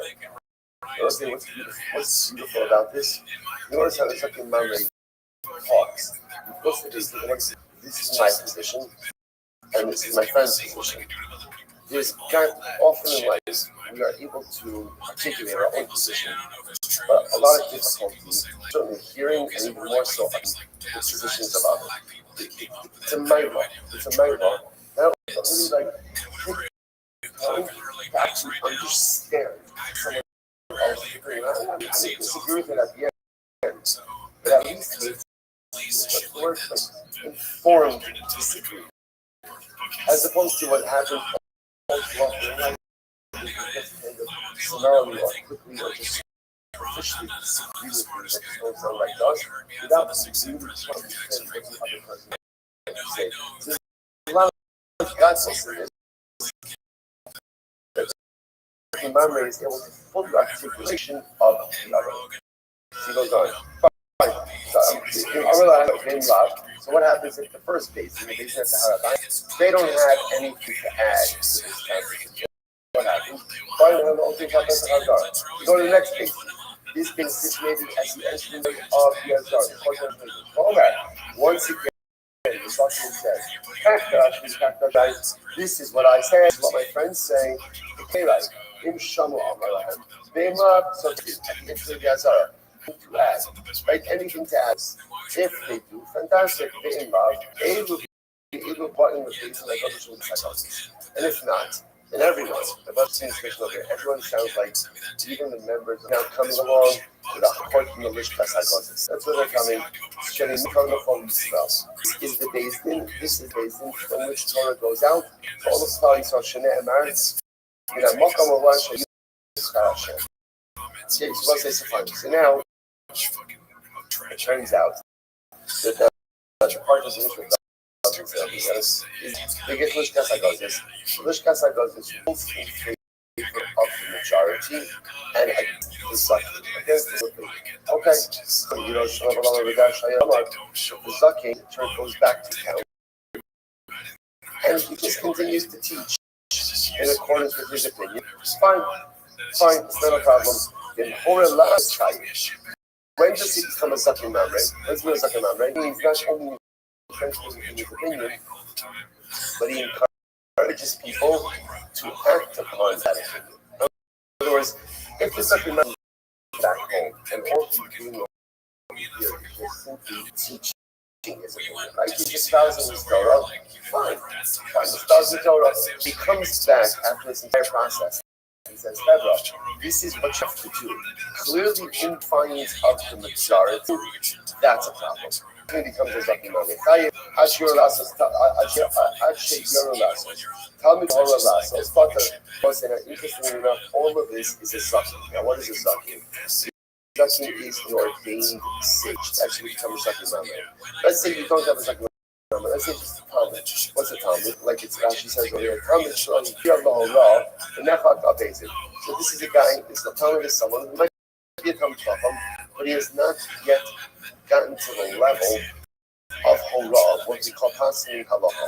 An individual like this goes ahead and, disagrees with the basic, and even with his particular opinion, he's potter, right? Because the beginner of Zakin Mamre is only being someone who has simcha, someone who has reached the level of Horah, of ultimately going ahead and instructing the passing halacha. Minza, Chamuro, it turns out that ultimately, again, his chumrah. What's his chumrah? His chumrah is that he's not allowed to pass halacha. But that chumrah that he's not passing halacha, ultimately, it's not put to death for being a Zakin Mamre. Incredible. All right, Gemara. Here we go. So now, we just outlined the process for Zakin Mamre. So now we know exactly how this works. Now the interesting part is what cloaks, right? What kind of dispute are we talking about a Zakin Mamre and between his fellow seed? So turn up on the Parliament Kartavar, time of Pesach, he said it. First of all, we're talking about someone who wants to say a mufla. Now, what is a mufla? An expert. In order to become a Zakin Mamre, you can't just be a regular. To be a Zakin Mamre, you have to be a recognized expert. Next, Mimcha. I just want to point out what's happening. The Torah is the Gemara's analyzing the Pasuk. The Pasuk Gemara is analyzing is when some matter will be unclear to you, din l'din, judgment and judgment, nega l'nega, right? One type of nega. What is it? Affliction. Good affliction. There's another word, right? Okay, well, good. Benjamin Rivos Bishara. Or any disputes you may have or gates, it comes about some Makwa Sheikh Hashal. Well, the merge darshan this entire process. So what does it mean? Mincha, Kihayim Mincha Davar.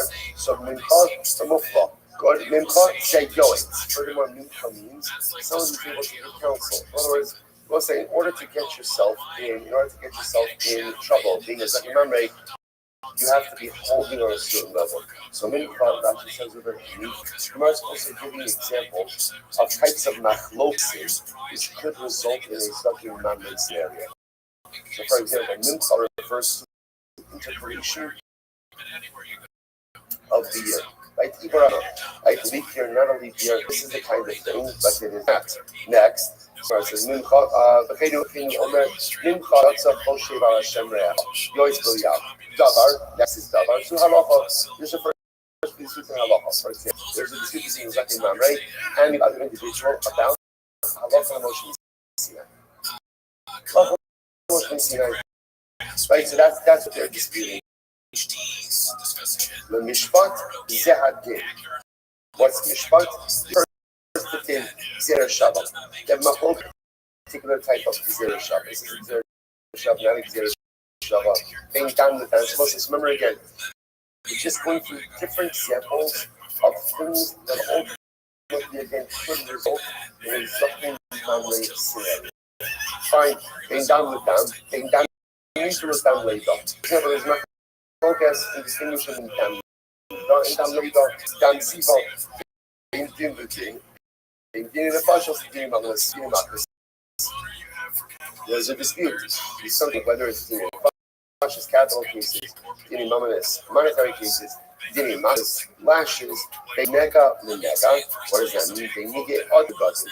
Something to do again the current Sarah of a homo. So divrei educhin erken bakdisha. So divrei means again Aaron vows, Erech vows, Hektish vows, Rivos, Yuashkas, Sota, Barifas, Ebitanas, Mishora.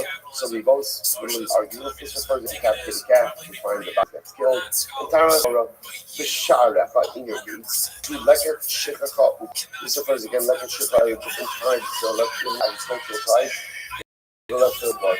The Kamdon, again, what emerges over here is just mentioned all the different possible areas of halacha where you can have an argument which could result in a sucking mamre scenario. Okay? The Kamdon, and you will get up. Where is that? Where you get up from? Basically, from the local court. And you will go up. Malame, Shadis, and Mikdash, Gava, Eretz Yisrael, Eretz Yisrael, Gava, Mikol, what is it? In fact, it's interesting. Torah says you will get up from wherever you are and go up. Go up. What do you see when going up? You see the base of Mikdash is the highest point in Eretz Yisrael, and ultimately again Eretz Yisrael is higher than all of the other lands. The fact that ultimately again the lesson of Hallelujah of ascension is used with legend was located in the Mikdash and Eretz Yisrael. The Gemara says, okay, analyze that for the floor. Tishon based on Mikdash from Eretz Yisrael, the Sis, so I understand why we say that the base on Mikdash is taller, is one of the tallest parts in Eretz Yisrael, because Lashon is Ba'alisa, you go up to the base on Mikdash. Ella, Eretz Yisrael, Gavon, Mikol Ha'arim. And where do I know that Eretz Yisrael is higher than the other lands? The Sid, Lachin, Hine, Yomim, Ba'im, Nu'um Hashem. Well, Yom HaChai Hashem Asher Ha'ela, Esplanation on Eretz Mitzrayim, Kim Chai Hashem Asher Ha'ela, B'Asher Hebi, Zera Beis Yisrael, Eretz Tziphono, Mikol Ha'aratos Asher Yidachtim Sham, Yeshua L'San. We'll say, how incredible is this? The Gemara is quoting the person from Yirmiyah Hanavi. Yirmiyah Hanavi says something beautiful. He says, the day will come, the days will come, where we will no longer simply refer to Hashem as the God who took us out of it. Right? And if you know what's supposed to hear is, Hashem took us, it's not just simply out. What does Ha'ela mean? Hashem took us up. So we won't only refer to the God as God who took us up from Mitzrayim territory. We refer to HaKadosh Hu as the one who brought the children of Israel from all the lands, who brought us up. Hello, Hashem. From all the lands. What do you see there? See there that whenever there's a reference taking us to Eretz Yisrael, what's the law? Aliyah. Always look at things like that. How overwhelmingly amazing is it that this topic of the law on Torah? It's not even the best part of it. Hold on to this. Wait. Right? Let's say, but just amazing. A passage about the law, we're literally talking about the fact that this person is going to take us out from all of the lands of our dispersion and it's going to bring us up. You know, as great as Purim is, and as beautiful as Purim is Nisim, it's covered in miracles. It's even miracles. Right? It's miracles cloaked in nature. And what Purim awakens in us, as much as we celebrate this beautiful days, because of that incredible it awakens in us the desire for more. I don't want to be miracles. I don't want you to be tasya. We want to feel miracles. And here, as we're yearning to feel miracles, what is it reminds us they come. And when they come, they're going to this rock is going to take us up, he's going to take us out. Because every reference to Eretz Yisrael is only one direction, and it's always going up. Incredible.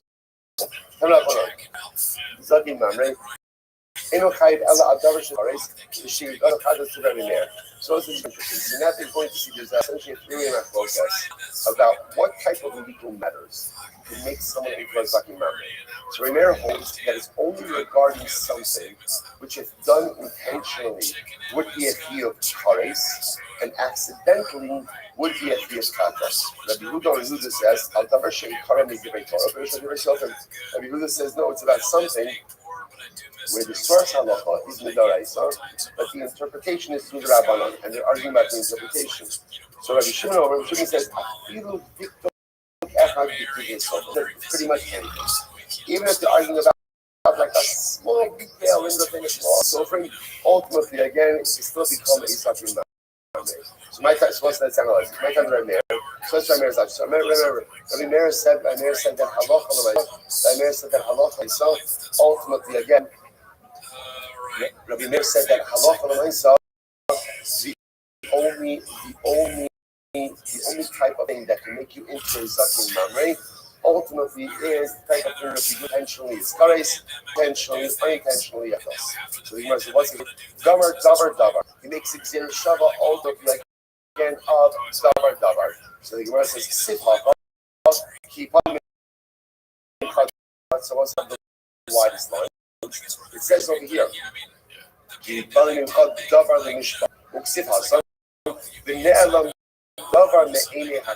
that's talking about the Har Davar Ne'atzi, where the Sanhedrin constantly incorrectly ultimately leads the people to go ahead and make a mistake.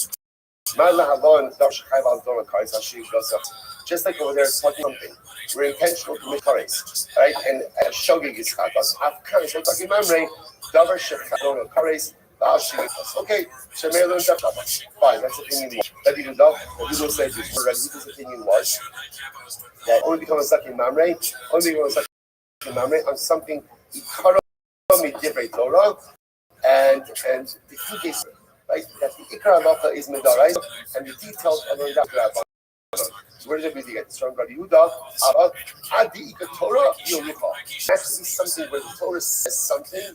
But based on the passage of the Torah, we don't know how to pass things. We need to interpret it. That's the type of situation that could create sakin mamre. And last Rabbi Shimon, Asher Gidula Hakamahu. I feel called Rabbi Shimon says pretty much it comes out from a base.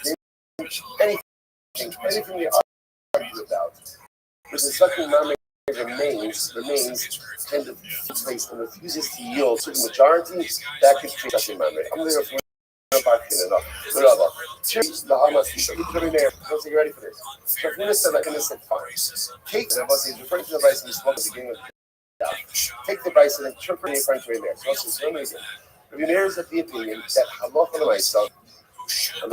l'maisa, you can only become a sakin mamre.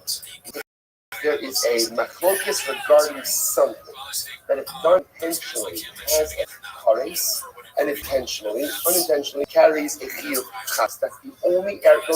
So it's a limited body of halacha that again. So like if they have a machlokes, do you need to read the Megillah a second time, during the day? If that's the machlokes, that could not result in mamre. Why not? Because it's a thing that on it. But Meir says it's only if they're machlokes about something which is done intentionally chiyuv kares, unintentionally chiyuv katas. So now listen to this. Interpret between the Bryce and Rabbi Meir. Tell me how this whole thing works for this. Watch this. Here we go. He probably. So he's interpreting the same exact puzzle that we started with that with today. So the mufla. First, I want to please say, in order to become a zakin mamre, you gotta be a mufla. You have to be someone who's an expert. Someone who's an expert. Fine. Next, mincha zeyoetz sheodeh la'aber shonav le'tvach ha'lashem. Furthermore, not only an expert, but an expert sheba experts. What's an expert sheba experts? Someone with intercalation of the moon. Again, I want to say, you understand what it means to know intercalation of the moon. First of all, none of us know what intercalation itself actually, right? All the more like using that word, right? So all the more so the actual process for the intercalation of the moon, of the year, of the month. So you're talking about the expert of the experts. Fine.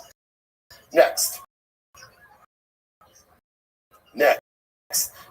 We'll say, what's next? Good. Yo, fine. So Kirisnan. Okay, look, get ready for this. What's an example of a machlokas that could occur? Okay, you ready for this? Okay, listen to this. I'm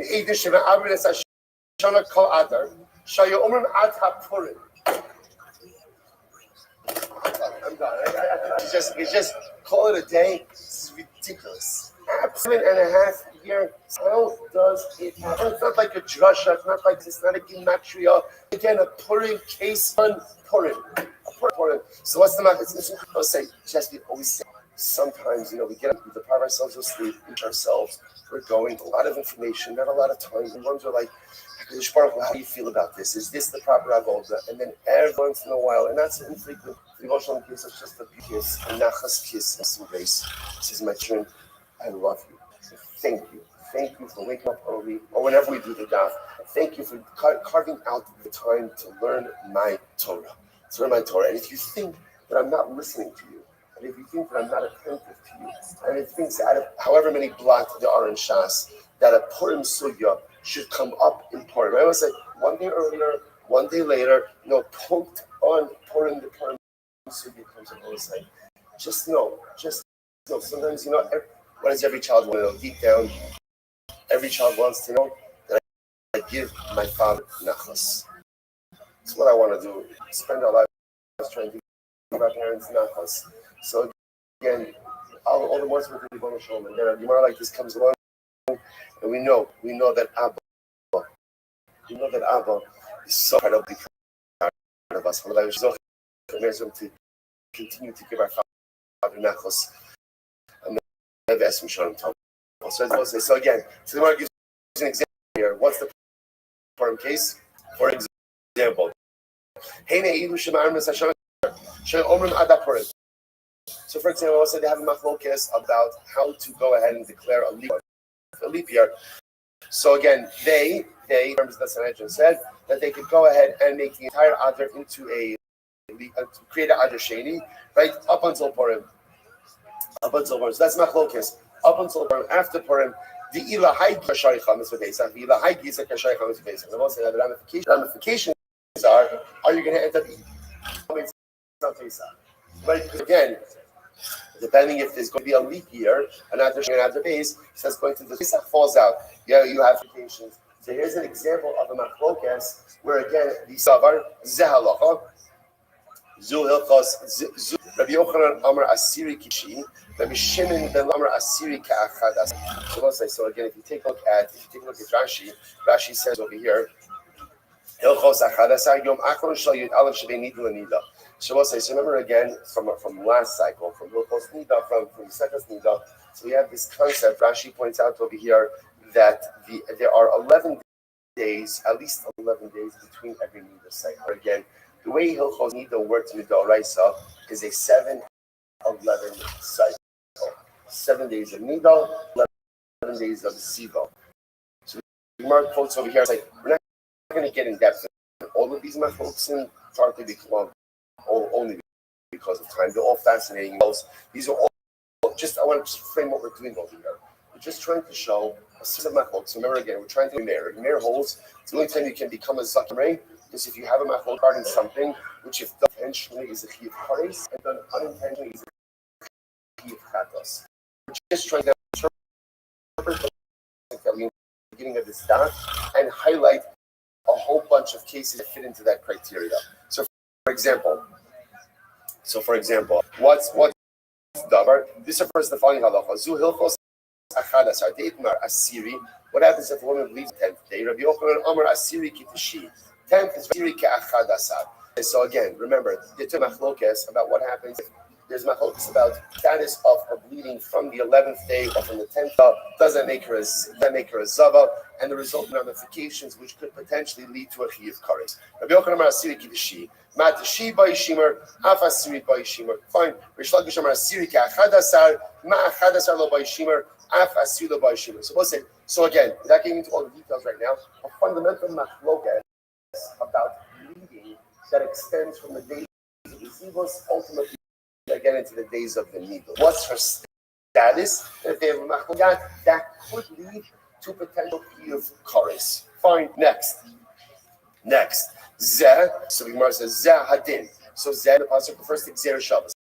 The machloket is about Gzeir Shabbos. What does that mean? On the days din bito ma'anaso. So, for example, that machloket regarding whether or not one's daughter from a woman who we violated. Let's say we've been violating a woman, we violated her daughter. What's the error status of that for two moving?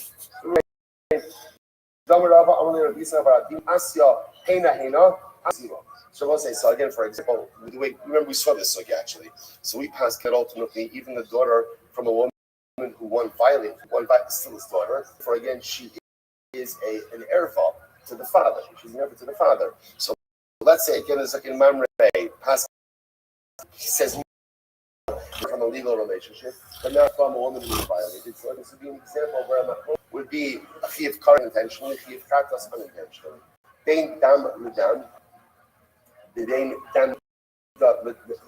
dam sorry, dein dam nida dam leida ziba. So what are the cases over here? Dam nida beflukt the akavya b'mechalelo v'rabbanon. So for example, by dam nida, the machloket could be like the machloket in a kavya b'mechalelo v'rabbanon. What's the machloket? Dam hayara. What happens is yellowish blood that has yellowish color to it. A kavya b'mechalelo. So kavya b'mechalelo says ultimately again that it's tamei. And the chachamim ultimately say that it is tahar. So we'll say, so once again, what are the ramifications of this machloket? Ramifications are because relations with the law carries with it a penalty. So again, these are examples. What's the dam leida case? This is very interesting. The quote is the Rav. So this machloket is Rav and Levi. Rav Amar Mayin Atu HaTorah. So we'll say again, the way it works. Fascinating halachos midaraisa with chalot midaraisa. Now again, we don't pass in this way today because our whole system, like dam leida, dam nida, ziva, have kind of morphed into a framework called nida.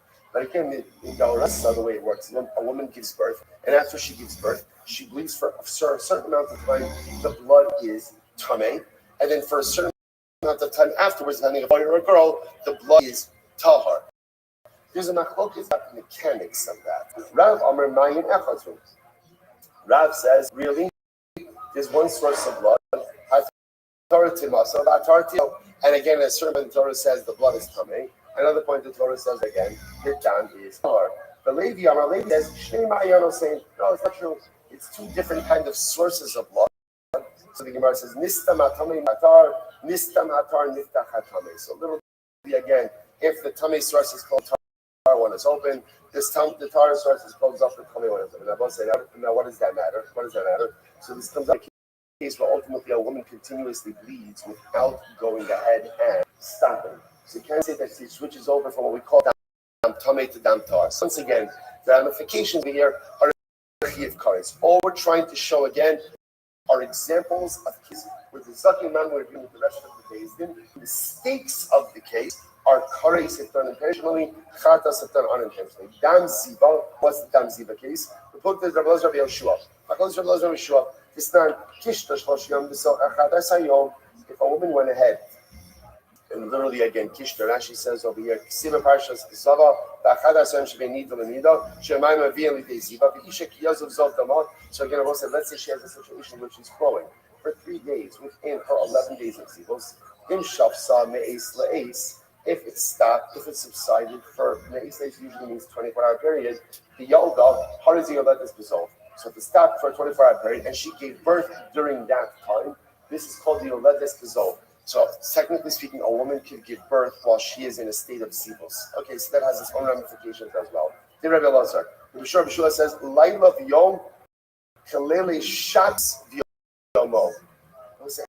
How incredible is this? Like in one Gemara right? A reference to Purim, a reference to Shabbos. Reference to Purim, reference to Shabbos. Rabbi Yeshua says, Laila Yom V'Laila Shabbos V'Yomo. Now you're going to say, again, the Purim one, you probably could share at the Shabbos day, right? This one, I don't know that I would, right? This one probably not going to work well. Right? So the mice again. So Rabbi Yeshua says, if she stops bleeding, ultimately 24 hours. No, not just a day, but ultimately again like a Shabbos, namely a night and a day. Just some minat sar, it's the pain that subsided, right? The labor pains that subsided, not the pain din the din. Okay, so once again, just all examples of cases where the sins are high in the machlokas. We're dealing ultimately again with a case where it's done intentionally, it's unintentionally. Next, machlokas again on both sides against dine, right? Cases, monetary cases, malchus cases. So what are examples where these cases could result in kares? Dine mamanas is very interesting. What's an example ultimately again a monetary case? They plucked the Shmuel Rabbi Avo. Listen to this. Machlokas Shmuel Rabbi Avo. What's the machlokas? Shmuel.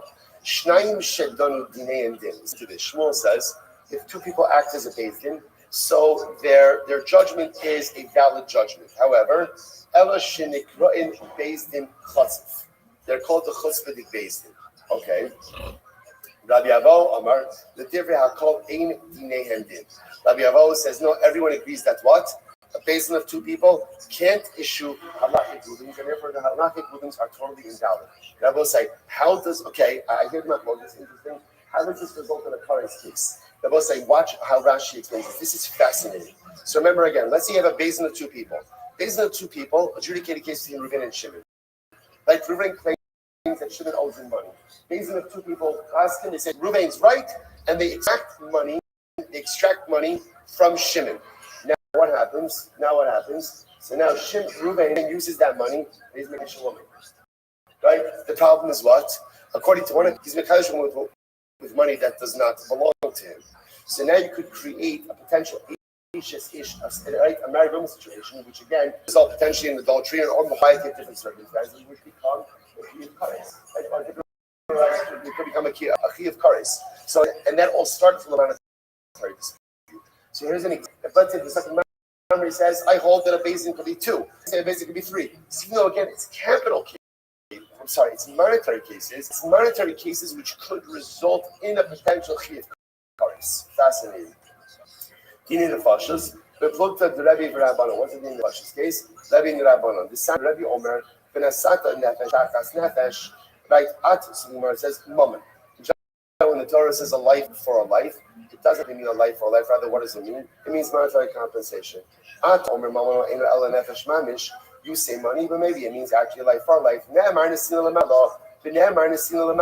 So it's like it says in the above, it says in the Afkan Mammon. So once again, let's say they have a guess about what nefesh tachash means. So literally, the memory could be asking to put someone to death.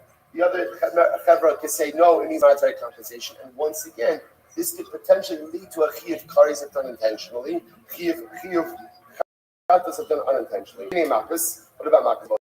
The talk with Rabbi Yeshua Stan. Makas gimel, Rabbi Yeshua bechaf gimel. So again, fundamental machlokes. How many do you need for a beis din? Ultimately, again, of malchus. So one opinion says a beis din of gimel 3. Another says a beis din of chaf. You know what we're going to do? We're going to stop over here. We're going to stop over for today. I know we went a little bit fast. We wanted to be able to get through. But again, I just want to, here's the takeaway. Right? Taught us, so now we know the entire passage of fucking memory. Three-way machlokes, ultimately, again, about what are the cases that make one a sucking memory. What we were just doing over here is really fair, which, by the way, I don't want to split because it's tomorrow's daf.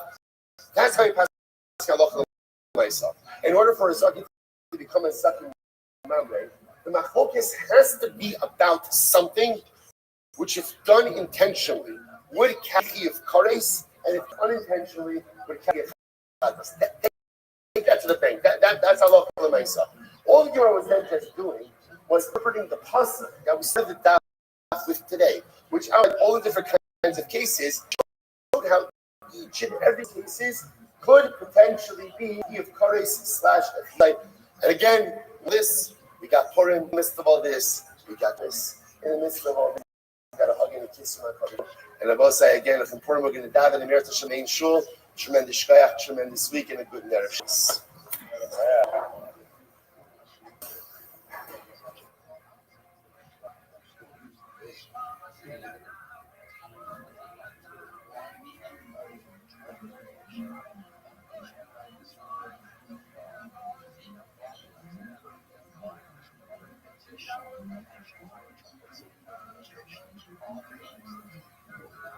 All right, I will say good morning. Good morning. Let us begin by thanking all of our sponsors for this morning. Sure to thank our annual commentator sponsor for Rothschild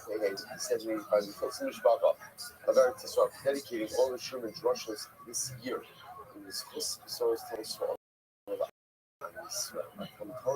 of sponsors from the other about the Torah Terry and Steve Zinn, 11 million of Terry's father, Dr. Harry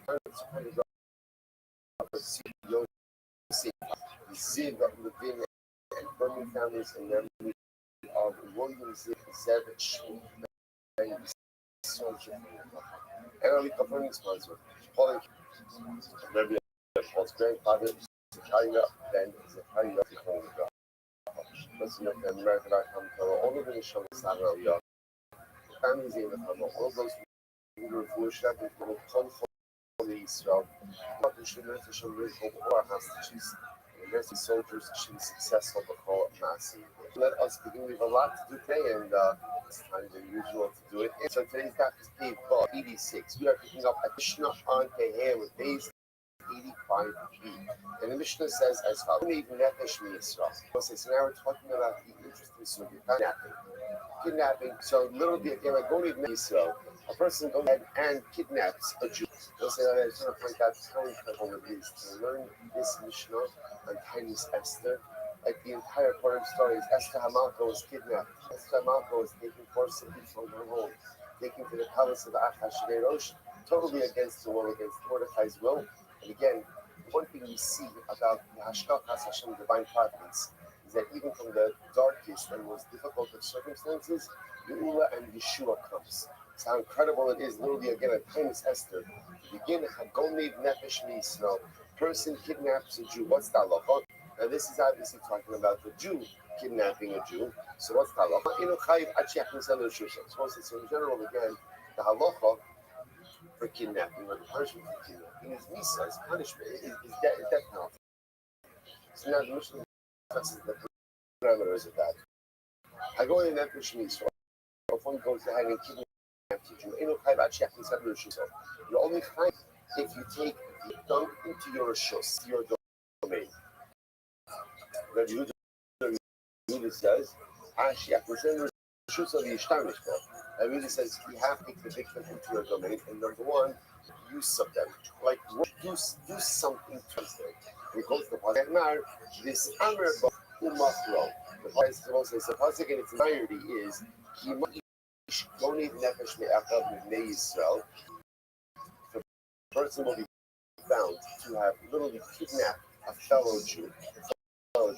This Amerbo penalized him. He worked him, and he sold him. The kidnappers put to death. So interestingly enough, Rabbi Yehuda says that Allah there's really three qualifications: kidnapping, number two, making use of the individual, three, selling them. Rabbi Shmuel, very nice to know. What happens if someone kidnaps their son? Interesting case. A person kidnaps their son. Rabbi Shmuel the Chayiv. So the Yochanan and Broka says Chayiv. I don't really the Chacham say your patron. Now again, we'll discuss exactly why that is. What's located here. What happens if someone goes ahead and kidnaps a Chatzi Evan, Chatzi Ben Chomer? What's the Rabbi Yehuda Mechayev Becham Potter? Rabbi Yehuda says that you're Chayiv, and the Chachamim ultimately say that you are Potter. Okay, so one says a lot to unpack over there. First things first, the Tanakhama law by so remember again, the first machlokes in the Mishnah was as follows. Tanakhama says that if you go ahead and you kidnap someone, you're a Chayiv if you bring them into your rishus, to bring them into your domain. Rabbi Yehuda added on, you also have to work with the individual. So According to the Tanakama, you don't have to make use of the individual level, say it out. The pasuk itself says it is therefore you kidnap and you're making use of the individual. So how could the Tanakama disagree with that particular fact? So the Gemara everyone agrees that in order to be liable for biblical kidnapping, you have to go ahead and quote unquote make use of the individual. You have to work them. The shaila is what happens if you work them in a fairly insignificant way. For example, put them to work and it only goes ahead and let's say generates less than a shava puta's worth of work. Is that called work or not? That's the point of contention between the Talmud and Rabbi. So here we ask the following question. Gunbo for Yoshe Mahu. So what's this interesting question? What happens from actually Ruvain is steal, Ruvain kidnaps Shimon while Shimon is asleep. Kidnaps Shimon while Shimon is asleep and he sells Shimon. Right? So he's kidnapped, he's sold all while he's asleep. So Mahu, we'll say what's the halacha? So ultimately Rashi said, well again, we'll see exactly what the question is over here. So Machar Shimon overall. Well, what happens? If Ruvain kidnaps Rachel's pregnant, he's not kidnapping Rachel. For Rachel says, rather, what is Ruvain doing? He wants to kidnap the fetus. He wants the baby. He wants to be able to sell the baby. What's the halacha? Yish directly with the cat or indirectly with the cat. So is this considered to be, is this considered to be, again, a form of working the individual or not? Which is what I'm talking about. The safer play, the elected in the crowd. There's no working of the individual in this context. Again, remember, what's the case? Ruvain kidnapped Shimon while Shimon was sleeping and sold him. Ruvain kidnapped Rachel and ultimately again sold him for the Uber. So there is no teamwork at all. There's no working over here at all. So what Gemara says, no, what is over there? Look, Tzvicha Yoshin Zaga Alel. The case is Ruvain kept Shimon and then sold him. And after Ruvain kidnapped Shimon, he leaned on Shimon. So he utilized Shimon, sleeping Shimon as or with the pregnant, there was a big wind, and he put the pregnant in front of him to shield him from. So he's utilizing he's utilizing these people in an interesting way. Is that called derech imo or not? So again, what you begin to see is the Gemara is accepting this approach and you have the kidnapping. Number one, you have to take a person, kidnap a person. Number two, you have to bring in your rishus. And number three, you have to work things. The shaila is called working joint, to which the Gemara is case. Gemara uses it explains this in the Gemara's case. Ruvain went ahead and kidnapped Shimon, and Shimon is asleep. He's asleep through the kidnapping, he's asleep through the sale. So the shaila just is this called kidnapping or not? Is that called that? So what if you wonder to yourself, how can someone sleep through all of that? How can you sleep with being kidnapped? How can you sleep with being sold? I will say, what do you see from here? You see from here that people really have a tremendous koach of shnuch. People can sleep through a lot. People can sleep through kidnapping, people can sleep through selling, and people can sleep through life. And you can see sleep at the wheel of life. Through so many twists and turns.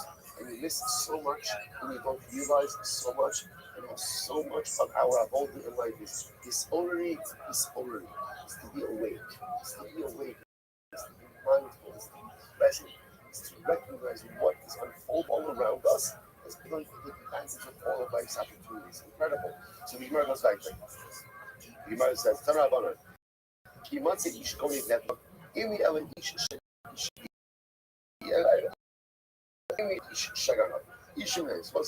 so the question of the pasuk is if you will find amongst you a man who has kidnapped. So I only know that his liability for him was kidnapped. What about if a woman is a kidnapper? What's liability? The Gorevish. Pasuk says someone kidnaps. Okay, so it's not very specific. Any other issue, I know that a man is liable if he kidnaps a man or a woman. The Isha Shekan sooner again, if a woman kidnaps a man, Isha Shekan Isha. How do we know that there's liability? If a woman kidnaps a woman, Talomar, who makes Hagana Haru Mikomakom. The success the Gana will be put to death. And again, Mikomakom doesn't have anything, there's no gender specific, I'm not person specific mentioned in the process. Only death the person will be said to have stolen a Jew, to kidnap a Jew. Whether you kidnap a woman, you kidnap a convert, you kidnap an emancipated slave. In any of these cases, you are chayiv. Okay, fine. Gunvo below machro. Machro gunvo below machro. What happens here? What happens here? Reuven kidnaps, and what happens? Reuven kidnaps him, he did not yet sell him. Gunvo below machro, or machro va'adayin yeshna b'shusa, or Reuven sold Shimon, but what? He has not yet delivered Shimon to the buyer. So case number one, Reuven kidnapped Shimon but didn't yet sell him. Case number two, he sold him but did not yet remove Shimon from his rishos. What's the halacha? Pater. Ultimately, if Reuven is discovered, he's going to say pater. He's pater from Misa. Pater from Misa. That's not biblical kidnapping. So this is a different case. What happens if Reuven goes ahead and kidnaps Shimon, and then sells Shimon to Shimon's father, or Shimon's own father, or one of Shimon's own relatives? What's that law? Reuven is chayiv. We'll discuss all these cases. According to this one who goes ahead and kidnaps an Abed is okay. Top of paper 86a.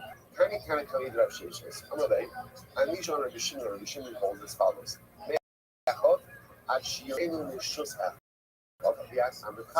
So let's say, so now specifically, the Gemara is focusing on the case of where Reuven kidnapped Shimon and sells him to Shimon's father, one of Shimon's relatives. Okay, so now into the Rav Sheshes said as follows: the time of Sheshes, Rabbi Shimon holds that in general, in order to be liable for selling someone, you have to sell them from their family, which sounds like you're kidnapping someone from their family and selling them to someone else, which would indicate to us that if Reuven kidnapped Shimon and then sold him back to Shimon's own family, then Reuven would not be liable.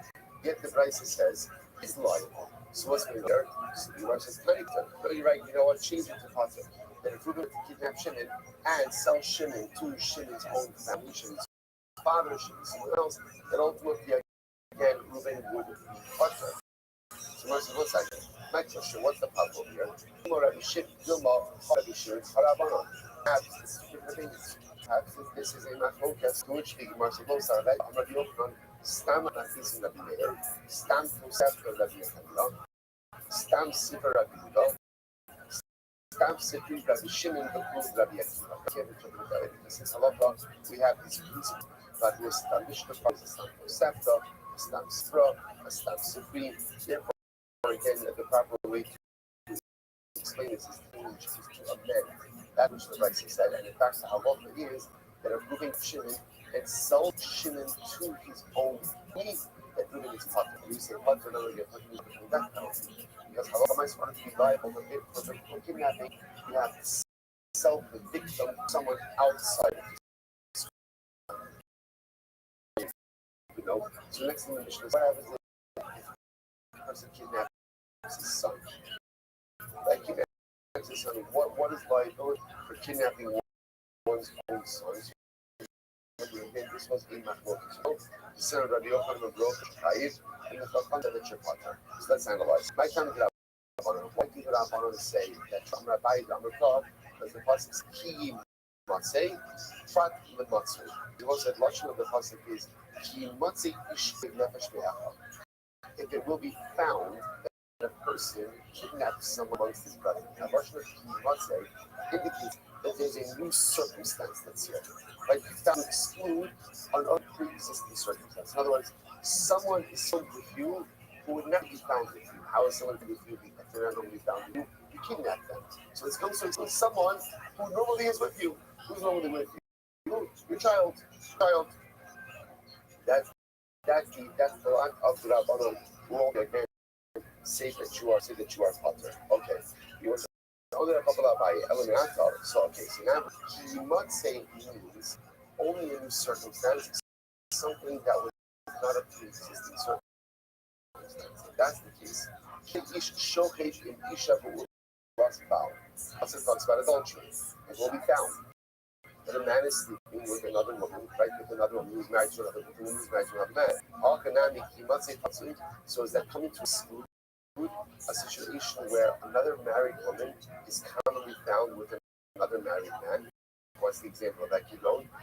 Is pony the shlichin gabayu. So it's interesting. Rashi points out over here. Rashi points out here. Base pony was living arrangement of people shared the house. Now, it's not like there's a list about weren't very happy with this. It's not a good idea for married couples to constantly be close proximity to each other. It is a recipe for disaster. So therefore, again, but there was a situation where married couples shared the same house. So you're going to tell me then that there's not going to be such a situation like this, because why? Because since it was around with couple three, so you might say it's not like the new start. To which the Gemara says, how can man continue? Because now we'll say, of course, that would be uncontroversial. Of course not. Well, of course, it's going to be liability in that case. Sorry. I'm not learning it out ultimately again from Matei, rather, what does the pasuk say? A person, a man kidnapped, right? Right? One person kidnaps another person, and the victim is found. So the nimsa indicates that what? There's like something new over here, right? A circumstance that would not normally have been in effect is now in effect over here. What does that come to exclude?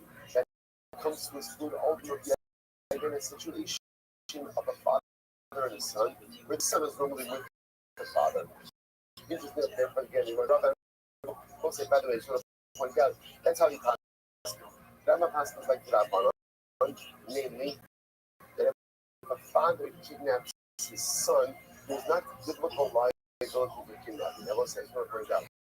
When we say there's not biblical liability for kidnapping, so what does that mean? What does that mean? It means you're not put to death, you're not executed. It does not mean it's good.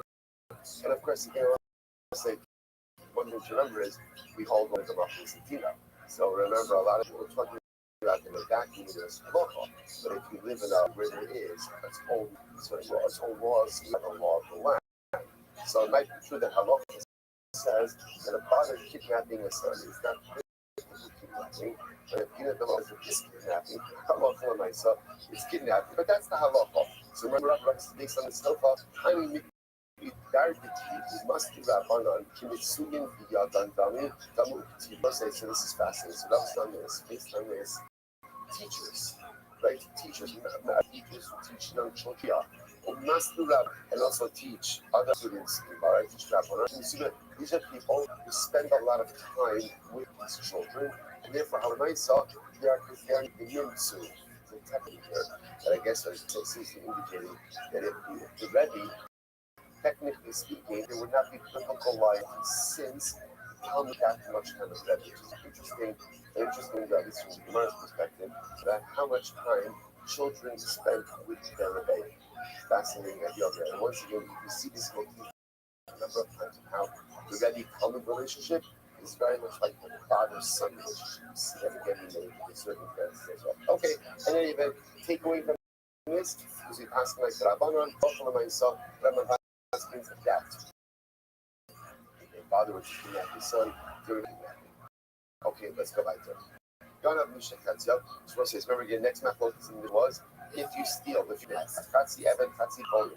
What is the halacha? So again, Rabbi Huda says, that's the problem saying the Chapata. Let's analyze. It says the Yeratan Hasim. Rabbi Huda Omer, Ein La Avadim Boshes. Okay, so seemingly an unrelated statement over here. It says has no boshes. Now, what is the evidence? Rashi says over here, in the Avadim boshes, and it's Mayesh that after Torah law says Nebashma. Also, we know that there is a compensation category called boshes. Called humiliation. To embarrass someone, there is a compensation for that. It says that Avod and Eved doesn't have emotions, doesn't have humiliation. So if you humiliate an Eved, ultimately again there is no patience. You are semantic. Yinatsu Anoshim Yaakov Ish Be'achov.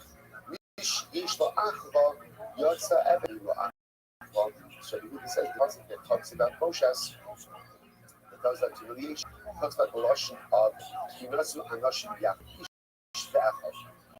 So someone who has Achva, someone who has Achva, familial relations, right, people who is related to a sense of family. He has Moshes. Someone who does not have Achva, ultimately again, it doesn't have Moshes. And Evan Rashi says, or Evan Shein Laos, Ba'afidu in Achva, B'nei Aviv B'tziv Amachamar, Imachamar, Imadobel Achamar, Ein Ra'ala Kiveh. So from a halachic perspective, Evan does not have familial relations. Because of that, therefore, in a technicality, he is not wise, he is not entitled to Moshes. Incredible. Rabbanan will say, Ephesus.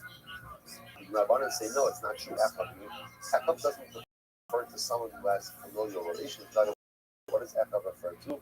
Someone who is your brother, and it's interestingly enough, an Ebed is your why? Because an Ebed, remember, to Knani over here, right? Because an Ebed is a full-fledged Jew. But a Knani, an Ebed Knani is still your brother in mitzvahs. How so? Because an Ebed Knani, remember, again, is still chayiv in any mitzvahs that a woman is chayiv. So therefore, he's your Echab of mitzvahs, and therefore the Rabbanan say, does have Moshes? So the Gemara says, B'ha'chi, Echi Darish, and over here, in our context, in our how we've actually speaking, Rabbi Yehuda says, Mei Echad, Rabbi Yehuda says, Mei Echad. So let's remember again, Lashon over here is, Ki Matzei Ish Gonev Nefesh, Mei Echad. If a person will be bound to be kidnapping another person, Mei Echad. So watch this. So Yehuda dashes, Mei Echad, La Puke Avadim. Echad comes to exclude Avadim, that Avadim are not included in the halachos of kidnapping, and therefore, again, if somebody kidnaps an Eved, ultimately, again, they're not liable. So it's B'nai Yisrael, B'nai Uti Mishe Chetzel V'Chetzel B'nai. And again, when it says B'nai Yisrael, that comes to exclude even a Chetzel, yeah, the Chetzel B'nai Chorim. So the Gemara says, I'm sorry, B'nai Yisrael, B'nai Uti Mishe Chetzel V'Chetzel B'nai Chorim. B'nai Yisrael, B'nai Uti Chetzel V'Chetzel. Sorry. מאחר פוקי הפודים, בני ישראל ומיעוט מי שחצי עבד וחצי בני חורין. מבני ישראל ומיעוט מי שחצי עבד וחצי בני חורין. אבל מיעוט החמיר. So this is very interesting. And when you do this drasha, watch this. So Me'achal comes to exclude an Eved. Good. So Mibnei Yisrael comes to exclude Chatzi Eved Chatzi Bnei Chorim. And again, Mibnei Yisrael, there's two exclusions of Chatzi Eved Chatzi Bnei Chorim. What is that? That's called a miut achar. So remember again, that's called an exclusion after an exclusion. Whenever you have a miut achar, you have a miut achar, miut el rabos. And a miut after only comes to go ahead and include good to the Gemara. So that's why I will say, interestingly enough, that's why we hold that if you kidnap a Chatzi Bnei Chorin, ultimately again, about us, if we could fast about stuff, just a moment.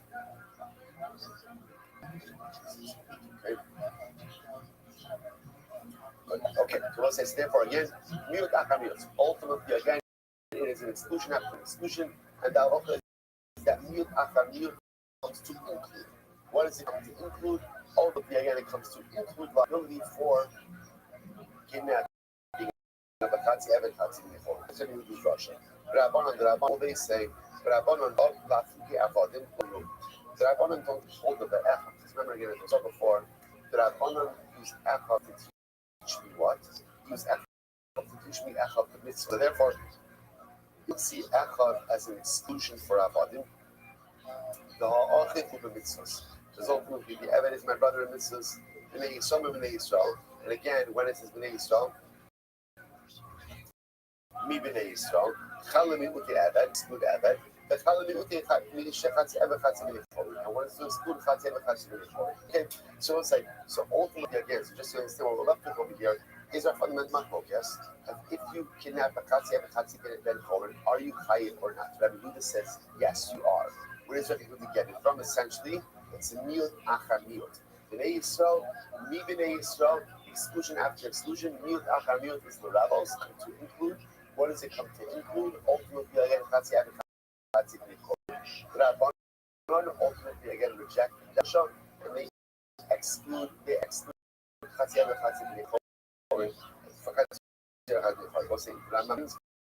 ultimately again like them, and therefore if one were to go ahead and have a one would be better. Okay, incredible. I think we're asking an interesting question.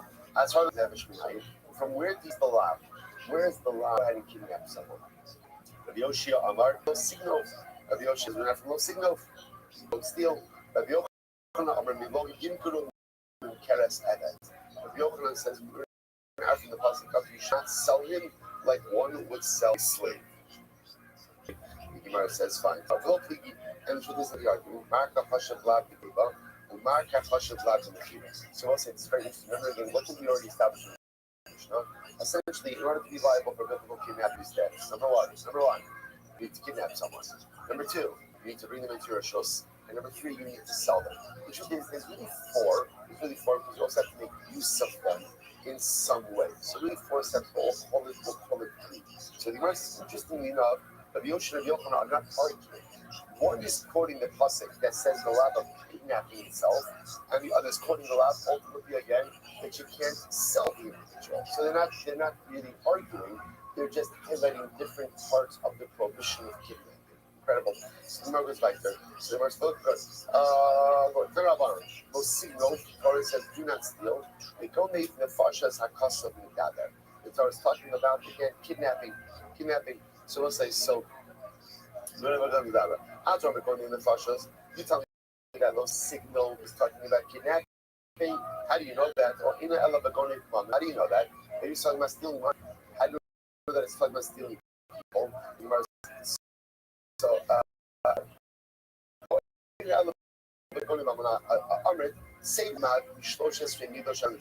we'll say, so let's analyze this pasuk.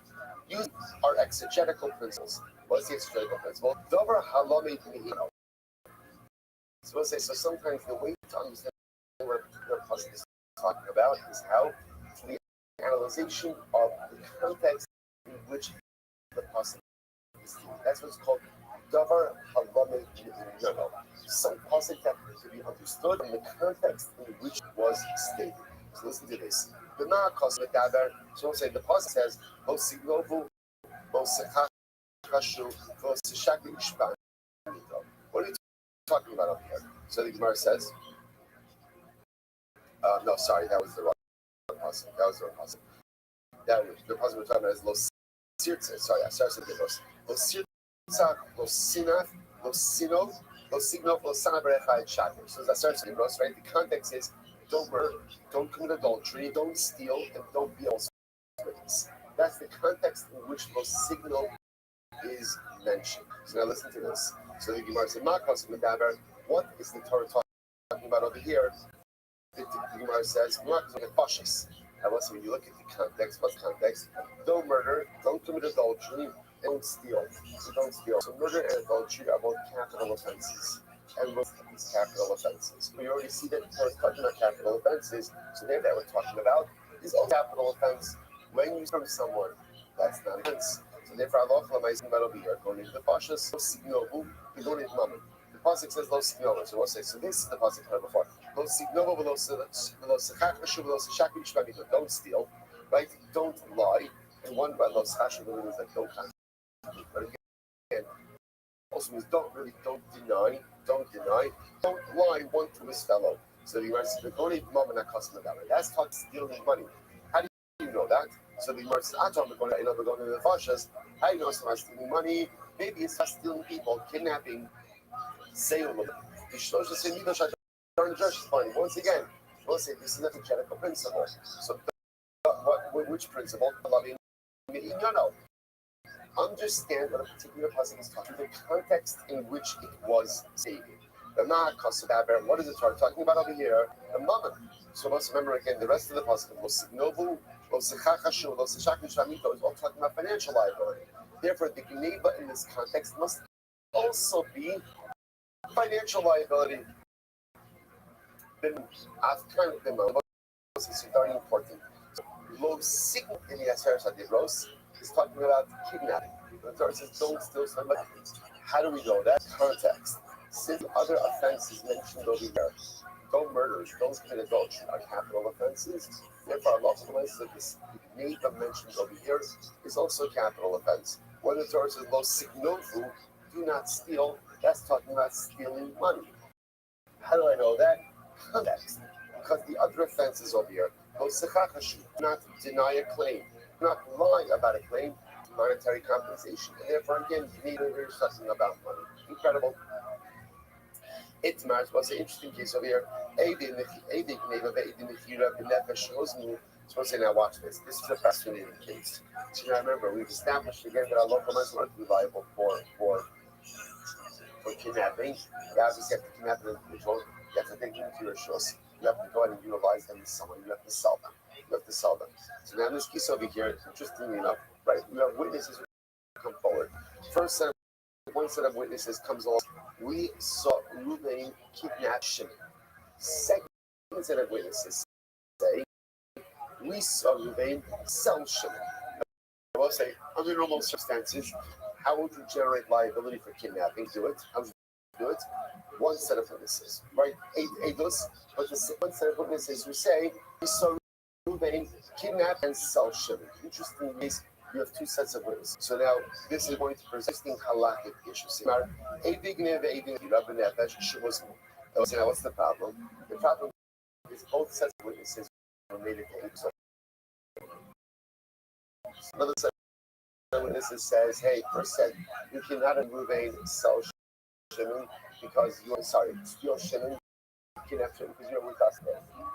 And they say to the second said it could be the same set of Mashim or saying it doesn't matter. And they say to the second set of witnesses, you couldn't have seen Reuben sell Shimon. Why? Because you're us that day. So I'll say, so now Rashi for just a moment. Shnei Eden, Echa said it's Rashi Eden Neva ve'Eden Efila. Shnei Kide Eden, Echa se'ida shekana v'sanefesh v'Echa se'ida shamachar.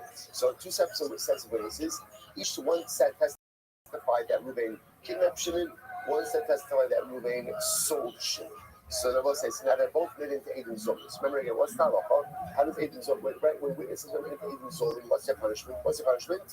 Reciprocal punishment, Kasher Sama. So therefore, again, how should these be punished? How should they be punished?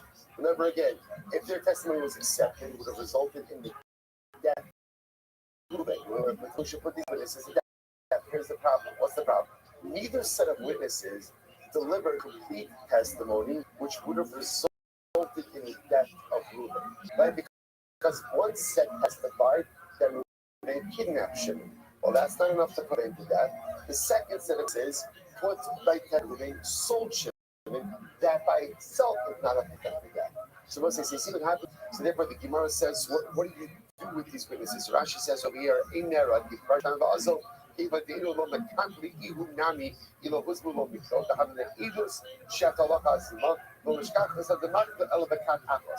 the word seems to be suggested. So, okay, so now let's see, that's the context. So essentially, neither set of witnesses is delivering a complete testimony, which would have resulted in the death of Reuben. They're each delivering partial testimonies. What's the halacha? Chizkiya Amar. When they made it to Eden Zolim, it says, you can't put the witnesses to death. Rabbi Yochanan Neharagin. Rabbi Yochanan says, yes, you can. Yes, you can. What's the machlokes? Chizkiya Damar Rabbi Akiva Damar V'lo Chatzi Damar. Shabbos say Chizkiya was like Rabbi Akiva. And the truth is, this machlokes Rabbi and the Rabban, and Rashi points out over here, is a machlokes in Baba Basra. That ultimately, again, can you put Shom? Can you put witnesses to death? Ultimately, if they're only doing partial testimony, partial incriminating testimony, Rabbi Akiva says no. That is, davar means complete testimony. Therefore, witnesses can only be put to death as Eden Zolim if their testimony was complete. But if they only delivered partial testimony, you cannot execute them with hazama based on that. Davar v'lo chatzi davar. Rabbi Yochanan on the other hand was like Rabban. On davar v'afilu chatzi davar. Again, the Rabban is saying no. Even if witnesses do not deliver complete testimony, but they're a piece in the puzzle. Ultimately, again, they can be put to death as well. Okay, so what's his phenomenon? So even Chizkiah would agree. Interesting. The macro should have been solar or mora. Because listen to a couple days ago, this was actually groups of information. His solar umora, the first time that he steals money by meat and wine, he's not keeping. Right? The first time is a warning. The first time is Malchus. It's only the second time ultimately that he's put to death has been solar mora. So watch this. Let's say again, second umora Chizkiah would agree. Begin ha'achronim shall ben solar umora shuzmu. Doesn't listen to this. So let's say again, you have second set of witnesses, we'll call the kid Reuben. Right? So second set of witnesses come along and say, we saw Reuben steal money from his servant, eat meat, drink, purchase meat and wine, and eat some apart. He ate the meat and wine and some else in Rishos. So what's that like? And those witnesses now imagine the second set of witnesses show up. So Reuben steal money and purchase meat and drink wine. Then another set of witnesses come along and say, witnesses, you can connect this row with us, even so with it. So now we're going to put them, because they were going to put Reuben the kid to death. So I say, I did claim 1 second, but we only came to give him Malchus. Right? Our testimony by itself is not enough to incriminate him. You need the testimony of the first set of witnesses. Even Chizkiah would agree that in this case, those witnesses are put to death. Why? You talk Shecholim Arishonim on the base, La Kol Sabanu, Akmini, Kuli Davar Ka'abile. No, because the first set of witnesses could say, look, all our testimony was to make Reuben the kid liable. And therefore, the entire death penalty rested on the testimony of the second set. Okay, incredible. So, I'm asking about, so I said, I just appreciate what's being introduced over here. What's being introduced over here is when you have two sets of witnesses, both who are delivering important information, but neither were able to ultimately convict the offender of the death penalty with their sole testimony. So therefore, if they turn out to be even zomamin, what do you do with them? Can you put them to death or not? So this is the fundamental focus between Chizkiah and Rabbi Yochanan. Chizkiah says no. Chizkiah says no. Chizkiah is based on Rabbi Akiva. Rabbi Akiva says davar v'lo chatzita. The only time you can put a zomamin to death is when your testimony was complete to put the defendant to death. But if they're only delivering partial testimony, you can't convict them. You can't give them a certain punishment of death. On the other hand, Rabbi Yochanan holds that no, as long as their testimony was part of the incriminating process, right? Had they been found to be correct witnesses, they would have had a hand in the execution of offending. You could visit reciprocal truth upon them and ultimately execute them. That's how my focus. Because once they pick over base, it's a gimmick. So that's what Rabbi says. And the witnesses should testify about the Akira, which shows them to death why. He told remember again, we could always say, look, what we came to do was making Chayes a mock. So that is a if Reuben kidnapped Shimon and technically doesn't sell him, so all Reuben is liable to it is not. It's not Chayes under those circumstances. So Allah reminds us, we should say that complete liability rests upon the Eidim Akira. If he came with the Kasavar Chizkiah below Lucky, so Chizkiah is suggesting that one who goes ahead and kidnaps someone would not be liable Malchus. But Ikmar Baki learned, Eide Gineva Genevesh, Shehozim. Those are ultimately again, if you have witnesses who testify that who they kidnapped Shimon. And then those same witnesses in the Zoman, his Rabbi Yochanan, one of the things he says that they did, the real Malchus, he said, it must be Chizkiah who said ultimately they get Malchus. The Amr Chizkiah in the Herod, since Chizkiah says then after death, and then after death, then obviously the halal is that they get Malchus. The Rabbi Yochanan, because again, if it was Rabbi Yochanan, given them in Herod, having not live Shemikim as far as these, once he's being executed, so this is a law that is given over to execution by Bezdin. The Chalak Shnitan as far as says Bezdin in general, and I was saying in general the halacha is anytime Bezdin is executed, so not Malchus for that same infraction. So the Gemara says, Ihu lo laki inu echilachu. that case, technically speaking, the kidnapper is not going to give him malchus. He's going to go ahead and you're going to give the woman malchus. It doesn't make any sense. Ella Amra Papa, Papa says this also. This is a very important line. Ella Papa, the Echira, the Kuli Amalo Kidinera. That would come along and testify, right? We saw Ruvain sell Shimon. That there's liability, there's and now let's say again, those very same witnesses related to Ibn Solomon, that there's capital liability. Those witnesses are why? Allah myself, through testimony, the defendant Ruvain would have been made liable to death. So everyone agrees that under those circumstances, what's called those witnesses who testify that Ruvain sold Shimon would absolutely be put to death in Solomon. Okay, so where's the machlok? This case is very interesting. The machlok is about the witnesses who testify about the cases, like those witnesses who say we saw Reuben kidnap Shimon. Now let's say those same witnesses were made into Edom Solomon. What is their liability? Now watch this. This guy, where this guy says, hey, they're not put to death. Why not? This essentially says that we look at the kidnapping and the selling as really two distinct things. And therefore, kidnapping, interestingly, kidnapping by itself does not generate capital liability. Therefore, the first witnesses come along and they testify that we saw Reuben kidnap. What are they making Shimon? What are they making Reuben liable to? What are they making liable to? To Malchus. To Malchus. That's it. And therefore, if they're found to be Edom Solomon, okay, they make themselves to Malchus, but nothing more. It's the second set of witnesses who testify that Reuben sold Shimon. Those are the ones who make Reuben liable to capital liability. And therefore, again, if the first set of witnesses are found to be Edom Solomon, they're not put to death. That's Chizkiah. Rabbi Yochanan says, no, they're rugged. It's not true. It's not true. The first set of witnesses who testify that Reuben kidnapped Shimon are also put to death. Why? Geneva, Aschalta to the field. As well say, kidnapping is the beginning of the field. In other words, how can you reverse the due process? It doesn't make any sense.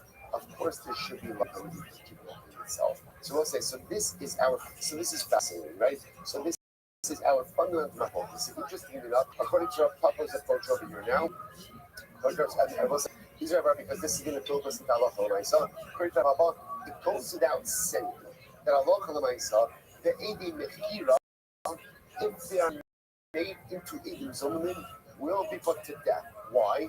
Because it's their testimony that Reuben sold Shimon, that ultimately again would create liability for them. So if they're found to be Edom Solomon, they're put to death. What about the Edi Geneva? So again, the Chizkiah says, no, they're not put to death. Why? Because Geneva by itself will just make Reuben liable to lash. What are you talking about? What are you talking about? But Edi Geneva, this is the beginning of capital liability. So of course, if they're found to be Edom Solomon, then Allah so they are put to death as well. Incredible. Even Rabbi Yochanan would agree. So that seems to be where we're going to settle in the kidnapping case. Now, let's learn about Sora Mora. Because remember again, the Sora Mora is the other parallel case. So not the Sora Mora. Remember again, first set of witnesses about Ben Sora Mora, right? What are they making Ben Sora Mora liable to? Well, it's not Ben Sora Mora yet. What are they going to be liable to? Malchus. For again, the first set they're made into Edom Solomon will get Malchus. It's the second set really create general liability. But even Rabbi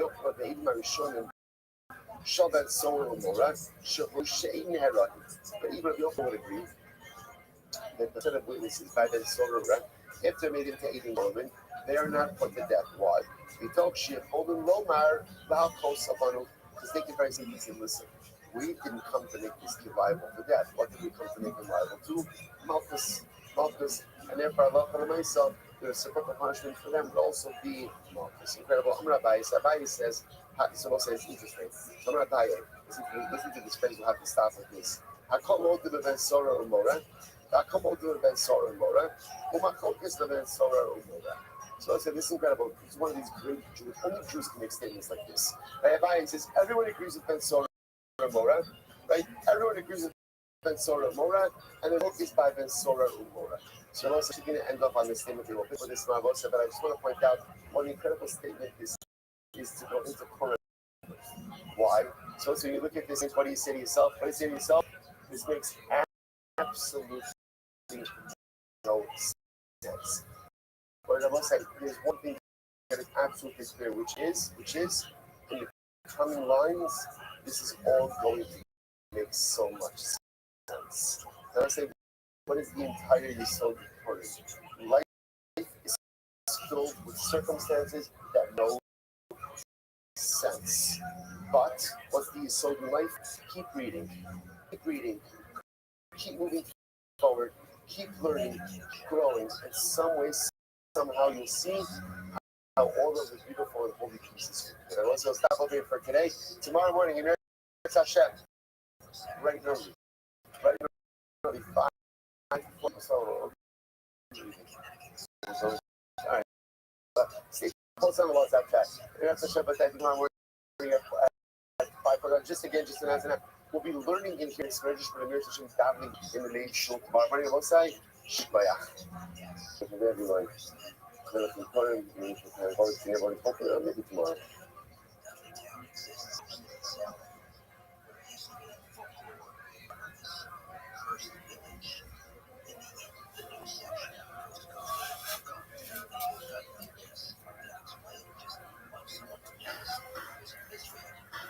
All right, I will say good morning. Good morning. Let us begin by thanking all of our sponsors for this morning. Sure to thank our annual commentary sponsor for Tafshin Pei 5785, the Tosim Mishpacha of Eretz Yisrael, for dedicating all the Sherman Drushos this year in this Chus B'Soros Tabos Ha'olav Am Yisrael. Our commentary sponsors for the month of Adar, Habal Leon Latova, Terry and Steve Zinn, loving memory of Terry's father, Dr. Harry Khan, Zechron Lebracha, C. Hirsch, Ben Yosef HaKohen, Ziv, Levin, and Berman families in memory of William Ziv, Zev, Shmuel, Ben Yisrael, Zechron Lebracha. And our week of learning sponsor, Paul and Kathy Pollack, and Paul's grandfather, Zechariah Ben Zechariah, Zechron Lebracha. Blessed be up to the Maritime Talmud Torah, all of the Neshama Sadar Aliyah, the families in the Chama, all of those who need a refuah should have until it's called Chole Yisrael. HaKadosh Baruch Hu should bring home all of our hostages. And the Hashem will be soldiers should be successful b'chol ma'aseh yedeihem. Listen, with that, let us we have a lot to do today and a little bit less time than usual to do it. And so today is page Vav 86. We're picking up at the Mishnah on Pehem with base 80b, and the Mishnah says as follows: Hagonei nefesh miYisrael. So it says now we're talking about the interesting sugya of kidnapping. So Hagonei nefesh miYisrael. A person goes ahead and kidnaps a Jew. We'll say like that, how incredible it is. Learn this Mishnah, kindness Esther. The entire Purim story is Esther Hamelech was kidnapped. Esther Hamelech was taken forcibly from her home, taken to the palace of Achashverosh, totally against her will, against Mordechai's will. And again, the one thing we see about the Hashgachas Hashem, divine providence, is that even from the darkest and most difficult of circumstances, Geula and Yeshua comes. So how incredible it is, literally again, kindness Esther, to begin Hagonei nefesh miYisrael. Person kidnaps a Jew. What's the halacha? Now this is obviously talking about the Jew kidnapping a Jew. So what's the halacha? So in general, again, halacha for kidnapping, or the punishment for kidnapping, is misa, is punishment, is death penalty. So now the Mishnah discusses the parameters of that. Hagonei nefesh miYisrael. If one goes ahead and kidnaps a Jew, you're only chayiv if you take the victim into your rishus, into your domain. Rabbi Yehuda says, Rabbi Yehuda have to, number one, take the victim into your domain, and number one, make use of them, like work them, do something to utilize them. And he goes to the pasuk Shnechnar, this Amer Bo Umachro. The pasuk says, the pasuk in its entirety is Ki Matzi Ish Gonei Nefesh Me'achav Yisrael. It's bound to have literally kidnapped a fellow Jew. This Amer utilized him, he worked him, umachro, and he sold him, and the kidnapper is put to death. So interestingly enough, Rabbi Yehuda says that there's really three qualifications. Number one, kidnapping. Number two, making use of the individual, and selling them. Rabbi Shmuel, what happens if someone kidnaps their son? Interesting case. The person kidnaps their son. Rabbi Yochanan ben Roka says you're chayiv, and ultimately the Chachamim say you're patur. Now again, we'll discuss exactly why that is. What's the machlokes over here? What happens if someone goes ahead and kidnaps a chatzi ben chomer? What's the halacha? Rabbi Yehuda mechayiv b'cham pochrim. Rabbi Yehuda says that you're chayiv, and the Chachamim ultimately say that you are patur. Okay, so we'll say so now a lot to unpack over here. So first things first, the Tanakama law by so remember again, the first machlokas in the Mishnah was as follows. Tanakama said that if you go ahead and you kidnap someone, you're chayiv if you bring them into your rishus, to bring them into your domain. Rabbi Yehuda added on, you also have to work the. So the Gemara asks, and according to the Tanakama, you don't have to make use of the individual. And I both say, and I just want to point out, the pasuk itself says this amerbo. You're kidnapping and you're making use of the individual. So how could the Tanakama disagree with that particular fact? So the Gemara says, everyone agrees that in order to be liable for political kidnapping, you have to go ahead and quote unquote make use of the individual. You have to work them.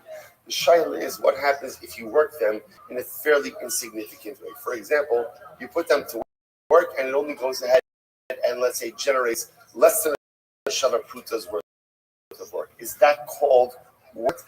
That's the point of contention between the Tanakama and Rabbi Yehuda. So Rabbi asked the following question. So what's the interesting question? What happened from actually for a moment? Reuven kidnapped Shimon while Shimon. See, he kidnapped Shimon asleep and he sells Shimon. Shimon is clearly a very deep sleeper, right? So he's he's kidnapped and he sold all while he's asleep. So Mahal, we'll say what's the halacha? So ultimately, again, is there liability of actually? Well, again, we'll see exact question is over here. So Machar Ishal Ubra Machs Rachel. Rachel's pregnant, but Reuven is not kidnapping Rachel for Rachel's sake. Rather, what is Reuven doing? He wants the fetus. He wants the baby. He wants to be able to sell the baby. What's the halacha? Yesh derech imar b'kach or in derech imar b'kach. So I'll say. So is this considered to be imar? Is this considered to be again a form of working the individual or not? Which what are you talking about? The sefer play the leka imar klal. There's no working of the individual in this context. Again, remember again, what's the case?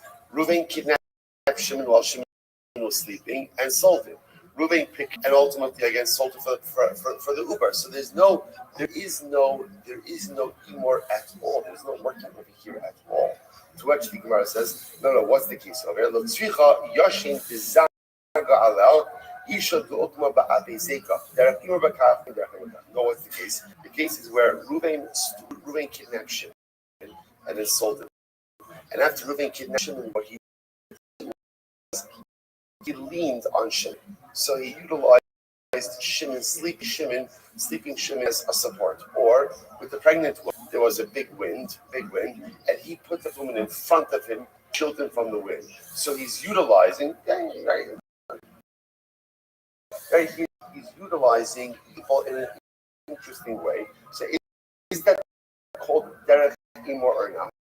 So again, what you begin to see is the person accepting this approach that in order to be high for kidnapping, you have to take a person, kidnap a person, you have to bring them into your rishus. Number 3, you have to work them. Shaila is this called working the individual? The Gemara says take it. Gemara leads to unresolved. Both sides. Remember this was hospital on this. In the first case, Reuven went ahead and kidnapped Shimon, and Shimon is asleep. He's asleep through the kidnapping. He's asleep through the sale. So the shaila just is this called a kidnapping or derech imor? So what if you wonder yourself, how could someone sleep through all of that? Right? How can you sleep through being kidnapped? How can you sleep through being sold? And I will say, what do you see from here? You see from here that people really have a koach of shlof. That people really could sleep. And people could sleep through a lot. And people could sleep through kidnapping. And people could sleep through selling. And people could sleep through life. And you could be asleep at the wheel of life. We don't do so many twists and turns. And you miss such. And you don't realize so much. And how so of our avodah in life is his orrery. Is to be awake. Is to be awake. Is to be mindful. Is to be present. Is to recognize what is unfolding all around us. And specifically to take advantage of all of life's opportunities. Incredible. So the Gemara goes weiter. The Gemara says, "Tanabana, ki masik ishkoni nefesh me'achov, ini ela ish shekana." Sorry, ini ela ish shekana. Ish if you man who has kidnapped, so I know that there's liability for a man who's kidnapped. What about if a woman is a kidnapper? What's liability? Now, the going ish. Pasuk says someone kidnaps. Okay, so then you're specific. Any other being isha being ish. Either a man is liable if he kidnaps a man or a woman. The isha shegan v'ish. Similarly, again, if a woman kidnaps a man, isha shegan v'ish minayin. How do we know that there's liability? If a woman kidnaps a woman, who makes haganav hahu mikol makom. The pasuk says the ganav will be put to death. And again, mikol makom doesn't have anything. There's no gender specific, no person specific mentioned in the pasuk. Tanya on the Raisa, ki masi shkoni nefesh me'achav. If a person who was found to have stolen a Jew, to have kidnapped a Jew, whether you're kidnapping a car, you're kidnapping an emancipated slave. In any of these cases, you are chayiv. Okay, gunvo v'lo machro. Machro ba'ad sumar is gunvo v'lo machro. What happens if Reuven kidnapped Shimon? And what happened? He kidnapped Shimon, but he did not yet sell him. Gunvo v'lo machro, or machro va'adayin yeshna b'shuso, or Reuven sold Shimon, but what? He has not yet delivered Shimon to the buyer. So case number one, Reuven kidnapped Shimon, but he didn't yet sell him. Case number two, he sold him, but did not yet remove Shimon from his rishos. What's the halacha? Pater. Ultimately, if Reuven is discovered, he's pater. Now, when we say pater, he's pater from Esau. Pater from Esau. Because that's not biblical kidnapping. So this is an interesting case. What happens if Reuven is ahead and kidnaps Shimon, and then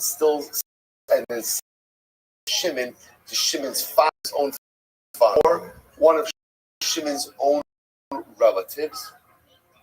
What's that law? Reuven is chayiv. Again, we'll discuss all these cases. Hagonev is havadim pater. One who goes ahead and steal kidnap is pater. Okay, top of page 86a. Tani kani Rav Shishas. Anishon Rabbi Shimon me'achov ad shizi in rishus achayir.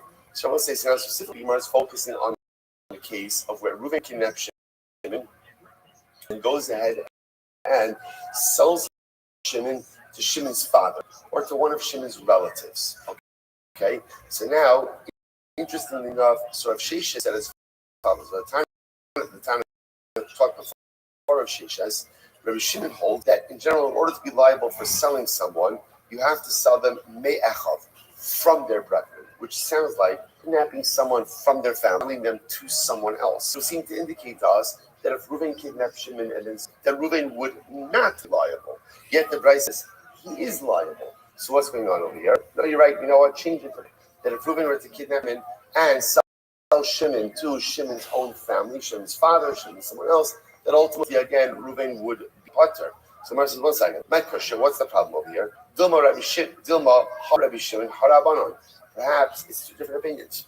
Perhaps this is a machlokas, to which the Gemara says, Lo Sarvei Chod Amar Yochanan Stam Masnisin Rabbi Meir, Stam Tosef to Rabbi Nechemiah, Stam Sifra Rabbi Yehuda, Stam Sifri Rabbi Shimon V'Kud Rabbi Akiva. No, you can't interpret it that way, because since Halakha Ramaisa, we have these principles about who a Stam Mishnah follows, a Stam Tosefta, a Stam Sifra, a Stam Sifri. Therefore, again, the proper way to explain this is to change, is to amend that which the Brayso said. And in fact, the halacha is that if Reuven kidnaps Shimon and sells Shimon to his own family, that Reuven is pater. When we say pater, remember again, pater means pater from death penalty. Because halacha mice, in order to be liable for biblical kidnapping, you have to sell the victim to someone outside of his family. Okay, fascinating. Hagoni, So the next thing the Mishnah said is, what happens if a person kidnaps his son? Right, kidnaps his son. What is liability for kidnapping one's own son? So remember again, this was a machlokas. So Shmuel, the son of Rabbi Yochanan ben Baruch, said that you're chayiv, and the Chachamim said that you're pater. So let's analyze. My time is the Rabbanon. Why do the Rabbanon say that you are pater? I'm Rabbi, I'm Kra, because the pasuk says ki matzei prat lematzui. Because you also said the lashon of the pasuk is Ki matzei ish gonev nefesh me'achav. If it will be found that a person kidnapped someone from amongst his brethren. Now, lashon of ki matzei indicates to us that there's a new circumstance that's here. Right? You found a new circumstance. This comes to exclude an already pre-existing circumstance. In other words, someone is found with you who would not normally be found with you. How is someone found with you if they're not normally found with you? You kidnap them. So this comes to exclude someone who normally is with you. Who's normally with you? Your child. Your child. That's the logic of the Rabbanon, who ultimately again say that you are potter. Okay. So okay, so now what you want to tell me is ki matzeh means only a new circumstance, something that was not a pre-circumstance. If that's the case, ki matzeh ish shochev im isha b'ulas al. Pasuk talks about adultery. If it will be found that sleeping with another woman who's married to another man. So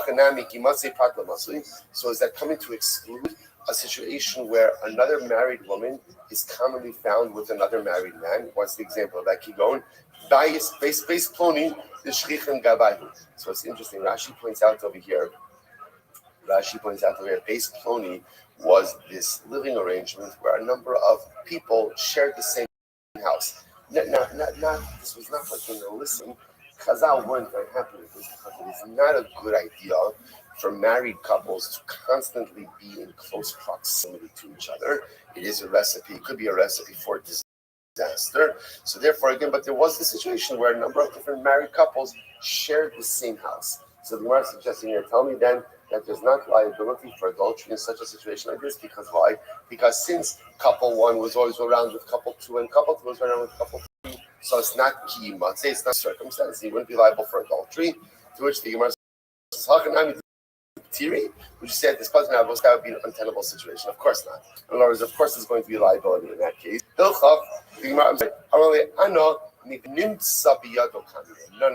I'm not learning it out ultimately again from the matzeh. Rather, v'nimt sabiyado. In other words, what does the pasuk say? A man kidnapped, right? The goni ish umacharo, v'nimt sabiyado. Right? One person kidnaps another, and the victim is found with the perpetrator. So the nimtza indicates that what? There's like something new over here, right? A circumstance that would not normally have been in effect is now in effect over here. What does that come to exclude? That comes to exclude ultimately, again, a situation of a father and a son, where the son is normally with the father. Interesting enough, therefore, again, the Gemara says, I'm a Rabbi, and I will say, by the way, I just want to point out, that's how he paskin. The Rabbi paskin is like the Rabbanon, namely, that if a father kidnaps his son, there's biblical liability for kidnapping. I will say, I just want to point out, when we say there's not biblical liability for kidnapping, what does that mean? What does that mean? It means you're not put to death, you're not executed. It does not, it's good. And of course, I say, one thing to remember is we hold those Satina. So remember, a lot of these, we're talking about in a vacuum where there's halacha. But if you live in a foreign country where there is its own land, its own laws, we are governed by the law of the land. So it might be true that halacha says that a father is not biblical kidnapping, but if the Machlusa says it is kidnapping, it's kidnapping. Yeah, but that's the halacha. So Rabbi is based on this hilchah. Hani mikri dardiki must do rabbanon kimitsuyin biyadan damu. So I'll say, so this is fascinating. So Rabbi is based on this, teachers, right? Right? Mikri dardiki means teachers who teach young children kriya, or must do rabbanon, and also teach their students. All right, these are people who spend a lot of time with these children, and therefore halacha l'maisa, they are not considered to be the nimtzu. That I guess what you are indicating that if the Rebbe were to kidnap the Talmud, technically speaking, there would not be biblical liability since Talmud spent that much time. It's just an interesting window, at least from the Gemara's perspective, about how much time children spent with their Rebbeim. Fascinating idea here. And once again, we see this motif a number of times of how Talmud relationship is very much like the father-son relationship. We see that again in many different circumstances as well. Okay, and then even takeaway from this is we pass like Rabbanon, and if Rabbanon myself, Rabban Paskins that if a father were to kidnap his son, there would not be biblical liability for kidnapping. Okay, let's go back there. Ganav Mishetziav. So remember again, next quote in the Mishnah was, if you steal, if you kidnap, a Chatzi Eved, Chatzi Bechorim, what is the halacha? So again, Rabbi Huda says, you chayiv, the Chacham say that you're potter. Let's analyze. Says the Gemara, Tanan Halas, we learn. Rabbi Huda Omer, Ein La'avadim Boshes. So okay, so seemingly unrelated statement over here. It says an Eved has no Boshes. Now, what does it mean Eved has no Boshes? Here, Rashi says over here, in the Avadim Boshes, and this Mayesh Esa Eved Lo Chiyaf to Torah Lo says Mebashta. So we know that there is a compensation category called humiliation. Right? You embarrass someone, there is monetary compensation for that. The Yehuda says that Avadim and Eved doesn't have Boshes. Doesn't have humiliation. So if you humiliate an Eved, ultimately again there is no payment. What's my time? What's Rabbi Tzlach? Amakra ki notzu anoshim yachdov ish be'achov mish yesh lo achva yotza ein lo achva. Because the pasuk that talks about Boshes, that talks about humiliation, talks about the lashon of ki notzu anoshim yachdov ish be'achov. So someone who has echav, someone who has achva, familial relations, related to achva, a sense of family, he has boshes. Someone who does not have achva, ultimately again, it doesn't have boshes. And therefore, an eved, Rashi says, or eved she'en lo achva, ba'afidu im echav be'avid tichsid amachamar imachamar imadom belachamar eno eliki behema. So from a halachic perspective, an eved does not have familial relations. So because of that, therefore, on a technicality, he is not entitled to Boshes. Incredible. Rabbanon will say, Echav hu b'mitzvahs. Rabbanon say, no, it's not true. What does Echav mean? Echav doesn't refer to someone who has familial relations. Rather, what does Echav refer to? Someone who is your brother in mitzvos. And interestingly enough, an Eved is your brother in mitzvos. Why? Because an Eved Kanani over here, right? Because and bless you, an Eved Ivri is a full-fledged, but an Eved Kanani. And Kanani is still your brother in mitzvos. How so? Because an Eved Kanani, remember again, is still chayiv in any mitzvos that a woman is chayiv in. So therefore, he's your Echav mitzvos, and therefore the Rabbanan say, does that Boshes says v'halchi hechi darsh? And over here, in our context, in our subject, how are we dashing the psukim? Rabbi Huda Sabran me Echav. Rabbi Huda says me'achav. So let's remember again, lashon over here is ki matzei ish gonev nefesh me'achav. The person will be found to kidnapping another person me'achav. So watch this. Darshan me'achav lafuke avadim. Echav comes to exclude avadim. That avadim are not kidnapping, and therefore again, if somebody kidnaps an eved, ultimately again they're not liable. Gemara says b'nei Yisrael l'me'utei mishechetz. And again, when it says b'nei Yisrael, even a chatzi eved chatzi b'nei chorin. So the Gemara says, I'm sorry. B'nei Yisrael l'me'utei mishechetz eved chatzi b'nei chorin. B'nei Yisrael l'me'utei chatzi eved. Sorry, I just lost the place. Me'achav la'fuke avadim b'nei Yisrael l'me'utei mishechetz eved chatzi b'nei chorin. Mi b'nei Yisrael l'me'utei mishechetz eved. So this is very interesting. In Rabbi Huda's drasha, watch this. So Echav comes to exclude an Eved. Good. So Mi B'nei Yisrael comes to exclude Chatzi Eved, Chatzi B'nei Chorin. And then again, Mi B'nei Yisrael, there's two exclusions of Chatzi Eved, Chatzi B'nei Chorin. What is that? That's called a miyut achar miyut. So remember again, that's called an exclusion after an exclusion. Whenever you have a miyut achar miyut, the miyut achar miyut el rabos. And a miyut, after a miyut, only comes to go ahead and include. Good.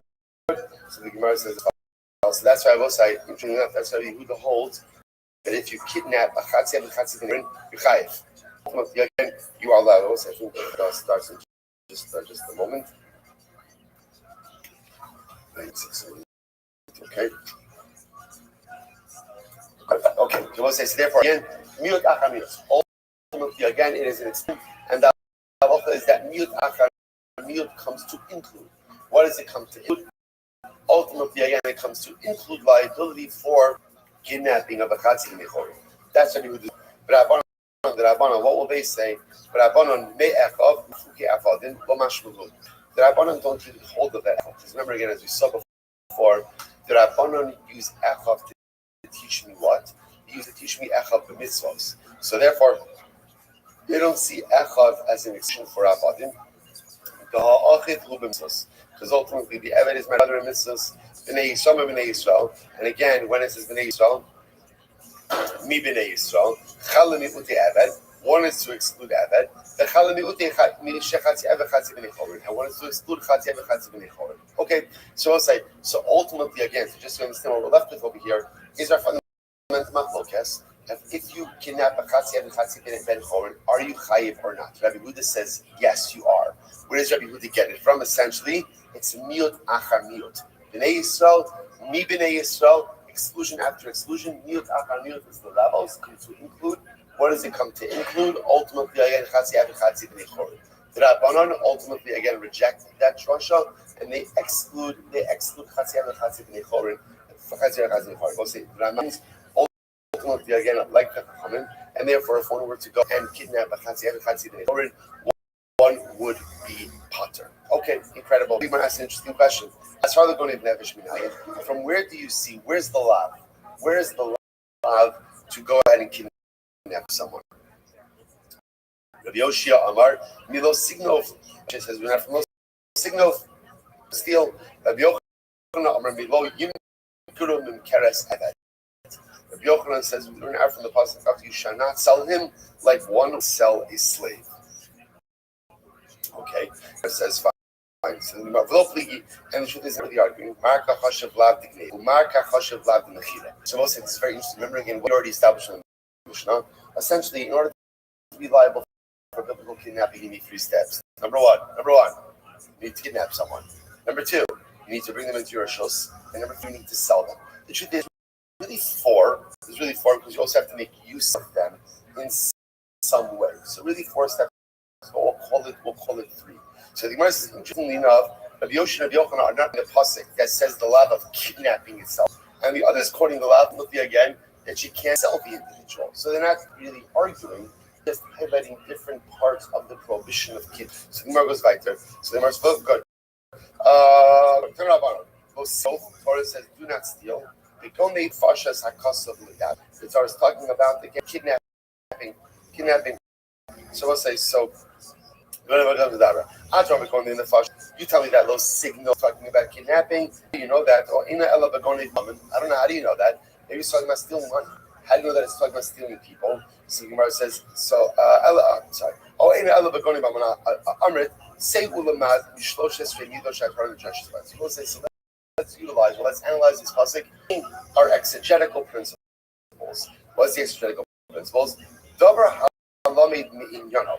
So we'll say so. Sometimes the way to understand what the pasuk is talking about is how through the analyzation of the context in which the pasuk. That's what's called davar halamid mi'inyono. Something a pasuk that to be understood from the context in which it was stated. So listen to this. So we'll say the pasuk that says Lo signovu, lo sechachashu, lo sechakri ishpando.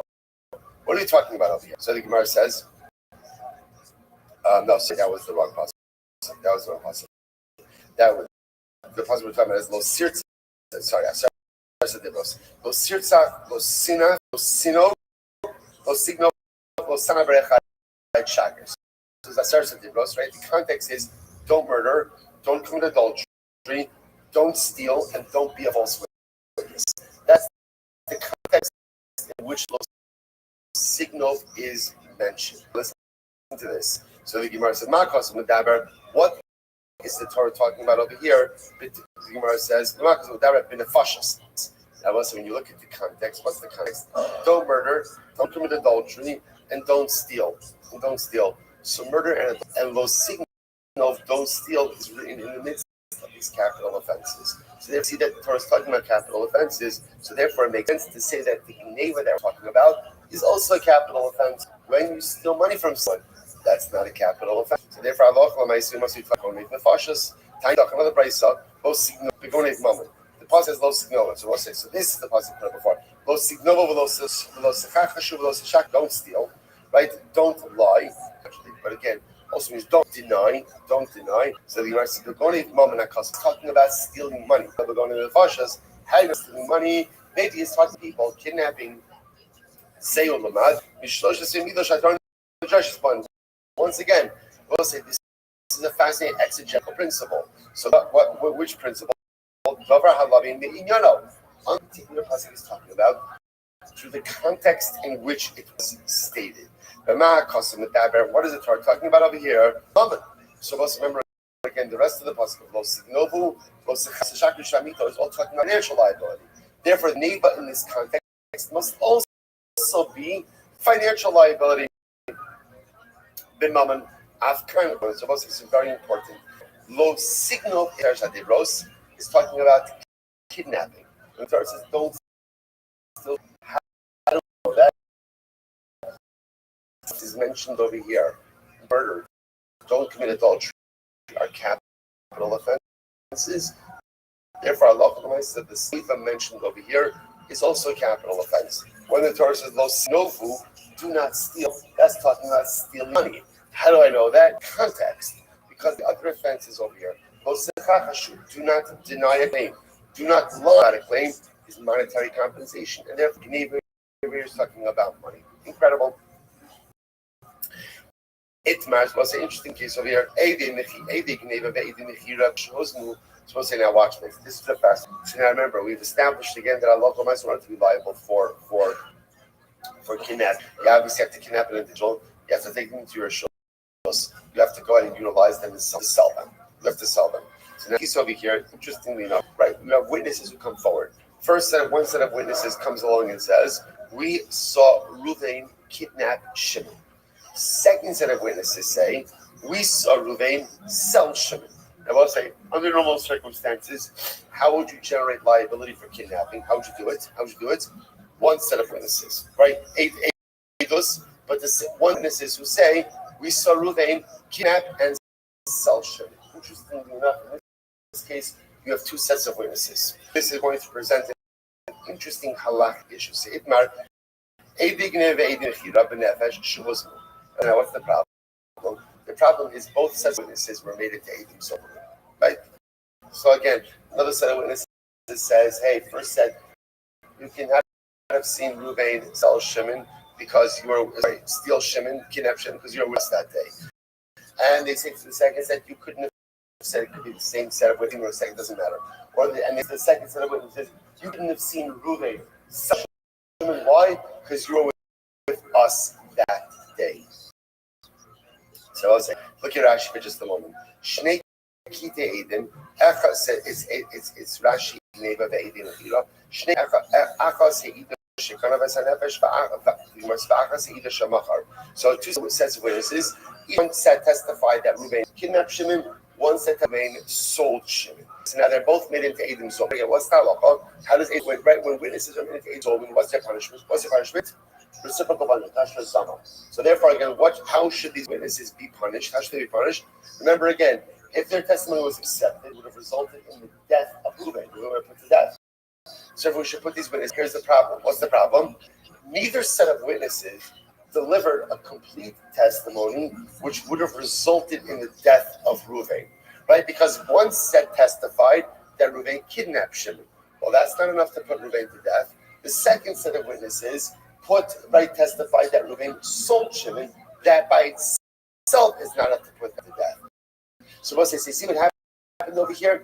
So therefore the Gemara says, what do you these witnesses? So Rashi says over here, first time but they know mekantli inami ilo husmu lo mikdol to have the idus shatolach azima lo mishkach chasadim achos. So the Gemara seems to suggest, okay, so now let's see, that's the comment. So essentially, each set of witnesses is delivering a complete testimony which would have resulted in the death of Ruvain. They're each delivering partial testimonies. Chizkiah Amar. Now, when there's only Chizkiah says, "Ein eragin, you kiss the death." Rabbi Yochanan eragin. Rabbi Yochanan says, "Yes, you can. Yes, you can." What's the machlokes? Chizkiah damar Rabbi damar v'lo chatzi davar. Shabbos say Chizkiah is like Rabbi Akiva. Now, the truth is, this machlok is Rabbi Akiva and the Rabbanan. Rashi points out over here. Is is a machlokes in Baba Basra, ches habatin. That ultimately, again, can you put in zomin? Can you put witness to death? Ultimately, again, if they're only delivering partial testimony, partial incriminating testimony. Rabbi Akiva says no. Rabbi Akiva says, davar means testimony. Therefore, witnesses can only be put in zomin if their test is complete. But if they only delivered partial testimony, you cannot execute them with hazama based on that. Davar v'lo chaz davar. Rabbi Yochanan on the other hand was like Rabbanan. Davar ba'afilu chatzi davar. Again, Rabbi Yochanan was like Rabbanan.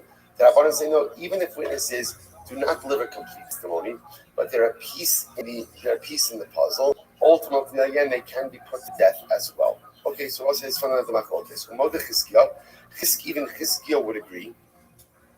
Interesting. Also, listen to this. We actually just saw this a couple of days ago. This was actually I think this was a new piece of information. Then Sorar Umora, the first time that he steals money to buy meat and wine, he's not convicted, right? The first time is a warning. The first time is Malchus. So the second time, ultimately, that he's put to death has been Sorar Umora. So watch this. Let's say again, second Chizkiah would agree. Shall ben Sora Umora Shehuzmu Shnei Ragim. So as they listen to this, so let's say again, you have second witnesses. So we'll call the kid Reuben, right? So second come along and say, we saw Reuben steal money from his father to eat meat and drink, to purchase meat and wine, and he ate it. Like we saw before, he ate the meat and wine in someone else's rishos. So what's the halacha? And those witnesses now imagine the case. Second set of witnesses, we saw Reuben steal money and purchase meat and drink wine. The other set of witnesses come along and say, witnesses, you can't even death because they were going to put Reuben the kid. They could claim 1 second, they came to give him Malchus. Like our testimony by itself is not enough to include the first set of witnesses. Even Chizkiah would agree that in this case, those witnesses are put to death. Why? Because the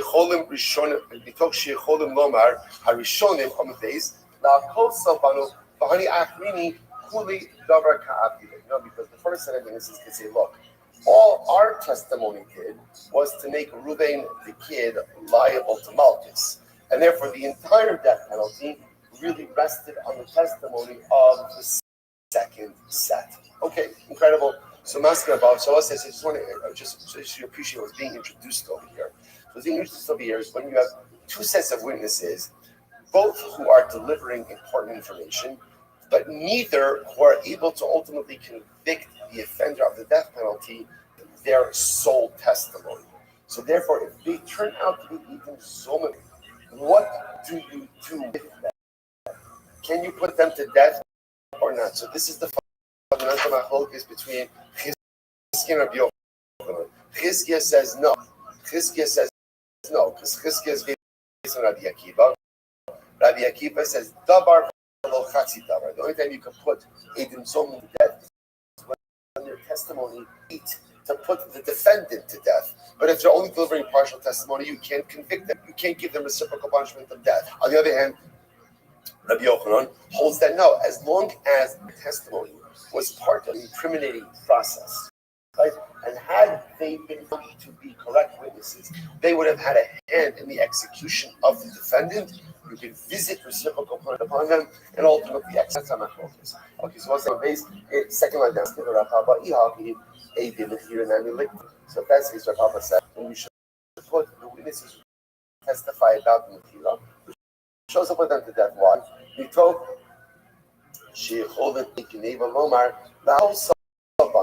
remember again, the Ike Geneva could always say, all we came to do was to make him chayiv, right? Because it was like, if Reuben kidnaps Shimon and technically doesn't sell him, all Reuben is liable to it is he's not chayiv for Geneva under circumstances. So Allah said, we should say that the liability rests upon the Ike Geneva. The Chitema the Kasavar Chizkiah Lo. So is Chizkiah suggesting that one who goes ahead and kidnaps someone would not be liable Malchus? Itmar, but we learned Ike Geneva Benefesh Shehuzim. So ultimately, again, if you have witnesses who testified that Reuben kidnapped Shimon, and then those same witnesses remain to Eidim Zolim, Chizkiah Rabbi Yochanan Chad Amar Lokin, the Chad Amar In Lokin. One opinion says that they get Malchus. One opinion says they don't get Malchus. But you said to Stein Chizkiah Amar Lokin. It must be Chizkiah who says that ultimately they get Malchus. Why? Since Chizkiah says they're not put to death, if they're not put to death, then obviously the halacha is that they get Malchus. The Rabbi Yochanan, because it kills Rabbi Yochanan, Kivan or Negim, Havili Na'av Sheniti and as far as says Bezin. According to Rabbi Yochanan, once he's being executed, so this is allowed even over to execution by Bezin. The Cholav Sheniti and as far as Bezin in Lokin Allah. You know, saying in general, the halacha is anytime Bezin is executing someone, there's not Malchus for that same infraction. So the Gemara says, Ihu lo lo inuet hilahu. So in that sense, technically speaking, the kidnapper is not going to be giving Malchus. So you're going to go ahead and give. You're going to give the Edom Zonim Malchus. It doesn't make any sense. Ella Amra Papa, rather, Papa says this is a very important line. Ella Papa, the Edom Mechira, the Kuli Amalo Dinera. So we'll say this is very interesting. Everyone agreed that if witnesses come along and testify, right, we Ruvain sell Shimon. And now let's say again, those very same witnesses, there is capital liability. Those witnesses are executed. Why? Because halacha l'maisa, through that testimony, the defendant Ruvain would have been made liable to death. So everyone agrees that under those circumstances, what we call those Eidechira, those witnesses testify that Ruvain sold Shimon would absolutely be put to death as a result. Okay, so where's the machlokes? Keep thinking. It's very interesting. Be'edei Geneva. The machlokes of Osai is about the witnesses who testify about the kidnapping itself. The first set of witnesses, right? Those witnesses who say we saw Ruvain kidnap Shimon. Now let's say those same witnesses are made into Edom Zolim. What is their liability? Now watch this. Chizkiah says, "Ein neharagim." They're not put to death. Why not? Gneva luchuda kaima. Chizkiah essentially says that we look at the kidnapping and the selling as really two distinct things, and therefore kidnapping by itself does not generate liability. Therefore, when the first witnesses come along and they testify that we saw Ruvain kidnap Shimon, what are they making Ruvain liable to? What are they liable to Malchus. That's it.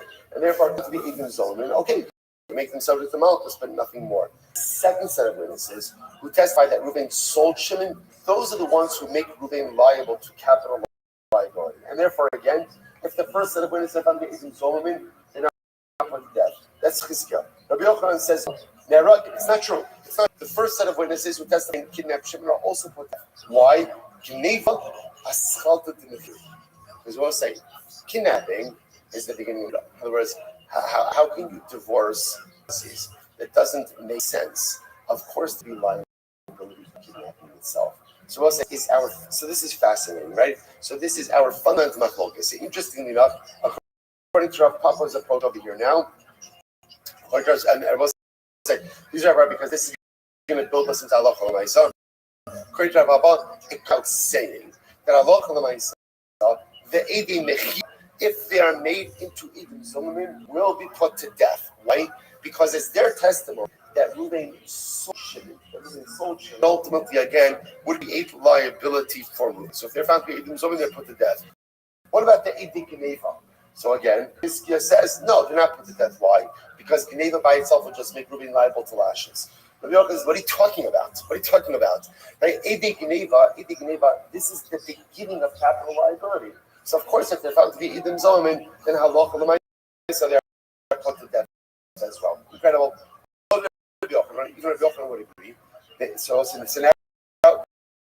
that seems to be where we're going to settle in the kidnapping case. Now, what about Ben Sora Mora? Because remember again, Ben Sora Mora is the other parallel case. So that's Ben Sora Mora. Remember again, first set of witnesses by Ben Sora Mora.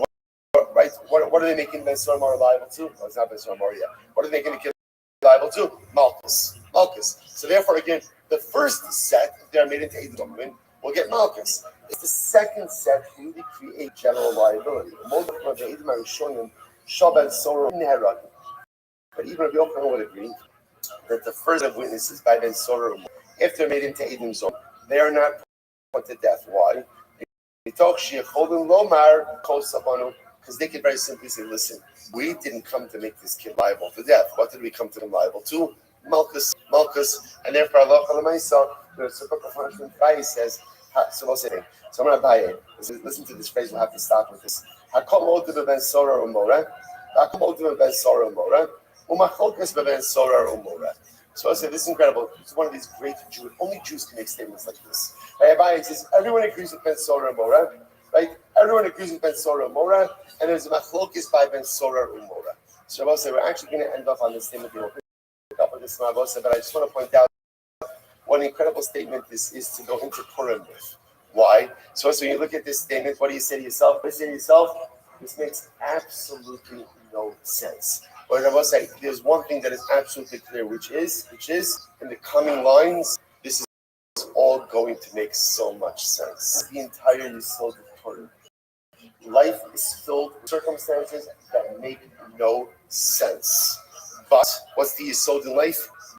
Keep reading, keep forward, keep learning, keep growing, and some way, somehow you'll see how all of the beautiful and holy pieces fit together. Well, so stop over here for today. Tomorrow morning, Hashem, right and early, 5:40, so a little even at 4:30, and we'll go into. All right, stay tuned. I'll post on the WhatsApp chat. Hashem, but I think tomorrow morning at 5. Just here in this, I think we'll be in the main shul.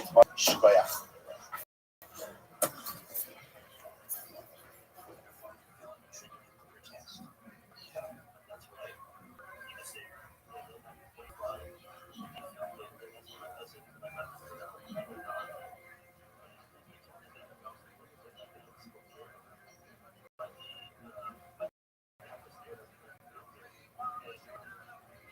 All right, good morning. Good morning. Begin by thanking all of our sponsors for this morning. Share to thank the Torah sponsor, annual Torah sponsor, Close Mishpach of Eretz Yisrael, dedicating all the Shemer Drashos this year. Days of Busra for Am Yisrael. Our Torah sponsors for Adar, Abadi, Rachel, Harry, and Steve Zinn, and love memory of Harry's father, Dr. Harry Khan, Steve Hirsch, John Yosef, going on vacation at his 12th yard site. The Ziv, Levin, and Roman families in memory of Mr. William Ziv, Zeb Shmuel, and a week of learning sponsors, Pauline Catholic College, in memory of Paul grandfather, Zachariah, and Zachariah's and that's the only sponsor for today, Adam Monka, in memory of Moshe, David and Moshe Feinstein, Zatal, on the occasion of his art site, and the merit of our Torah.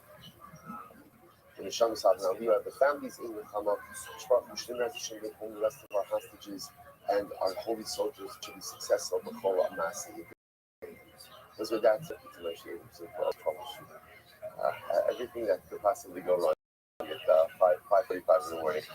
I will say, so let's begin. An incredible daf ahead of us today. That is pay 80 up to the next left off on pay down on the days 84B, and we left off 6 lines up on Pakistan. So let's remember again, we're dealing with a very interesting case. The question that Gemara had is a son allowed to do bloodletting for his father? That was the fundamental shaila. Because on one hand, we discussed the mission, introduced us to the idea that if a son injures his father, he's chayiv kanek. So the shaila is, what happens if he goes ahead and he does bloodletting for his father? Is that permitted or not? Interesting enough, we have two opinions, Rav Masno and Rav Dini Rachina, who both seem to say yes, but then we quoted two-story Rav and Marek Ravina, who do not allow their children to take out plants of oil for the idea of causing a chab. So the Gemara goes on and says, "V'hadistan, sifras of love, V'hadistan, chat shalyad." We talk about Moses. Remember again, is now over to the Shabbos. So the Mishnah says as follows: if you have a small hand idol that's used for sewing, you're allowed to go ahead and move that on Shabbos. It's not muktzah. Why? Because ultimately, again, technically you can use it to remove a splinter on Shabbos. One second, remove a splinter on Shabbos. Don't you have to be concerned that maybe, now, again, technically speaking, there's nothing wrong with removing a splinter on Shabbos. What's the cause that you may cause it later in and causing a greater injury, one that draws blood. Again, is an issue guy. So what do you do? I'm sorry. Maybe it'll cause an injury. The Hadith Shirigas Skila will be a shogi, it's not your kabula, but never it's a shogi of Skila. Which the Gemara says, no, Hasal Tobu. That's different because if there is a kabula that's caused by kicking out of the splinter, that's Makal. So that's considered a destructive act. The Gemara says, so that's fine according to the opinion that says Makal is part but in general on Shabbos when you do something destructive, that is part of Al Mandar Chayi. Right? According to the opinion that says Makal is Chayi, even if you do something destructive, a malacha is a malacha, is there to say, to which the Gemara says, well, the man Sham is the Makal B'Chabura Chayi, who says that Makal by Kabula, because of Kabula and it's still collected, that's your Chayi, that's Rabbi Shimon. Type of pay, Amar Kamalach Shmizika Lagufa. Rabbi Shimon is also going to say that any malacha shmika lagufa, which means any malacha that is done that is not needed for its intended. In other words, that the malacha, that's not the malacha that he holds that's your potter. Okay, so so bottom line, by the way. So what happens in that kind of situation? Just suggesting that even if you end up causing a chabura by taking out the splinter, that will be a malacha shmika lagufa. In general, we'll say, Shabbos, what do you call Shabbos? Melechas machshavas. You need something constructive and premeditated. If at the end of the day you do a malacha, but the malacha itself is not necessary, then ultimately, again, it's not also on Shabbos. Now, that being said, we don't split splinters on Shabbos. Right? We leave splinters on Shabbos, we get splinters after Shabbos, out of a fear of ultimately, again, Amadamish and Miskavin. Right? Well, even though it's a malacha and tzricha l'gufa, you still don't go ahead and do it on Shabbos. But coming back to our previous suggestion, what about a son doing bloodletting for father? So this is a big shame. In other words, again, I mentioned in Shir yesterday, that in all of these cases where you have a son checking the blood sugar for his father, a son going out and being a doctor and operating on his father, doing the procedure. So what's the halacha? So the Shulchan Aruch Paskins in Hilchot is called Hilchot Kibod Avayim. Fascinating halachas in your day are considered Reish Mem Aleph. So the Shulchan Aruch says Reish Mem Aleph Gimel Ramah Gimel. Shulchan Aruch says as follows: Hachol Takol La'avi. My father has a splinter. Father has a splinter. The Shulchan says Lo Yotzienu Shema Yavo Va'asos Bochala. A son should not take out the splinter lest he come to cause his foot to bleed. It will make his dam all rough. Let's say the son is doing bloodletting, or the son is a doctor.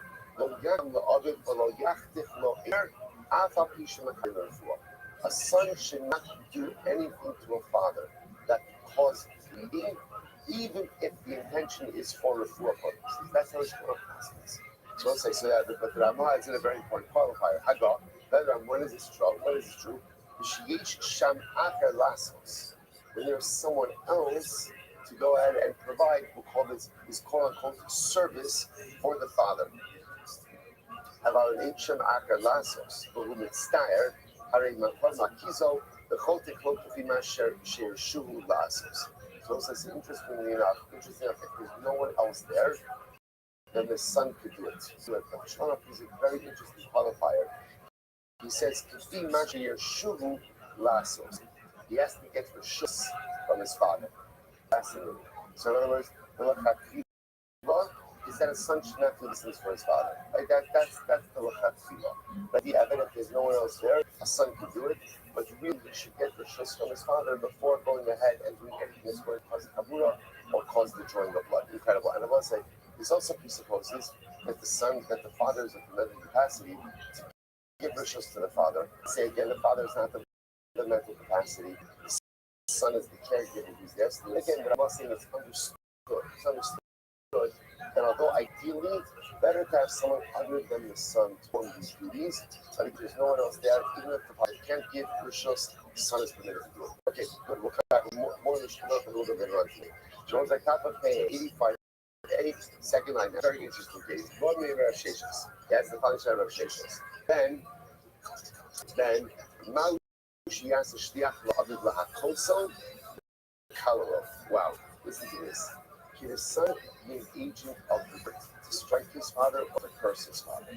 Now, what does this mean? Look at Rashi. Rashi asks the Shliach, Rashi says, he's giving the Avi, it's Chayiv of the Nidui or Malchus. So what we're seeing, the question is like this. Let's say, yeah, right, Adam and Yitzchak, Adam probably Yitzchak is the son, was condemned by Beis Din, was judged by Beis Din for Malchus, to get lashes. Or Avram was going to be put in excommunication. So remember again, so now the Shaila is, let's say Yitzchak, the son, is employed by the Beis Din. So can Yitzchak go ahead and carry out these sentences against his father? So again, not the son acting of his own volition, it's the son acting as a Shliach HaBeis. So Gemara says things. Amalei, la'amiyatiro. So here I ask such fascinating questions. So in general, like, why is, so let's say Avram and Yitzchak are not related. Avram is judged for Malchus, or Avram is judged for the excommunication. Brother will say part of excommunication was a curse. You would get cursed by Beis Din. So Gemara says you're never allowed to do this to another Jew. Can you go over to another Jew and flog them? Can you go over to another Jew and curse them? You're not allowed to. So Gemara says someone else stam another Jew. How are they permitted to flog someone? How are they permitted to curse someone? Plus this beautiful Ella, Shamayim take Adi. That was saying that in general is allowed to flog another Jew, kill a Jew, because Kvod Shamayim Adi. Because the covet that we are obligated to this Leifat Torah trumps any other covet. That's it. So therefore, again, if someone did something against the Kadosh Baruch Hu and they're deserving the Malchus, we're going to flog them. We're going to flog them. Or someone is deserving ultimately again of media of excommunication. We're going to curse them. But it's an affront to the dignity of the individual. The covet to Kadosh Baruch Hu knows that it comes for the covet of any other person. Akanami, Kvalajit, that ultimately again a son should be able to go ahead and flog his father, or a son should be able to go ahead and curse his father for doing as well. So that's the Gemara's assuming. So they say, Uma Shemitzvah Kosa Mitzvah Kosa, Misha in the Mitzvah Kosa in the Diva Shalola Kosa. So it's a little bit of a strange place. It's literally translated. If someone who I'm obligated to strike, there's a mitzvah not to strike them. Someone who I'm not obligated to strike, certainly there's a mitzvah not to strike them. All right, so no idea what the Christ is talking about. So the Mark says, "My love, makom mitzvah." So perhaps both cases in the Christ are talking about makom mitzvah, where someone was deserving of malchus. I say if someone is deserving of lashes, then what happens? Habib no, haba'achar. Maybe one Christ is talking about a son. The one Bryce is talking about someone else. Another one Bryce is saying like this. When it's the son, even though the father is deserving of malchus, nevertheless, the son should not administer to the father. And versus someone else, where even though ideally you really shouldn't be hitting any Jew, but when you're working for Beis Din, and Beis Din is obligated to give a person malchus, so someone else is permitted to administer it. To which the Gemara says, "Lo, edi v'edi motion of no, motion the Gemara says, no, not true. Doesn't make a difference whether you're talking about a son or talking about someone else. For Lo Kasha, Kan b'makom mitzvah, Kan shelo b'makom mitzvah. One is talking about makom mitzvah, and one is talking about makom mitzvah. What does that mean? What is the kashrus? What's makom mitzvah? Makom mitzvah is where someone is chayiv most from Beis Din. Shelo b'makom mitzvah means someone is chayiv most from Beis Din. So someone's high marks in Beis Din, as much as you don't get hitting people, you're going to hit them because it's a mitzvah. Don't shemai hug. Someone's not high marks, you're not going to hit them because halach l'maisa is prohibited. So the Hagikata is what it means to say, here we go. Makom mitzvah shemitzvah lahakol mitzvah shelo lahakol. So what says, listen to this. It's a makom mitzvah. Now, in the case of this, looks like this, right? Avram, ultimately again is chayiv malchus. Avram's chayiv malchus. So now Yitzchak, let's even leave aside that Yitzchak is his son, not his son. Let's leave that on the side. Yitzchak is going to administer the malchus. Even in that case, what is the halacha? Yitzchak is not permitted to deliver more than the mandated number of malchus. Right? This is the to flog someone even one more lash than they have before. So that's what it means when it says, even in the case where a person is liable to lashes, right? So, mitzvah shalom lahakoso. There is a mitzvah not to give them any more lashes than they are liable to. Shalom mitzvah, when someone is not liable to lashes, so the Gemara says, shalom mitzvah, she'en tzuvah lahakoso, eino din shenetzuvah sholach. So it's only when someone is not subject to lashes, then halach strike them at all. Okay, so therefore, again, that's how the Gemara is off. Now, by the way, what do we do with this halach? So the Tashmas, well, we're not finished. Let's finish up first. Tashma. So let's say, remember again, keeping the ball. What's the primary shot over there? So we've already established about a son administering medicinal healing to his father. It could potentially result in a couple of those. Topic number one. Number two for today. Can a son carry out the punishment of based upon his father if his son is working for him? Is that mutter or not? So that still seems to be the market is Tashma. Avram is condemned to death. Avram the father was condemned to death. The killer and what happens? And his son comes along and hits him or curses him. The son is hiding. All right. So the Gemara. If another person comes along and hits or curses Avram, so the other person is going to be potter. So the Gemara says as follows: so again, Avram is condemned to death and strikes, curses him, so the son is going to be liable. Someone else other than Yitzchak curses or hit Avram, they won't be. The Gemara says why this distinction? Right? Why this distinction ultimately again between someone else? Come up this stuff is very interesting. The Misarvin Bolodis Ve'eriyot say, okay, this is fascinating. So what's the case? Avram was condemned to death. We spoke about earlier, much earlier in the sector, about the process for leaving someone out to death, specifically again by skila. Let me get into that whole process of leaving them out. What's the case? The case where Avram was condemned, but he won't go.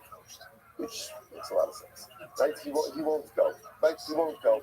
So therefore, so what do we need to do? We need to proc him. So how do you prod him? You hit him, right? Or you curse him. So the Gemara says. So that the Gemara seems to be distinction is following. If the son hits him or curses him, the son will be liable. If someone else hits him or curses him, they won't be liable. So the Gemara says, "Rashesh is moved below. The she'im Sarvin Bolotses." Shesha said that no, it's not a case of where he's refusing to go out. If that's the case, they're not refusing to go out. So let's say, if we're talking about a case where Avram is condemned to death, he's refusing to go out to meet his maker, right? He's refusing to go out for execution. So now, okay, the Gemara says, if his son hits him or curses him, liability for the son. If someone else does it, there's not liability. Okay. Risha says, no, it's talking about a case he's not unwilling to go. Right? He's willing to go. If that's specific, he's willing to go, then at the end of the day, if someone else comes along and him or curses him, why is there not liability for the other? To which the Gemara says very simple. So we'll say, remember, it's very important. When everyone is condemned to death, what's his status? What's his status? He's considered to be dead already, right? Let's take a different case. Someone like Avram is condemned to death by David, and then Yaakov comes along and kills Avram. What's Yaakov's liability? Zero. Why? He killed a dead man. He killed a dead man. So halakha l'maisa, the verse says like this: when Avram is being condemned to death, so if someone else comes along and Avram curses Avram, there's no liability because they hit and they cursed the dead man. Does it, there is liability. Again, I want to say this is all the heightened level of relationship responsibility the child has to a parent. I've been condemned to death. You're right, but he is stuck. It's still your, and he's still living and breathing right in front of you. And there again, you have an obligation to maintain proper dignity. You might say this follows. So the Hamrat Sheshes, Baish is an interesting case here. Baishu Yashan Nace. So let's listen to this. this fascinating case here. Let's say you embarrass someone. Just stop. I go over to Ruvain and I embarrass Ruvain while Ruvain is dying. That's while Ruvain is sleeping. Like Ruvain is sleeping. So what's the kind of getting embarrassed while you're sleeping? Like you don't know about it. So I don't know, Ruvain asleep and I put toothpaste on his face, whatever. Right, I go ahead, ready to sleep. So once I said, interestingly enough, if he dies, that's in his sleep. So he never woke up to realize the embarrassment that's been created. So what's the halacha? By show Yashim's chayiv. I'm says over here, actually right across chayiv. The by show the I nami loshno. So as I say, obligated to pay to the heirs. Right, to Ruvain's offspring, because they were embarrassed with this activity. So what do you see from here? That halakha is, even if you go and you embarrass someone who's dead, there's still liability. Now, why are you bringing this up over here? Because the Gemara wanted to say that if Yaakov goes over to Avram and hits him or curses him, that Yaakov's not going to be chayiv. Why not? Why not? Because he hit or he cursed a dead man. Hit or he cursed a dead man. But what does that mean? What do you see from here? That even if you do something to someone and that person, quote unquote, is dead, they never realize it, there's still liability. If I embarrass someone while they're sleeping and they never wake up, I'm still liable to go ahead and do embarrassment to the offspring. I'm going to ask, what's the sheikah? What happens? Where again, injury to Avram, an injury that's not Shabbat. So therefore, again, there's no liability. For damages less than a fruta, ultimately, again, there's going to be no liability. So the Gemara, Rabbi Ami, Rabbi Yochanan, but we learned that even if you injure someone, and you right to commit someone, you cause them instead of Sharaputa, while there's no monetary compensation, you get Malchus, to which the Gemara says, you're right. My potter de Kamar, what does it say that if Yaakov goes over Abram and he's struck or he first Abram, then ultimately he's potter? What does that mean, potter? Potter means that he's potter from there's no monetary compensation. But there would be clown, there would be no chayim. So I said, so again, that sounds like over here, that it's chayim, which would be strange. To which the Gemara says, Ella, Bedino, Hakanami Bedino. Rather than say another word. What it means is chayim just means ability. Chayim just means you're liable. So a son will have a type of liability. Right? Yaakov, another will have his own liability. So I say, so why that another will be potter, right? Yaakov comes along and strikes him or curses him. Why is it that Yaakov is potter? The Pasuk says literally again, a prince amongst your people, you shall not curse. What do we learn from here? Paul says, my sa'amcha. Well, only when is there a prohibition to curse another Jew? When he is ba'amcha. Ba'amcha means part of Klal Yisrael. He behaves like another Jew. But obviously, if someone has been sentenced to death, what does that indicate? They're not behaving in conformance with the normative standards of Klal Yisrael, and therefore there is no prohibition to curse an individual. The Gemara says, "Hatinach Clara." So I understand. Now, by the way, this is actually very important because what this is telling us, the prohibition to curse another Jew is only when they behave Jew. Like only when we call them only when they are conducting themselves like the Jew should. So the Gemara says, what about hitting someone? Right? What about hitting someone? We compare ultimately person. And therefore, just like person, only by the person is conducting themselves in conformity with Jewish standards, so to Akar hitting applies as well. So we'll say that's the case, then the same thing should apply for a son.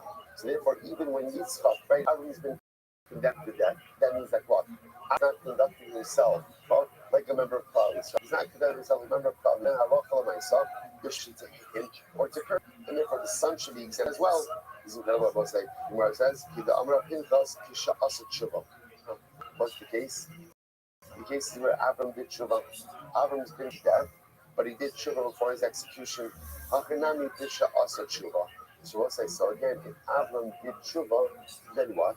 He is included back in Amcha, and therefore again his son is not permitted to person or to hit you.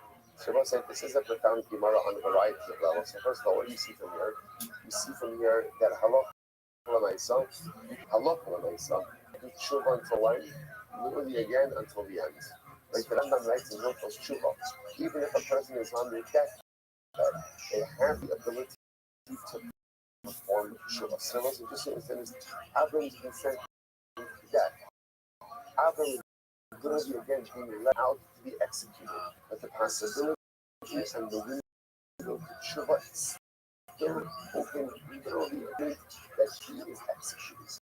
Such is the power of tshuva to affect change within oneself or within one's life until your last breath. That's the power of tshuva. What's lesson number 2? So says, he's about tshuva. He's about tshuva. Then what should we do? What should we do? Stay the execution. Send it back home. So what else do you see? They'll say just because it doesn't necessarily mean we do the effects of all this. Sometimes we do things in life, or often we do things in life, and there are irreversible consequences. You behave a certain way, especially for a protracted amount of time. You can't simply undo that. And this is the incredible dialectic of tshuva. On one hand, tshuva itself could really undo everything, right? Like Imam Satsuma says, that if you do the highest level of tshuva, you might call tshuva mi'aval, even zidonos naslo tizuchuyos. Even your intentional awareness can become like mitzvahs.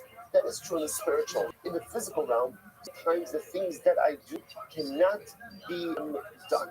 There are realities of our actions, realities of circumstances. This all the time, like in human relationships. So, it could happen that we offend someone, we hurt someone. We see this happen a lot, especially in the context of marriage, right? Something that is terribly hurtful and destructive. And then what happens? The person says, let's say it happens to be that the offended party is the husband. Let's say, for argument's sake, right? The purpose is only. So then what happens? Then a husband owns it, and he understands that he was wrong. And he says, so what does he do? He says, sorry.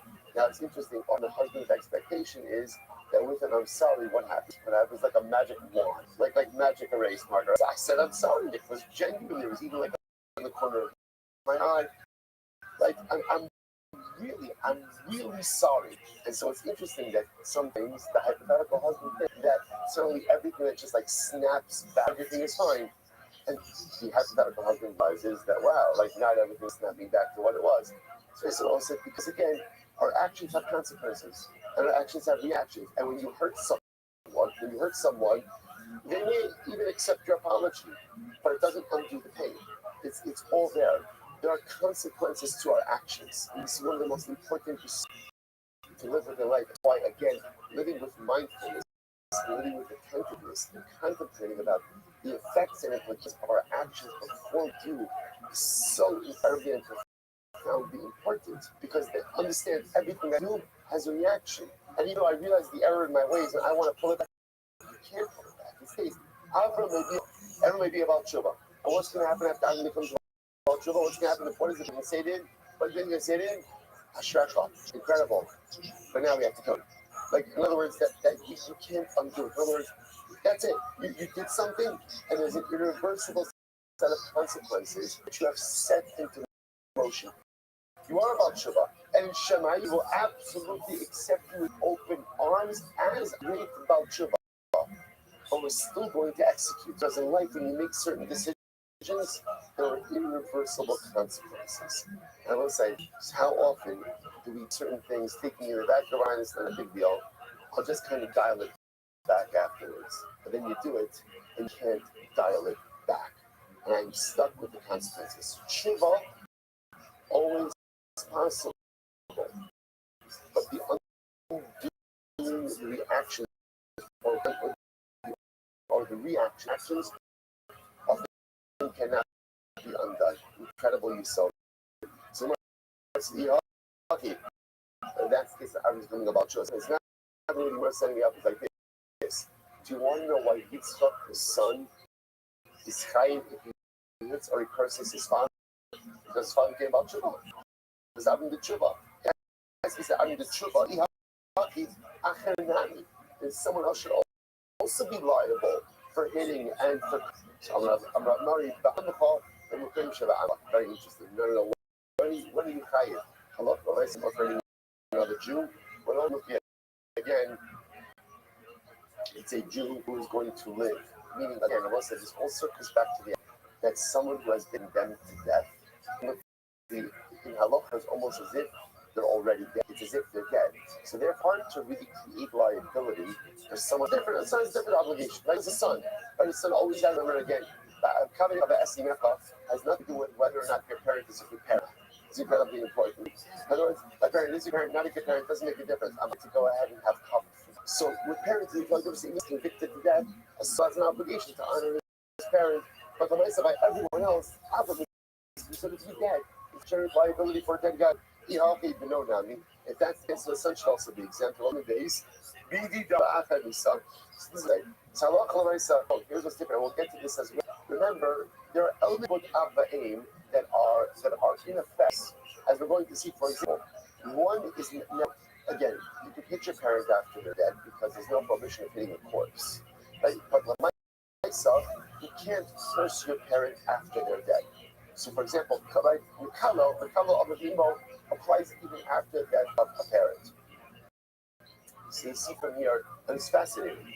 Even if we look at Avram as a dead man, right, because he was sentenced to death, even so, cursing him, right, Yitzchak, his son, cursing him, still be prohibited, because you can't curse your parent as well. So I want to say, by the way, there's a lot to say about this, about the concept of people of the aim, even after transcends after death, right? This is why Allah again, this interesting idea as Kaddish is one of the forms of keyboard of the aim, which has a lot to discuss. What Rabbi says, parent says to their child, I don't want you to say Kaddish for me after I die.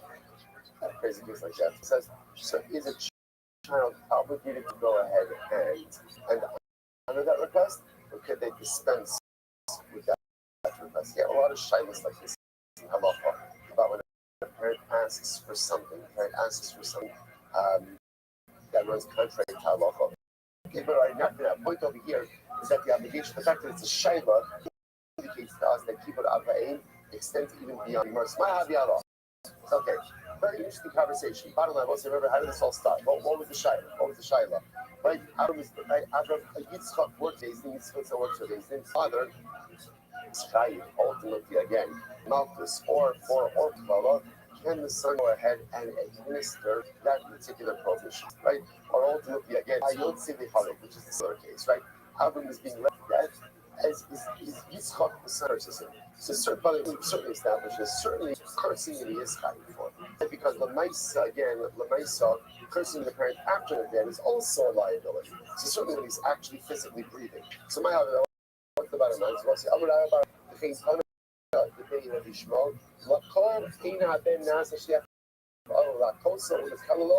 general halacha son is not allowed to curse and hit his father, even if the son is doing so in the capacity of an agent of base.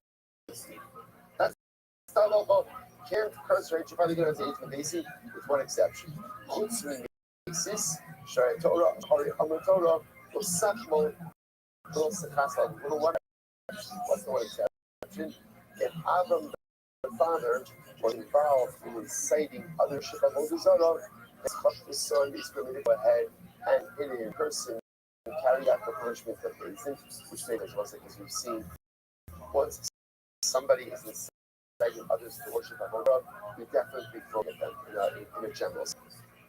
Okay, so by the way, that is the halacha as brought again. So Shmuel constantly this was actually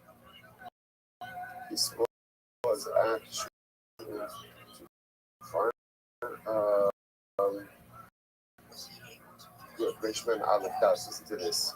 So he goes to Gary for this. The Gemara says two halachas here. So how you obey the imo rishayim over avera? Let's say one's parents, but it's rishayim gimurim, right over. So listen to this. Even if they're being let out to be executed, you are not permitted parents, you're not permitted to them. He calls one call them potter. Now, interesting enough, If you hit them or curse them, you're potter. Why are you potter? Because technically speaking, you're also tshuva. Suppose that this is fascinating. So if one's parents, right? So let's say Yitzchak, right? Yitzchak's father Avram is being led out to be killed. First of all, that clearly indicates that he's a Rasha. Even though he's a Rasha, Yitzchak still can't hit him. Yitzchak still can't curse him. If Yitzchak does hit a person, Yitzchak is technically potter because he hit and cursed a dead person. Okay, listen to this now. He says, however, if Avram did Shuvah and then Yitzchak subsequently hit him in person, Yitzchak is chayiv for hitting and cursing his parent. Even though Yitzchak is being right, even Avram is being let out to be killed, nevertheless, about Shuvah is about Shuvah. And again, halacha l'may say in halacha hey, Rabbi writes over here, Ava v'nohimo aver shalokim alel v'yev shliach l'dayanim lo yaki osem v'ein nitzchai v'nidui lo yeshliach l'dosam v'lo yirda v'lo yakas. So in halacha hey, Shlomo Paskins that his son Yitzchak should not be an agent of haste to carry out malchus or to carry out nidui excommunication. Incredible. Okay, let's go back to Mishnah. Not finished yet. Those alluded to this already in the last sugya. When you hit is actually the beginning of the parak. If a person hits his father or mother, he is not chayiv unless the person causes an injury. So that's you have to create the chabura. Zeh chomer b'mekala b'makel shemekala la'achar nisa chayiv v'makel la'achar nisa pater. But the Rambam said even though normally we hitting and cursing parents, there is a stringency that person has over hitting, namely, hitting you're only chayiv when the parent is alive. Cursing I'm chayiv when the parent is dead. Okay, incredible. Same thing, guys. So let's say so very important halacha. What this means is, right, Yitzchak goes over to his father Adam, like gives a fast, gives him a hajj. It doesn't give a habur, it doesn't give an injury. Not good. It's not going to be the same level of life. There's only liability from the parent when you call habur. Says you're going to turn up on it. Aviv v'imokilel achar nisan. So that's what the pasuk says. The pasuk says, "Aviv v'imokilel ki ish asher kalas aviv es imo." Most you must aviv v'imokilel. So there's redundancy in the pasuk. It says, "Ki ish asher kalas es aviv ve'es imo." The pasuk does that if a man will curse his mother and his father, most you must. He is put to death. Why? Now, aviv v'imokilel. He has cursed his mother and father. Why do you need to say anything twice? To which the Gemara says, the second me, that there's liability for cursing one's parents even after death. Even after the parent died, who else cursed them? Listen to this. I would have thought, since Shabbosai, the Torah goes ahead and equates hitting, cursing,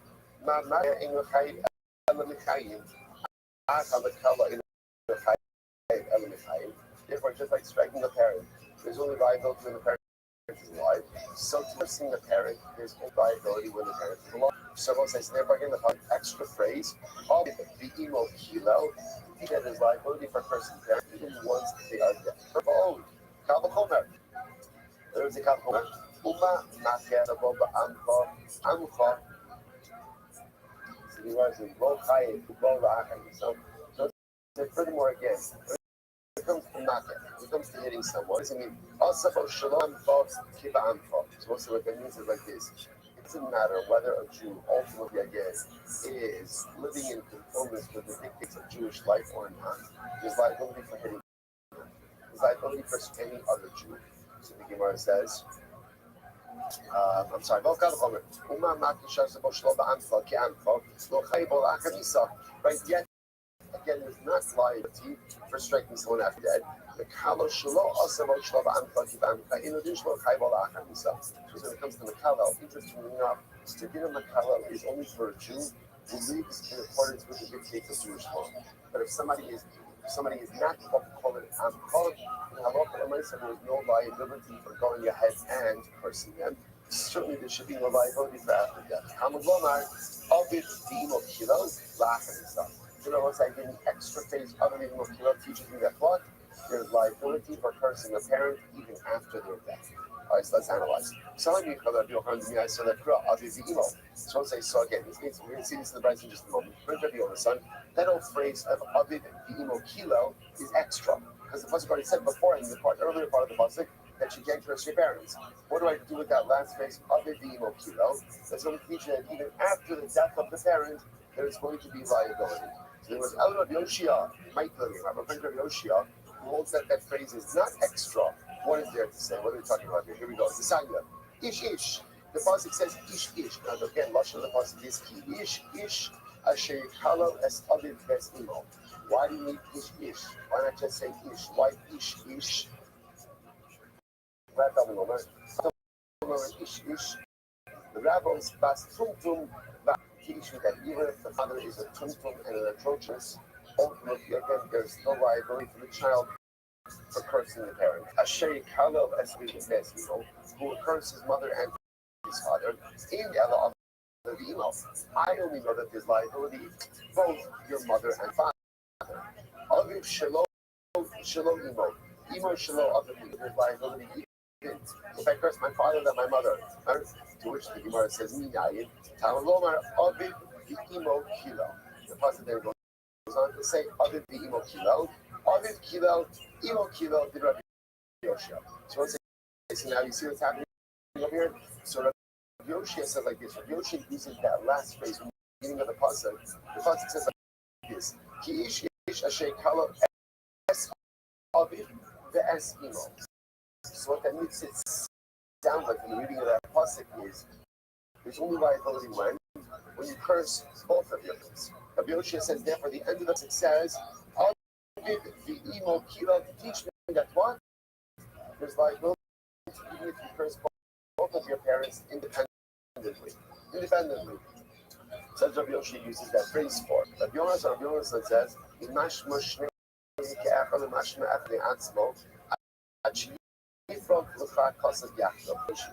says, no, that's not how we read the Sukkah. In general, whenever it creates a grouping, the assumption over here is even people mentioned together are still reckoned separately, but the Torah places them together. When we know is very interesting. From where we go, not the need to make hollow of it most must. The pasuk says again from the color of the most the rabbis start putting the bad judges. That's learned out to teach. Meanwhile, when you say when you teach, you learn it out from each. Across so many others, function like a normative way. Listening, chomer the mak like the idea that there's a chumrah. The mak as over the halal. Sheb the mak us supposed shel ba'amko kiba amko any chief. Whether the Jew is Ankar or not Ankar, the kind of Mashenkin and Makalo, ultimately again, but that's different by Makalos, but because by Makalo you only cry for cursing the Jews by Ankar. Hasavar, Makshin Ba, Mitzvah. You go ahead and ultimately, again, we compare or we compare the halacha of Hakar to Klava, that just like Hakar, you're crying on your head and so the Klava, Lema, tiny tonight. It's the same these time like these other tonight. So let's watch. Kind of very interesting case over here. Kusi atam tzvaha also. Yatam tzvaha kalasa. Kusi. First say now again. Remember again. In general, kusi shas is used in one of the ways. Sometimes kusi just means a guy. That's what it means. Just means a guy. This kusi is saying is akum, right? Other times, what kusi refers to as who? Kusi. Who are the kusi? Right? Remember again when Shalmaneser, the king of Ashur, exiled, so he had a good strategy. You know what his strategy? His strategy was whenever you conquer a people, the first thing you do is uproot them from their natural homeland and resell themselves. That makes it less probable that they will go ahead and rebel. Okay, so we 2010 prize, who did we put in place? The Kusim. Where are the Kusim from? There was an outbreak of lying about their conversion. Were they legitimate converts? No. The one says follows: Kusi atam tzvah hakas, and atam tzvah also. So Kusi, if you Kusi, you're tight. If you curse a Kusi, you're not tight. You're tight on the right. So atam tzvah hakas. So ultimately by Kusi, you're not tight for either hitting him or for cursing him. Now the Gemara says Savruah the Kuli Alma Kusi. That was the assumption is everyone assumed that the Putin were legitimate Gary. If that's the case, so my love so what are they arguing about? So the Marsar actually not called the Klava. One opinion says that we compare hitting someone to cursing someone. Mars and therefore again his liability. Mars Sabar, Another opinion says no, you treat them separately. Whereas the Gemara says, well, not true. Everyone agrees. The Klava. They do not go ahead and compare hitting to cursing. So what are we arguing about? Mar Sabar Kusim Giri Arayos. Am I saying Mar Sabar Kusim Giri Arayos? I'm sorry. Mar Sabar Kusim Giri NSA. Mar Sabar Kusim Giri Arayos. What I'm saying, the case ultimately is Halacha L'Maisa. What's the nature of Kusim? Arayos means that Arayos is an ayin. Right? They murdered because of the lions. Those lions, therefore, they were legitimate Giri. Other opinion says no, they were Giri MS. Legitimate lion, legitimate Giri. So the Gemara says, so let's say, so ultimately, again, if that's the case, then what does it mean when we say that the Shara of Pusi is treated of a Yisrael? Gemara answers, rather, we'll say, what do you see from here? What am I focused? My focus ultimately is, do we compare Hakah to Klala or not? That is the fundamental machlokes unfolding over here. So let's say, so just halacha, just to understand the takeaways from. So halacha, the review asking is that Hakah and Klala are treated differently, right? That, for example, there is a din of cursing one's parent, or there's a prohibition of cursing one's parent even after their death. But halacha, again, Hakah, right? Striking does not apply after the death of the individual. After the death of the parent. Sorry for me, a little bit fast now. Last piece. We'll pick up with Mishnah tomorrow. Tremendous stuff.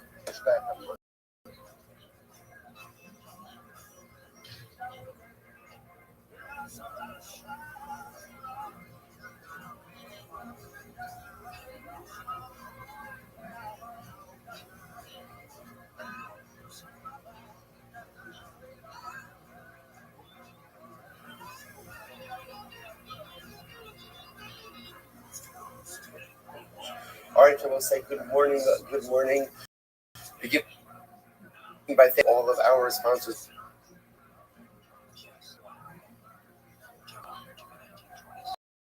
for this morning share to our Talmud Torah sponsor, our annual Talmud Torah sponsor, Tosin Mishpacha of Eretz Yisrael, getting all the Shomer Joshua this year.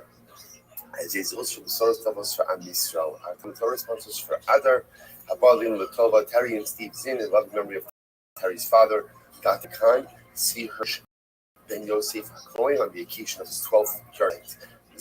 Ziv, Levin, and Berman families in memory of Ziv, Zev, Shmuel, Yisrael Zechron Lebracha. Week of learning sponsors, Paul and Kat Pollack, in memory of Paul's grandfather, Zechariah Ben Zechariah Zechron Lebracha.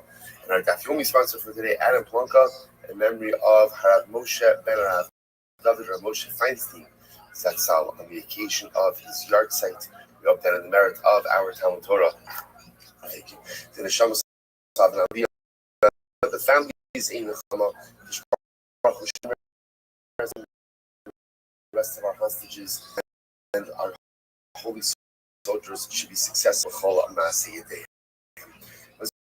that's thank you to Jameson for always troubleshooting everything that could possibly go wrong at 5:45 in the morning. I want to say, so let's begin. An incredible daf ahead of today. Today's daf is pay 85. We are up to a measure we left off on pay down on the base 84b, and we left off 6 lines up from the bottom. So once you remember again, we're dealing with a very interesting case. The question the Gemara had is a son allowed to do bloodletting from his father? That was the fundamental shaila. Because on one hand, we discussed, the Mishnah introduced us to the idea that if a son injures his father, he's chayek. So the shaila is, what happens if he goes ahead and bloodletting for his father? Is that permitted or not? So interestingly enough, we had two of Masno but then the Gemara quoted 2 stories of Rav and Mar Brei Ravina, who did not allow their children to take out a splinter, to let a boil, for fear ultimately again of causing a chabura. So the Gemara goes on and says, "V'hadisnan,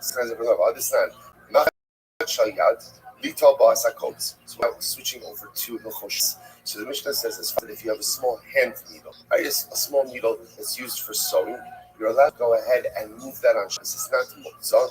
Why? Because ultimately, again, technically you can use it to remove a splinter on Shabbos. You can remove a splinter on Shabbos. Don't you have to be concerned? Maybe in that, again, technically speaking, there's nothing splinter on Shabbos. What's concerned? The concern is that you create an injury. And causing of a greater injury to blood, ultimately, again, all right, so what do? You got skila. Maybe, and again, although it'll be a shogi, intentional chabura, but nevertheless, it's a shogi of skila. To which the Gemara says, no, hasam mekalkahu. That's because if there is a that's caused by taking out of the splinter, that's mekalkal. That's considered to be a destructive act. So the Gemara says, mekalkal potter. So that's fine according to the opinion that says mekalkal is potter. That in general on Shabbos, when you do something destructive, that is potter. But according to the opinion that says mekalkal is chayiv, even if you do something destructive on Shabbos, a malacha is a malacha. What is there to say? To which the Gemara says, one more second, man, Sham, who's the opinion who says that mekalkal by front, that if you cause a chabura and it's cool and it's destructive, that chayiv, that's Rabbi Shimon. Top of Pei Rabbi Shimon Amar Kamalach Shnitzrich Lagufa Padrala. Rabbi Shimon is also the opinion who says that any malacha shnitzrich lagufa, which means any malacha that is done that is not needed for its intended purpose. In other words, that the malacha that is not the malacha that I want, he will fetch your potter. Okay, so the word goes off. So bottom line, by the way, so what happens in that kind of situation? The word is just suggesting that even if you end up causing a chabur by taking out the splinter, that'll be a malacha shenitzricha l'gufa. In general, about Shabbos, what do you feel for Shabbos? Malachas machshavas needs something constructive and if at the end of the day you do a malacha, but the malacha itself is not necessary, then ultimately again it's not on Shabbos. So that being said, we don't take out splinters. Right? We leave splinters in our Shabbos after Shabbos. I fear ultimately again of a darshan and scabbing, right? Well, even though it's malacha shenitzricha l'gufa, we still don't go ahead and do it. What about a son doing bloodletting for fathers? In other words, again, I mentioned in share yesterday, that in all of these things where you have a son checking the blood sugar for his father, a son going in and being a doctor and operating on his father, doing this procedure. So what's the halacha?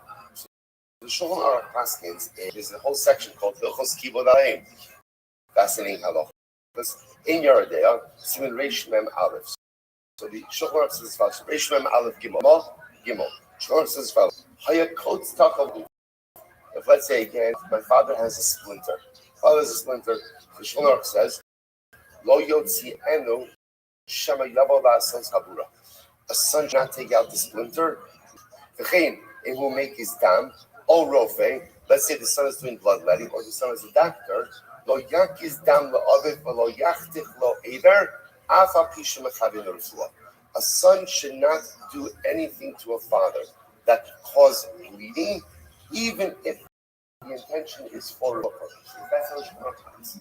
So let's say, but the Ramah has a very important qualifier. Haga, when is this true? When is this true? When there's someone else to go ahead and provide, we'll call this quote unquote service to the father.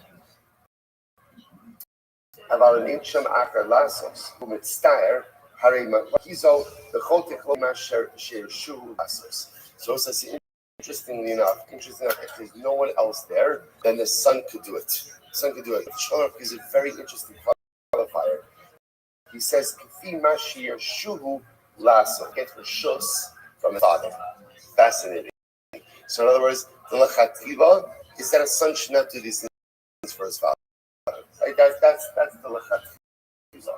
Right? If there's no one else there, a son could do it, but really he should get reshus from his father before going ahead and doing anything that's going to cause bura or cause the joint. Incredible. And I will say, this also supposes that the son father is of the mental capacity to give reshus to the father. Let's say again, the father is not mental capacity.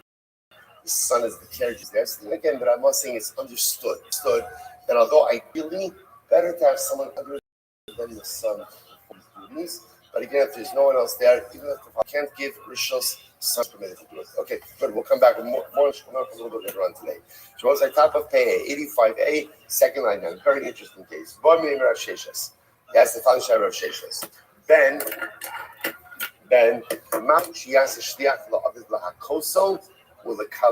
wow, listen to this. Could a son be an agent of the court to strike his father or to curse his father? Now, what does this mean? Take a look at Rashi.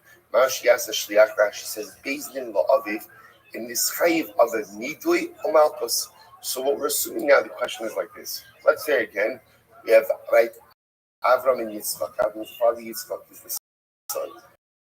Avram was condemned by Bezdin, not condemned, was judged by Bezdin for malchus, to get lashes. Was going to be put in execution. So remember again, let's say Yitzchak is employed by the Bezdin. So can Yitzchak go ahead and carry out these sentences against his father? So again, it's not the son acting of his own volition, it's the son acting as a shliach. So the Gemara says, this is Malay. So the Gemara asks this fascinating question. So in general, right? Why is, let's say Avram and Yitzchak are not related. Avram is judged for malchus, where Avram is judged for excommunication. Your brother will say part of excommunication, part of it was a curse. You would get cursed by Bezdin. So the Gemara said, you're never allowed to do this to another Jew. In other words, can you go over to another Jew and flog them? Can you go over to another Jew and curse them? You know, the Gemara says, someone else, stop another Jew. How are we permitted to flog someone? How are they to curse someone? Well, it's Ella, Kavod, Shamayim, Adif. That will say, so why is it that in general, right? Anyone in base is allowed to flog another Jew, curse another Jew, because Kavod, Shamayim, Adif. Because the covet that we are obligated to display to HaKadosh Baruch Hu trumps any other. That's it. So therefore, again, if someone did something against the HaKadosh Baruch Hu and they're deserving the malchus, we're going to flog them. We're going to flog them. Someone is deserving ultimately again of needle of excommunication. We're going to curse them. But it's an affront to the dignity of the individual. The covet to HaKadosh Baruch Hu goes and comes before the covet of any other person. Hachanami kvod shmayla. That's the life that ultimately again a son should be able to go ahead and flog his father, or a son should be able to go ahead and curse his father for nidui as well. So okay, that's the Gemara is assuming right now. So Meisvei Uma mi shemitzuva lakoso mitzvah lakoso mi she'in mitzvah lakoso in the din shemitzuva shelo lakoso. So we'll say, all right, so a little bit of a strange brayso, which we'll have to explain. So literally translated, if someone who I'm obligated to strike, there's a mitzvah not to strike them. Someone who I'm not obligated to strike, certainly there's a mitzvah not to strike them. All right, so no idea what the Bryce is talking about. So the Gemara says, "My love, makom mitzvah." So perhaps both cases in the Bryce are talking about makom mitzvah, where someone was deserving of malchus. I see someone who's deserving of lashes, and what happens? Haba maybe one Bryce is talking about a son, and one Bryce is talking about some other words, and the Bryce is saying like this: when it's the son, even though the father is malchus, nevertheless, the son should not administer to the father. And versus someone else, where even though ideally you really shouldn't be hitting any Jew, but when you're working for Bezdin, and Bezdin is obligated to give a person this, so someone else is permitted to which the Gemara said, "Lo,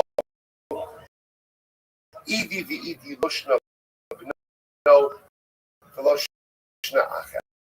The Gemara says no, not true. Doesn't make a difference whether we're talking about a son or talking about someone else. So, kasha, kan b'makom mitzvah, kan shelo b'makom mitzvah.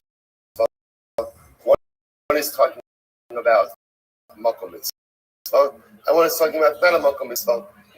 What does that mean? Both say so. What does that mean? Mitzvah. Makom mitzvah is where someone is from Bezdin. Shalom b'makom mitzvah means someone's not chayv malchus in Bezdin. Someone's chayv malchus in Bezdin. As much as you don't like hitting people, you're going to hit them because it's a mitzvah. Someone's not chayv malchus, you're not going to hit them because halacha l'maisa is prohibited. So the Gemara says, this is what it means to say. Here we go. mitzvah lahakoso, mitzvah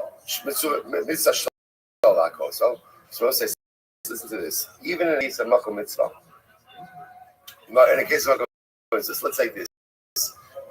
Like Avram ultimately again is Chayiv Malchus. Avram's Chayiv Malchus. So now Yitzchak, let's leave aside that Yitzchak is not a son. Let's leave it on the side.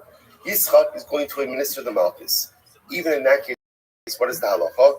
Yitzchak is not permitted to deliver more than the mandated number of Malchus. Right? This is Daraisa.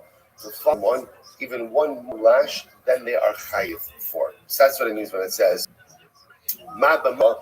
Even in the case where able to lashes, right? So not to give them 4 lashes, then they are able to.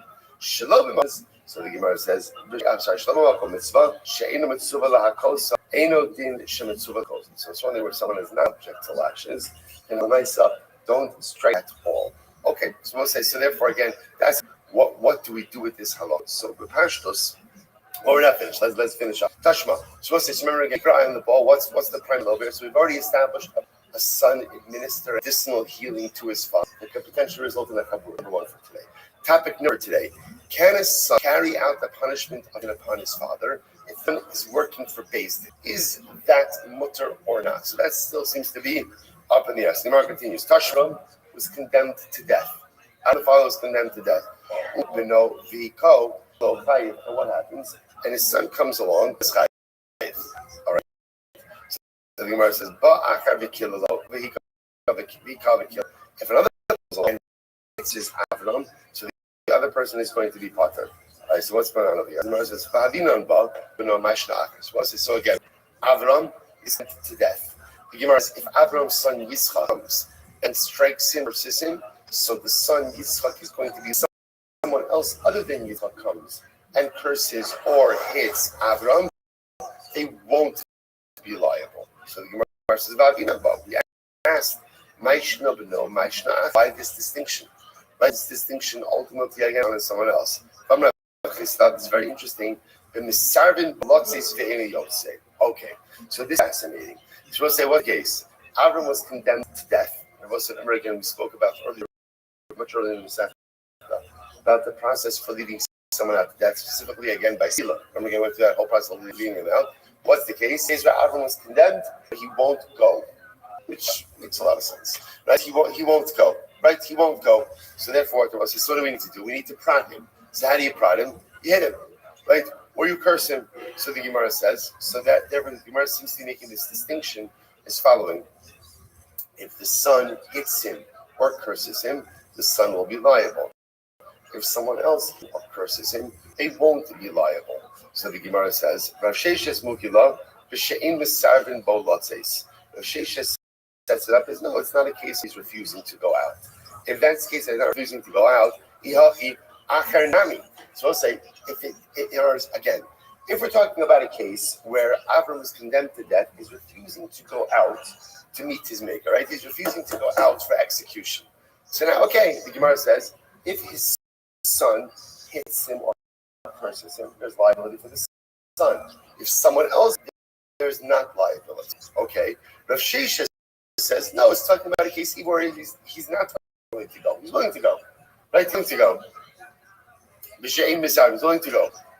If that's the case, if he's willing to go, then at the end of the day, someone else comes along and hits him or curses him, is there not liability for the other? To which the simple, Achar Katilahu. It's very important. Avram is condemned to death. What's his status? He's considered to be dead already, right? Let's take a different case. So Avram is condemned to death by Beis Din, and then comes along and kills Avram. What's Yaakov's liability? 0. Why? He killed a dead man. So halacha l'maisa, the Gemara says like this: when Avram's been condemned to death, so if someone else comes along and hits Avram, curses Avram, okay, there's no liability because they've hit and they've cursed a dead man. If his son does it, there is liability. Again, I must say, this is all the heightened level of relationship responsibility that a child has to a parent. Avram's been condemned to death. You're right, but Yitzchak's still your father, and he's still living and breathing right in front of you, and therefore you have an obligation to maintain proper dignity towards him. Gemara says as follows. Gemara says, "V'hamar Rav Sheshes." Baish is an interesting case here. Baishu Yashan Umeis Chayiv. So let's listen to this fascinating case here. Let's say you embarrass someone. Just stab. Right? I go over to Ruvain and I embarrass Ruvain while Ruvain is dying. Right? Sorry, while Ruvain is sleeping. Like Ruvain is sleeping. So I say, what's the chal of getting embarrassed while you're sleeping? Right? You don't know about it. So I don't know, Ruvain's asleep and I put toothpaste on his face, whatever it is, right? I go ahead, ready to sleep. So I will say, interestingly enough, and he dies. He dies in sleep. So Ruvain never woke up to realize the embarrassment that's been caused him. So what's the halacha? Baisho Yashin Umeis Chayiv. I'm Chayiv. Now I will say, who am I Chayiv? And Rashi says over here, actually Rashi is right across Chayiv. Misbaishin Banov, Chai Nami Loshna. So as I say, interestingly enough, halacha l'maisa, I'm obligated to pay boshes to the heirs, Reuven's offspring, because they were embarrassed with this act. So I say, what do you see from here? That halacha l'maisa, even if you go ahead and you embarrass someone who's dead, there's still liability. Now, why are you bringing this up over here? Because the Gemara wanted to say that if Yaakov goes over to Avram and hits him or curses him, that Yaakov is not going to be chayiv. Why not? Because he hit or he cursed a dead man. But what do you see from here? That even if you do something to someone and that person, quote unquote, is dead, they never even realize it, there's still liability. If I embarrass someone while they're sleeping and they never wake up, I'm still liable to go ahead and pay for the embarrassment to the offspring. I'm asking, what's the case over here? Where what happens? Where again the injury to Avram is an injury that's not Shava Pruta. So therefore, again, there's no liability, right? If the damage is less than a Pruta, ultimately, again, there's going to be no liability. So the Gemara says, "V'hamar Rabbi Amar Rabbi Yochanan, Hikar Sheva Shava Pruta." Look at, but we learned that even if you injure someone and you if you hit someone and you cause an injury that's less than a Shava Pruta, while it's true that there's no monetary compensation, you get Malchus, to which the Gemara says, you're right. My potter de Kamar. What does it mean when we say that if Yaakov Avram that he struck or he cursed, that ultimately he's potter? What does that mean, potter? Potter, mimaman. It means that he's potter from Mammon. There's no monetary compensation, but there would potentially be Malchus. Michlal did no chayiv b'mammon. So I say, so again, does that sound like over here that his son would be chayiv b'mammon, which would be strange? To which the Gemara says, Ella b'dino hachanami b'dino. Rather, but say no. What it means is chayiv just means everyone has different liability. Chayiv just means you're liable. So a son will have one type of liability, right? Yaakov, another unrelated, will have his own liability. Ella achar hainu time of the potter. So I say, so why is it that another will be potter comes? Avram has been condemned to death, and Yaakov comes along and strikes him or curses him. Why is it that Yaakov is potter? The Amrikra, V'nasi ba'amcha lo sar. The pasuk says literally again, a prince of your people, you shall curse. What do we learn from here? Ose ma'aseh amcha. Well, only when is there a prohibition to cursing a Jew? When he is ba'amcha.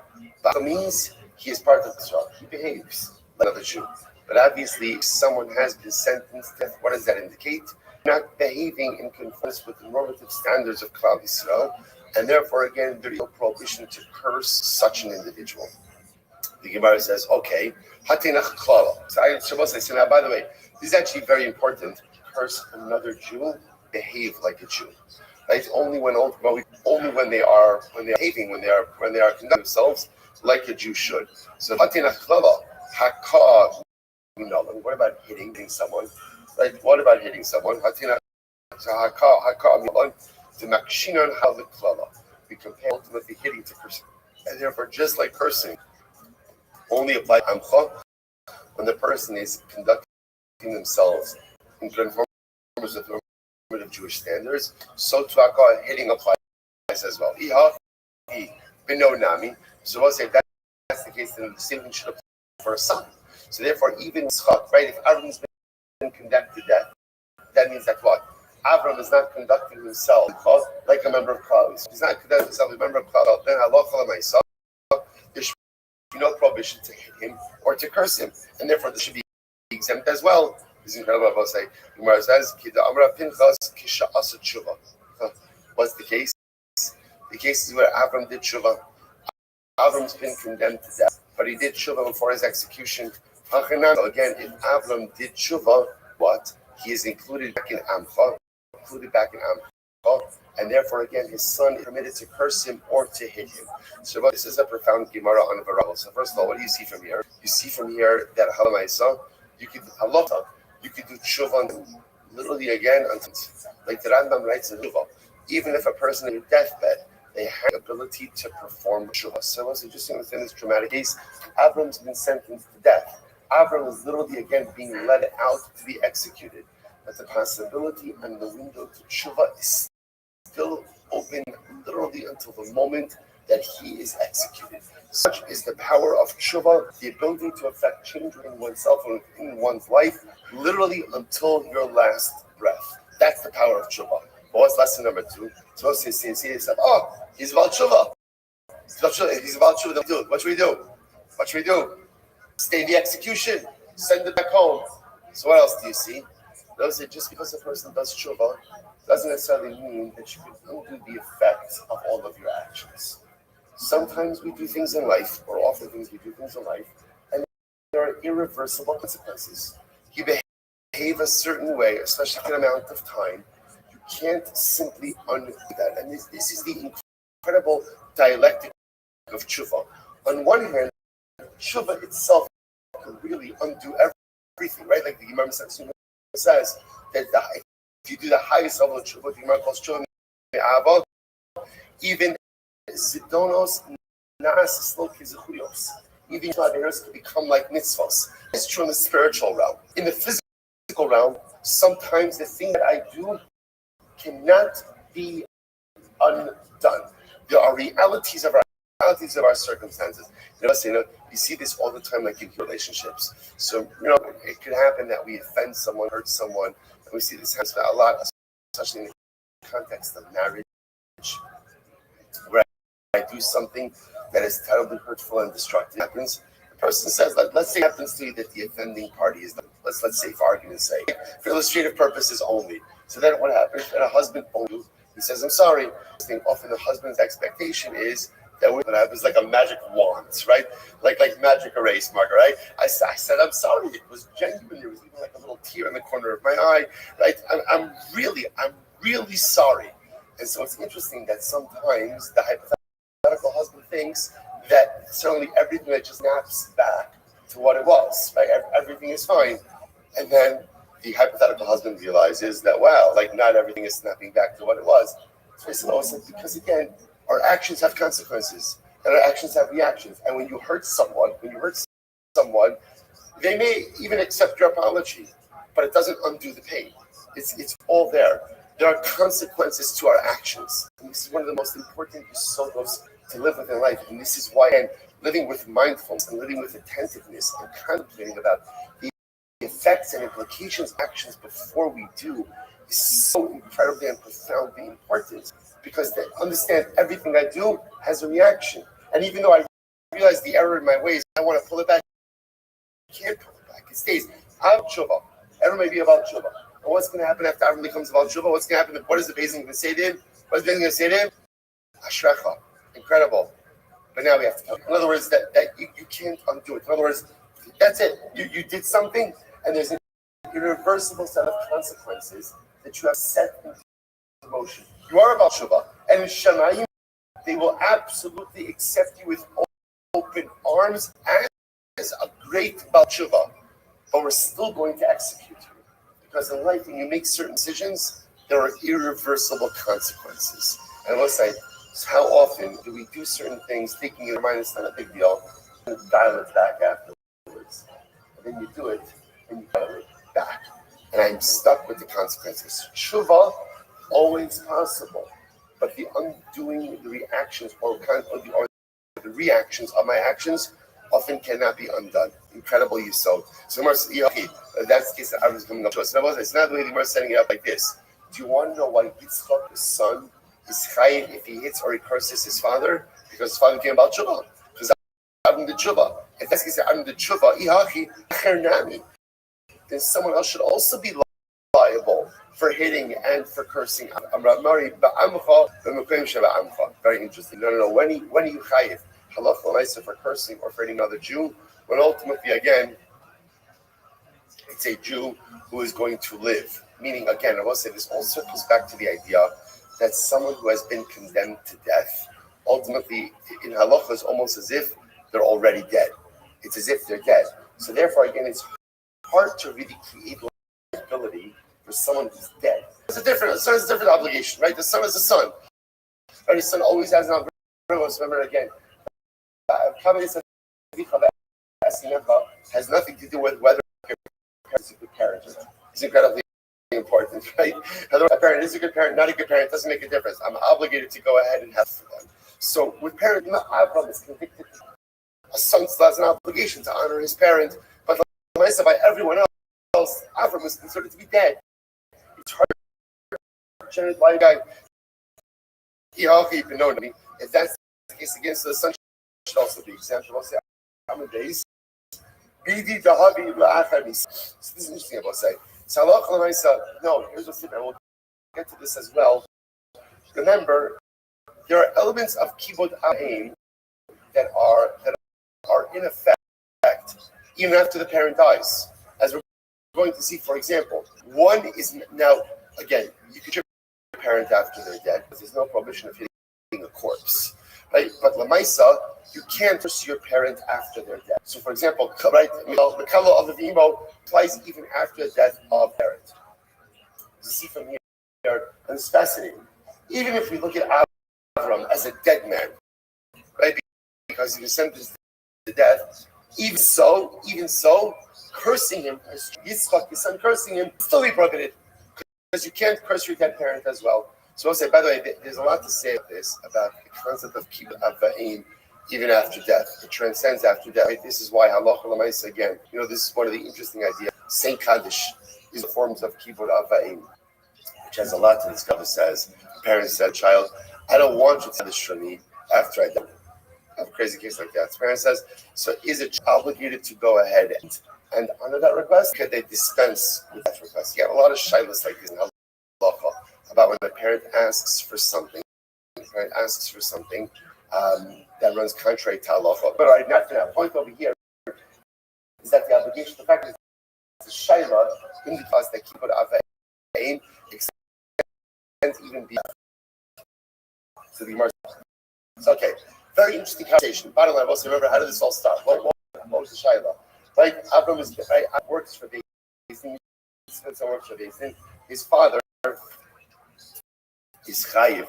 Ultimately, again, for mal or for klala, can the son go ahead and administer that particular prohibition, right? Or ultimately, again, or hayotzi licharik, which is a similar case, right? Avram is being let out to death, as is Yitzchak's son chayiv if he hits him or if he curses him. So, by the way, one thing we've certainly established is the cursing him is chayiv, right? Because lamaisa cursing his ability. So certainly when he's physically breathing. So my mind. So we'll say, so we'll say, in general, a son is not allowed to curse and hit his father, even if the son is doing so, capacity of an age basin. That's how Allah can't curse or hit your father even as age in the basin, with one exception. With the one exception. What's the one exception? If Avram the father was involved in inciting others to worship Avodah Zarah, and Yitzchak the son is permitted to go ahead and hit him, curse him, carry out the punishment of Beis, which makes it most like, as we've seen, once somebody is inciting others to worship Avodah Zarah, we definitely throw the book at them in a general sense. Okay, so I'll say so that is the halacha as brought down in Shulchan Aruch. Again, so there's one of our constants. This was actually.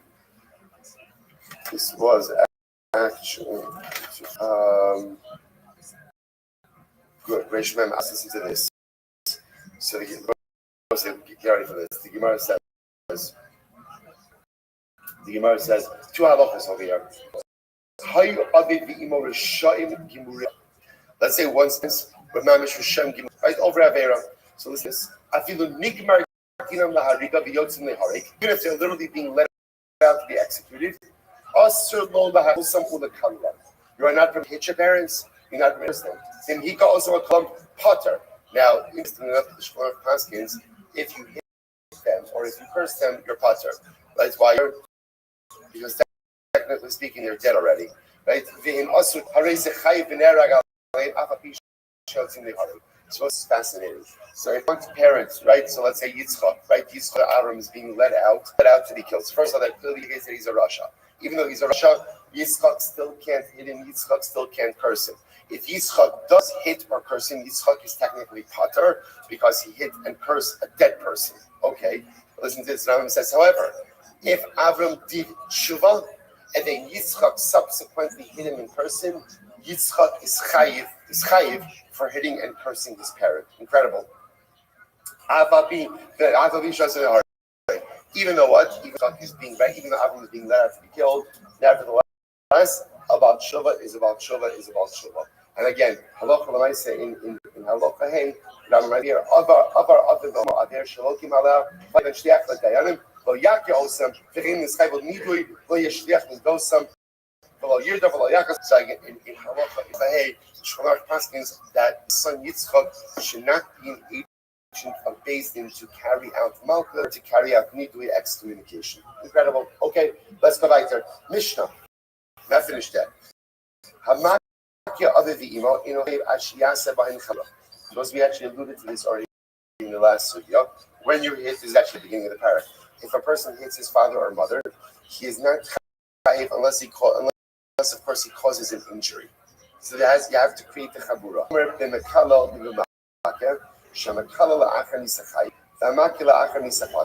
Furthermore, I will say, even though normally we group hitting and cursing parents together, the stringency that person has over hitting me, that hitting your only chayiv parent is alive. Cursing I'm chayiv even when the parent is dead. Okay, incredible. Says the Gemara, let's analyze. So we'll say, so very important halacha. What this means is, right, Yitzchak goes over to his father Avram, like gives him like a fras, but doesn't create a chabur, doesn't create not good, but there's not going to be the same level of liability. There's only liability for striking a parent when you cause a chabur. Says the Gemara, Tanabanan. Aviv v'imo kilel la'achar nisa. So that's when the pasuk says. Aviv v'imo ki ish asher yikalel es aviv es imo. Most you must aviv v'imo kilel. So there's redundancy in the pasuk, right? The beginning of the pasuk says ki ish asher yikalel es aviv ve'es imo. Pasuk does that if a man will curse his mother and his father, most you must. He is put to death. Why? He has cursed his mother and father. So why didn't he think twice? To which the Gemara says, the second Aviv V'imo Kilel teaches me that there's liability cursing one's parents even after death. Even after the parent died, you're not allowed to curse them. Listen to this. Shiyachol, I would have thought, since Rabbosai, the Torah goes ahead and equates hitting and cursing.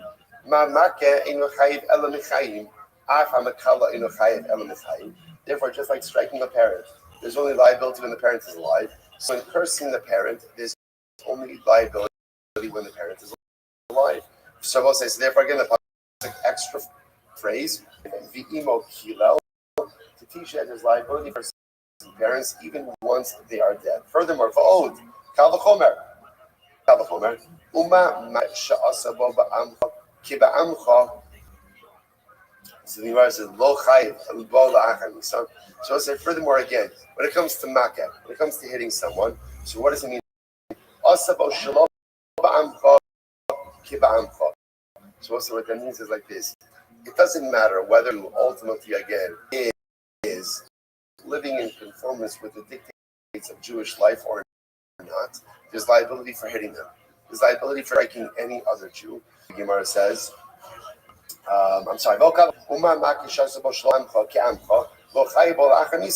right, yet again, not liability for so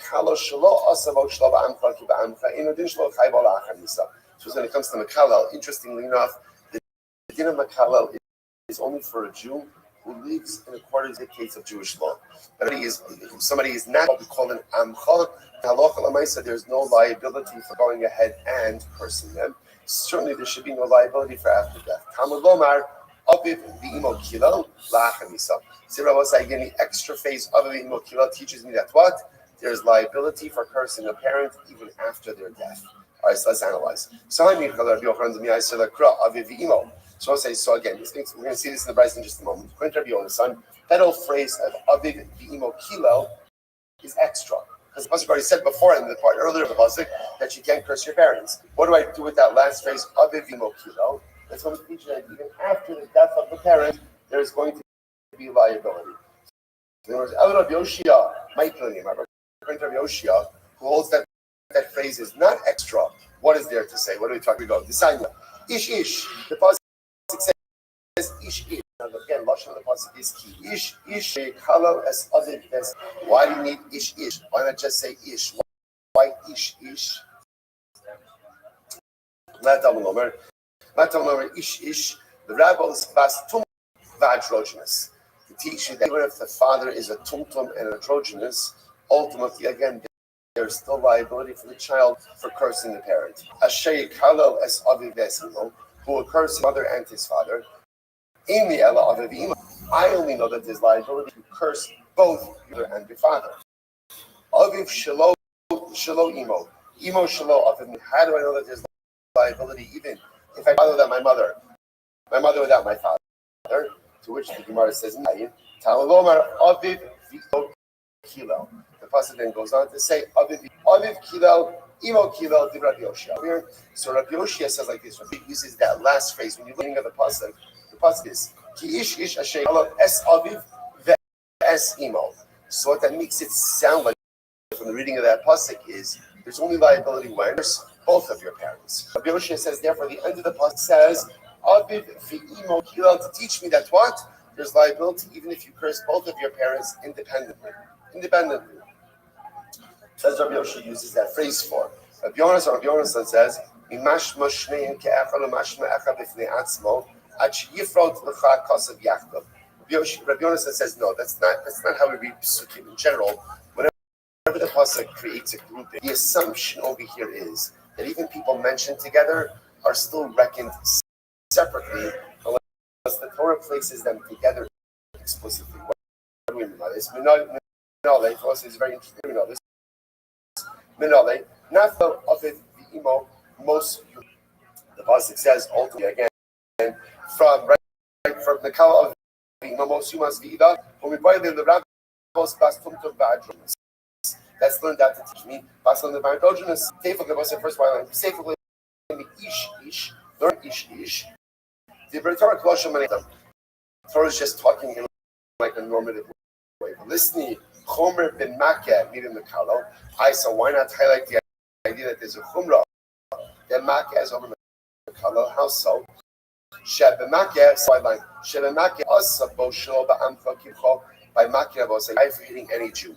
Whether the Jew is amcha or not amcha, you're chayiv, mashen came in the Kalo. Ultimately, again, but that's different by Makalo. Because by Makalo, you're only chayiv for cursing the Jews ba'amcha. Chasavar makshal miklala. We go ahead and ultimately again we compare halacha of hakah to klala. That just like hakah, you're chayiv ahead and hitting any Jew. So to klala, lema kani tonight. So let's say that these time I like these tonight. So what like what? The tiny interesting case over here. Kusi mitzvah hakah. So mitzvah killa. So kusi. I will say now again. Remember, we're going to get into kusi in general. Kusi in Shas is used in one of two ways. So kusi just means. That's what it means. It means a guy. His errors kusi is something as akum.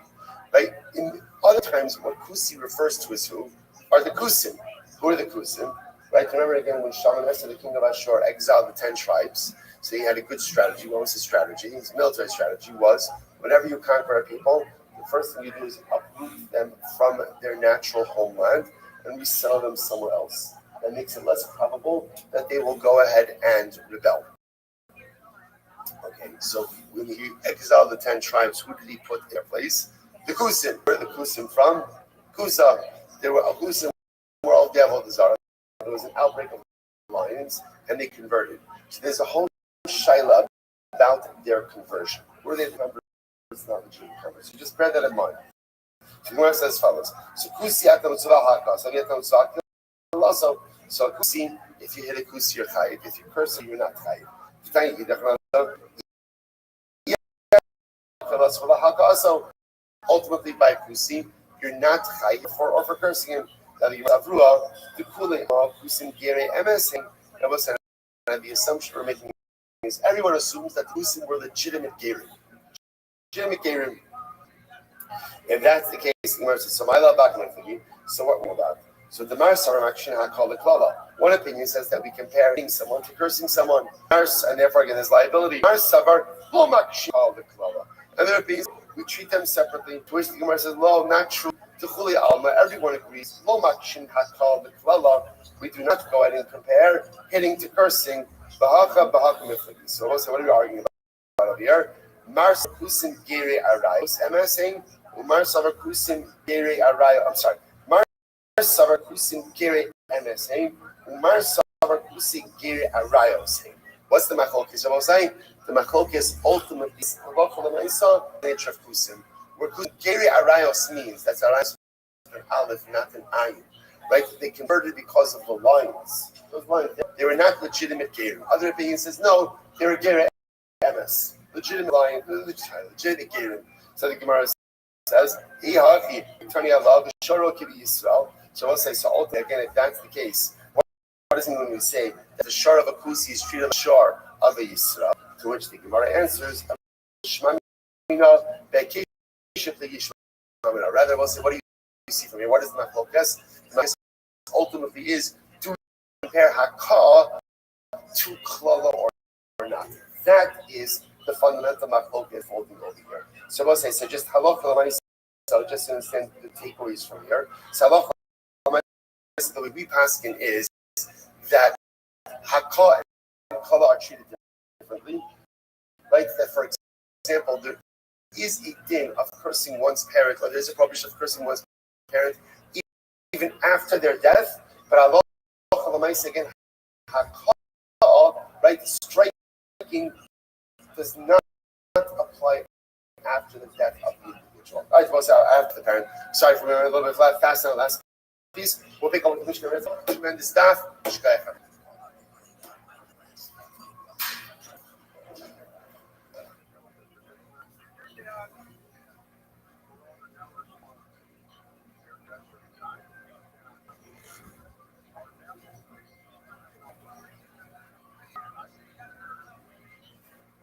When you will say it is a source to be able to tell, I'm sorry that I'm not able to be there personally. 40 minutes Hashem. Back by Tuesday afternoon with 40 minutes Hashem to see everyone in Shir. So, but it is a source nevertheless. Continue to learn at least virtually. Thank you to all of our sponsors who are listed again in the description on the YouTube channel as well as on the podcast. Today's daf is 8,084. We are picking up the Yom Hashem on Pekim of the days 83b, and we are picking up Krue Rosh. So actually, no, I take it back. We are picking up about Orel. Two lines are from the bottom. About Orel owning the Yoshi Baswas. We were again going through the list of people. First, we went through the list of Kohanim who are high Mitzvah or let's just say circumstances which generate liability of Mitzvah and then Mishnah created a list. The Bryce created a list. Orel, a Kohen who does the Avodah as a mourner. Orel, uncircumcised. Yoshi, sitting. So the halach is all three of these things are prohibited. One doesn't apply it to a wow, and not do so much. I don't know. The way we know that it's someone who doesn't get old, that is quote unquote only and not so Rabbi Shem part much of it over about me. So the thing is, this is not just what because we do not learn this in the Torah of Moshe Rabbeinu. It's not explicitly said in the Torah. Actually, by the Pesach and Lucy the Rabbi. Pesach and Lucy, every Pesach is more what the Pesach say. And then it's Mechar Orel, late half of the Galaxy 4A, but Orel Basta or Yava on the Pesach. The Pesach says, Open Mechar, again, these are non-Jews. Orel, circumcised part, but Orel means electricity or circumcised should not come to the Mishra. So ultimately, again, we see now, obviously, this is not a Dora. So, And therefore, again, when the Gemara says that it's allowed, usually what it means is, Rashi points out over here, when we see Allah, it is what we call Divrei Kabbalah. So the point was to do the service as Torah, also is uncircumcised. I remember again, the point is not circumcised is the case of where they couldn't, if someone again can have a mistake but remain in an uncircumcised state, there's a whole different layer of liability attached to that. We're talking about over here where this is unnatural because his brother had died as a result of the receival of a force.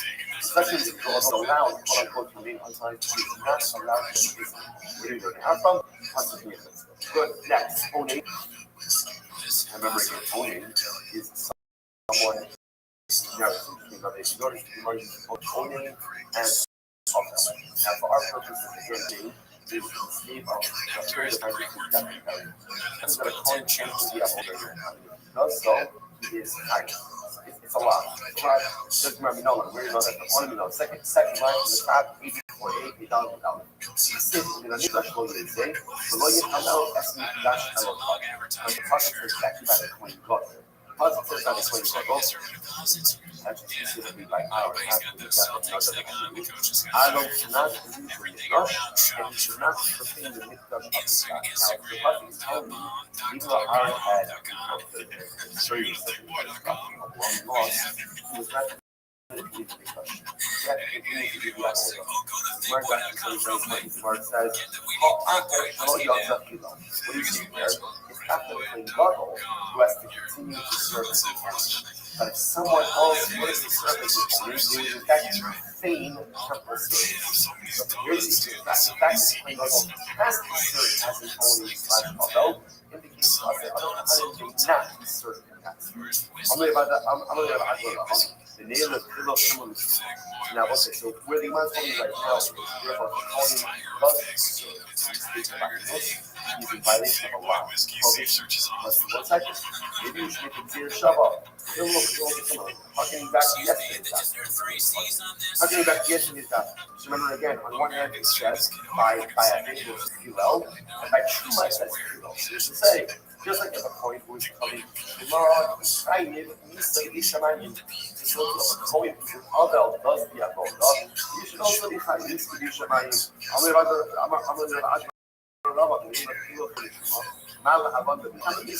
and say just again by we'll just call it truma.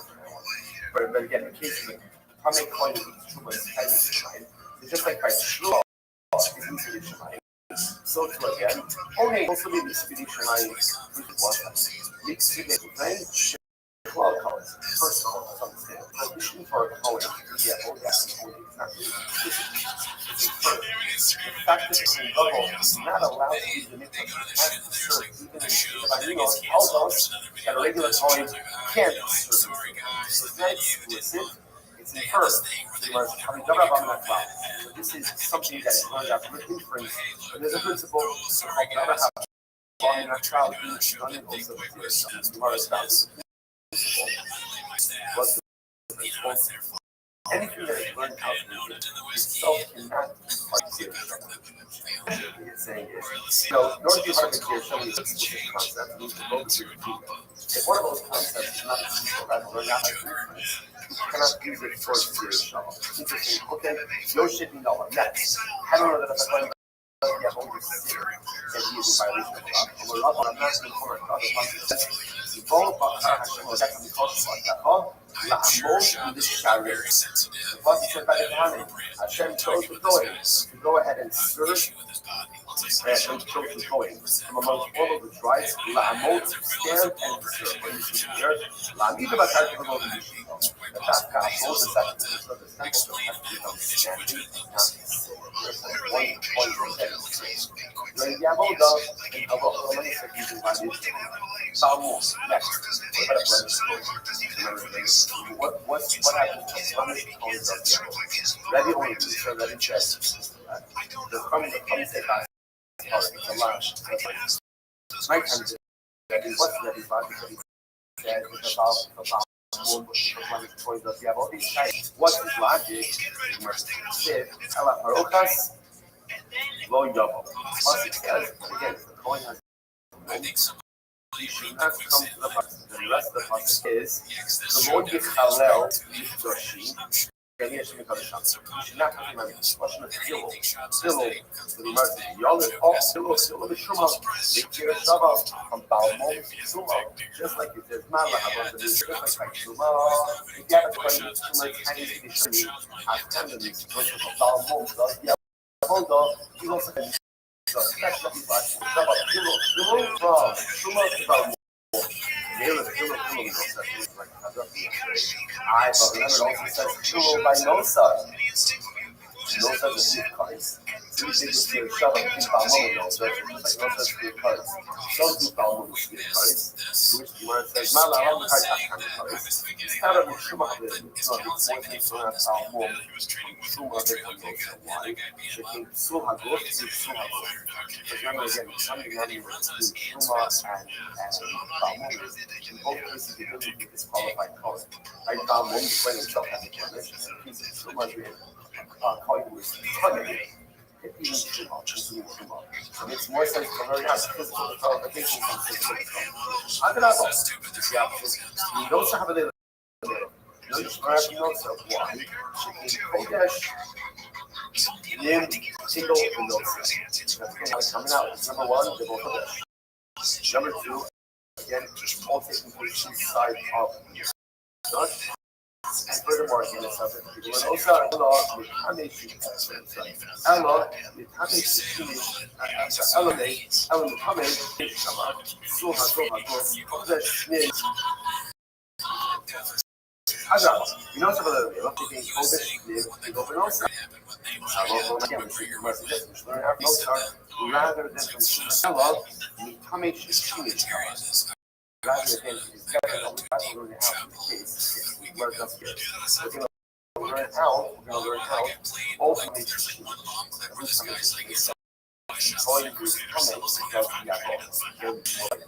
getting and Sunday as well.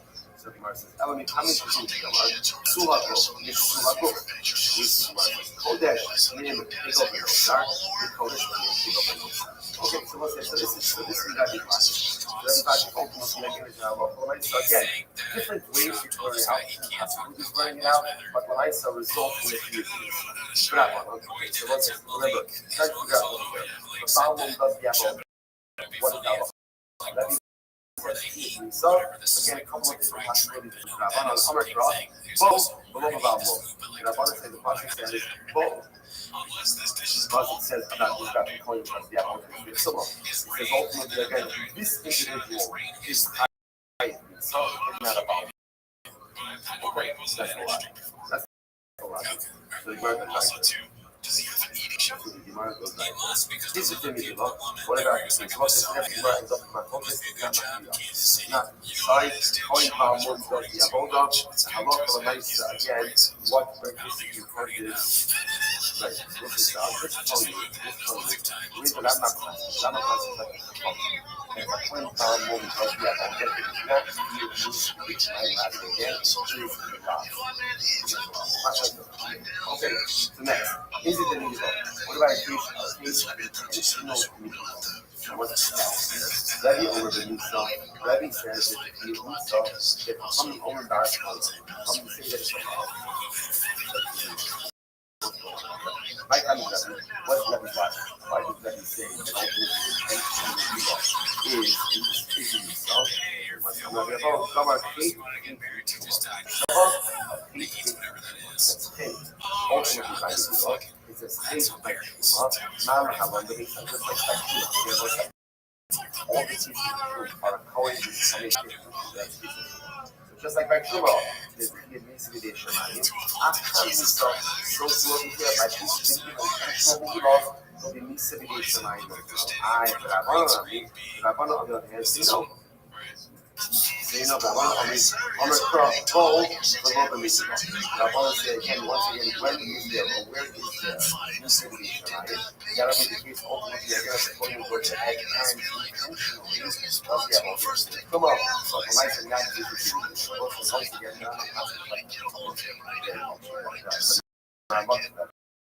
Where does he buy these clothes? I don't know. Where do you like that?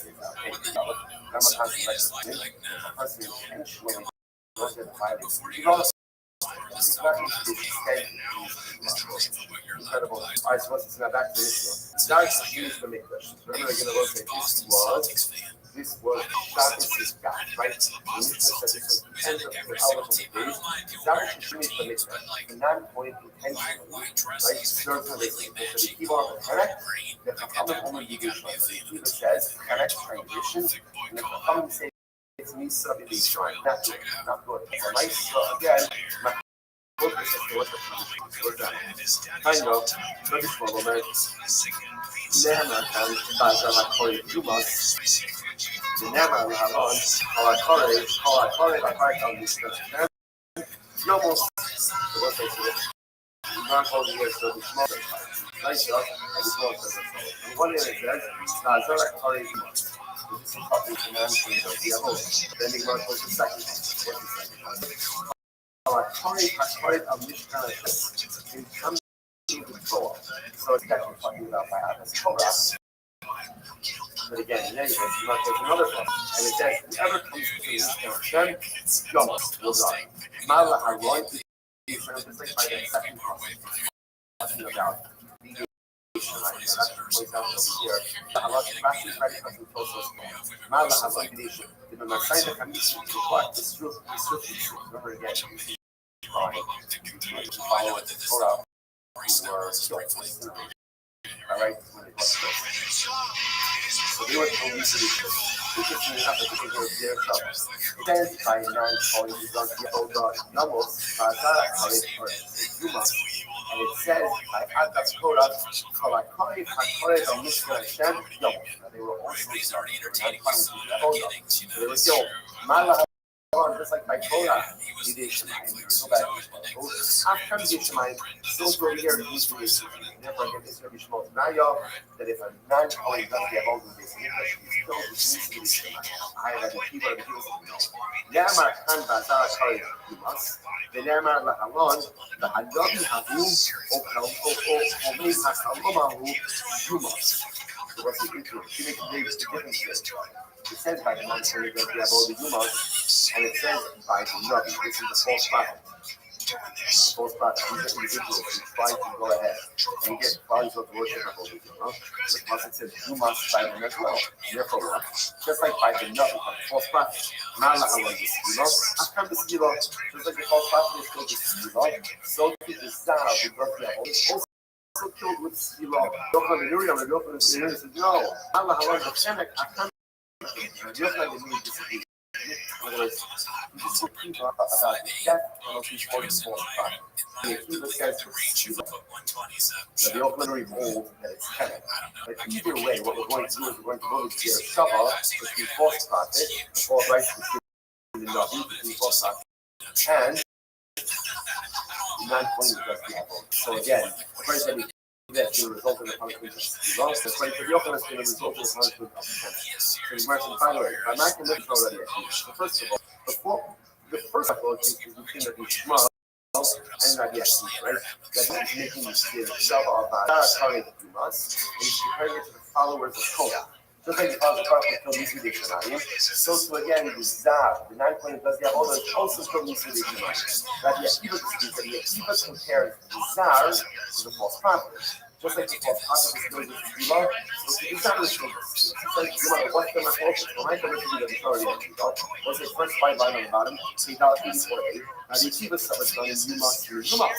And then we've done in Yumas and Yumas. Oh, the Akiva says like this. Never if you're making Zira Shabbat, you make it right. I didn't make it Zira Shabbat. It's two identical words. So the word is Yumas. It says Yumas by Zar, and it says Yumas by the false prophet. By Adam's Torah, by the Torah, the lesson of the prophet is Yumas, not Yumas. And the Akiva says that I didn't make it Zira Shabbat. The most of the says, done in Hedjot, Hedjot, no. So the son of the answer, no, it's better to Shabbat between Zar, we have the soda. Why? Because they were both ordinary people. The Tsar and the Navi again is the guy. Like, remember again, the only false kinds of any kind of intimacy is someone who proves himself to have an apple. Therefore, if you smoke, they say, better to learn ordinary people from ordinary people. So, from smoke, not pronounced the star from the north, which is the Yeshiva, here in the Fahelo Travel. And he says, or maybe this will be once upon a time. But once he's not trying to worship idolatry, in the Fahelo Travel, more ordinary person.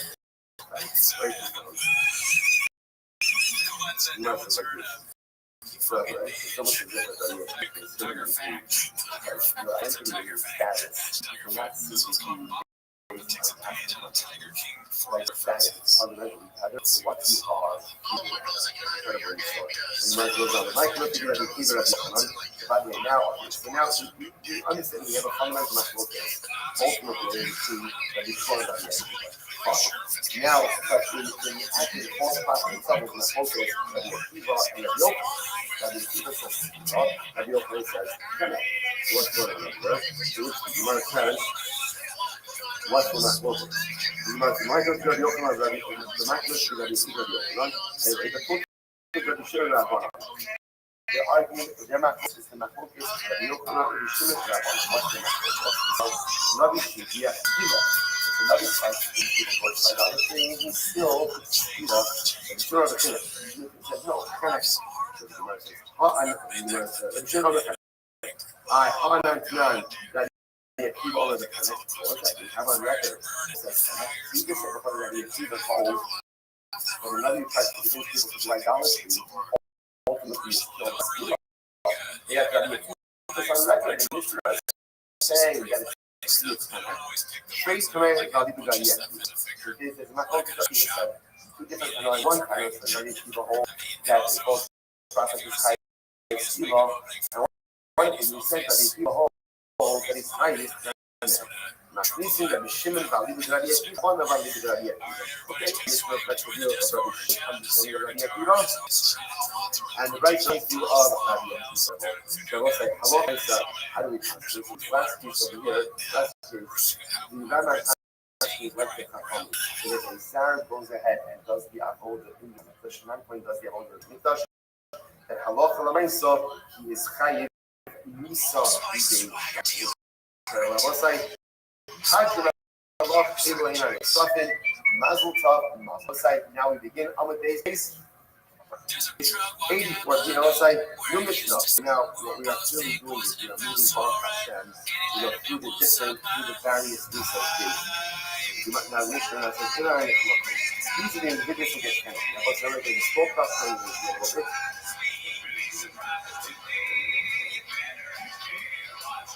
about Sunday, a little bit, like again, you have the rope around the neck, all the rope on both ends, and ultimately strangle the individual. Again, we'll get more as we go on. You must everyone is lost. So who gets counted? And we'll talk more about the actual. Who gets counted? Right? When is there kind of liability?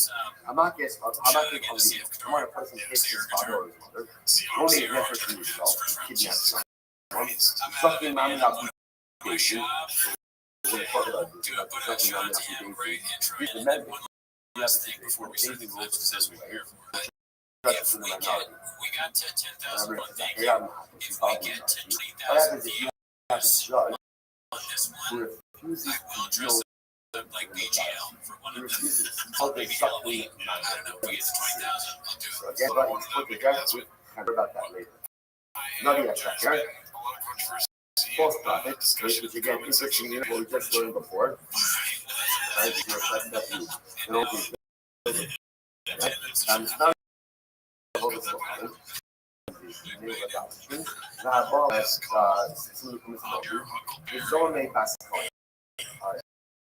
remember again, this last piece is interesting. So remember again, we had this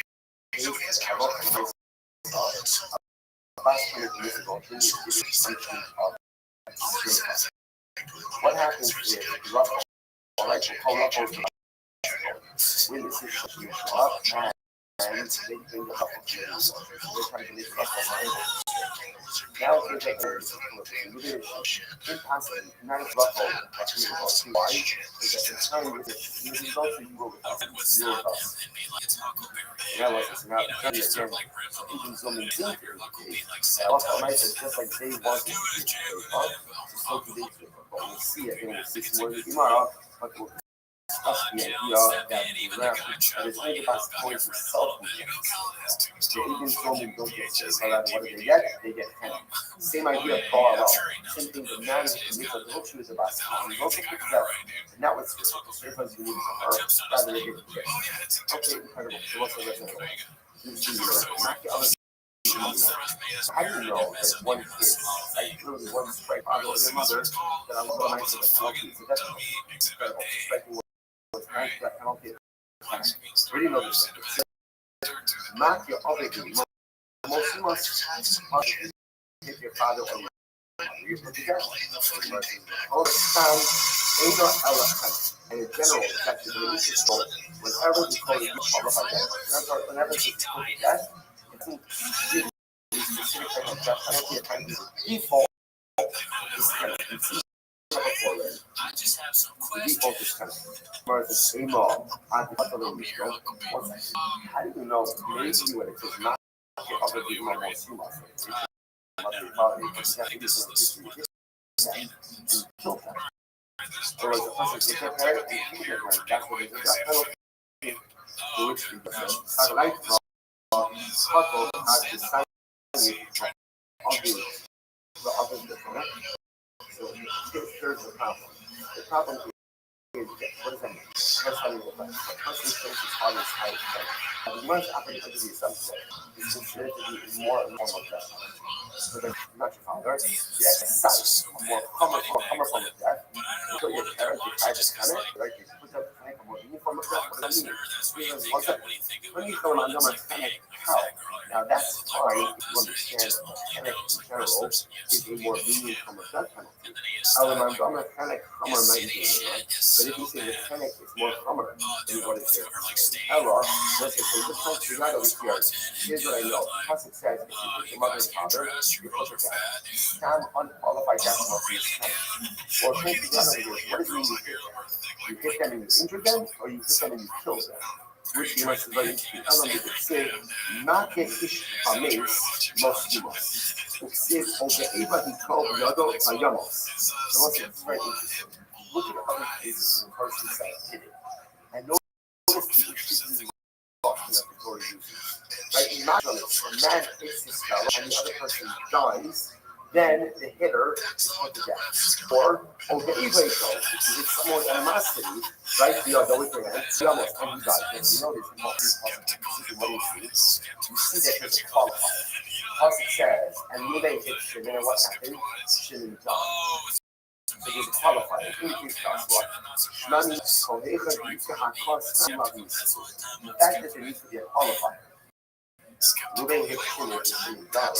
Indicates to us that in the Spanish, where it says Mulay hits him, what is that mean? That means hitting without class. Hitting without class. Incredible. So now. Okay, so now what I have over here is fine. So now, we've just proved this first one. Then we're going to fix this second. Yeah, it's Bible. First case, the person hits his father or his mother. Where did I learn that out from? Not the other person hits his father or mother. That's about killing them. Because if we're killing them, we would have said, not get hayamos. The fact that it says not get is just hitting with an injury. And what's that? Look on most you must. When Torah gives you an unqualified death penalty, that automatically means kind of he's proven this first line in it. Incredible. Now, by the way, it was the Gemara says it's just a mitzvah, makish, with the mitzvah or makish.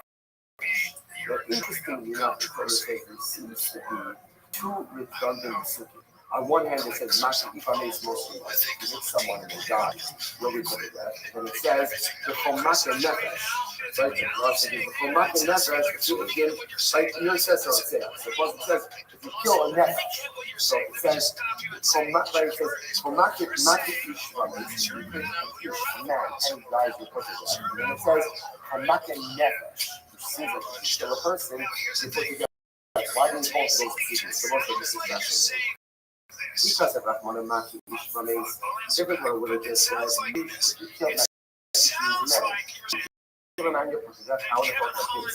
How about me? If the bandit is the aim, how the fuck like this? When you liable to one into a man. Why? Because a man is liable to a whole bunch of risks. So it makes sense. Because a child, not liable, right? The child's condition. Therefore, Rahman come back in there. Different verses, no, come back. What is that? Anyway, the child also I was because of that much. The show would just said come back. It's out of what like this. How about me? Not I feel like smoke. I would have thought that even if you kill right, why was it no right speaker says it's not just improving to be viable or baby was born after 8 months. You might have to the assumption that baby born in 8 months might be viable. I would have thought that you were trying to kill him, proving to be viable, or if he gets in utero, or maybe born in 8 months. The Gemara says, therefore, there's almost like if I love my to be both. Enough. So Hamat and Edna teaches me, I'm tired for going ahead and killing all 5 things, right? And like, I say differently. Really, I need both, right? Because if it wouldn't just said Makidish, I would have thought just results. Therefore, just Komet. So if it just said Komet, I would have thought anyway, even if it's not viable, Mark, when you only try it if you kill a viable. Therefore, the Mark is you need both. You need both of them. The Ema, Alpha Dablo, other things. Way back to Paris.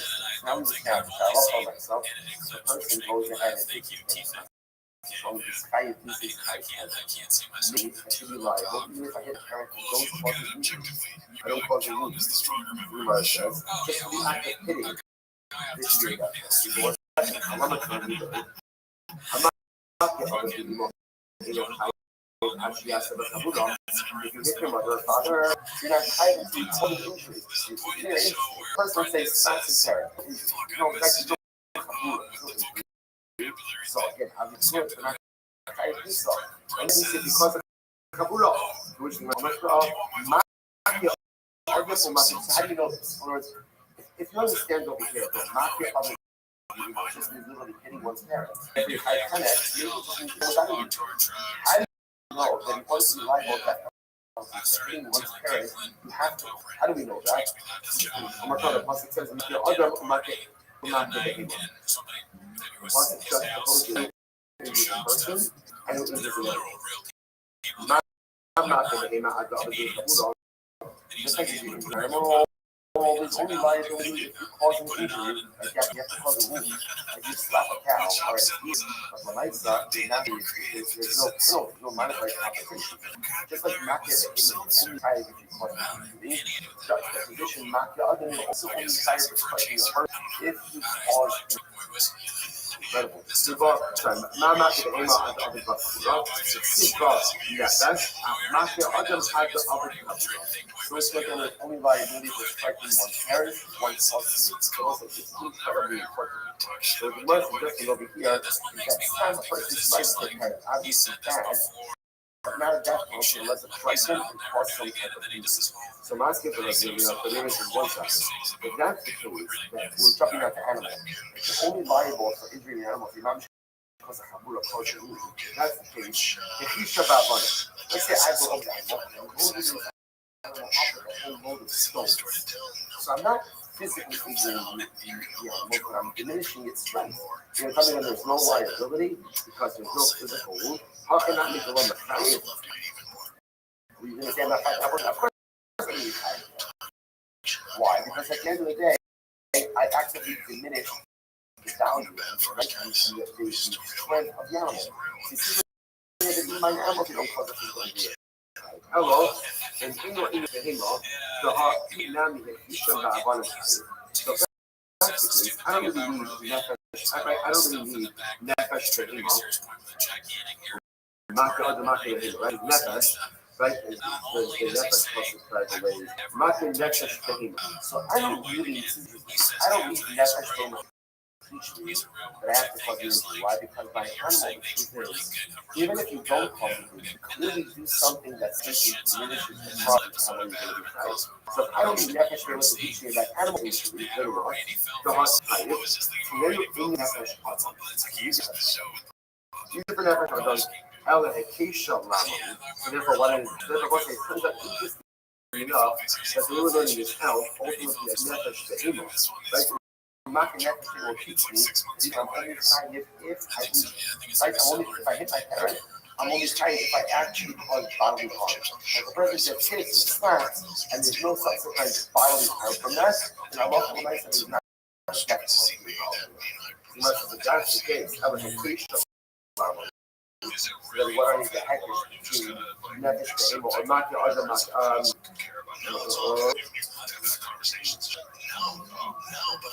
right, not the nefesh. No, I'm sorry. Not the other not the behemoth. Right. So what no, how do you juxtaposes between the animal and the person? So what does that juxtaposition teach? I'm sorry. Okay. So therefore, what is the heck? Not the behemoth. So what is the juxtaposition of injuring a person, injuring an animal? What does that teach me? The first thing Gemara says is, the signing of it comes to teach me the ruling of this. What's the look at that. Have this before you know, the Baba Kamal lift first in you, so show the kid in action. My market in a local lifestyle. So what's the very thing? So if this case of this, if this skill, you know the chance of killing the blood. Right? Which means that I love to myself. Use sanitary capitalizing, you are getting financial lives. But make this know that even if it is something to show them, if it's the kind of act that's done if it needs it, you will take some financial liability. Even if you do it to show you, you're exempt from financial liability. Okay, and they were learning out from that. You might say, that's fine, but when you go to the history, congregate history, that's fine if you hold by congregate history. Element, the less than congregate history, but if you don't hold on the congregate history, which many don't, or many reject that concept, and they say, the only time that you're cut from monetary compensation is when you are liable for that penalty. But if you did something to show you, and if we're not liable to death, you are liable to pay. So you reject that keyword in what you do with equity. Not so much. So remember again, just to understand, we're just trying to figure out that the positive juxtaposition between the person and the animal. So what do I need then? Which thing might listen to this? Now, market the him of the floor author, after market other just like happens if I am moving animals injured and I'm trying to help you. And I end up injuring you. So if I injure the animal in the context of trying to do it, there's no liability. So the Gemara knows that the justification is if I end up trying to help someone and I end up injuring them, I'm not liable for that. That's the justification. The Gemara is quite level. Then listen to this case. Then now the Yakis don't know. Let's listen to this. Let's say again, let's say right, we have a father with a father Adam, and Adam has a son. What does he say? And Adam is and he was remember the third man of all this was now Yitzchak wants to his father. What's the problem? What did he just say? The son injures his father, right? Right, what his son is. I think the son's intention is not to injure father. Just the opposite. His intention is help. So is he allowed to do this or not? So the Gemara says, Master, says, yes, it is permitted. Why?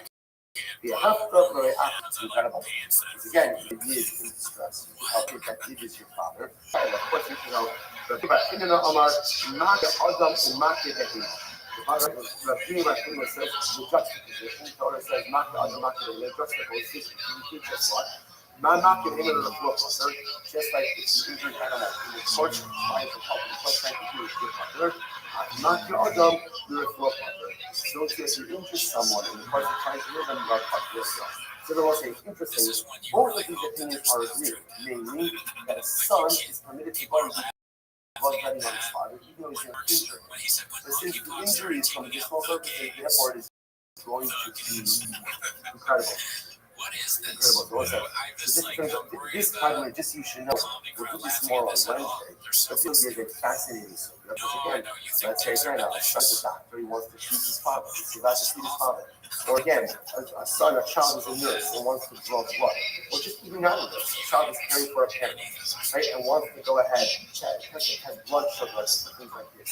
Is a child allowed to do these things for a parent?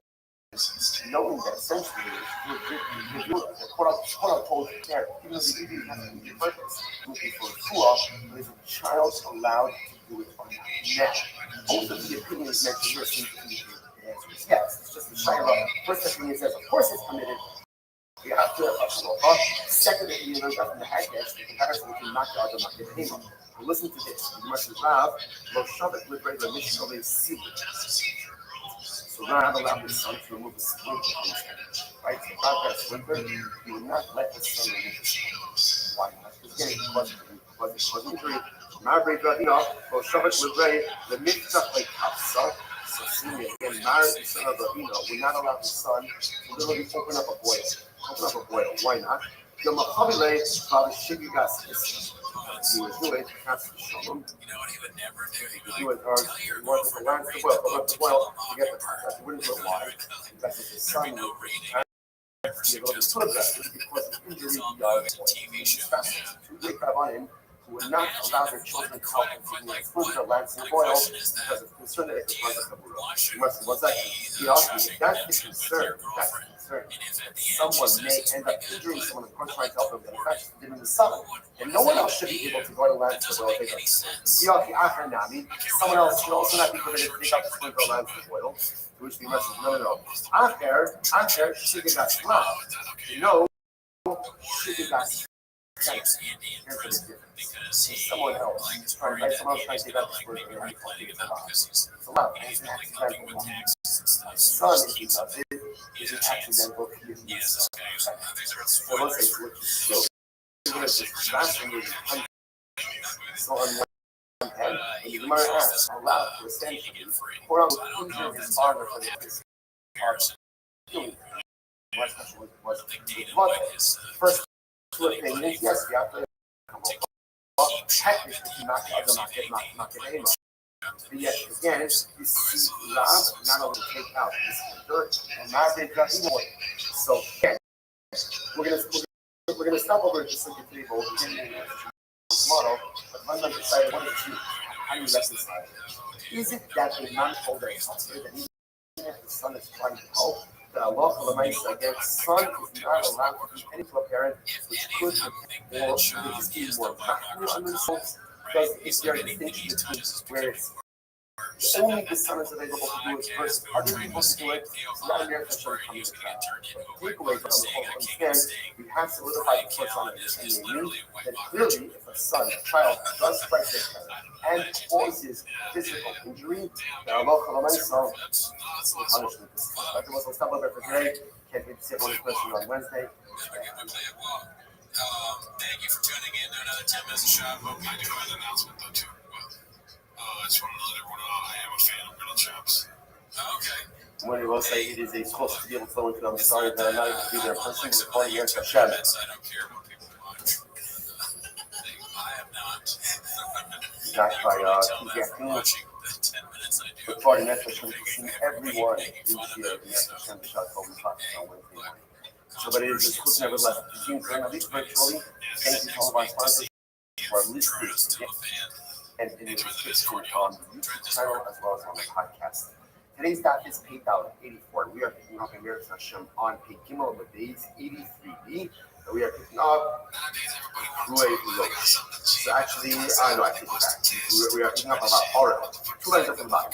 About Orel owning the Yoshi about so we're again going through the list of people. First, we went through the list of Kohanim who are high distribution line or circumstances which generate liability in distribution line. And then this one created a list, the rest of the list. Although, according to the Orel, uncircumcised, Yoshe sitting, so the halach is all three of these things is what you just prohibited. A coin doesn't is violation of love, and not necessarily Yerushalayim. Says the Gemara, now the Gemara is going to go through each of these one by one. I don't know. From where do we know that the coin does have all that that it is quote unquote only from love and not necessarily Yerushalayim? Rabbi said it was much in the lower man. So the truth is, this is not explicitly mentioned in the Torah. Watching over here is, you did not learn this from the Torah of Moshe and the King. It was not explicitly said in the Torah.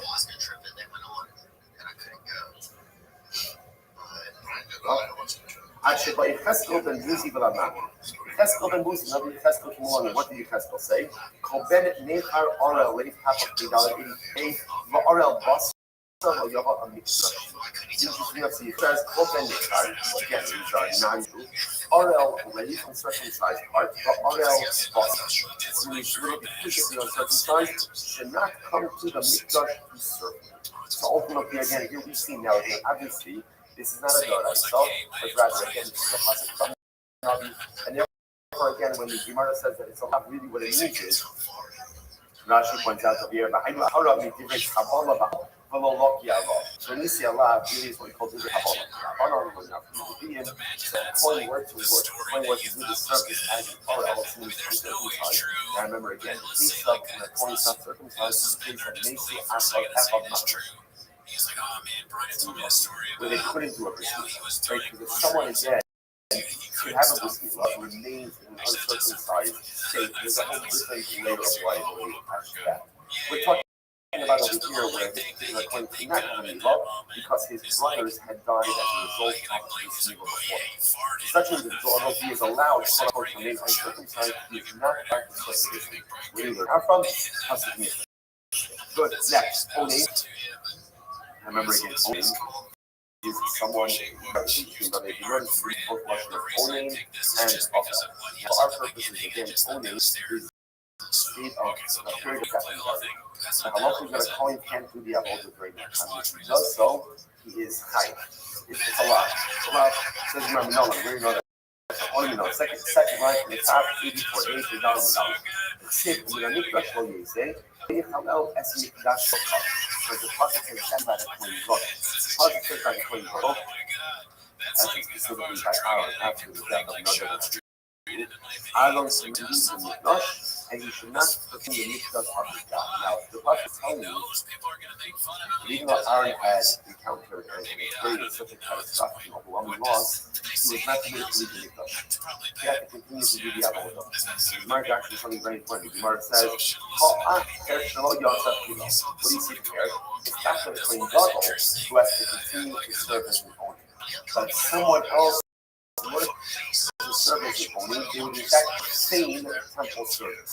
So from here, you see the fact that the Kohen Gadol has to serve as an owner indicates to us that the Kohen may not serve in that.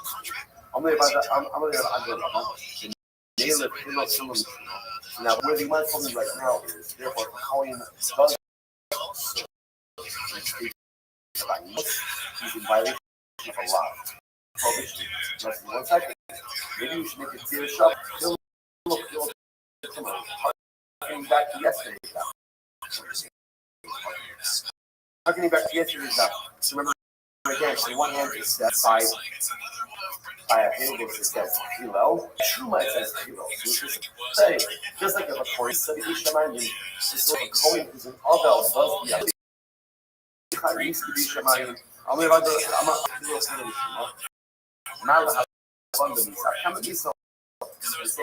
just like again by a Kohen who's coming with Truma, we'll just Truma for that one. But again, the case is a Kohen who's Truma is trying to be Shemayim. It's just like Paul is used to be Shemayim. So too again, who's mentioned one second. Mix it with the friend. The Chlor calls. First of all, to understand, it's prohibition for a Kohen to do the avodah as an explicit. It's inferred. The fact that the Kohen Gadol is not allowed to leave the mikdash, even in the state of Aniyos, tells us that a regular Kohen can't serve it. So it's not explicit. First, so this is something that is learned out from the inference. And the principle, the Chabdala Habba Min HaKlal means joining also the Jewish. The Gemara establishes the principle was the first quote. Anything that is learned out of the inference itself cannot be part of the theory of it. Logically, it's saying is, in order to be part of the theory, so many two explicit concepts, we need to go the bridge between them. If one of those concepts is not explicit, that learned out by inference, you cannot use it for the theory of Shalom. Interesting. Okay, Yoshit Minala. Next. I don't know that if a coin does the all this sin that he is in violation of Allah. The passage says, "B'ol bachar Hashem Elokecha mikol shvachacha la'amod u'lisharetz." The passage says by the Kohanim, Hashem chose to go ahead and serve. Hashem chose the Kohen from among all of the tribes, la'amod, to stand and to serve. What do you see from here? La'amid b'char to go to yeshiva. The fact that the sacrifices for the temple has to become standing and not sitting. Therefore, one coin goes there and sits. During the avodah, then halacha. Next, what about a blemish coin? So remember, what happens if a blemish coin does that? Rabbi only. So Rabbi says, the come say bas har salah. Let's analyze. Right time Rabbi. What's Rabbi's logic? He says it's about mum. If a blemish coin does that, all these kinds. So what's his logic? We must say, ah ala parochas. Lo yovel. The pasuk says, but again, it's a mum. He should come to the parochas. And the rest of the pasuk is the lo yichalel es mikdoshi. Yeah, yes, mikdosham. You should not put him on lashon of pillow. Pillow. So the Gemara says, oh, pillow. Make it get a shava from balmon to truma. Just like it says, man lahavon beneath. So just like truma, if you have a comment on truma, it's highly traditional. Have turned the misa. So if a balmon does the avodah, you have a kind misa. That's the people actually get a shava pillow from truma to balmon. And they look pillow so we'll say again, it's like Hajjah, but remember it also says pillow by no side. No says a few cards. So usually it's your shava between balmon and no says, just like no says few cards. So too balmon is few cards. To which the Gemara says, Mala, I like the cards, I count the cards. It's kind of a truma. No, it makes more sense to learn balmon from truma than from no so why? It takes suhaguf, it's suhaguf.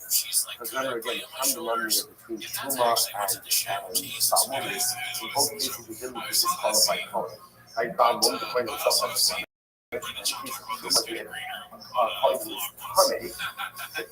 so it makes more sense to learn out physical qualification from physical qualification. How can I go?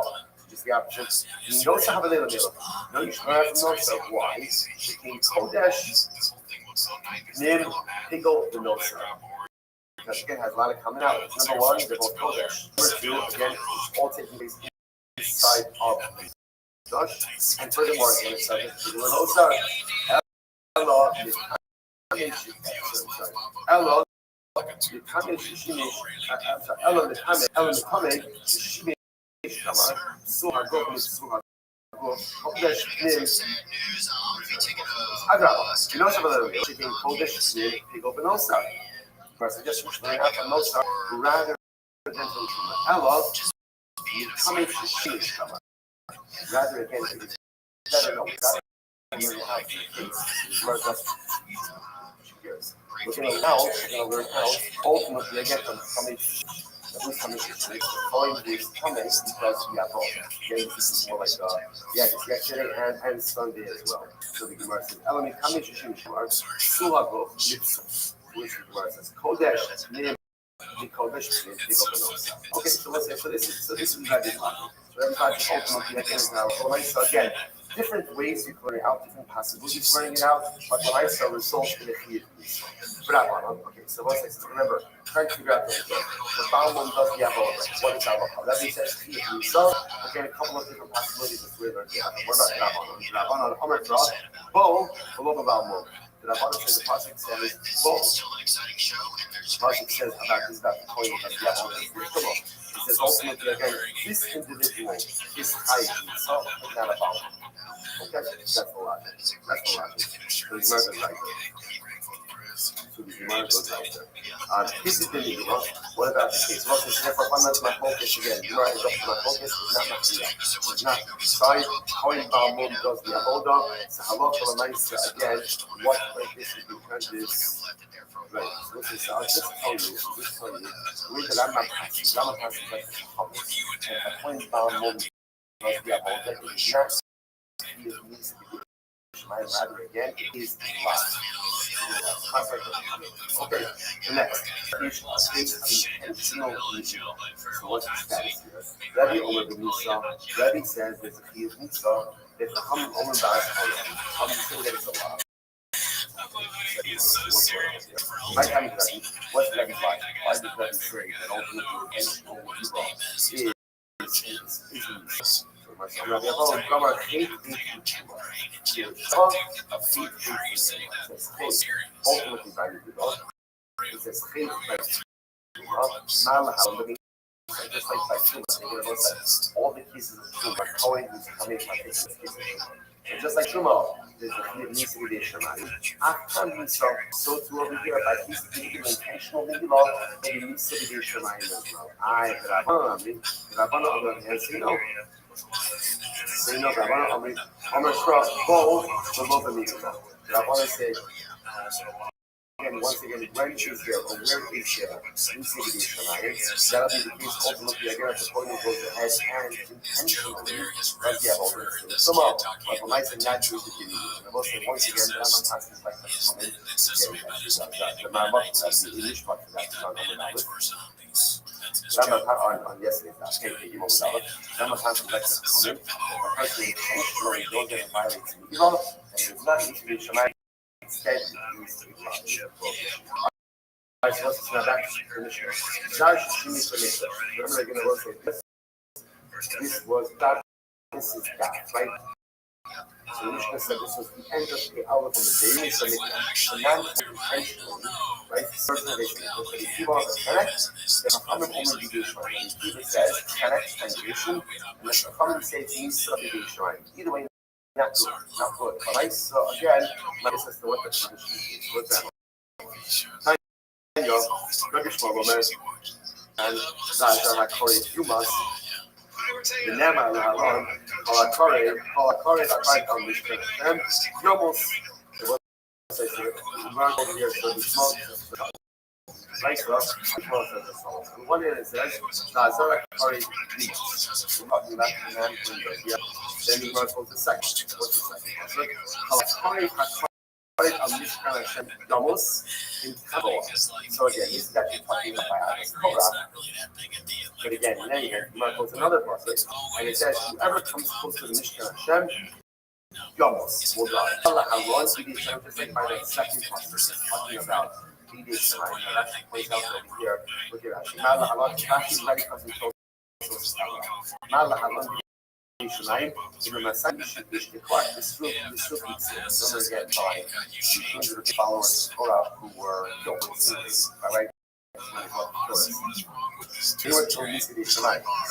Interestingly enough, I just want to get here. It says by now, how it results via Vodah, Namos, Tazara, Harif, or Yumas, and it says by Akas Korah, Halakari, Hakore, Mishkan Hashem, Yom. They were also talking. They were not fighting. So they were killed just like by Korah.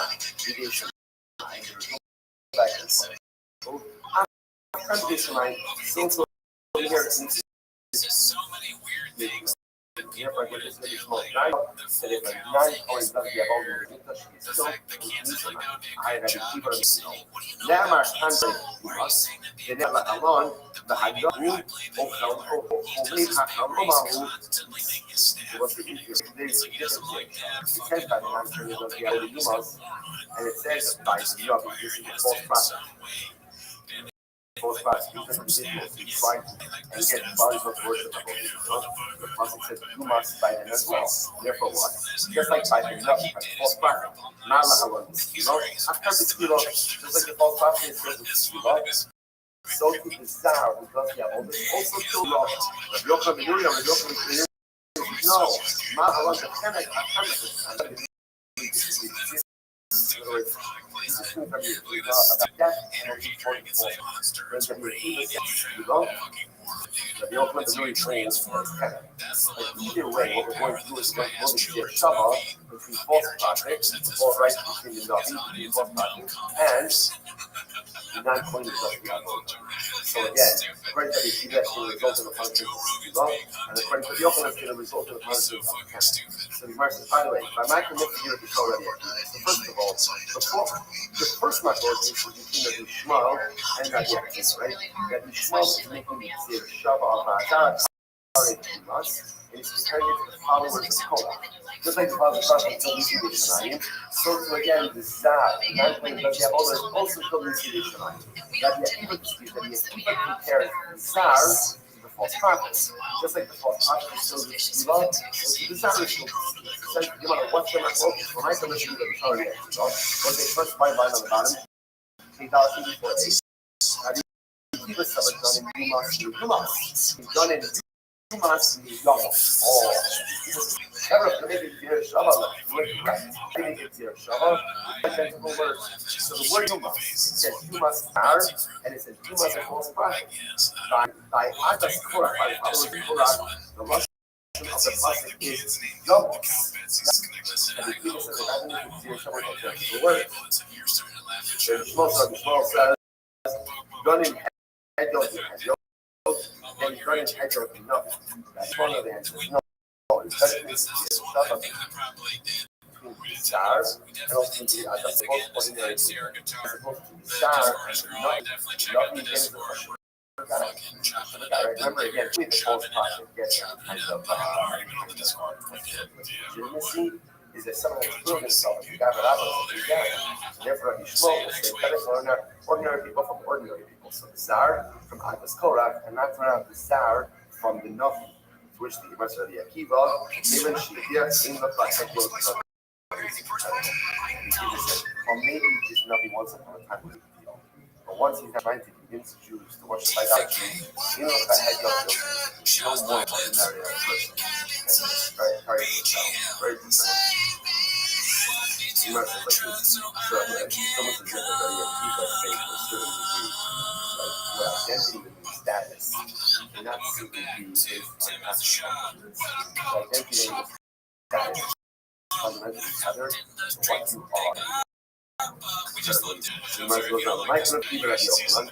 But now we understand we have a fundamental focus also here in between that which one of them are fine. Now, but in the actual false prophet himself is not focus that he has brought and the open. That he says, that the open says, what's going on there? Which Gemara says, what is my focus? The Gemara says, my focus is the open, my focus is that he keeps it at the open, right? The focus that you should have they're arguing that the Gemara focus that the open up of the Shimon and Rabbanon. What's the Gemara focus? That's the Sanyo, that's the Kilo. So that was like idolatry. He said, no, kind of. I'm not that yet. So what's that? We have on record that yet. People also said you just say that you keep us whole. And now we try to convince people to idolatry. We still by Skila. They are keep us on record. And this is saying that it's a key. Straight to me, I'll leave it right yet. My focus on making this has two different tenors. One tenor is ready to hold that the full prophet is high Skila. And one of the said that we keep a hold that is high Yemen. Nachnisim that the Shimon can leave it Rabbi Akiva, Rice Rabban about leave it Rabbi Akiva. Okay, our mission reflects the view of Rabbi Shimon understanding of Rabbi Akiva. And the right reflects the Rabban's view of Rabbi Akiva. So we'll say, how do we translate this last piece over here? Last piece. The Rama translates like the Chacham. That if a star goes ahead and does the approach, and halach l'maisa is chayiv nisa b'yisrael. Hajj l'halach Ibrahim and Safin Mazel Tov. Now we begin our day. Without base, 84 milliseconds, new Mishnah, Aaron of nothing. Okay, so now what we are really doing is we are moving forward Hashem. We are through the different, through the various issues of faith. You might have Mishnah that says, Aaron of nothing. These are the individuals that get connected. That was already spoke about translation a little bit. Understand each other, it's all good. Run your business how you want to do. Translation a little bit. Walk around the neck, eyes are full of love from both ends, and ultimately trying to be beautiful. Again, we'll get more later on. So who gets kind of? We'll talk more about the actual penalty. Who gets kind of? Right? When is there kind of liability? I'm not getting hungry. I want a person to take his father or his mother. Only nephew yourself, kidnap someone. Sucking mommy up to Daisy. We're going to talk about this. Sucking mommy up to Daisy. This second is the next. You have to see the Daisy rules in certain ways. There's a judge to the minority. And I'm going to get way worse. I hear out in the house. What happens if you have a judge who is appealed to the minority? That's called the sucking dialysis. So again, I was like, put the rest in kind of, again, worry about that later. Nothing else back here. False prophet. Interesting enough, I just always learned before. And I think you should reflect that too. And also the equivalent of that. And it's not a vision of overflow. Someone who trusts the country, name of idolatry. Now, borrow the shish. When you guys, someone made us call it. So remember again, this last week. There's no that's trying to remember again, I just think, I love from myself, about school to miss about really unique punishment of straight up. What happens if Rothschild call up with this issue, with this and they think a couple of minutes. They're trying to make it viable. Now it's that the two moments is the issue. They pass the United States Rothschild why? Because at the time, this one, the result is you were with us. You were with us. So now it's now generally again. So even someone getting sick of punishment, and also I say just like they wanted to get first straight up, so to see this morning tomorrow. And we'll discuss the idea that grafting that is only about self. Even someone don't get straight. What do they get? They get panic. Same idea of well, simply man with a culture device is also put that now it's like you for her rather than this. Okay, incredible. You will say let's say so how do you want to kids? I really want to strike their father or their mother, but I'm also a nice penalty for that. Incredible. Really know this. It says, knock your other thing. Well, most people it says if you take father or your mother, you put the death. Only somewhere to stand, ain't no elephant. And in general, it's actually very interesting. In general, whenever the Torah gives an unqualified death penalty, the Torah says put to death, give a specific death penalty, and kind of default is kind of, you've seen that before, right? The default is kind of, I remember this emo, I was calculating this, so 1 second.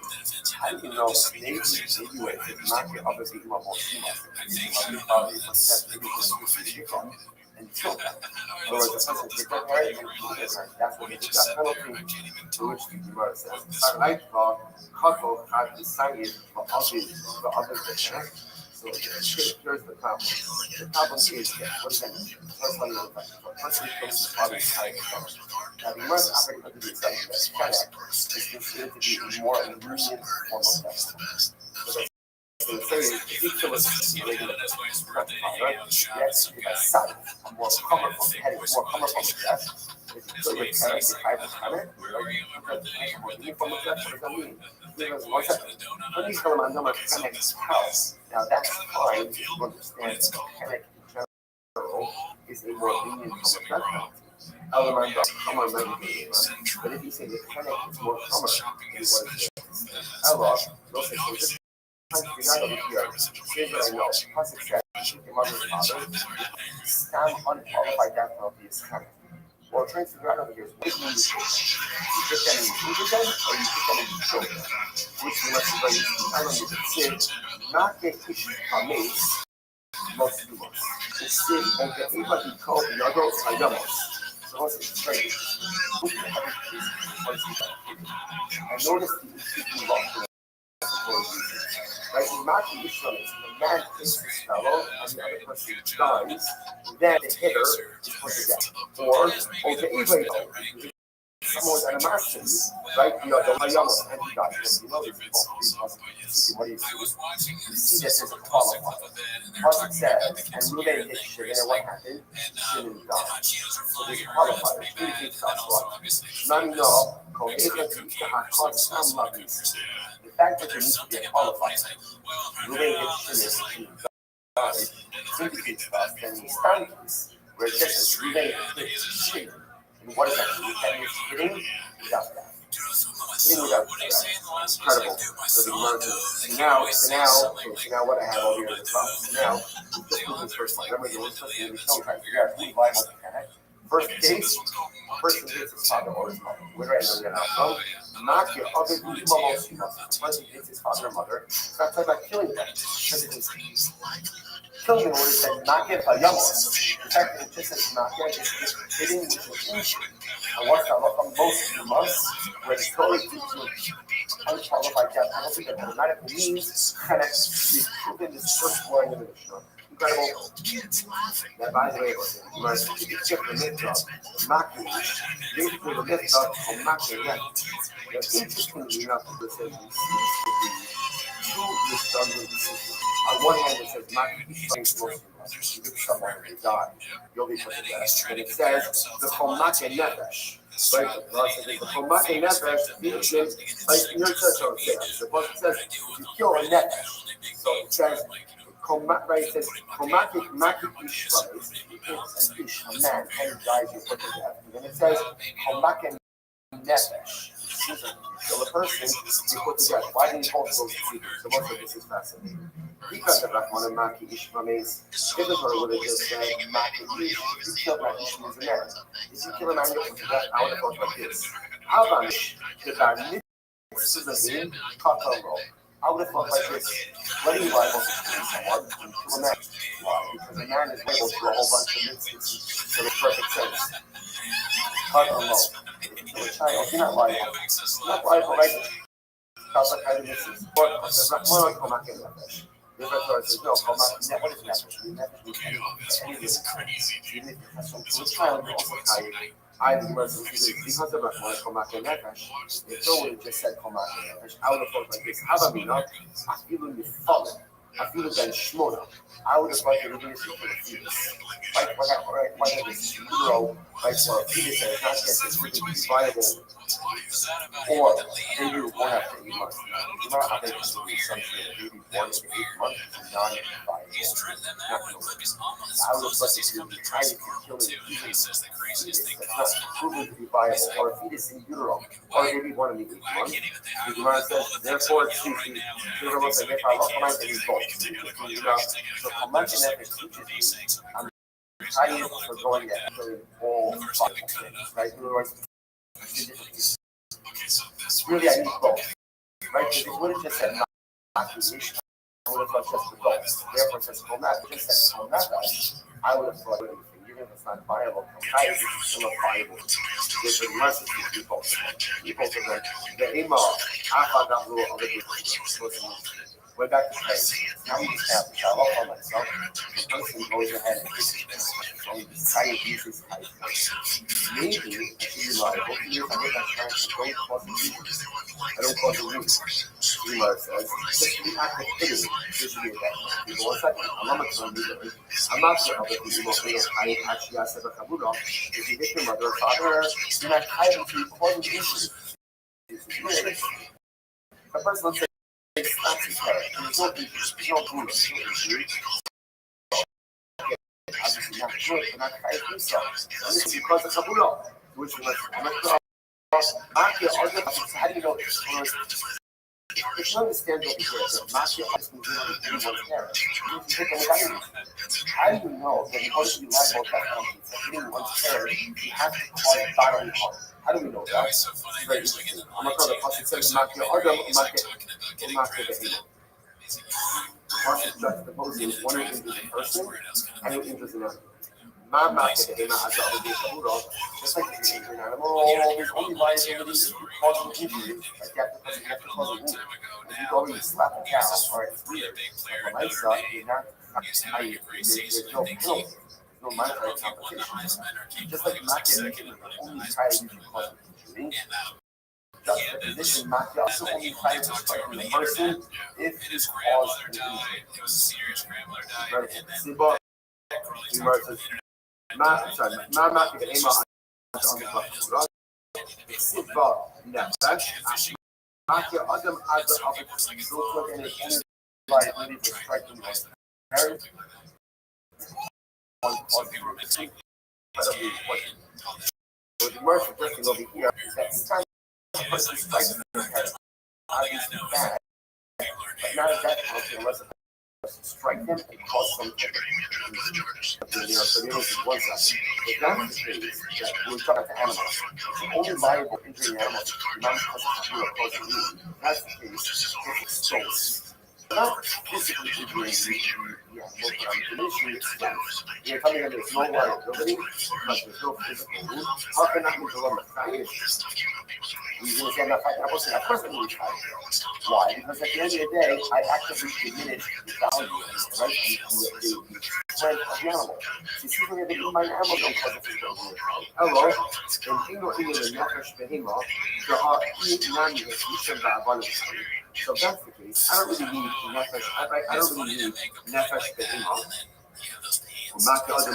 Right? It says nefesh. Right? The nefesh is makin nefesh behemah.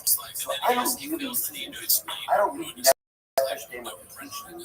Why? Because my animal, which is, even if you don't cause an injury, but you clearly do something that self-thinking diminishes the power of the animal.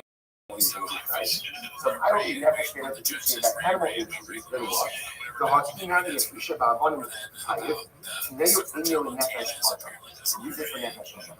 Use it for Nefesh Adam, Ella Ekesha Lama. So therefore, what I text, therefore, it turns out interestingly enough that the way we're learning this else, ultimately, again, it's from Nefesh Behemah. Right? Maka Nefesh will teach me by a person, I'm only trying if I injure. Right? If I hit my parents, I'm only trying if I actually cause body harm. If a person gets hit, slapped, and there's no subsequent bodily harm from that, when I said there's not a death harm. If that's the case, elementation level, then what I need to heckage between Nefesh Behemah or Maki Adamat, Russian,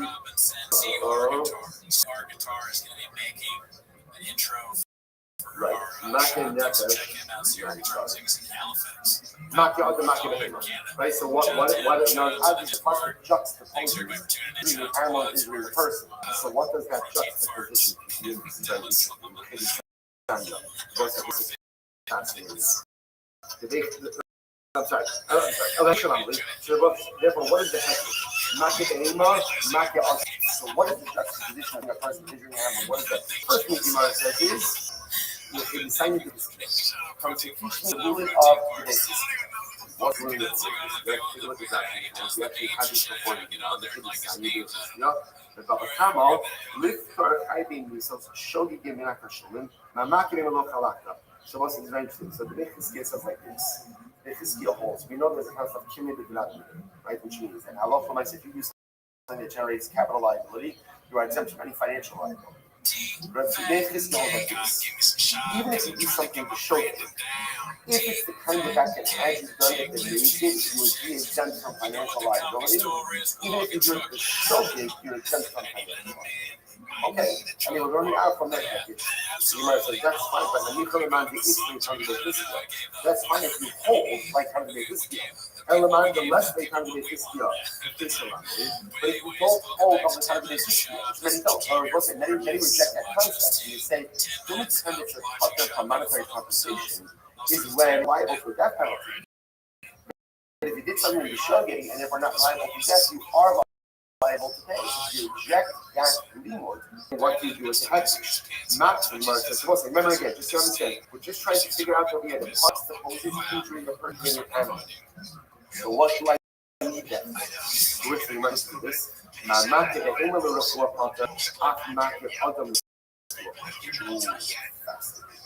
Like what happens if I animals injured and I'm trying to help them. I end up injuring the animal. So if I injure the animal in the context of the limit, there's no liability. They're talking about being Mark like got CTE, it's like a pain. It's like if I end up trying to help someone and I end up injuring them, I'm not liable for that injury. That's the justification. The Gemara says, we fight over then this is the case. Then you come wrong. Let's say again, like let's say like we have a father Adam, and Adam has a son. And Adam is old, and he uses bloodletting. Again, remember again, bloodletting was the first man of all of this world. Now each fuck wants to help his father. What's the problem? What do you just say? Son injures his father. Right? One blood is from his iconic. The second intention is not to injure his father. It's the opposite. His intention is to help. So he's still allowed to do this thing. So the Gemara says, but Master Omer Hasa says, yes, it is permitted. Why? You have to incredible. You never need to help them out, especially if you is your father. What's the Shiloh? Of course, you can help. Rabbi Bar Hinna Omar, Makya Adam and Makya Behema. All right, Rabbi Bar Hinna says the juxtaposition. Torah says Makya Adam Makya Behema. Juxtaposition. Teach us what? Just like if you injure an animal. Of course, trying to help. What's trying to do is not your Adam. So if you injure someone, and of course, you're trying to heal them, you're part of it as well. So the one say, interesting, both of these opinions are agreed. It means that his son is permitted to do bloodletting on his father, even though he's going to quote unquote injure him. This injury is for medicinal purposes, or is going to be incredible. Incredible.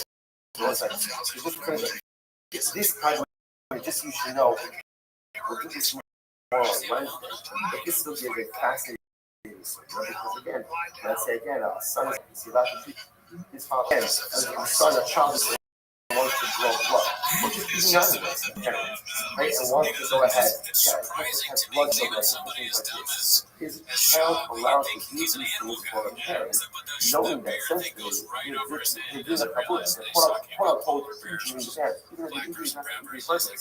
The injury is ultimately for the fuah, and is a child allowed to do it on his neck. Both of the opinions mentioned this yes, the Shiloh. First opinion says, of course it's permitted. You have to second opinion learns out from the Haggash, the comparison between Makya and Makya Behema. Listen to this. You must have Rav, Lo Shabbat L'Brei L'Mishkavei Sibuk. So Rav would not allow his son to remove his splinter from his head. Right? So Rav has splinter. He would not let his son remove his splinter. Why not? Because again, because it was an injury. Marriage Zahina, Lo Shabbat L'Brei L'Mishkavei Hafsa. So Shuli, again, marriage the son of Rabino would not allow his son to literally open up a boil. Why not? Probably Father Shigi got this. If he would do it, that's the shalom. So he could do it, he wanted to lance the boil, to get the contract. He wouldn't do it. Why? Because if his son would have to be a little bit too aggressive, he can really be all over the boil. So he gave that on him, would not allow his children to help him. When his sons are lancing the boil, because it's concerned that it could cause a kabula. You must see, that's the concern. Someone may end up injuring someone who's trying to help them. That's the son. And no one else should be able to go and lance the boil. Someone else should also not be permitted to take out the splinter or lance the boil. Which the message Acher, Shiga got love. No, Shiga got panic. Calves are so crazy. Someone else. It's a lot. And it's accidental. Son, if he does it, is an accidental thing. So what's over here is this fascinating tension. So on one hand, when the Gemara asks, is the son allowed to send quote-unquote injure his father for the purpose of healing with blood? First two opinions, yes, we have to look at the hecklish between Makya and Makya Behema. But yet again, you see Rav not allowing his son to take out his splinter, and Rabbi Rabbi not allowing his son to lance the boil. So again, we're gonna stop over at the table. Tomorrow, the fundamental side is what does this mean? How do you reconcile? Is it that they might hold that even if the son is trying to help, that Allah Lamaisa, again, the son is not allowed to do anything to a parent which could potentially result in injury to the parent, or would it just be one?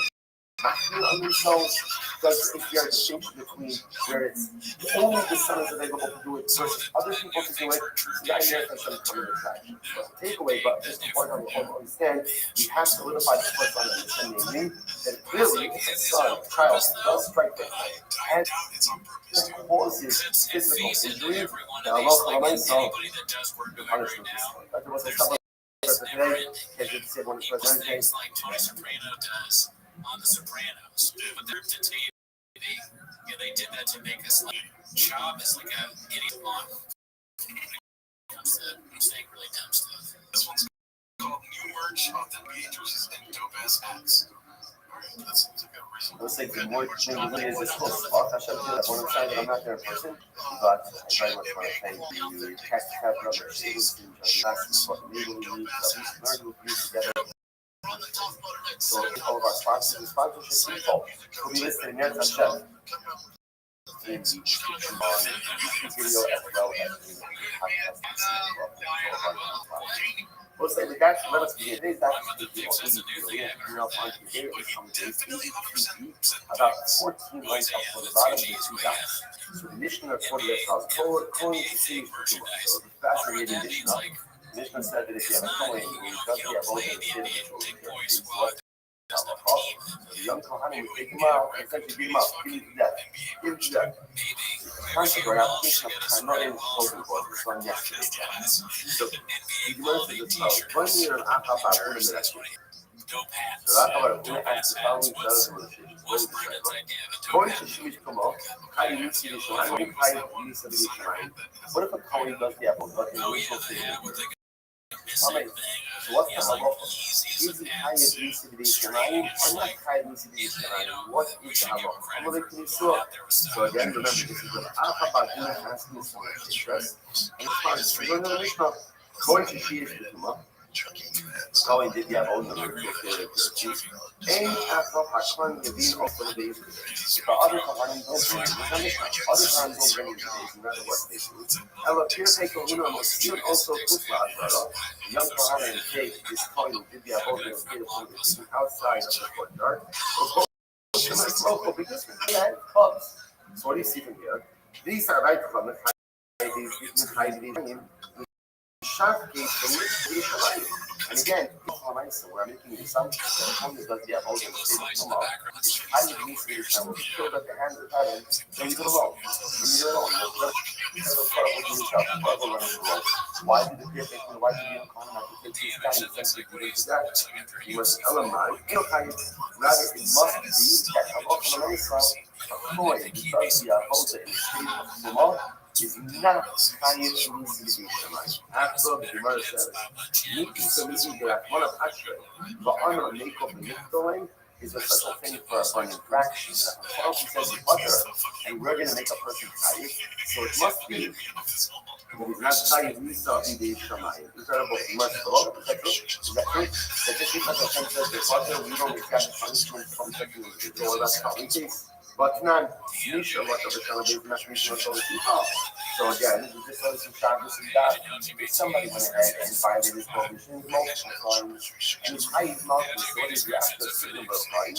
We put him in the keep-up, and we put him in the cell. Remember again, the cell is small, and he can't sit down, he can't get down. We put him in the cell, and ultimately again feed him a little bit of bread with water and barley and joints. One of my says, there's a perfect case. If you were to bring the guy to Daisy, what would Daisy do for this individual? Nothing. Nothing. So here's the case of our person says the person is out there, and yet he's still taking the law in front of him. Gemara says, no, it's not a good right. Because remember, I'm not sure you I'm like, fuck it. The Malchus shall cease to run. The God of the past will tell us. No, remember how we defined that case? What case of Malchus is that this person committed multiple acts of courage.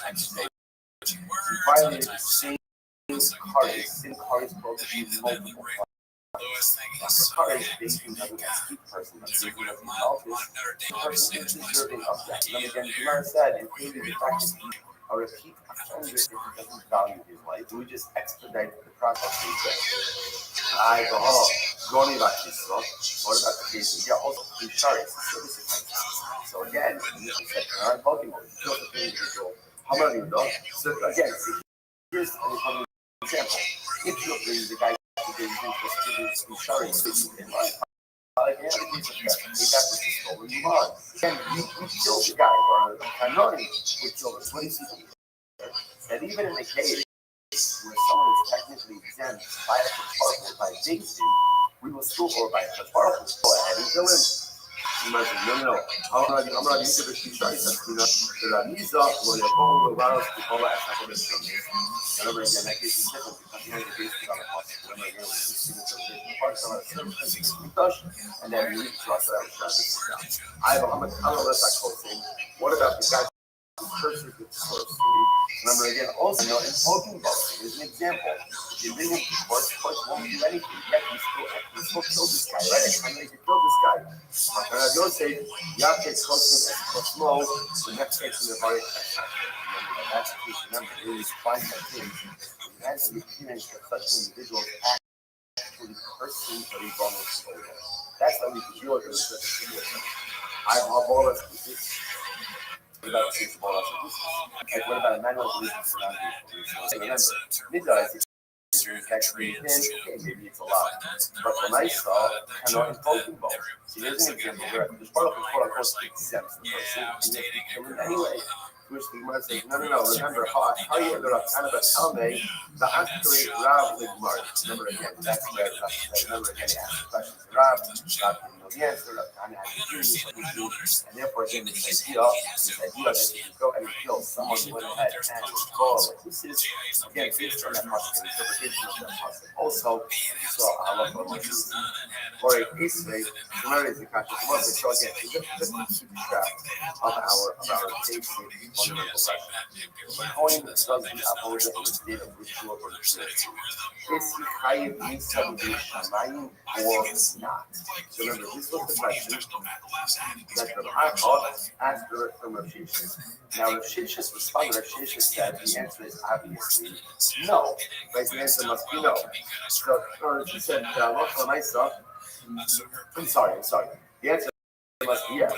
Because the Mishnah said that if a coin does get hold of the tumah, then halacha here take are allowed to take him out and beat him to death. Now, from Rav Shishis' perspective, the only way that would be permitted if such a person was highly shamayim, then again, if they karuna, you almost actually that's penalty. At the end of the day, have to be one who has part of the passport. Not ignorant of all of these things. No, you have cases like that where someone technically would not be liable in a realistic framework based in, but yet we still see that they could be liable to a death penalty. Okay, or I should say at least liable to death at the hands of a kanoi. Okay, the Gemara goes like that. The Gemara says.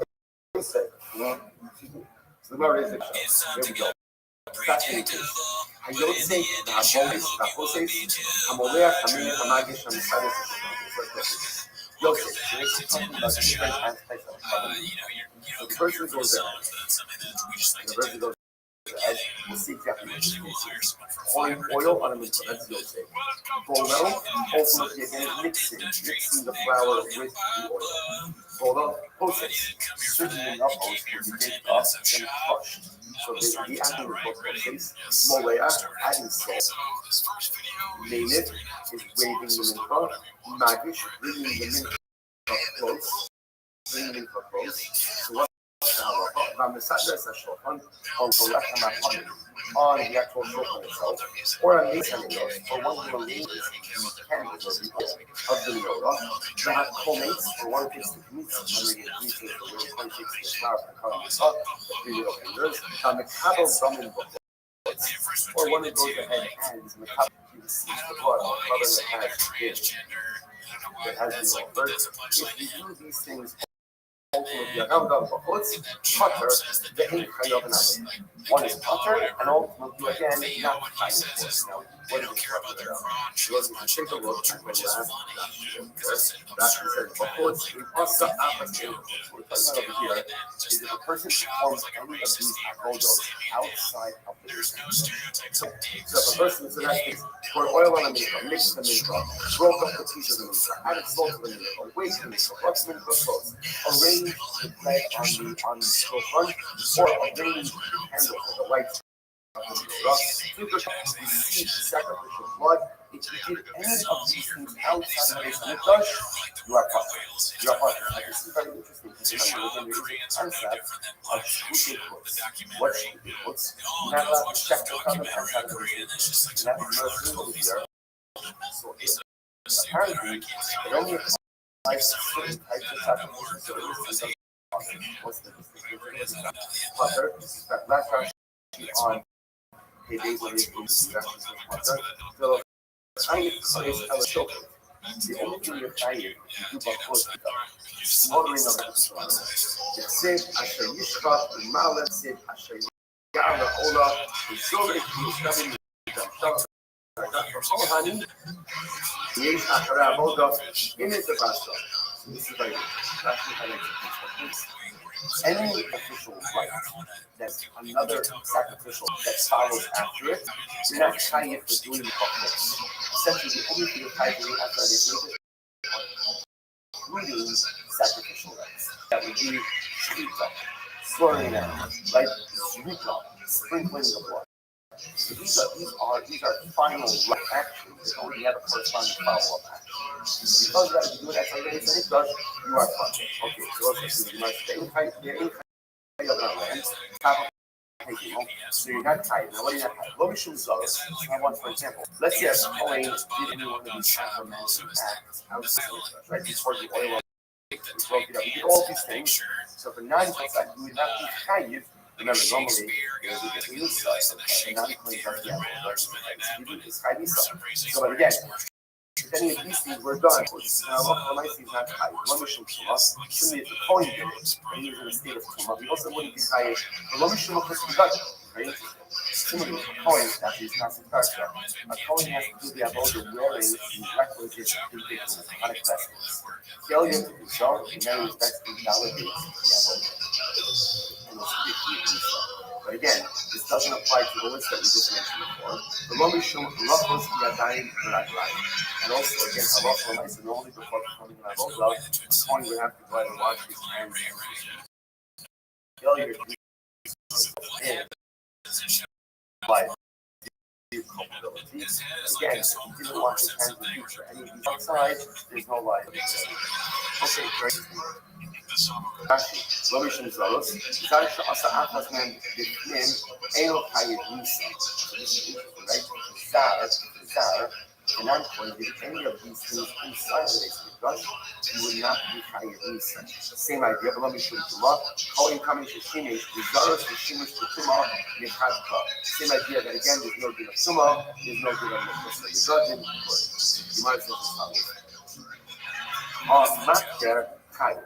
Interestingly enough, what we call it system is that if you were to do the Hakara, if you were to go ahead and take the carbon and put it on and burn it outside of the base of the gut, that there would be like to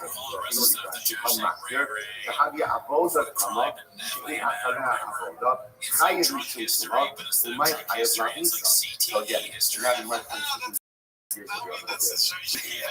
That is, the Kohen were to go ahead and offer up a carbon, burn it on the day in the state of Tumah, he would be chayiv. In other words, the only time that there wasn't a bit of Tumah, ultimately again, if it was before. But if it's different, there would be what do you see from there? Again, sometimes I'm full circle. That if a Kohen does the avodah in the state of Tumah, this is so. Now again, the concept is something we see tonight. That seems to answer the original question that Rabbi asked the Rothschild. That was the original question. The Kohen does the avodah in the state of Tumah. Is he chayiv nisa b'dei shamayim? The answer seems to be a resounding yes. To which the Gemara said, "My love, Nisa." Don't we see here that if a Kohen goes ahead and offers up a carbon in the state of Tumah, chayiv nisa? No, that's hara. No, it's not Nisa. Actually, it's a lot. The Gemara said, "I was dying not last hara." So they're going to say that if a non-Kohen does this, he also only be by himself. Rashi says, okay, I was nine, how did I think I'm not going to eat in Taurus? Remember, you're grouping all of these things together. If you tell now that if a Kohen offers up and it's not in this, so what does that mean? If a non-Kohen does this, it's also only allowed, well, that can't be. Since the Hazar is Yumas, plus it says explicitly that non-Kohen is used in sacrificial service against certain part of sacrificial service. This was right. How can you sell a hundred? You're not treated the same. Actually, the same. In the cloud, my difference over here. In the cloud, the Yotze Kibolo. In the cloud, the Yotze Kibolo Lab Nami Lo. So you have the most interesting thing of this purpose, but ultimately, again, Yotze, remember, Yotze is the point of the oil, Bolo is the future oil, Lab Nami Lo. But also not about Rashi, where it says, Yotze Kibolo, the Kona Master Lab Ba'amovim, the Ishtay.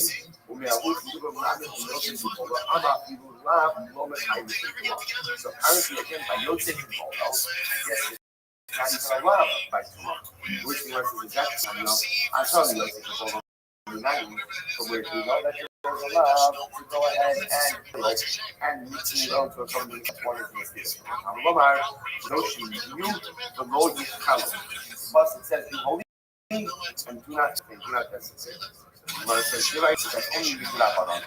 Okay, interesting. So, apparently, you do it, so there's no prohibition against someone coming according to the earth. Deciding against that Basically, these are the people who are hiding. Coming, okay, pretty explicit. Coming who is coming, ultimately they're going to dust all this hiding of these days come out. Gemara says,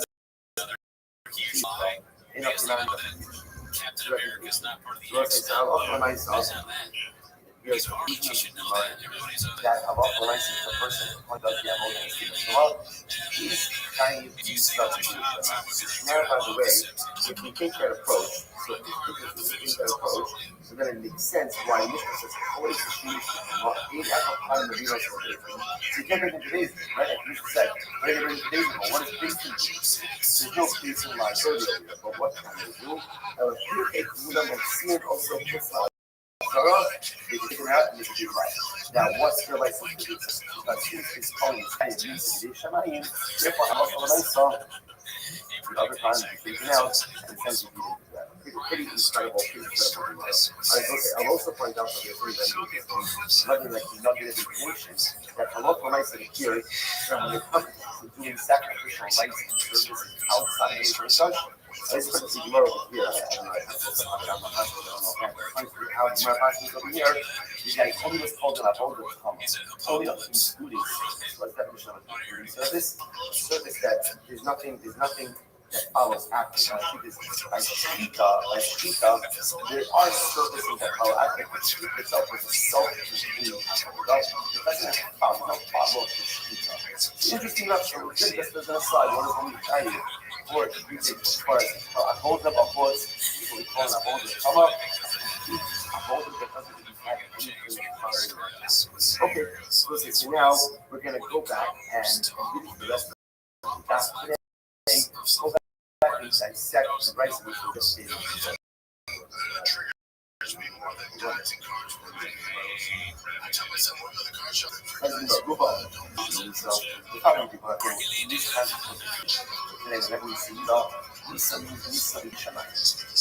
Fine.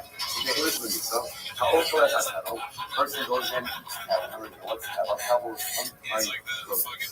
person goes in, several the type himself, Rashi says over here, Rashi says, so again, let's do. We're gonna go ahead and mention this, and then we'll go back and explain how we know. Number one, number two, the Kohen Hamisha offered to look. A Kohen was coming, Shuma which is really pure. Right, so coming, Kohen, Shuma which is pure, is Ishmael. Zar Shama Shuma, and non-Kohen Shuma also meets with Ishmael. Zar Shishim, Zar, right, 9 points, sort of Open up again, coming calling who's coming, who does have also Chaim Nisa. Or Chaim Nisa, without this for the previous Remember again, you are just quoting part of myself beforehand, but once again, it seems to be the definitive thing that it's only does get hold of the state of ritual purity. It's Chaim Nisa. Who requires sunset in order to be a hold order to be pure. He does the hold on, next, we're supposed to be done. Calling incorporates all of the obligatory behind us. Next, we're supposed to have the Kohen is lacking coming. Different types of tumah require up to number one, time, duration, and two, but repeat kabbalah in order to fully learn. Someone may have had time even long has not yet brought his necessary kabbalah. So the person like that does get hold of the Mesa Mikdash, he is Chayish Misa. Fascinating. Okay. So we must weiter. Shalom. Shalom. Let's let I drag line. And I hope you read first from the claim to be morning.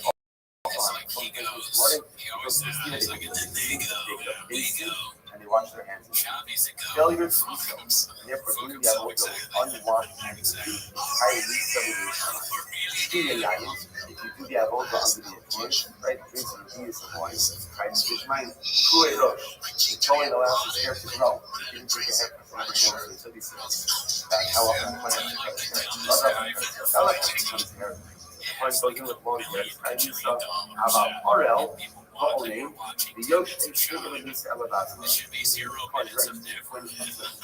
Orel is of the Ha'olim. Only becoming a great relative who obligates more, death and parallel. Kohen does get older. Let's say the Kohen does get older sitting down. All three of these things. Orel, Olim, Yoshim, there's no fee of these conditions, right? No matter what is there. There's a lot. There's a lot. Now, interestingly enough, Rashi points out that this is fascinating. What's the piece of Torah? Rashi says, that this is Achad Machmas Nila, that in Onim Shishimis, that in Shishimis Nimushas, the Kohen included people who will the Matri Avodah. So this is interesting about this. This is something we've ever had on the uncircumcised Kohen. Remember, it didn't happen in the situation. Today, we know this is for hemophilia. So we know, and again, obviously, genetic condition, so let's say the Kohen had older brother in over the Torah. So we recognize that now again, such a Kohen is the person not to have to which is fun. In fact, it's Nila, but he's not allowed to.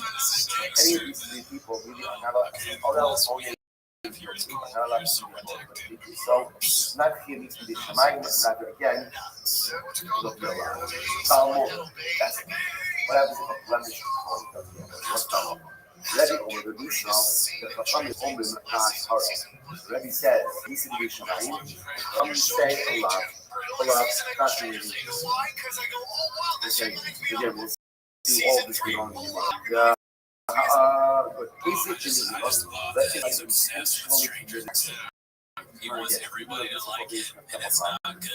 someone actually went ahead and took it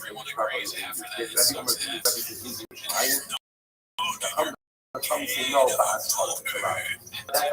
Now let's dissect it. Number one, the first person in the Mishnayim lineup, first guy in the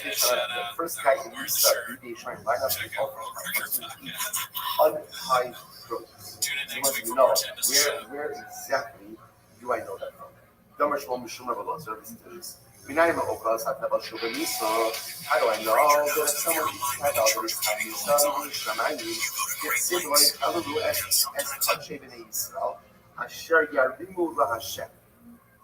so literally it says, do not profane the consecrated items of the name Israel that will be raised to Hashem. Future tense. You must see him literal custom to that. So it's talking about produce that is going to have pride. What's the definition of produce that is going to have pride? Commit, Kotero. And Torah over here, do not go ahead and profane it. Do not try to profane it. The Torah that also, so you must use Yolis. Well, actually, start jumping. Here's what happens. Yom, Hillel, make it here Shabbat. It says Hillel by Tavel, and it says Hillel profane by it's my people like this. I love eight. It's a key Hallelujah. So it's Hillel by Tavel, and you say, I want to do so. Just like if someone is not allowed I'm not going to smoke or I'm calling kind of therefore that so here Shabbat Hillel because if you use Tavel it also means something incredible I immerse the hold on the neighbor will know why don't you make it no so anything else? that's the reason has to why don't you why not make it zero Shabbat? The problem is not allowed one of the parties have consequences. Now, no start is punished by others. Right? You keep that position has to be committed. No courage. So why don't you say that just like no start is courage, so too at the time is courage with the rest of no. Probably Tuma other than so it makes more sense to learn out Hebel from Tuma than Hebel from no start. Why? Because taking Tuma, number one, Tuma doesn't apply to the stars. Right? Tuma doesn't apply to the stars. Hebel doesn't apply to the stars. Putra, both of these cases, is a way to remedy. There's a way to remedy the status. Right? So actually says over here, actually says, Truma is that Truma is that Truma Mular, so in Latin Mular, but also not the Livar, the shots head about. So remember, in the form of no star can when no star is head about when you are to alter. No surprise and you effectively zero then about most are inevitable. Second distinction, second commonality is push wrong. Nobody remember hell can be committed. Truma ultimately is going. No start never no start remains created. Furthermore, Rabbi, both Rosh and Hillel by Teva and by Truma is a plural, but by no start is singular. And pig, Rabbi, pickle, Truma food stars, Putra, the Rabbi, Peros, pickle, and no start. Take a look at the below. Sound right. Both apply to both. This is right. So tag, plural, both apply to both. This is both being again. Tag out. People to know, right? Don't tell a little bit too much. Neither people nor notes apply to tag out or therefore, again, these are only similarities here.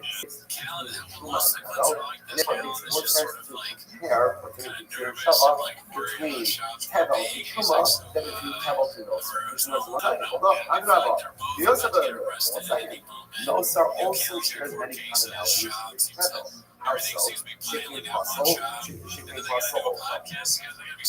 We muscle up, look at that. We muscle open. Notice that the college name is still in my face. So remember that both Nosar and Tevel is a pursuit in the earth. Itself, guiding itself, is inherently invalid. Right? So again, Nosar inherently invalid. Tevel inherently invalid. Not just the Truma, muscle our book, you can see how good Truma sits. Interestingly enough, Truma, right? Remember again, we're talking about Truma itself is heavily committed, right? But the Gemara suggests, why not compare Tevel to Nosar? Because Tevel and Nosar have this commonality.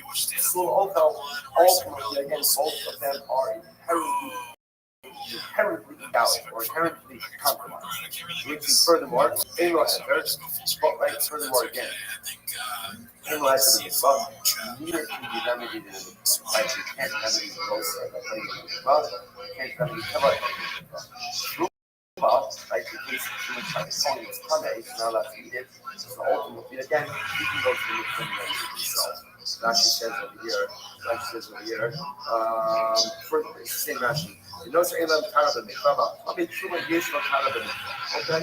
So the point where it's making over here is you're making it sound like all the comparisons that exist between Tevel and Truma.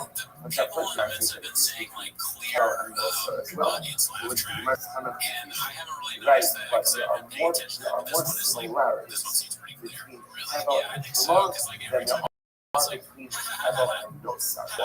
And making it so we'd rather make it between Tevel and Truma. Tevel and Truma than Tevel and Nosa. And therefore, like Truma is Nissan, right? So again, some Tevel will also be Nissan, right? Not like Nosa to the cards. Okay, beautiful. Ravina says, you know that Rabbi feels that is the reason we prefer Tevel. Truma, not Tevel and Nosa, because Tevel and Truma both have the luxury of rules, the same, as opposed to also have singular and next to your work, having collect weird. Alright, the federal going from the shop, which we know what. Where do we go that according to coming? Right, so again, it's on the list. Coin is coming, goes ahead and so coming coin, each month, each week, where do we go that?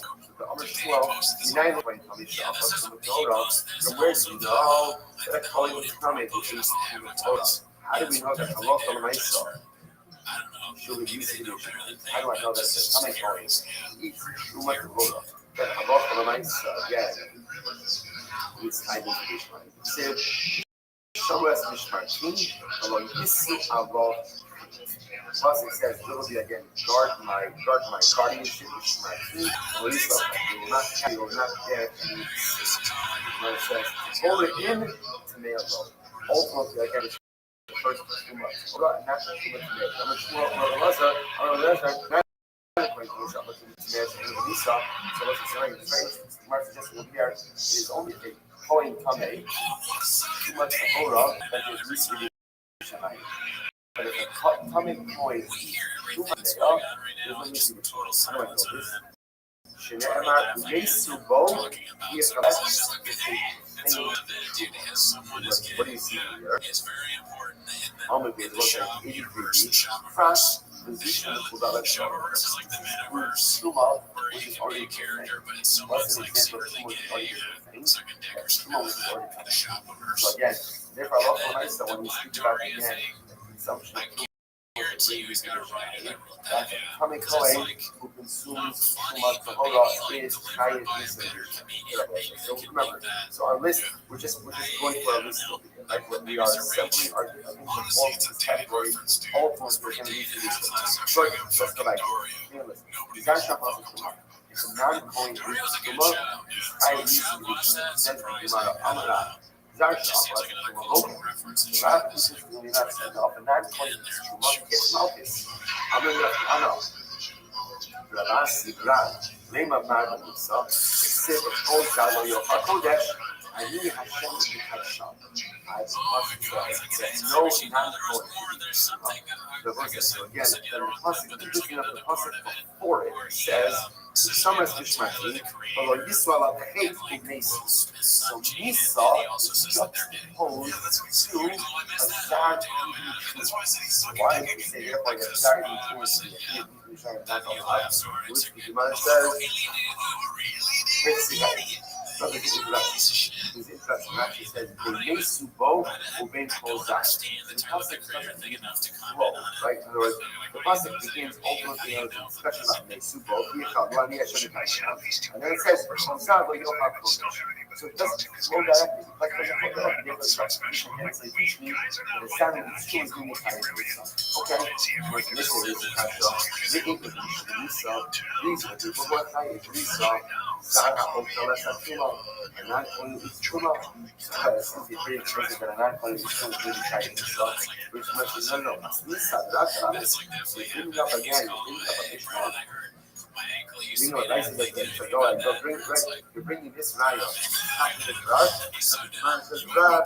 Kind of who is called. That is Hanok. And not as you drug. Okay. The one thing happens to be, be. What kind of In person this would come to mystery, shop also for the mystery, we therapy that or like advice on your life? exactly That would tomorrow never happen. is I highly know. Even someone okay, like Cal, look at the way he started driving things. He's like, it's just like you suck more. And also, because yeah, you do it. They do like product placement so much. Basically, I guess better. Because you're from this is Marketing. exactly what we had before. The United show. Commission should have so Today's highly show. the following is coming. Was it always Yeah, Tim? although they send it the sky so I watched Sarah one day our reading a about bit. the I had last no minute idea who cut they shaker were until so Rothman but Boucher have a was little arrested in exchange Virginia told me about it. So Okay. shut up if you want to go get the budget said keep the iron in the sun and they said be careful you're not to be careful cut them up very slow you should not profane my holy name. I always think that there's going to be like a No, little look, nugget of Kilo, idiocy in the end, or just like wow. it completely We need blows to, us we away. need to get I love that. Kilo, so Thank you for tuning in to 10 Minutes that's Shop. like a legal Hope you enjoyed it. discussion. We'll be back next It's week. neat Share to be this my board. Tell us so what to clips to again, watch next week. Yeah, the help person us is with coming, clips. on the side, but yeah, Because hold even on. if we don't, I always used to those be clips are the best ones. I said, you know, once I say a thing as you have before, the nail it, kilo, minos, ooh. Why not make the zero shove a kilo, minos, and remember the verse there, Mala, I run Christ, I come Christ. The such come those are three Christ. So what do we say? It says kilo, it says kilo by no son, and it says kilo by going with coming to the apple. So just like we know, so it's already so you just go, it doesn't just let that also come up. Those are kind of courage. Which means it's going to stop bro. You're come up with it. More sense to learn out. So what is things growth just is cleaning up both the cases of truth as well as have to do again with the body of the people. Nick as we go to Rabbi, both had a thorough watching of the interaction that we have group, how many you cover Rabbi, how many should we cover Shah. So both Tony was coming to the other and Tony was coming to Shuma, shapes to the other. First off, both of them, their disqualifications in their Ushmeyan, Suli, Shuma, right? Both of them are in it. The Yesham had them both be remedied by themselves. If you also both shared Russian civil in close form. Let's learn how Tony does that only by Nosa. After Shane, Kodesh, Nim, go to the side. And have all of these others who are Kodesh. Coming to Shimish Rasa to the Nosa, Kodesh, which they became. Remember again, all of these things, right? Both of them deal with constantly like Kodesh. Nim, both of them deal with the inside, right? Or sorry, inside of the same church. And both are subject of the Nosa. Where it says, you look it up in, sorry, you look it up in, one thing about looking before it's here, that really is so it kind of because he's like on Showtime and their show that he's literally going to put out that they don't even know is going to be there and go popping. Because like think about back in time, this is like hearing about 9/11 before it happened. And they've now living through the comedy community. Yeah, exactly. Because like 9/11 that we live in now, you're right. That's essentially what Gringo Poppy was. So too. These guys are like huge YouTube guys, and they hear that he's doing YouTube, and they're like, what are you, insane? Incredible. Full appreciation. Next in line. Full and still requires he does the this does the avodah. His time he submission. It says the Gemara. No, where do you know this? Besides that, he might come out. Was a first white line and Rabbi put full. From where do you know? Oh, the different is it's full. No, the rest of the mikvah by day, but it's still be telling the sun go down. How do I know that his avodah is unstable? You know, I'm already negotiating to you that the way you tell it, because it says, your God, it doesn't matter whether you're just laying up or a huge rich guy. Everyone hates America when you hate China. Remember again, if I don't need this question, this means a Kohen who does the other for his chayim. Ultimately, again, you get to teach me that it's only the Buddha was not the apple. That's kind of tradition I it's kind. I don't know that it's kind of tradition I pillow shuma. We make a dirshav a pillow of shuma. Mala halanda misa, afkan misa. Just like by shuma, if a coin was coming to shuma. It's kind of shine. So again, if a coin was does that. It's also kind of incredible. It was again, like I said before, last week, this passage practice the tzaddik. Right, the Kohen has to wear the requisite outfit, requisite clothing, failure to do so. Right, it doesn't really have it doesn't have clothes to tzaddik. And he still does the avodah. It's kind of nisa, shamayim. It says, you know, from everything else is strong. I'm not the avodah, I'm not the avodah. We must be the avodah shimi. The haganta osam akim. Plus it says, you shall put the belt. You shall gird them. You shall gird them with a belt. Right? I've made the belt one of the people. Vashite aleim tiunasam aleim. Where's your clothing? When their clothing is upon them, then their clothing is upon them. Right? Because what? You have to be dressed up. Dressed up as the Shagatim also outfit. Right? You should put a belt on them. I love you, but not the Kalash on the bows, put the hats on them. I saw the you know, the keep us open. And the first one comes like that. And this is the and they wear the clothes. And I love my friends like when you are there. Whereas I'm saying that if a point does the avodah without the garden, then I love the money so and the avodah is possible. Again, in this case, how do you see this? So how will you do it? Because the Kohen does the avodah without the requisite garments is equivalent of a non-Kohen does the avodah. And non-Kohen does the avodah. So it's Kohen because the avodah without the proper vestments, the proper articles of clothing on the night. So if it's actually shoes for myself. You learn that a lot of myself, if a non-Kohen does the avodah, it's what's that incredible. That only vests upon Kohen when he does. So listen, it's such a fascinating idea of why. Because on the one hand, what we got is, remember again, what you have to do to be a Kohen, no matter how well you behave, if you're not in, you're not in. Well, it's a coin, you're a coin. Well, it's not a coin, you can be able to talk about how do I on the one hand, when it is innate. On the other hand, He's Lutheran. what I just love that, like, every time I see a clip of Crystalia on this, he's just angry, and he's really into it. you just describe what Your punishment, you do so, him in bad no, way. again, You gotta fucking six to a thick boy. so every single Dig up year, Snapchats, the more he's you gonna don't have to set do them a anything. year. You want to do, Jesus Christ, if you're Jewish, and that's beautiful. And it's from the foundation. The next step, like what the garments do you want to do? You know, a bag of reference some take from the world outside the living part of it, right? You know, clothes to make the man clothes hide up in the person's head.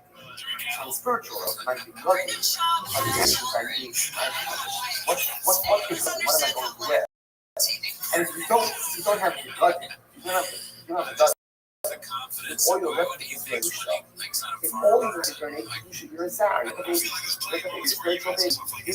Some business one, yeah, maybe some fantastic, but maybe you're actually nothing. So how can every single gift has a but right, successful living is all about what clothing are you going to wear? What are your nice clothes? What are your good deeds? What are your accomplishments? What are your successes? What's your stuff up? And every single thing that you do in life is another day. Is another garment that you put on. And clothes manage to make the man. Clothes make us real. Now listen, this thing. Think about it. One is a jacket that is such specificity describing the beauty of the body. Such specificity. So One level is if I can get them down. Because people are taking that externalities, and we want people to come to these we need to the point all dressed up. But I think like this is the one thing. But it's also other people that remember my what is your point? What is your I'm like, what do you mean? It's a growth oriented. I want to see the coin is you need to coin, right? With no clothing. Right? You need to coin on the street. You need to coin on the street, right? You need to have to shop with getting pizza just like anybody else. So what happens? You're gonna let him go first in line, right? Why? Because you have to respect he's not willing to do that, but it's still coin. It's still a coin. Even without the still coin, because the unique identity is but he really only fully self-actualizes when he puts on the no, it's the same thing for all of us. I'm only On the subreddit will be like, people on YouTube will be like, well, you're making fun of a grown man, but in his brain, he's like a fucking 15. What only way you're gonna die? It'd be worse to make fun of Right? his And every day I'm just like, oh, it's gonna be a jacket that's enough. Right? It's gonna be a pair of pants of Hamilton. It's gonna be a sweat of Hesed. Every day it goes like more and more and more. Walking around the world is still cold. And that's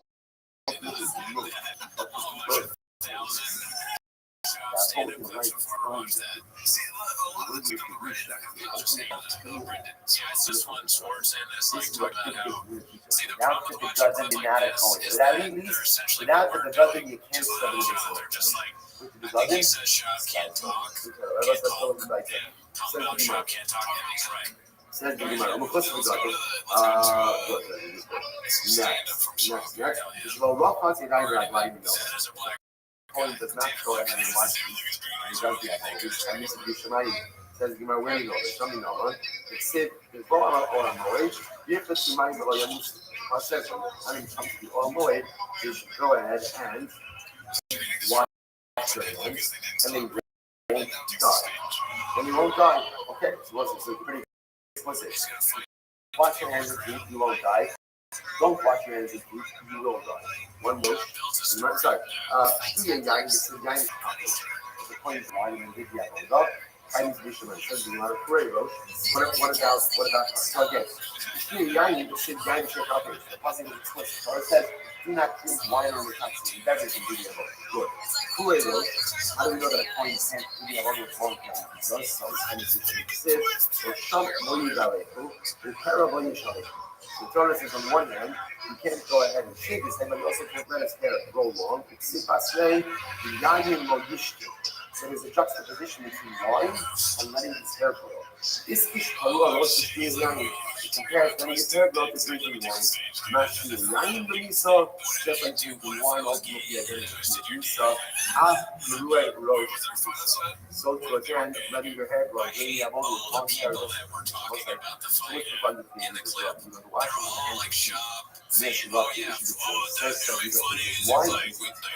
I'll say the Kit Kat, and then you do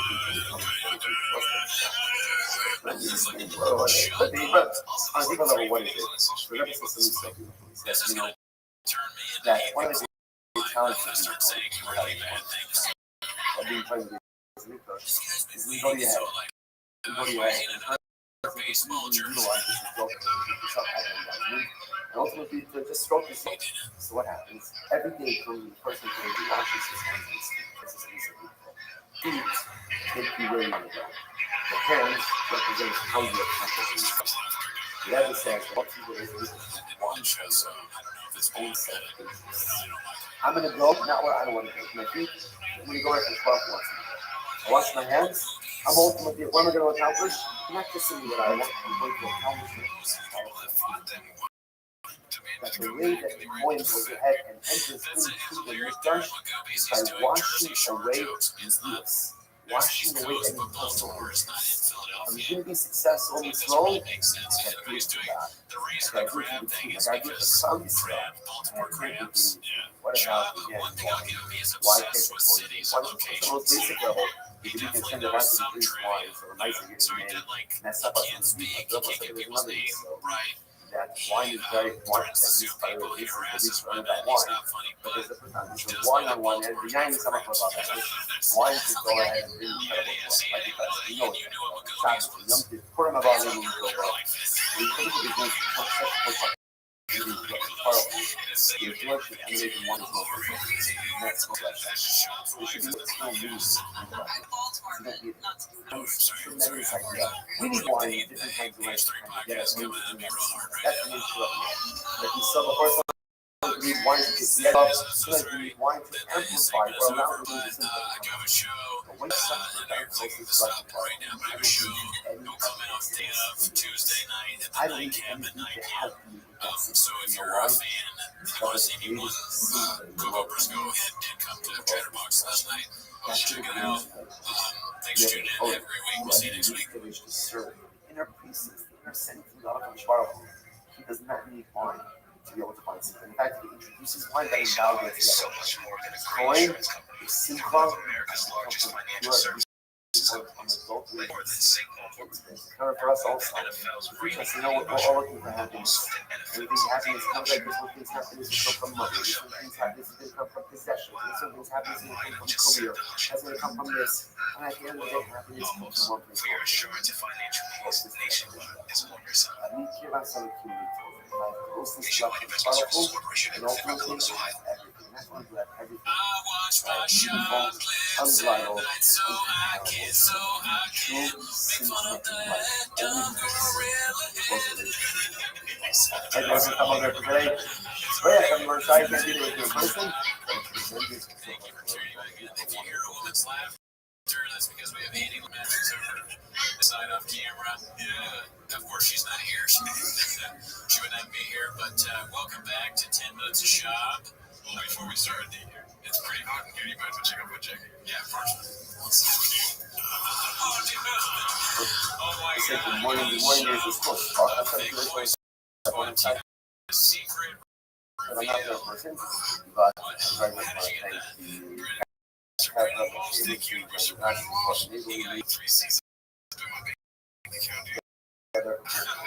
So I just want to thank all of our sponsors. Sponsorship info. This Renette Hashem in the description on video as well as the podcast. We are picking up on today's unfortunately went up on the bottom of the house. The mission of what you're calling to see fascinating mission up. Nathan said that if you have a Cohen who does the Avodah is Rothschild. So young Kohanim would take him out and essentially beat him up, beat him to death. Give him to death. Time for an application of time, not in clothing board, just like yesterday. So the Gemara says as follows: "One million achab ba'aguna mirachim."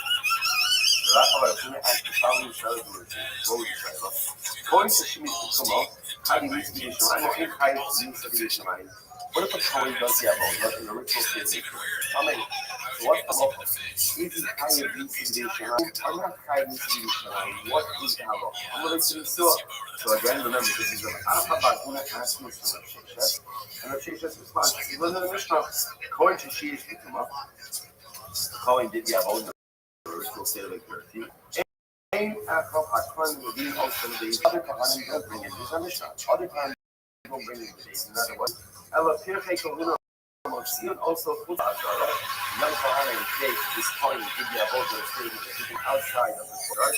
Oppose them as local business. Maybe you look at it, but what do you see from there? These are rights from the Taiwanese Shemaim. The Shach gave the rich over the Shemaim. And again, if Halach we're making the assumption that the Avodah and state of Tumah is highly needs to be the hands of heaven, then leave it alone. Leave it alone. Let it come to reach out. The run his role. Why did the Pierce why did the Kohen have to take this guy and essentially give him that? The Mercy alumni, rather it must be that Allah on the side, a Kohen who does the Avodah in the state is not Chayiv needs to be after the Gemara says, meet the Rahman Ashra, the honor of Nico Miksoin is such a thing for a manufacture. Like a 12% of butter, and we're going to make a person Chayiv, so it must be. But it's not Chayiv Nisa B'dei Shamayim. Incredible. Is that true? just because Hashem says the father, you don't exact punishment comes up to all that weekly.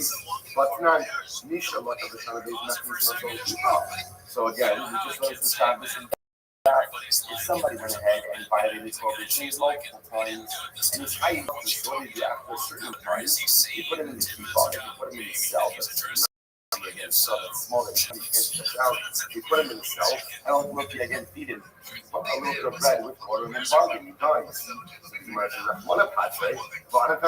Here's a perfect case. If you were to bring the guy to David, what would David do to this individual? Nothing. So here's the case of this product and so the person is potter, and yet he's looking for law and order, right? No, it's not a good idea. Remember, I'm going to give you, I'm going to put this, the mouth goes to pieces. The God of God to find that case. What case is that this is a person who committed multiple acts of heart, he violated the same heart. The same heart from multiple times. Now, the heart is dating another person. Such a person is deserving of that. And again, Gemara said, and clearly the fact that he's offended inclusive in his life, so we just expedite the process of his death. Going about this stuff. What about the case? Yeah, also Shabbos is Mishnah. What about the guy who steals insurance? So again, the Mishnah said, I'm voting individual. How many of them? So again, so here's an example. If the guy should be insurance, what would it do? How do you get back to move on? Yet again, we killed the guy. Our knowing we killed the guy. And even in the case where someone is technically exempt by a historical by dating, we will still, or by a historical, we'll still go ahead and kill him. No. I'm not use the Kisharis, the whole around the whole remember again, that case is different because we're going to and then you I have a Shabbos. What about the guy who's sorcery? Remember again, also, I know in talking about it, as an example, if bring him to court won't do anything. Yet we still kill this guy, right? I can't wait to kill this guy.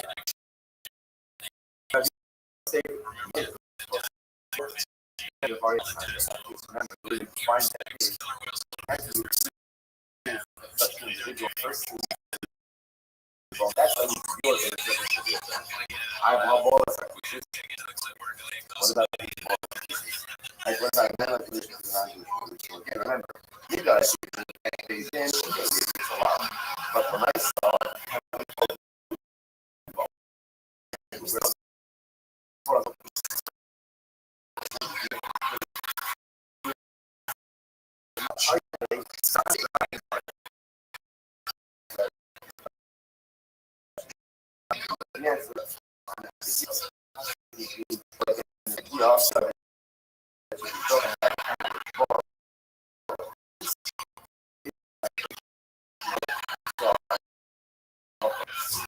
or a case rate, similar to the process of our state states fundamental question. So coin does the avoda in the state of ritual impurity. Is he chayiv nisa b'yishamayim or not? So remember, this was the question that the Achos asked the from Rav Sheshes. Now Rav Sheshes responded. Rav Sheshes said the answer is obviously no. Right? The answer must be no. So he said, I'm sorry. It must be yes. Because we used to say that the point does get in the state of tumult, then halacha l'maisa, if the kuna are allowed to take him out, and beat him to death. Now, from Rav Shesh's perspective, the only way that would be permitted is if such a person is high needs to be shamayim. Then again, the Tirpei Kuna can almost act as the Shluch and the agents of HaKadosh. That's how and at the end of the day, how can you kill someone who has part of the pathway? Which not for all of these cases. Where, no, you have cases like that, where someone technically will not be liable in a technical, legalistic safety, but yet we still see that they could be liable to a death penalty. Okay, or I should say, I'm liable to the death, liable to death at the hands of the criminal. Okay, you might have said, hey, no, there we go. Fascinating case.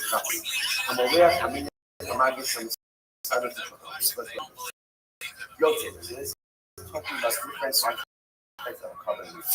So the person goes in, the person goes right, we'll see exactly what this is. Pouring oil on a mixture, that's real good.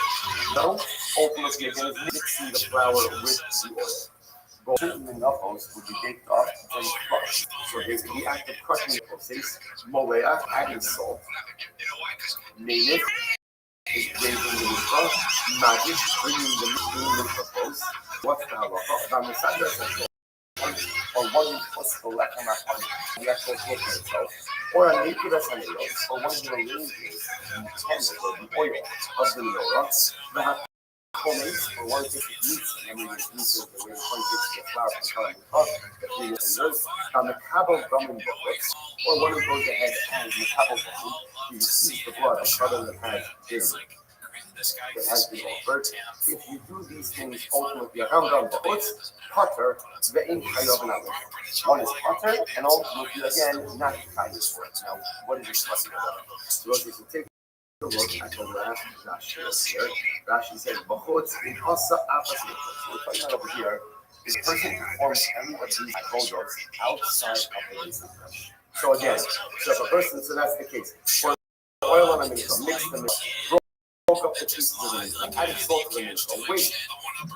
The mincha clothes, arrange lead on the shofar, or arrange the candle for the lights and the rub. Through the mitzvah, receive sacrificial blood. If you give up these things outside of the mikdash, you are part of it. Now, this is very interesting because remember, there is a concept of shooting quotes. What shooting quotes? You have a shepherd outside of the mikdash. And that's the most legal here. So apparently, it only applies to certain types of sacrifices. So it doesn't apply to others. That's the decision. Take a look at that. This Potter, that last Rashi on the reason Potter, so Chayiv Kares El Shochet. The only thing that Chayiv is you do by force is slaughtering of a sacrificial animal. Yechsed Asher Yishchat Umad Yechsed Asher Ya'ala Ola V'Zorek Yishkavim Yizamshav V'Adat V'Chol Hani Yesh Achara Avoda V'Yed V'Adat. This is very interesting. Rashi has a official right that has another sacrificial right that follows after. You're not chayiv for doing that before. Essentially, the only thing you're chayiv is including sacrificial right. Slaughtering it, right? Zrika, sprinkling the blood. So these are final rites. Finally, you have a corresponding law. And because if you do it outside of the base of Mikdash, you are part of it. Okay, so what's that? So you must be in chayiv now, then. Top of Pegimo. So you're not chayiv. Now, what are you not chayiv? Lo mishum zaros. I want, for example, they did any one of these affirmations outside of the base of Mikdash, right? Before the oil and the milk, you broke it up. You did all of these things. So if a non-Kohen did it outside, you would not be chayiv. Remember, normally, it's a mitzvah. A non-Kohen does the animal. So it's chayiv. So again, if any of these things were done, so it's not chayiv. Lo mishum zaros. Simply if a Kohen did it, and he was in a state of tumah, he also wouldn't be chayiv. The one with the God, right? Similarly, a Kohen, that is kind of special. A Kohen has to do the avodah wearing the black weighted failures of themselves, and then it effectively validates the avodah. But again, this doesn't like the list that we just mentioned before. The moment shows the rock was the Azarim Black. And also, a lot more nice, and only the focus on the avodah, a Kohen would have to try to watch it. And the result is life. But again, he didn't wash his hands and feet for anything that was done outside. All life it's very interesting. And I see from out here, look at that. Let me show you Zaros. Zarsha Asa Afas Mem Jisnim El Hayes Nisa. So this is interesting. Right? So the star, the number of these things inside of the Mikdash, you will not be Hayes. Same idea, but let me show you Tumah. How incoming Shishimish, the Zaros Shishimish Tumah, same idea that again, there's no good of Tumah, there's no good of Mukhasa. God is good. So the Gemara says as follows. Makda type. Interestingly enough, we already see from this is that if you were to do the Haftarah, you were to go ahead and take the carbon arm and burn it outside Russia, that there would be loss. It would actually come Makda. Now, Avodah Shein Acharei Avodah Chayev Mishum Tumah Umay Lavisa. So again, this is what if the Kohen were to go ahead and burn it on the state of Tumah, he would be chayav. In other words, the only time that there wasn't a bit of Tumah, ultimately again, is if it was Bachutz. But if it's Bifnim, there would be a Tumah. What do you see from there? Again, sometimes full circle, that if a Kohen does the Avodah in a state of Tumah, there's a Yehudisa. Now again, the Kashas are touching the Yisrael Yishalayim. So that seems to answer the original question that Rabbi asked the Rothschild. The Kohen does the Avodah in a state of Tumah. Is he chayav Nisa b'Yisrael? Or is it yes? To which we mentioned, my love Nisa. Don't we see that if a Kohen goes ahead and opens up a cup in the state of Tumah, Nisa? No, that's hard. No, it's not. It's actually a lot. But I remember time nani la. So going to say that I'm Kohen does this. It's in violation of Allah. He says over here, Elazar nani. So the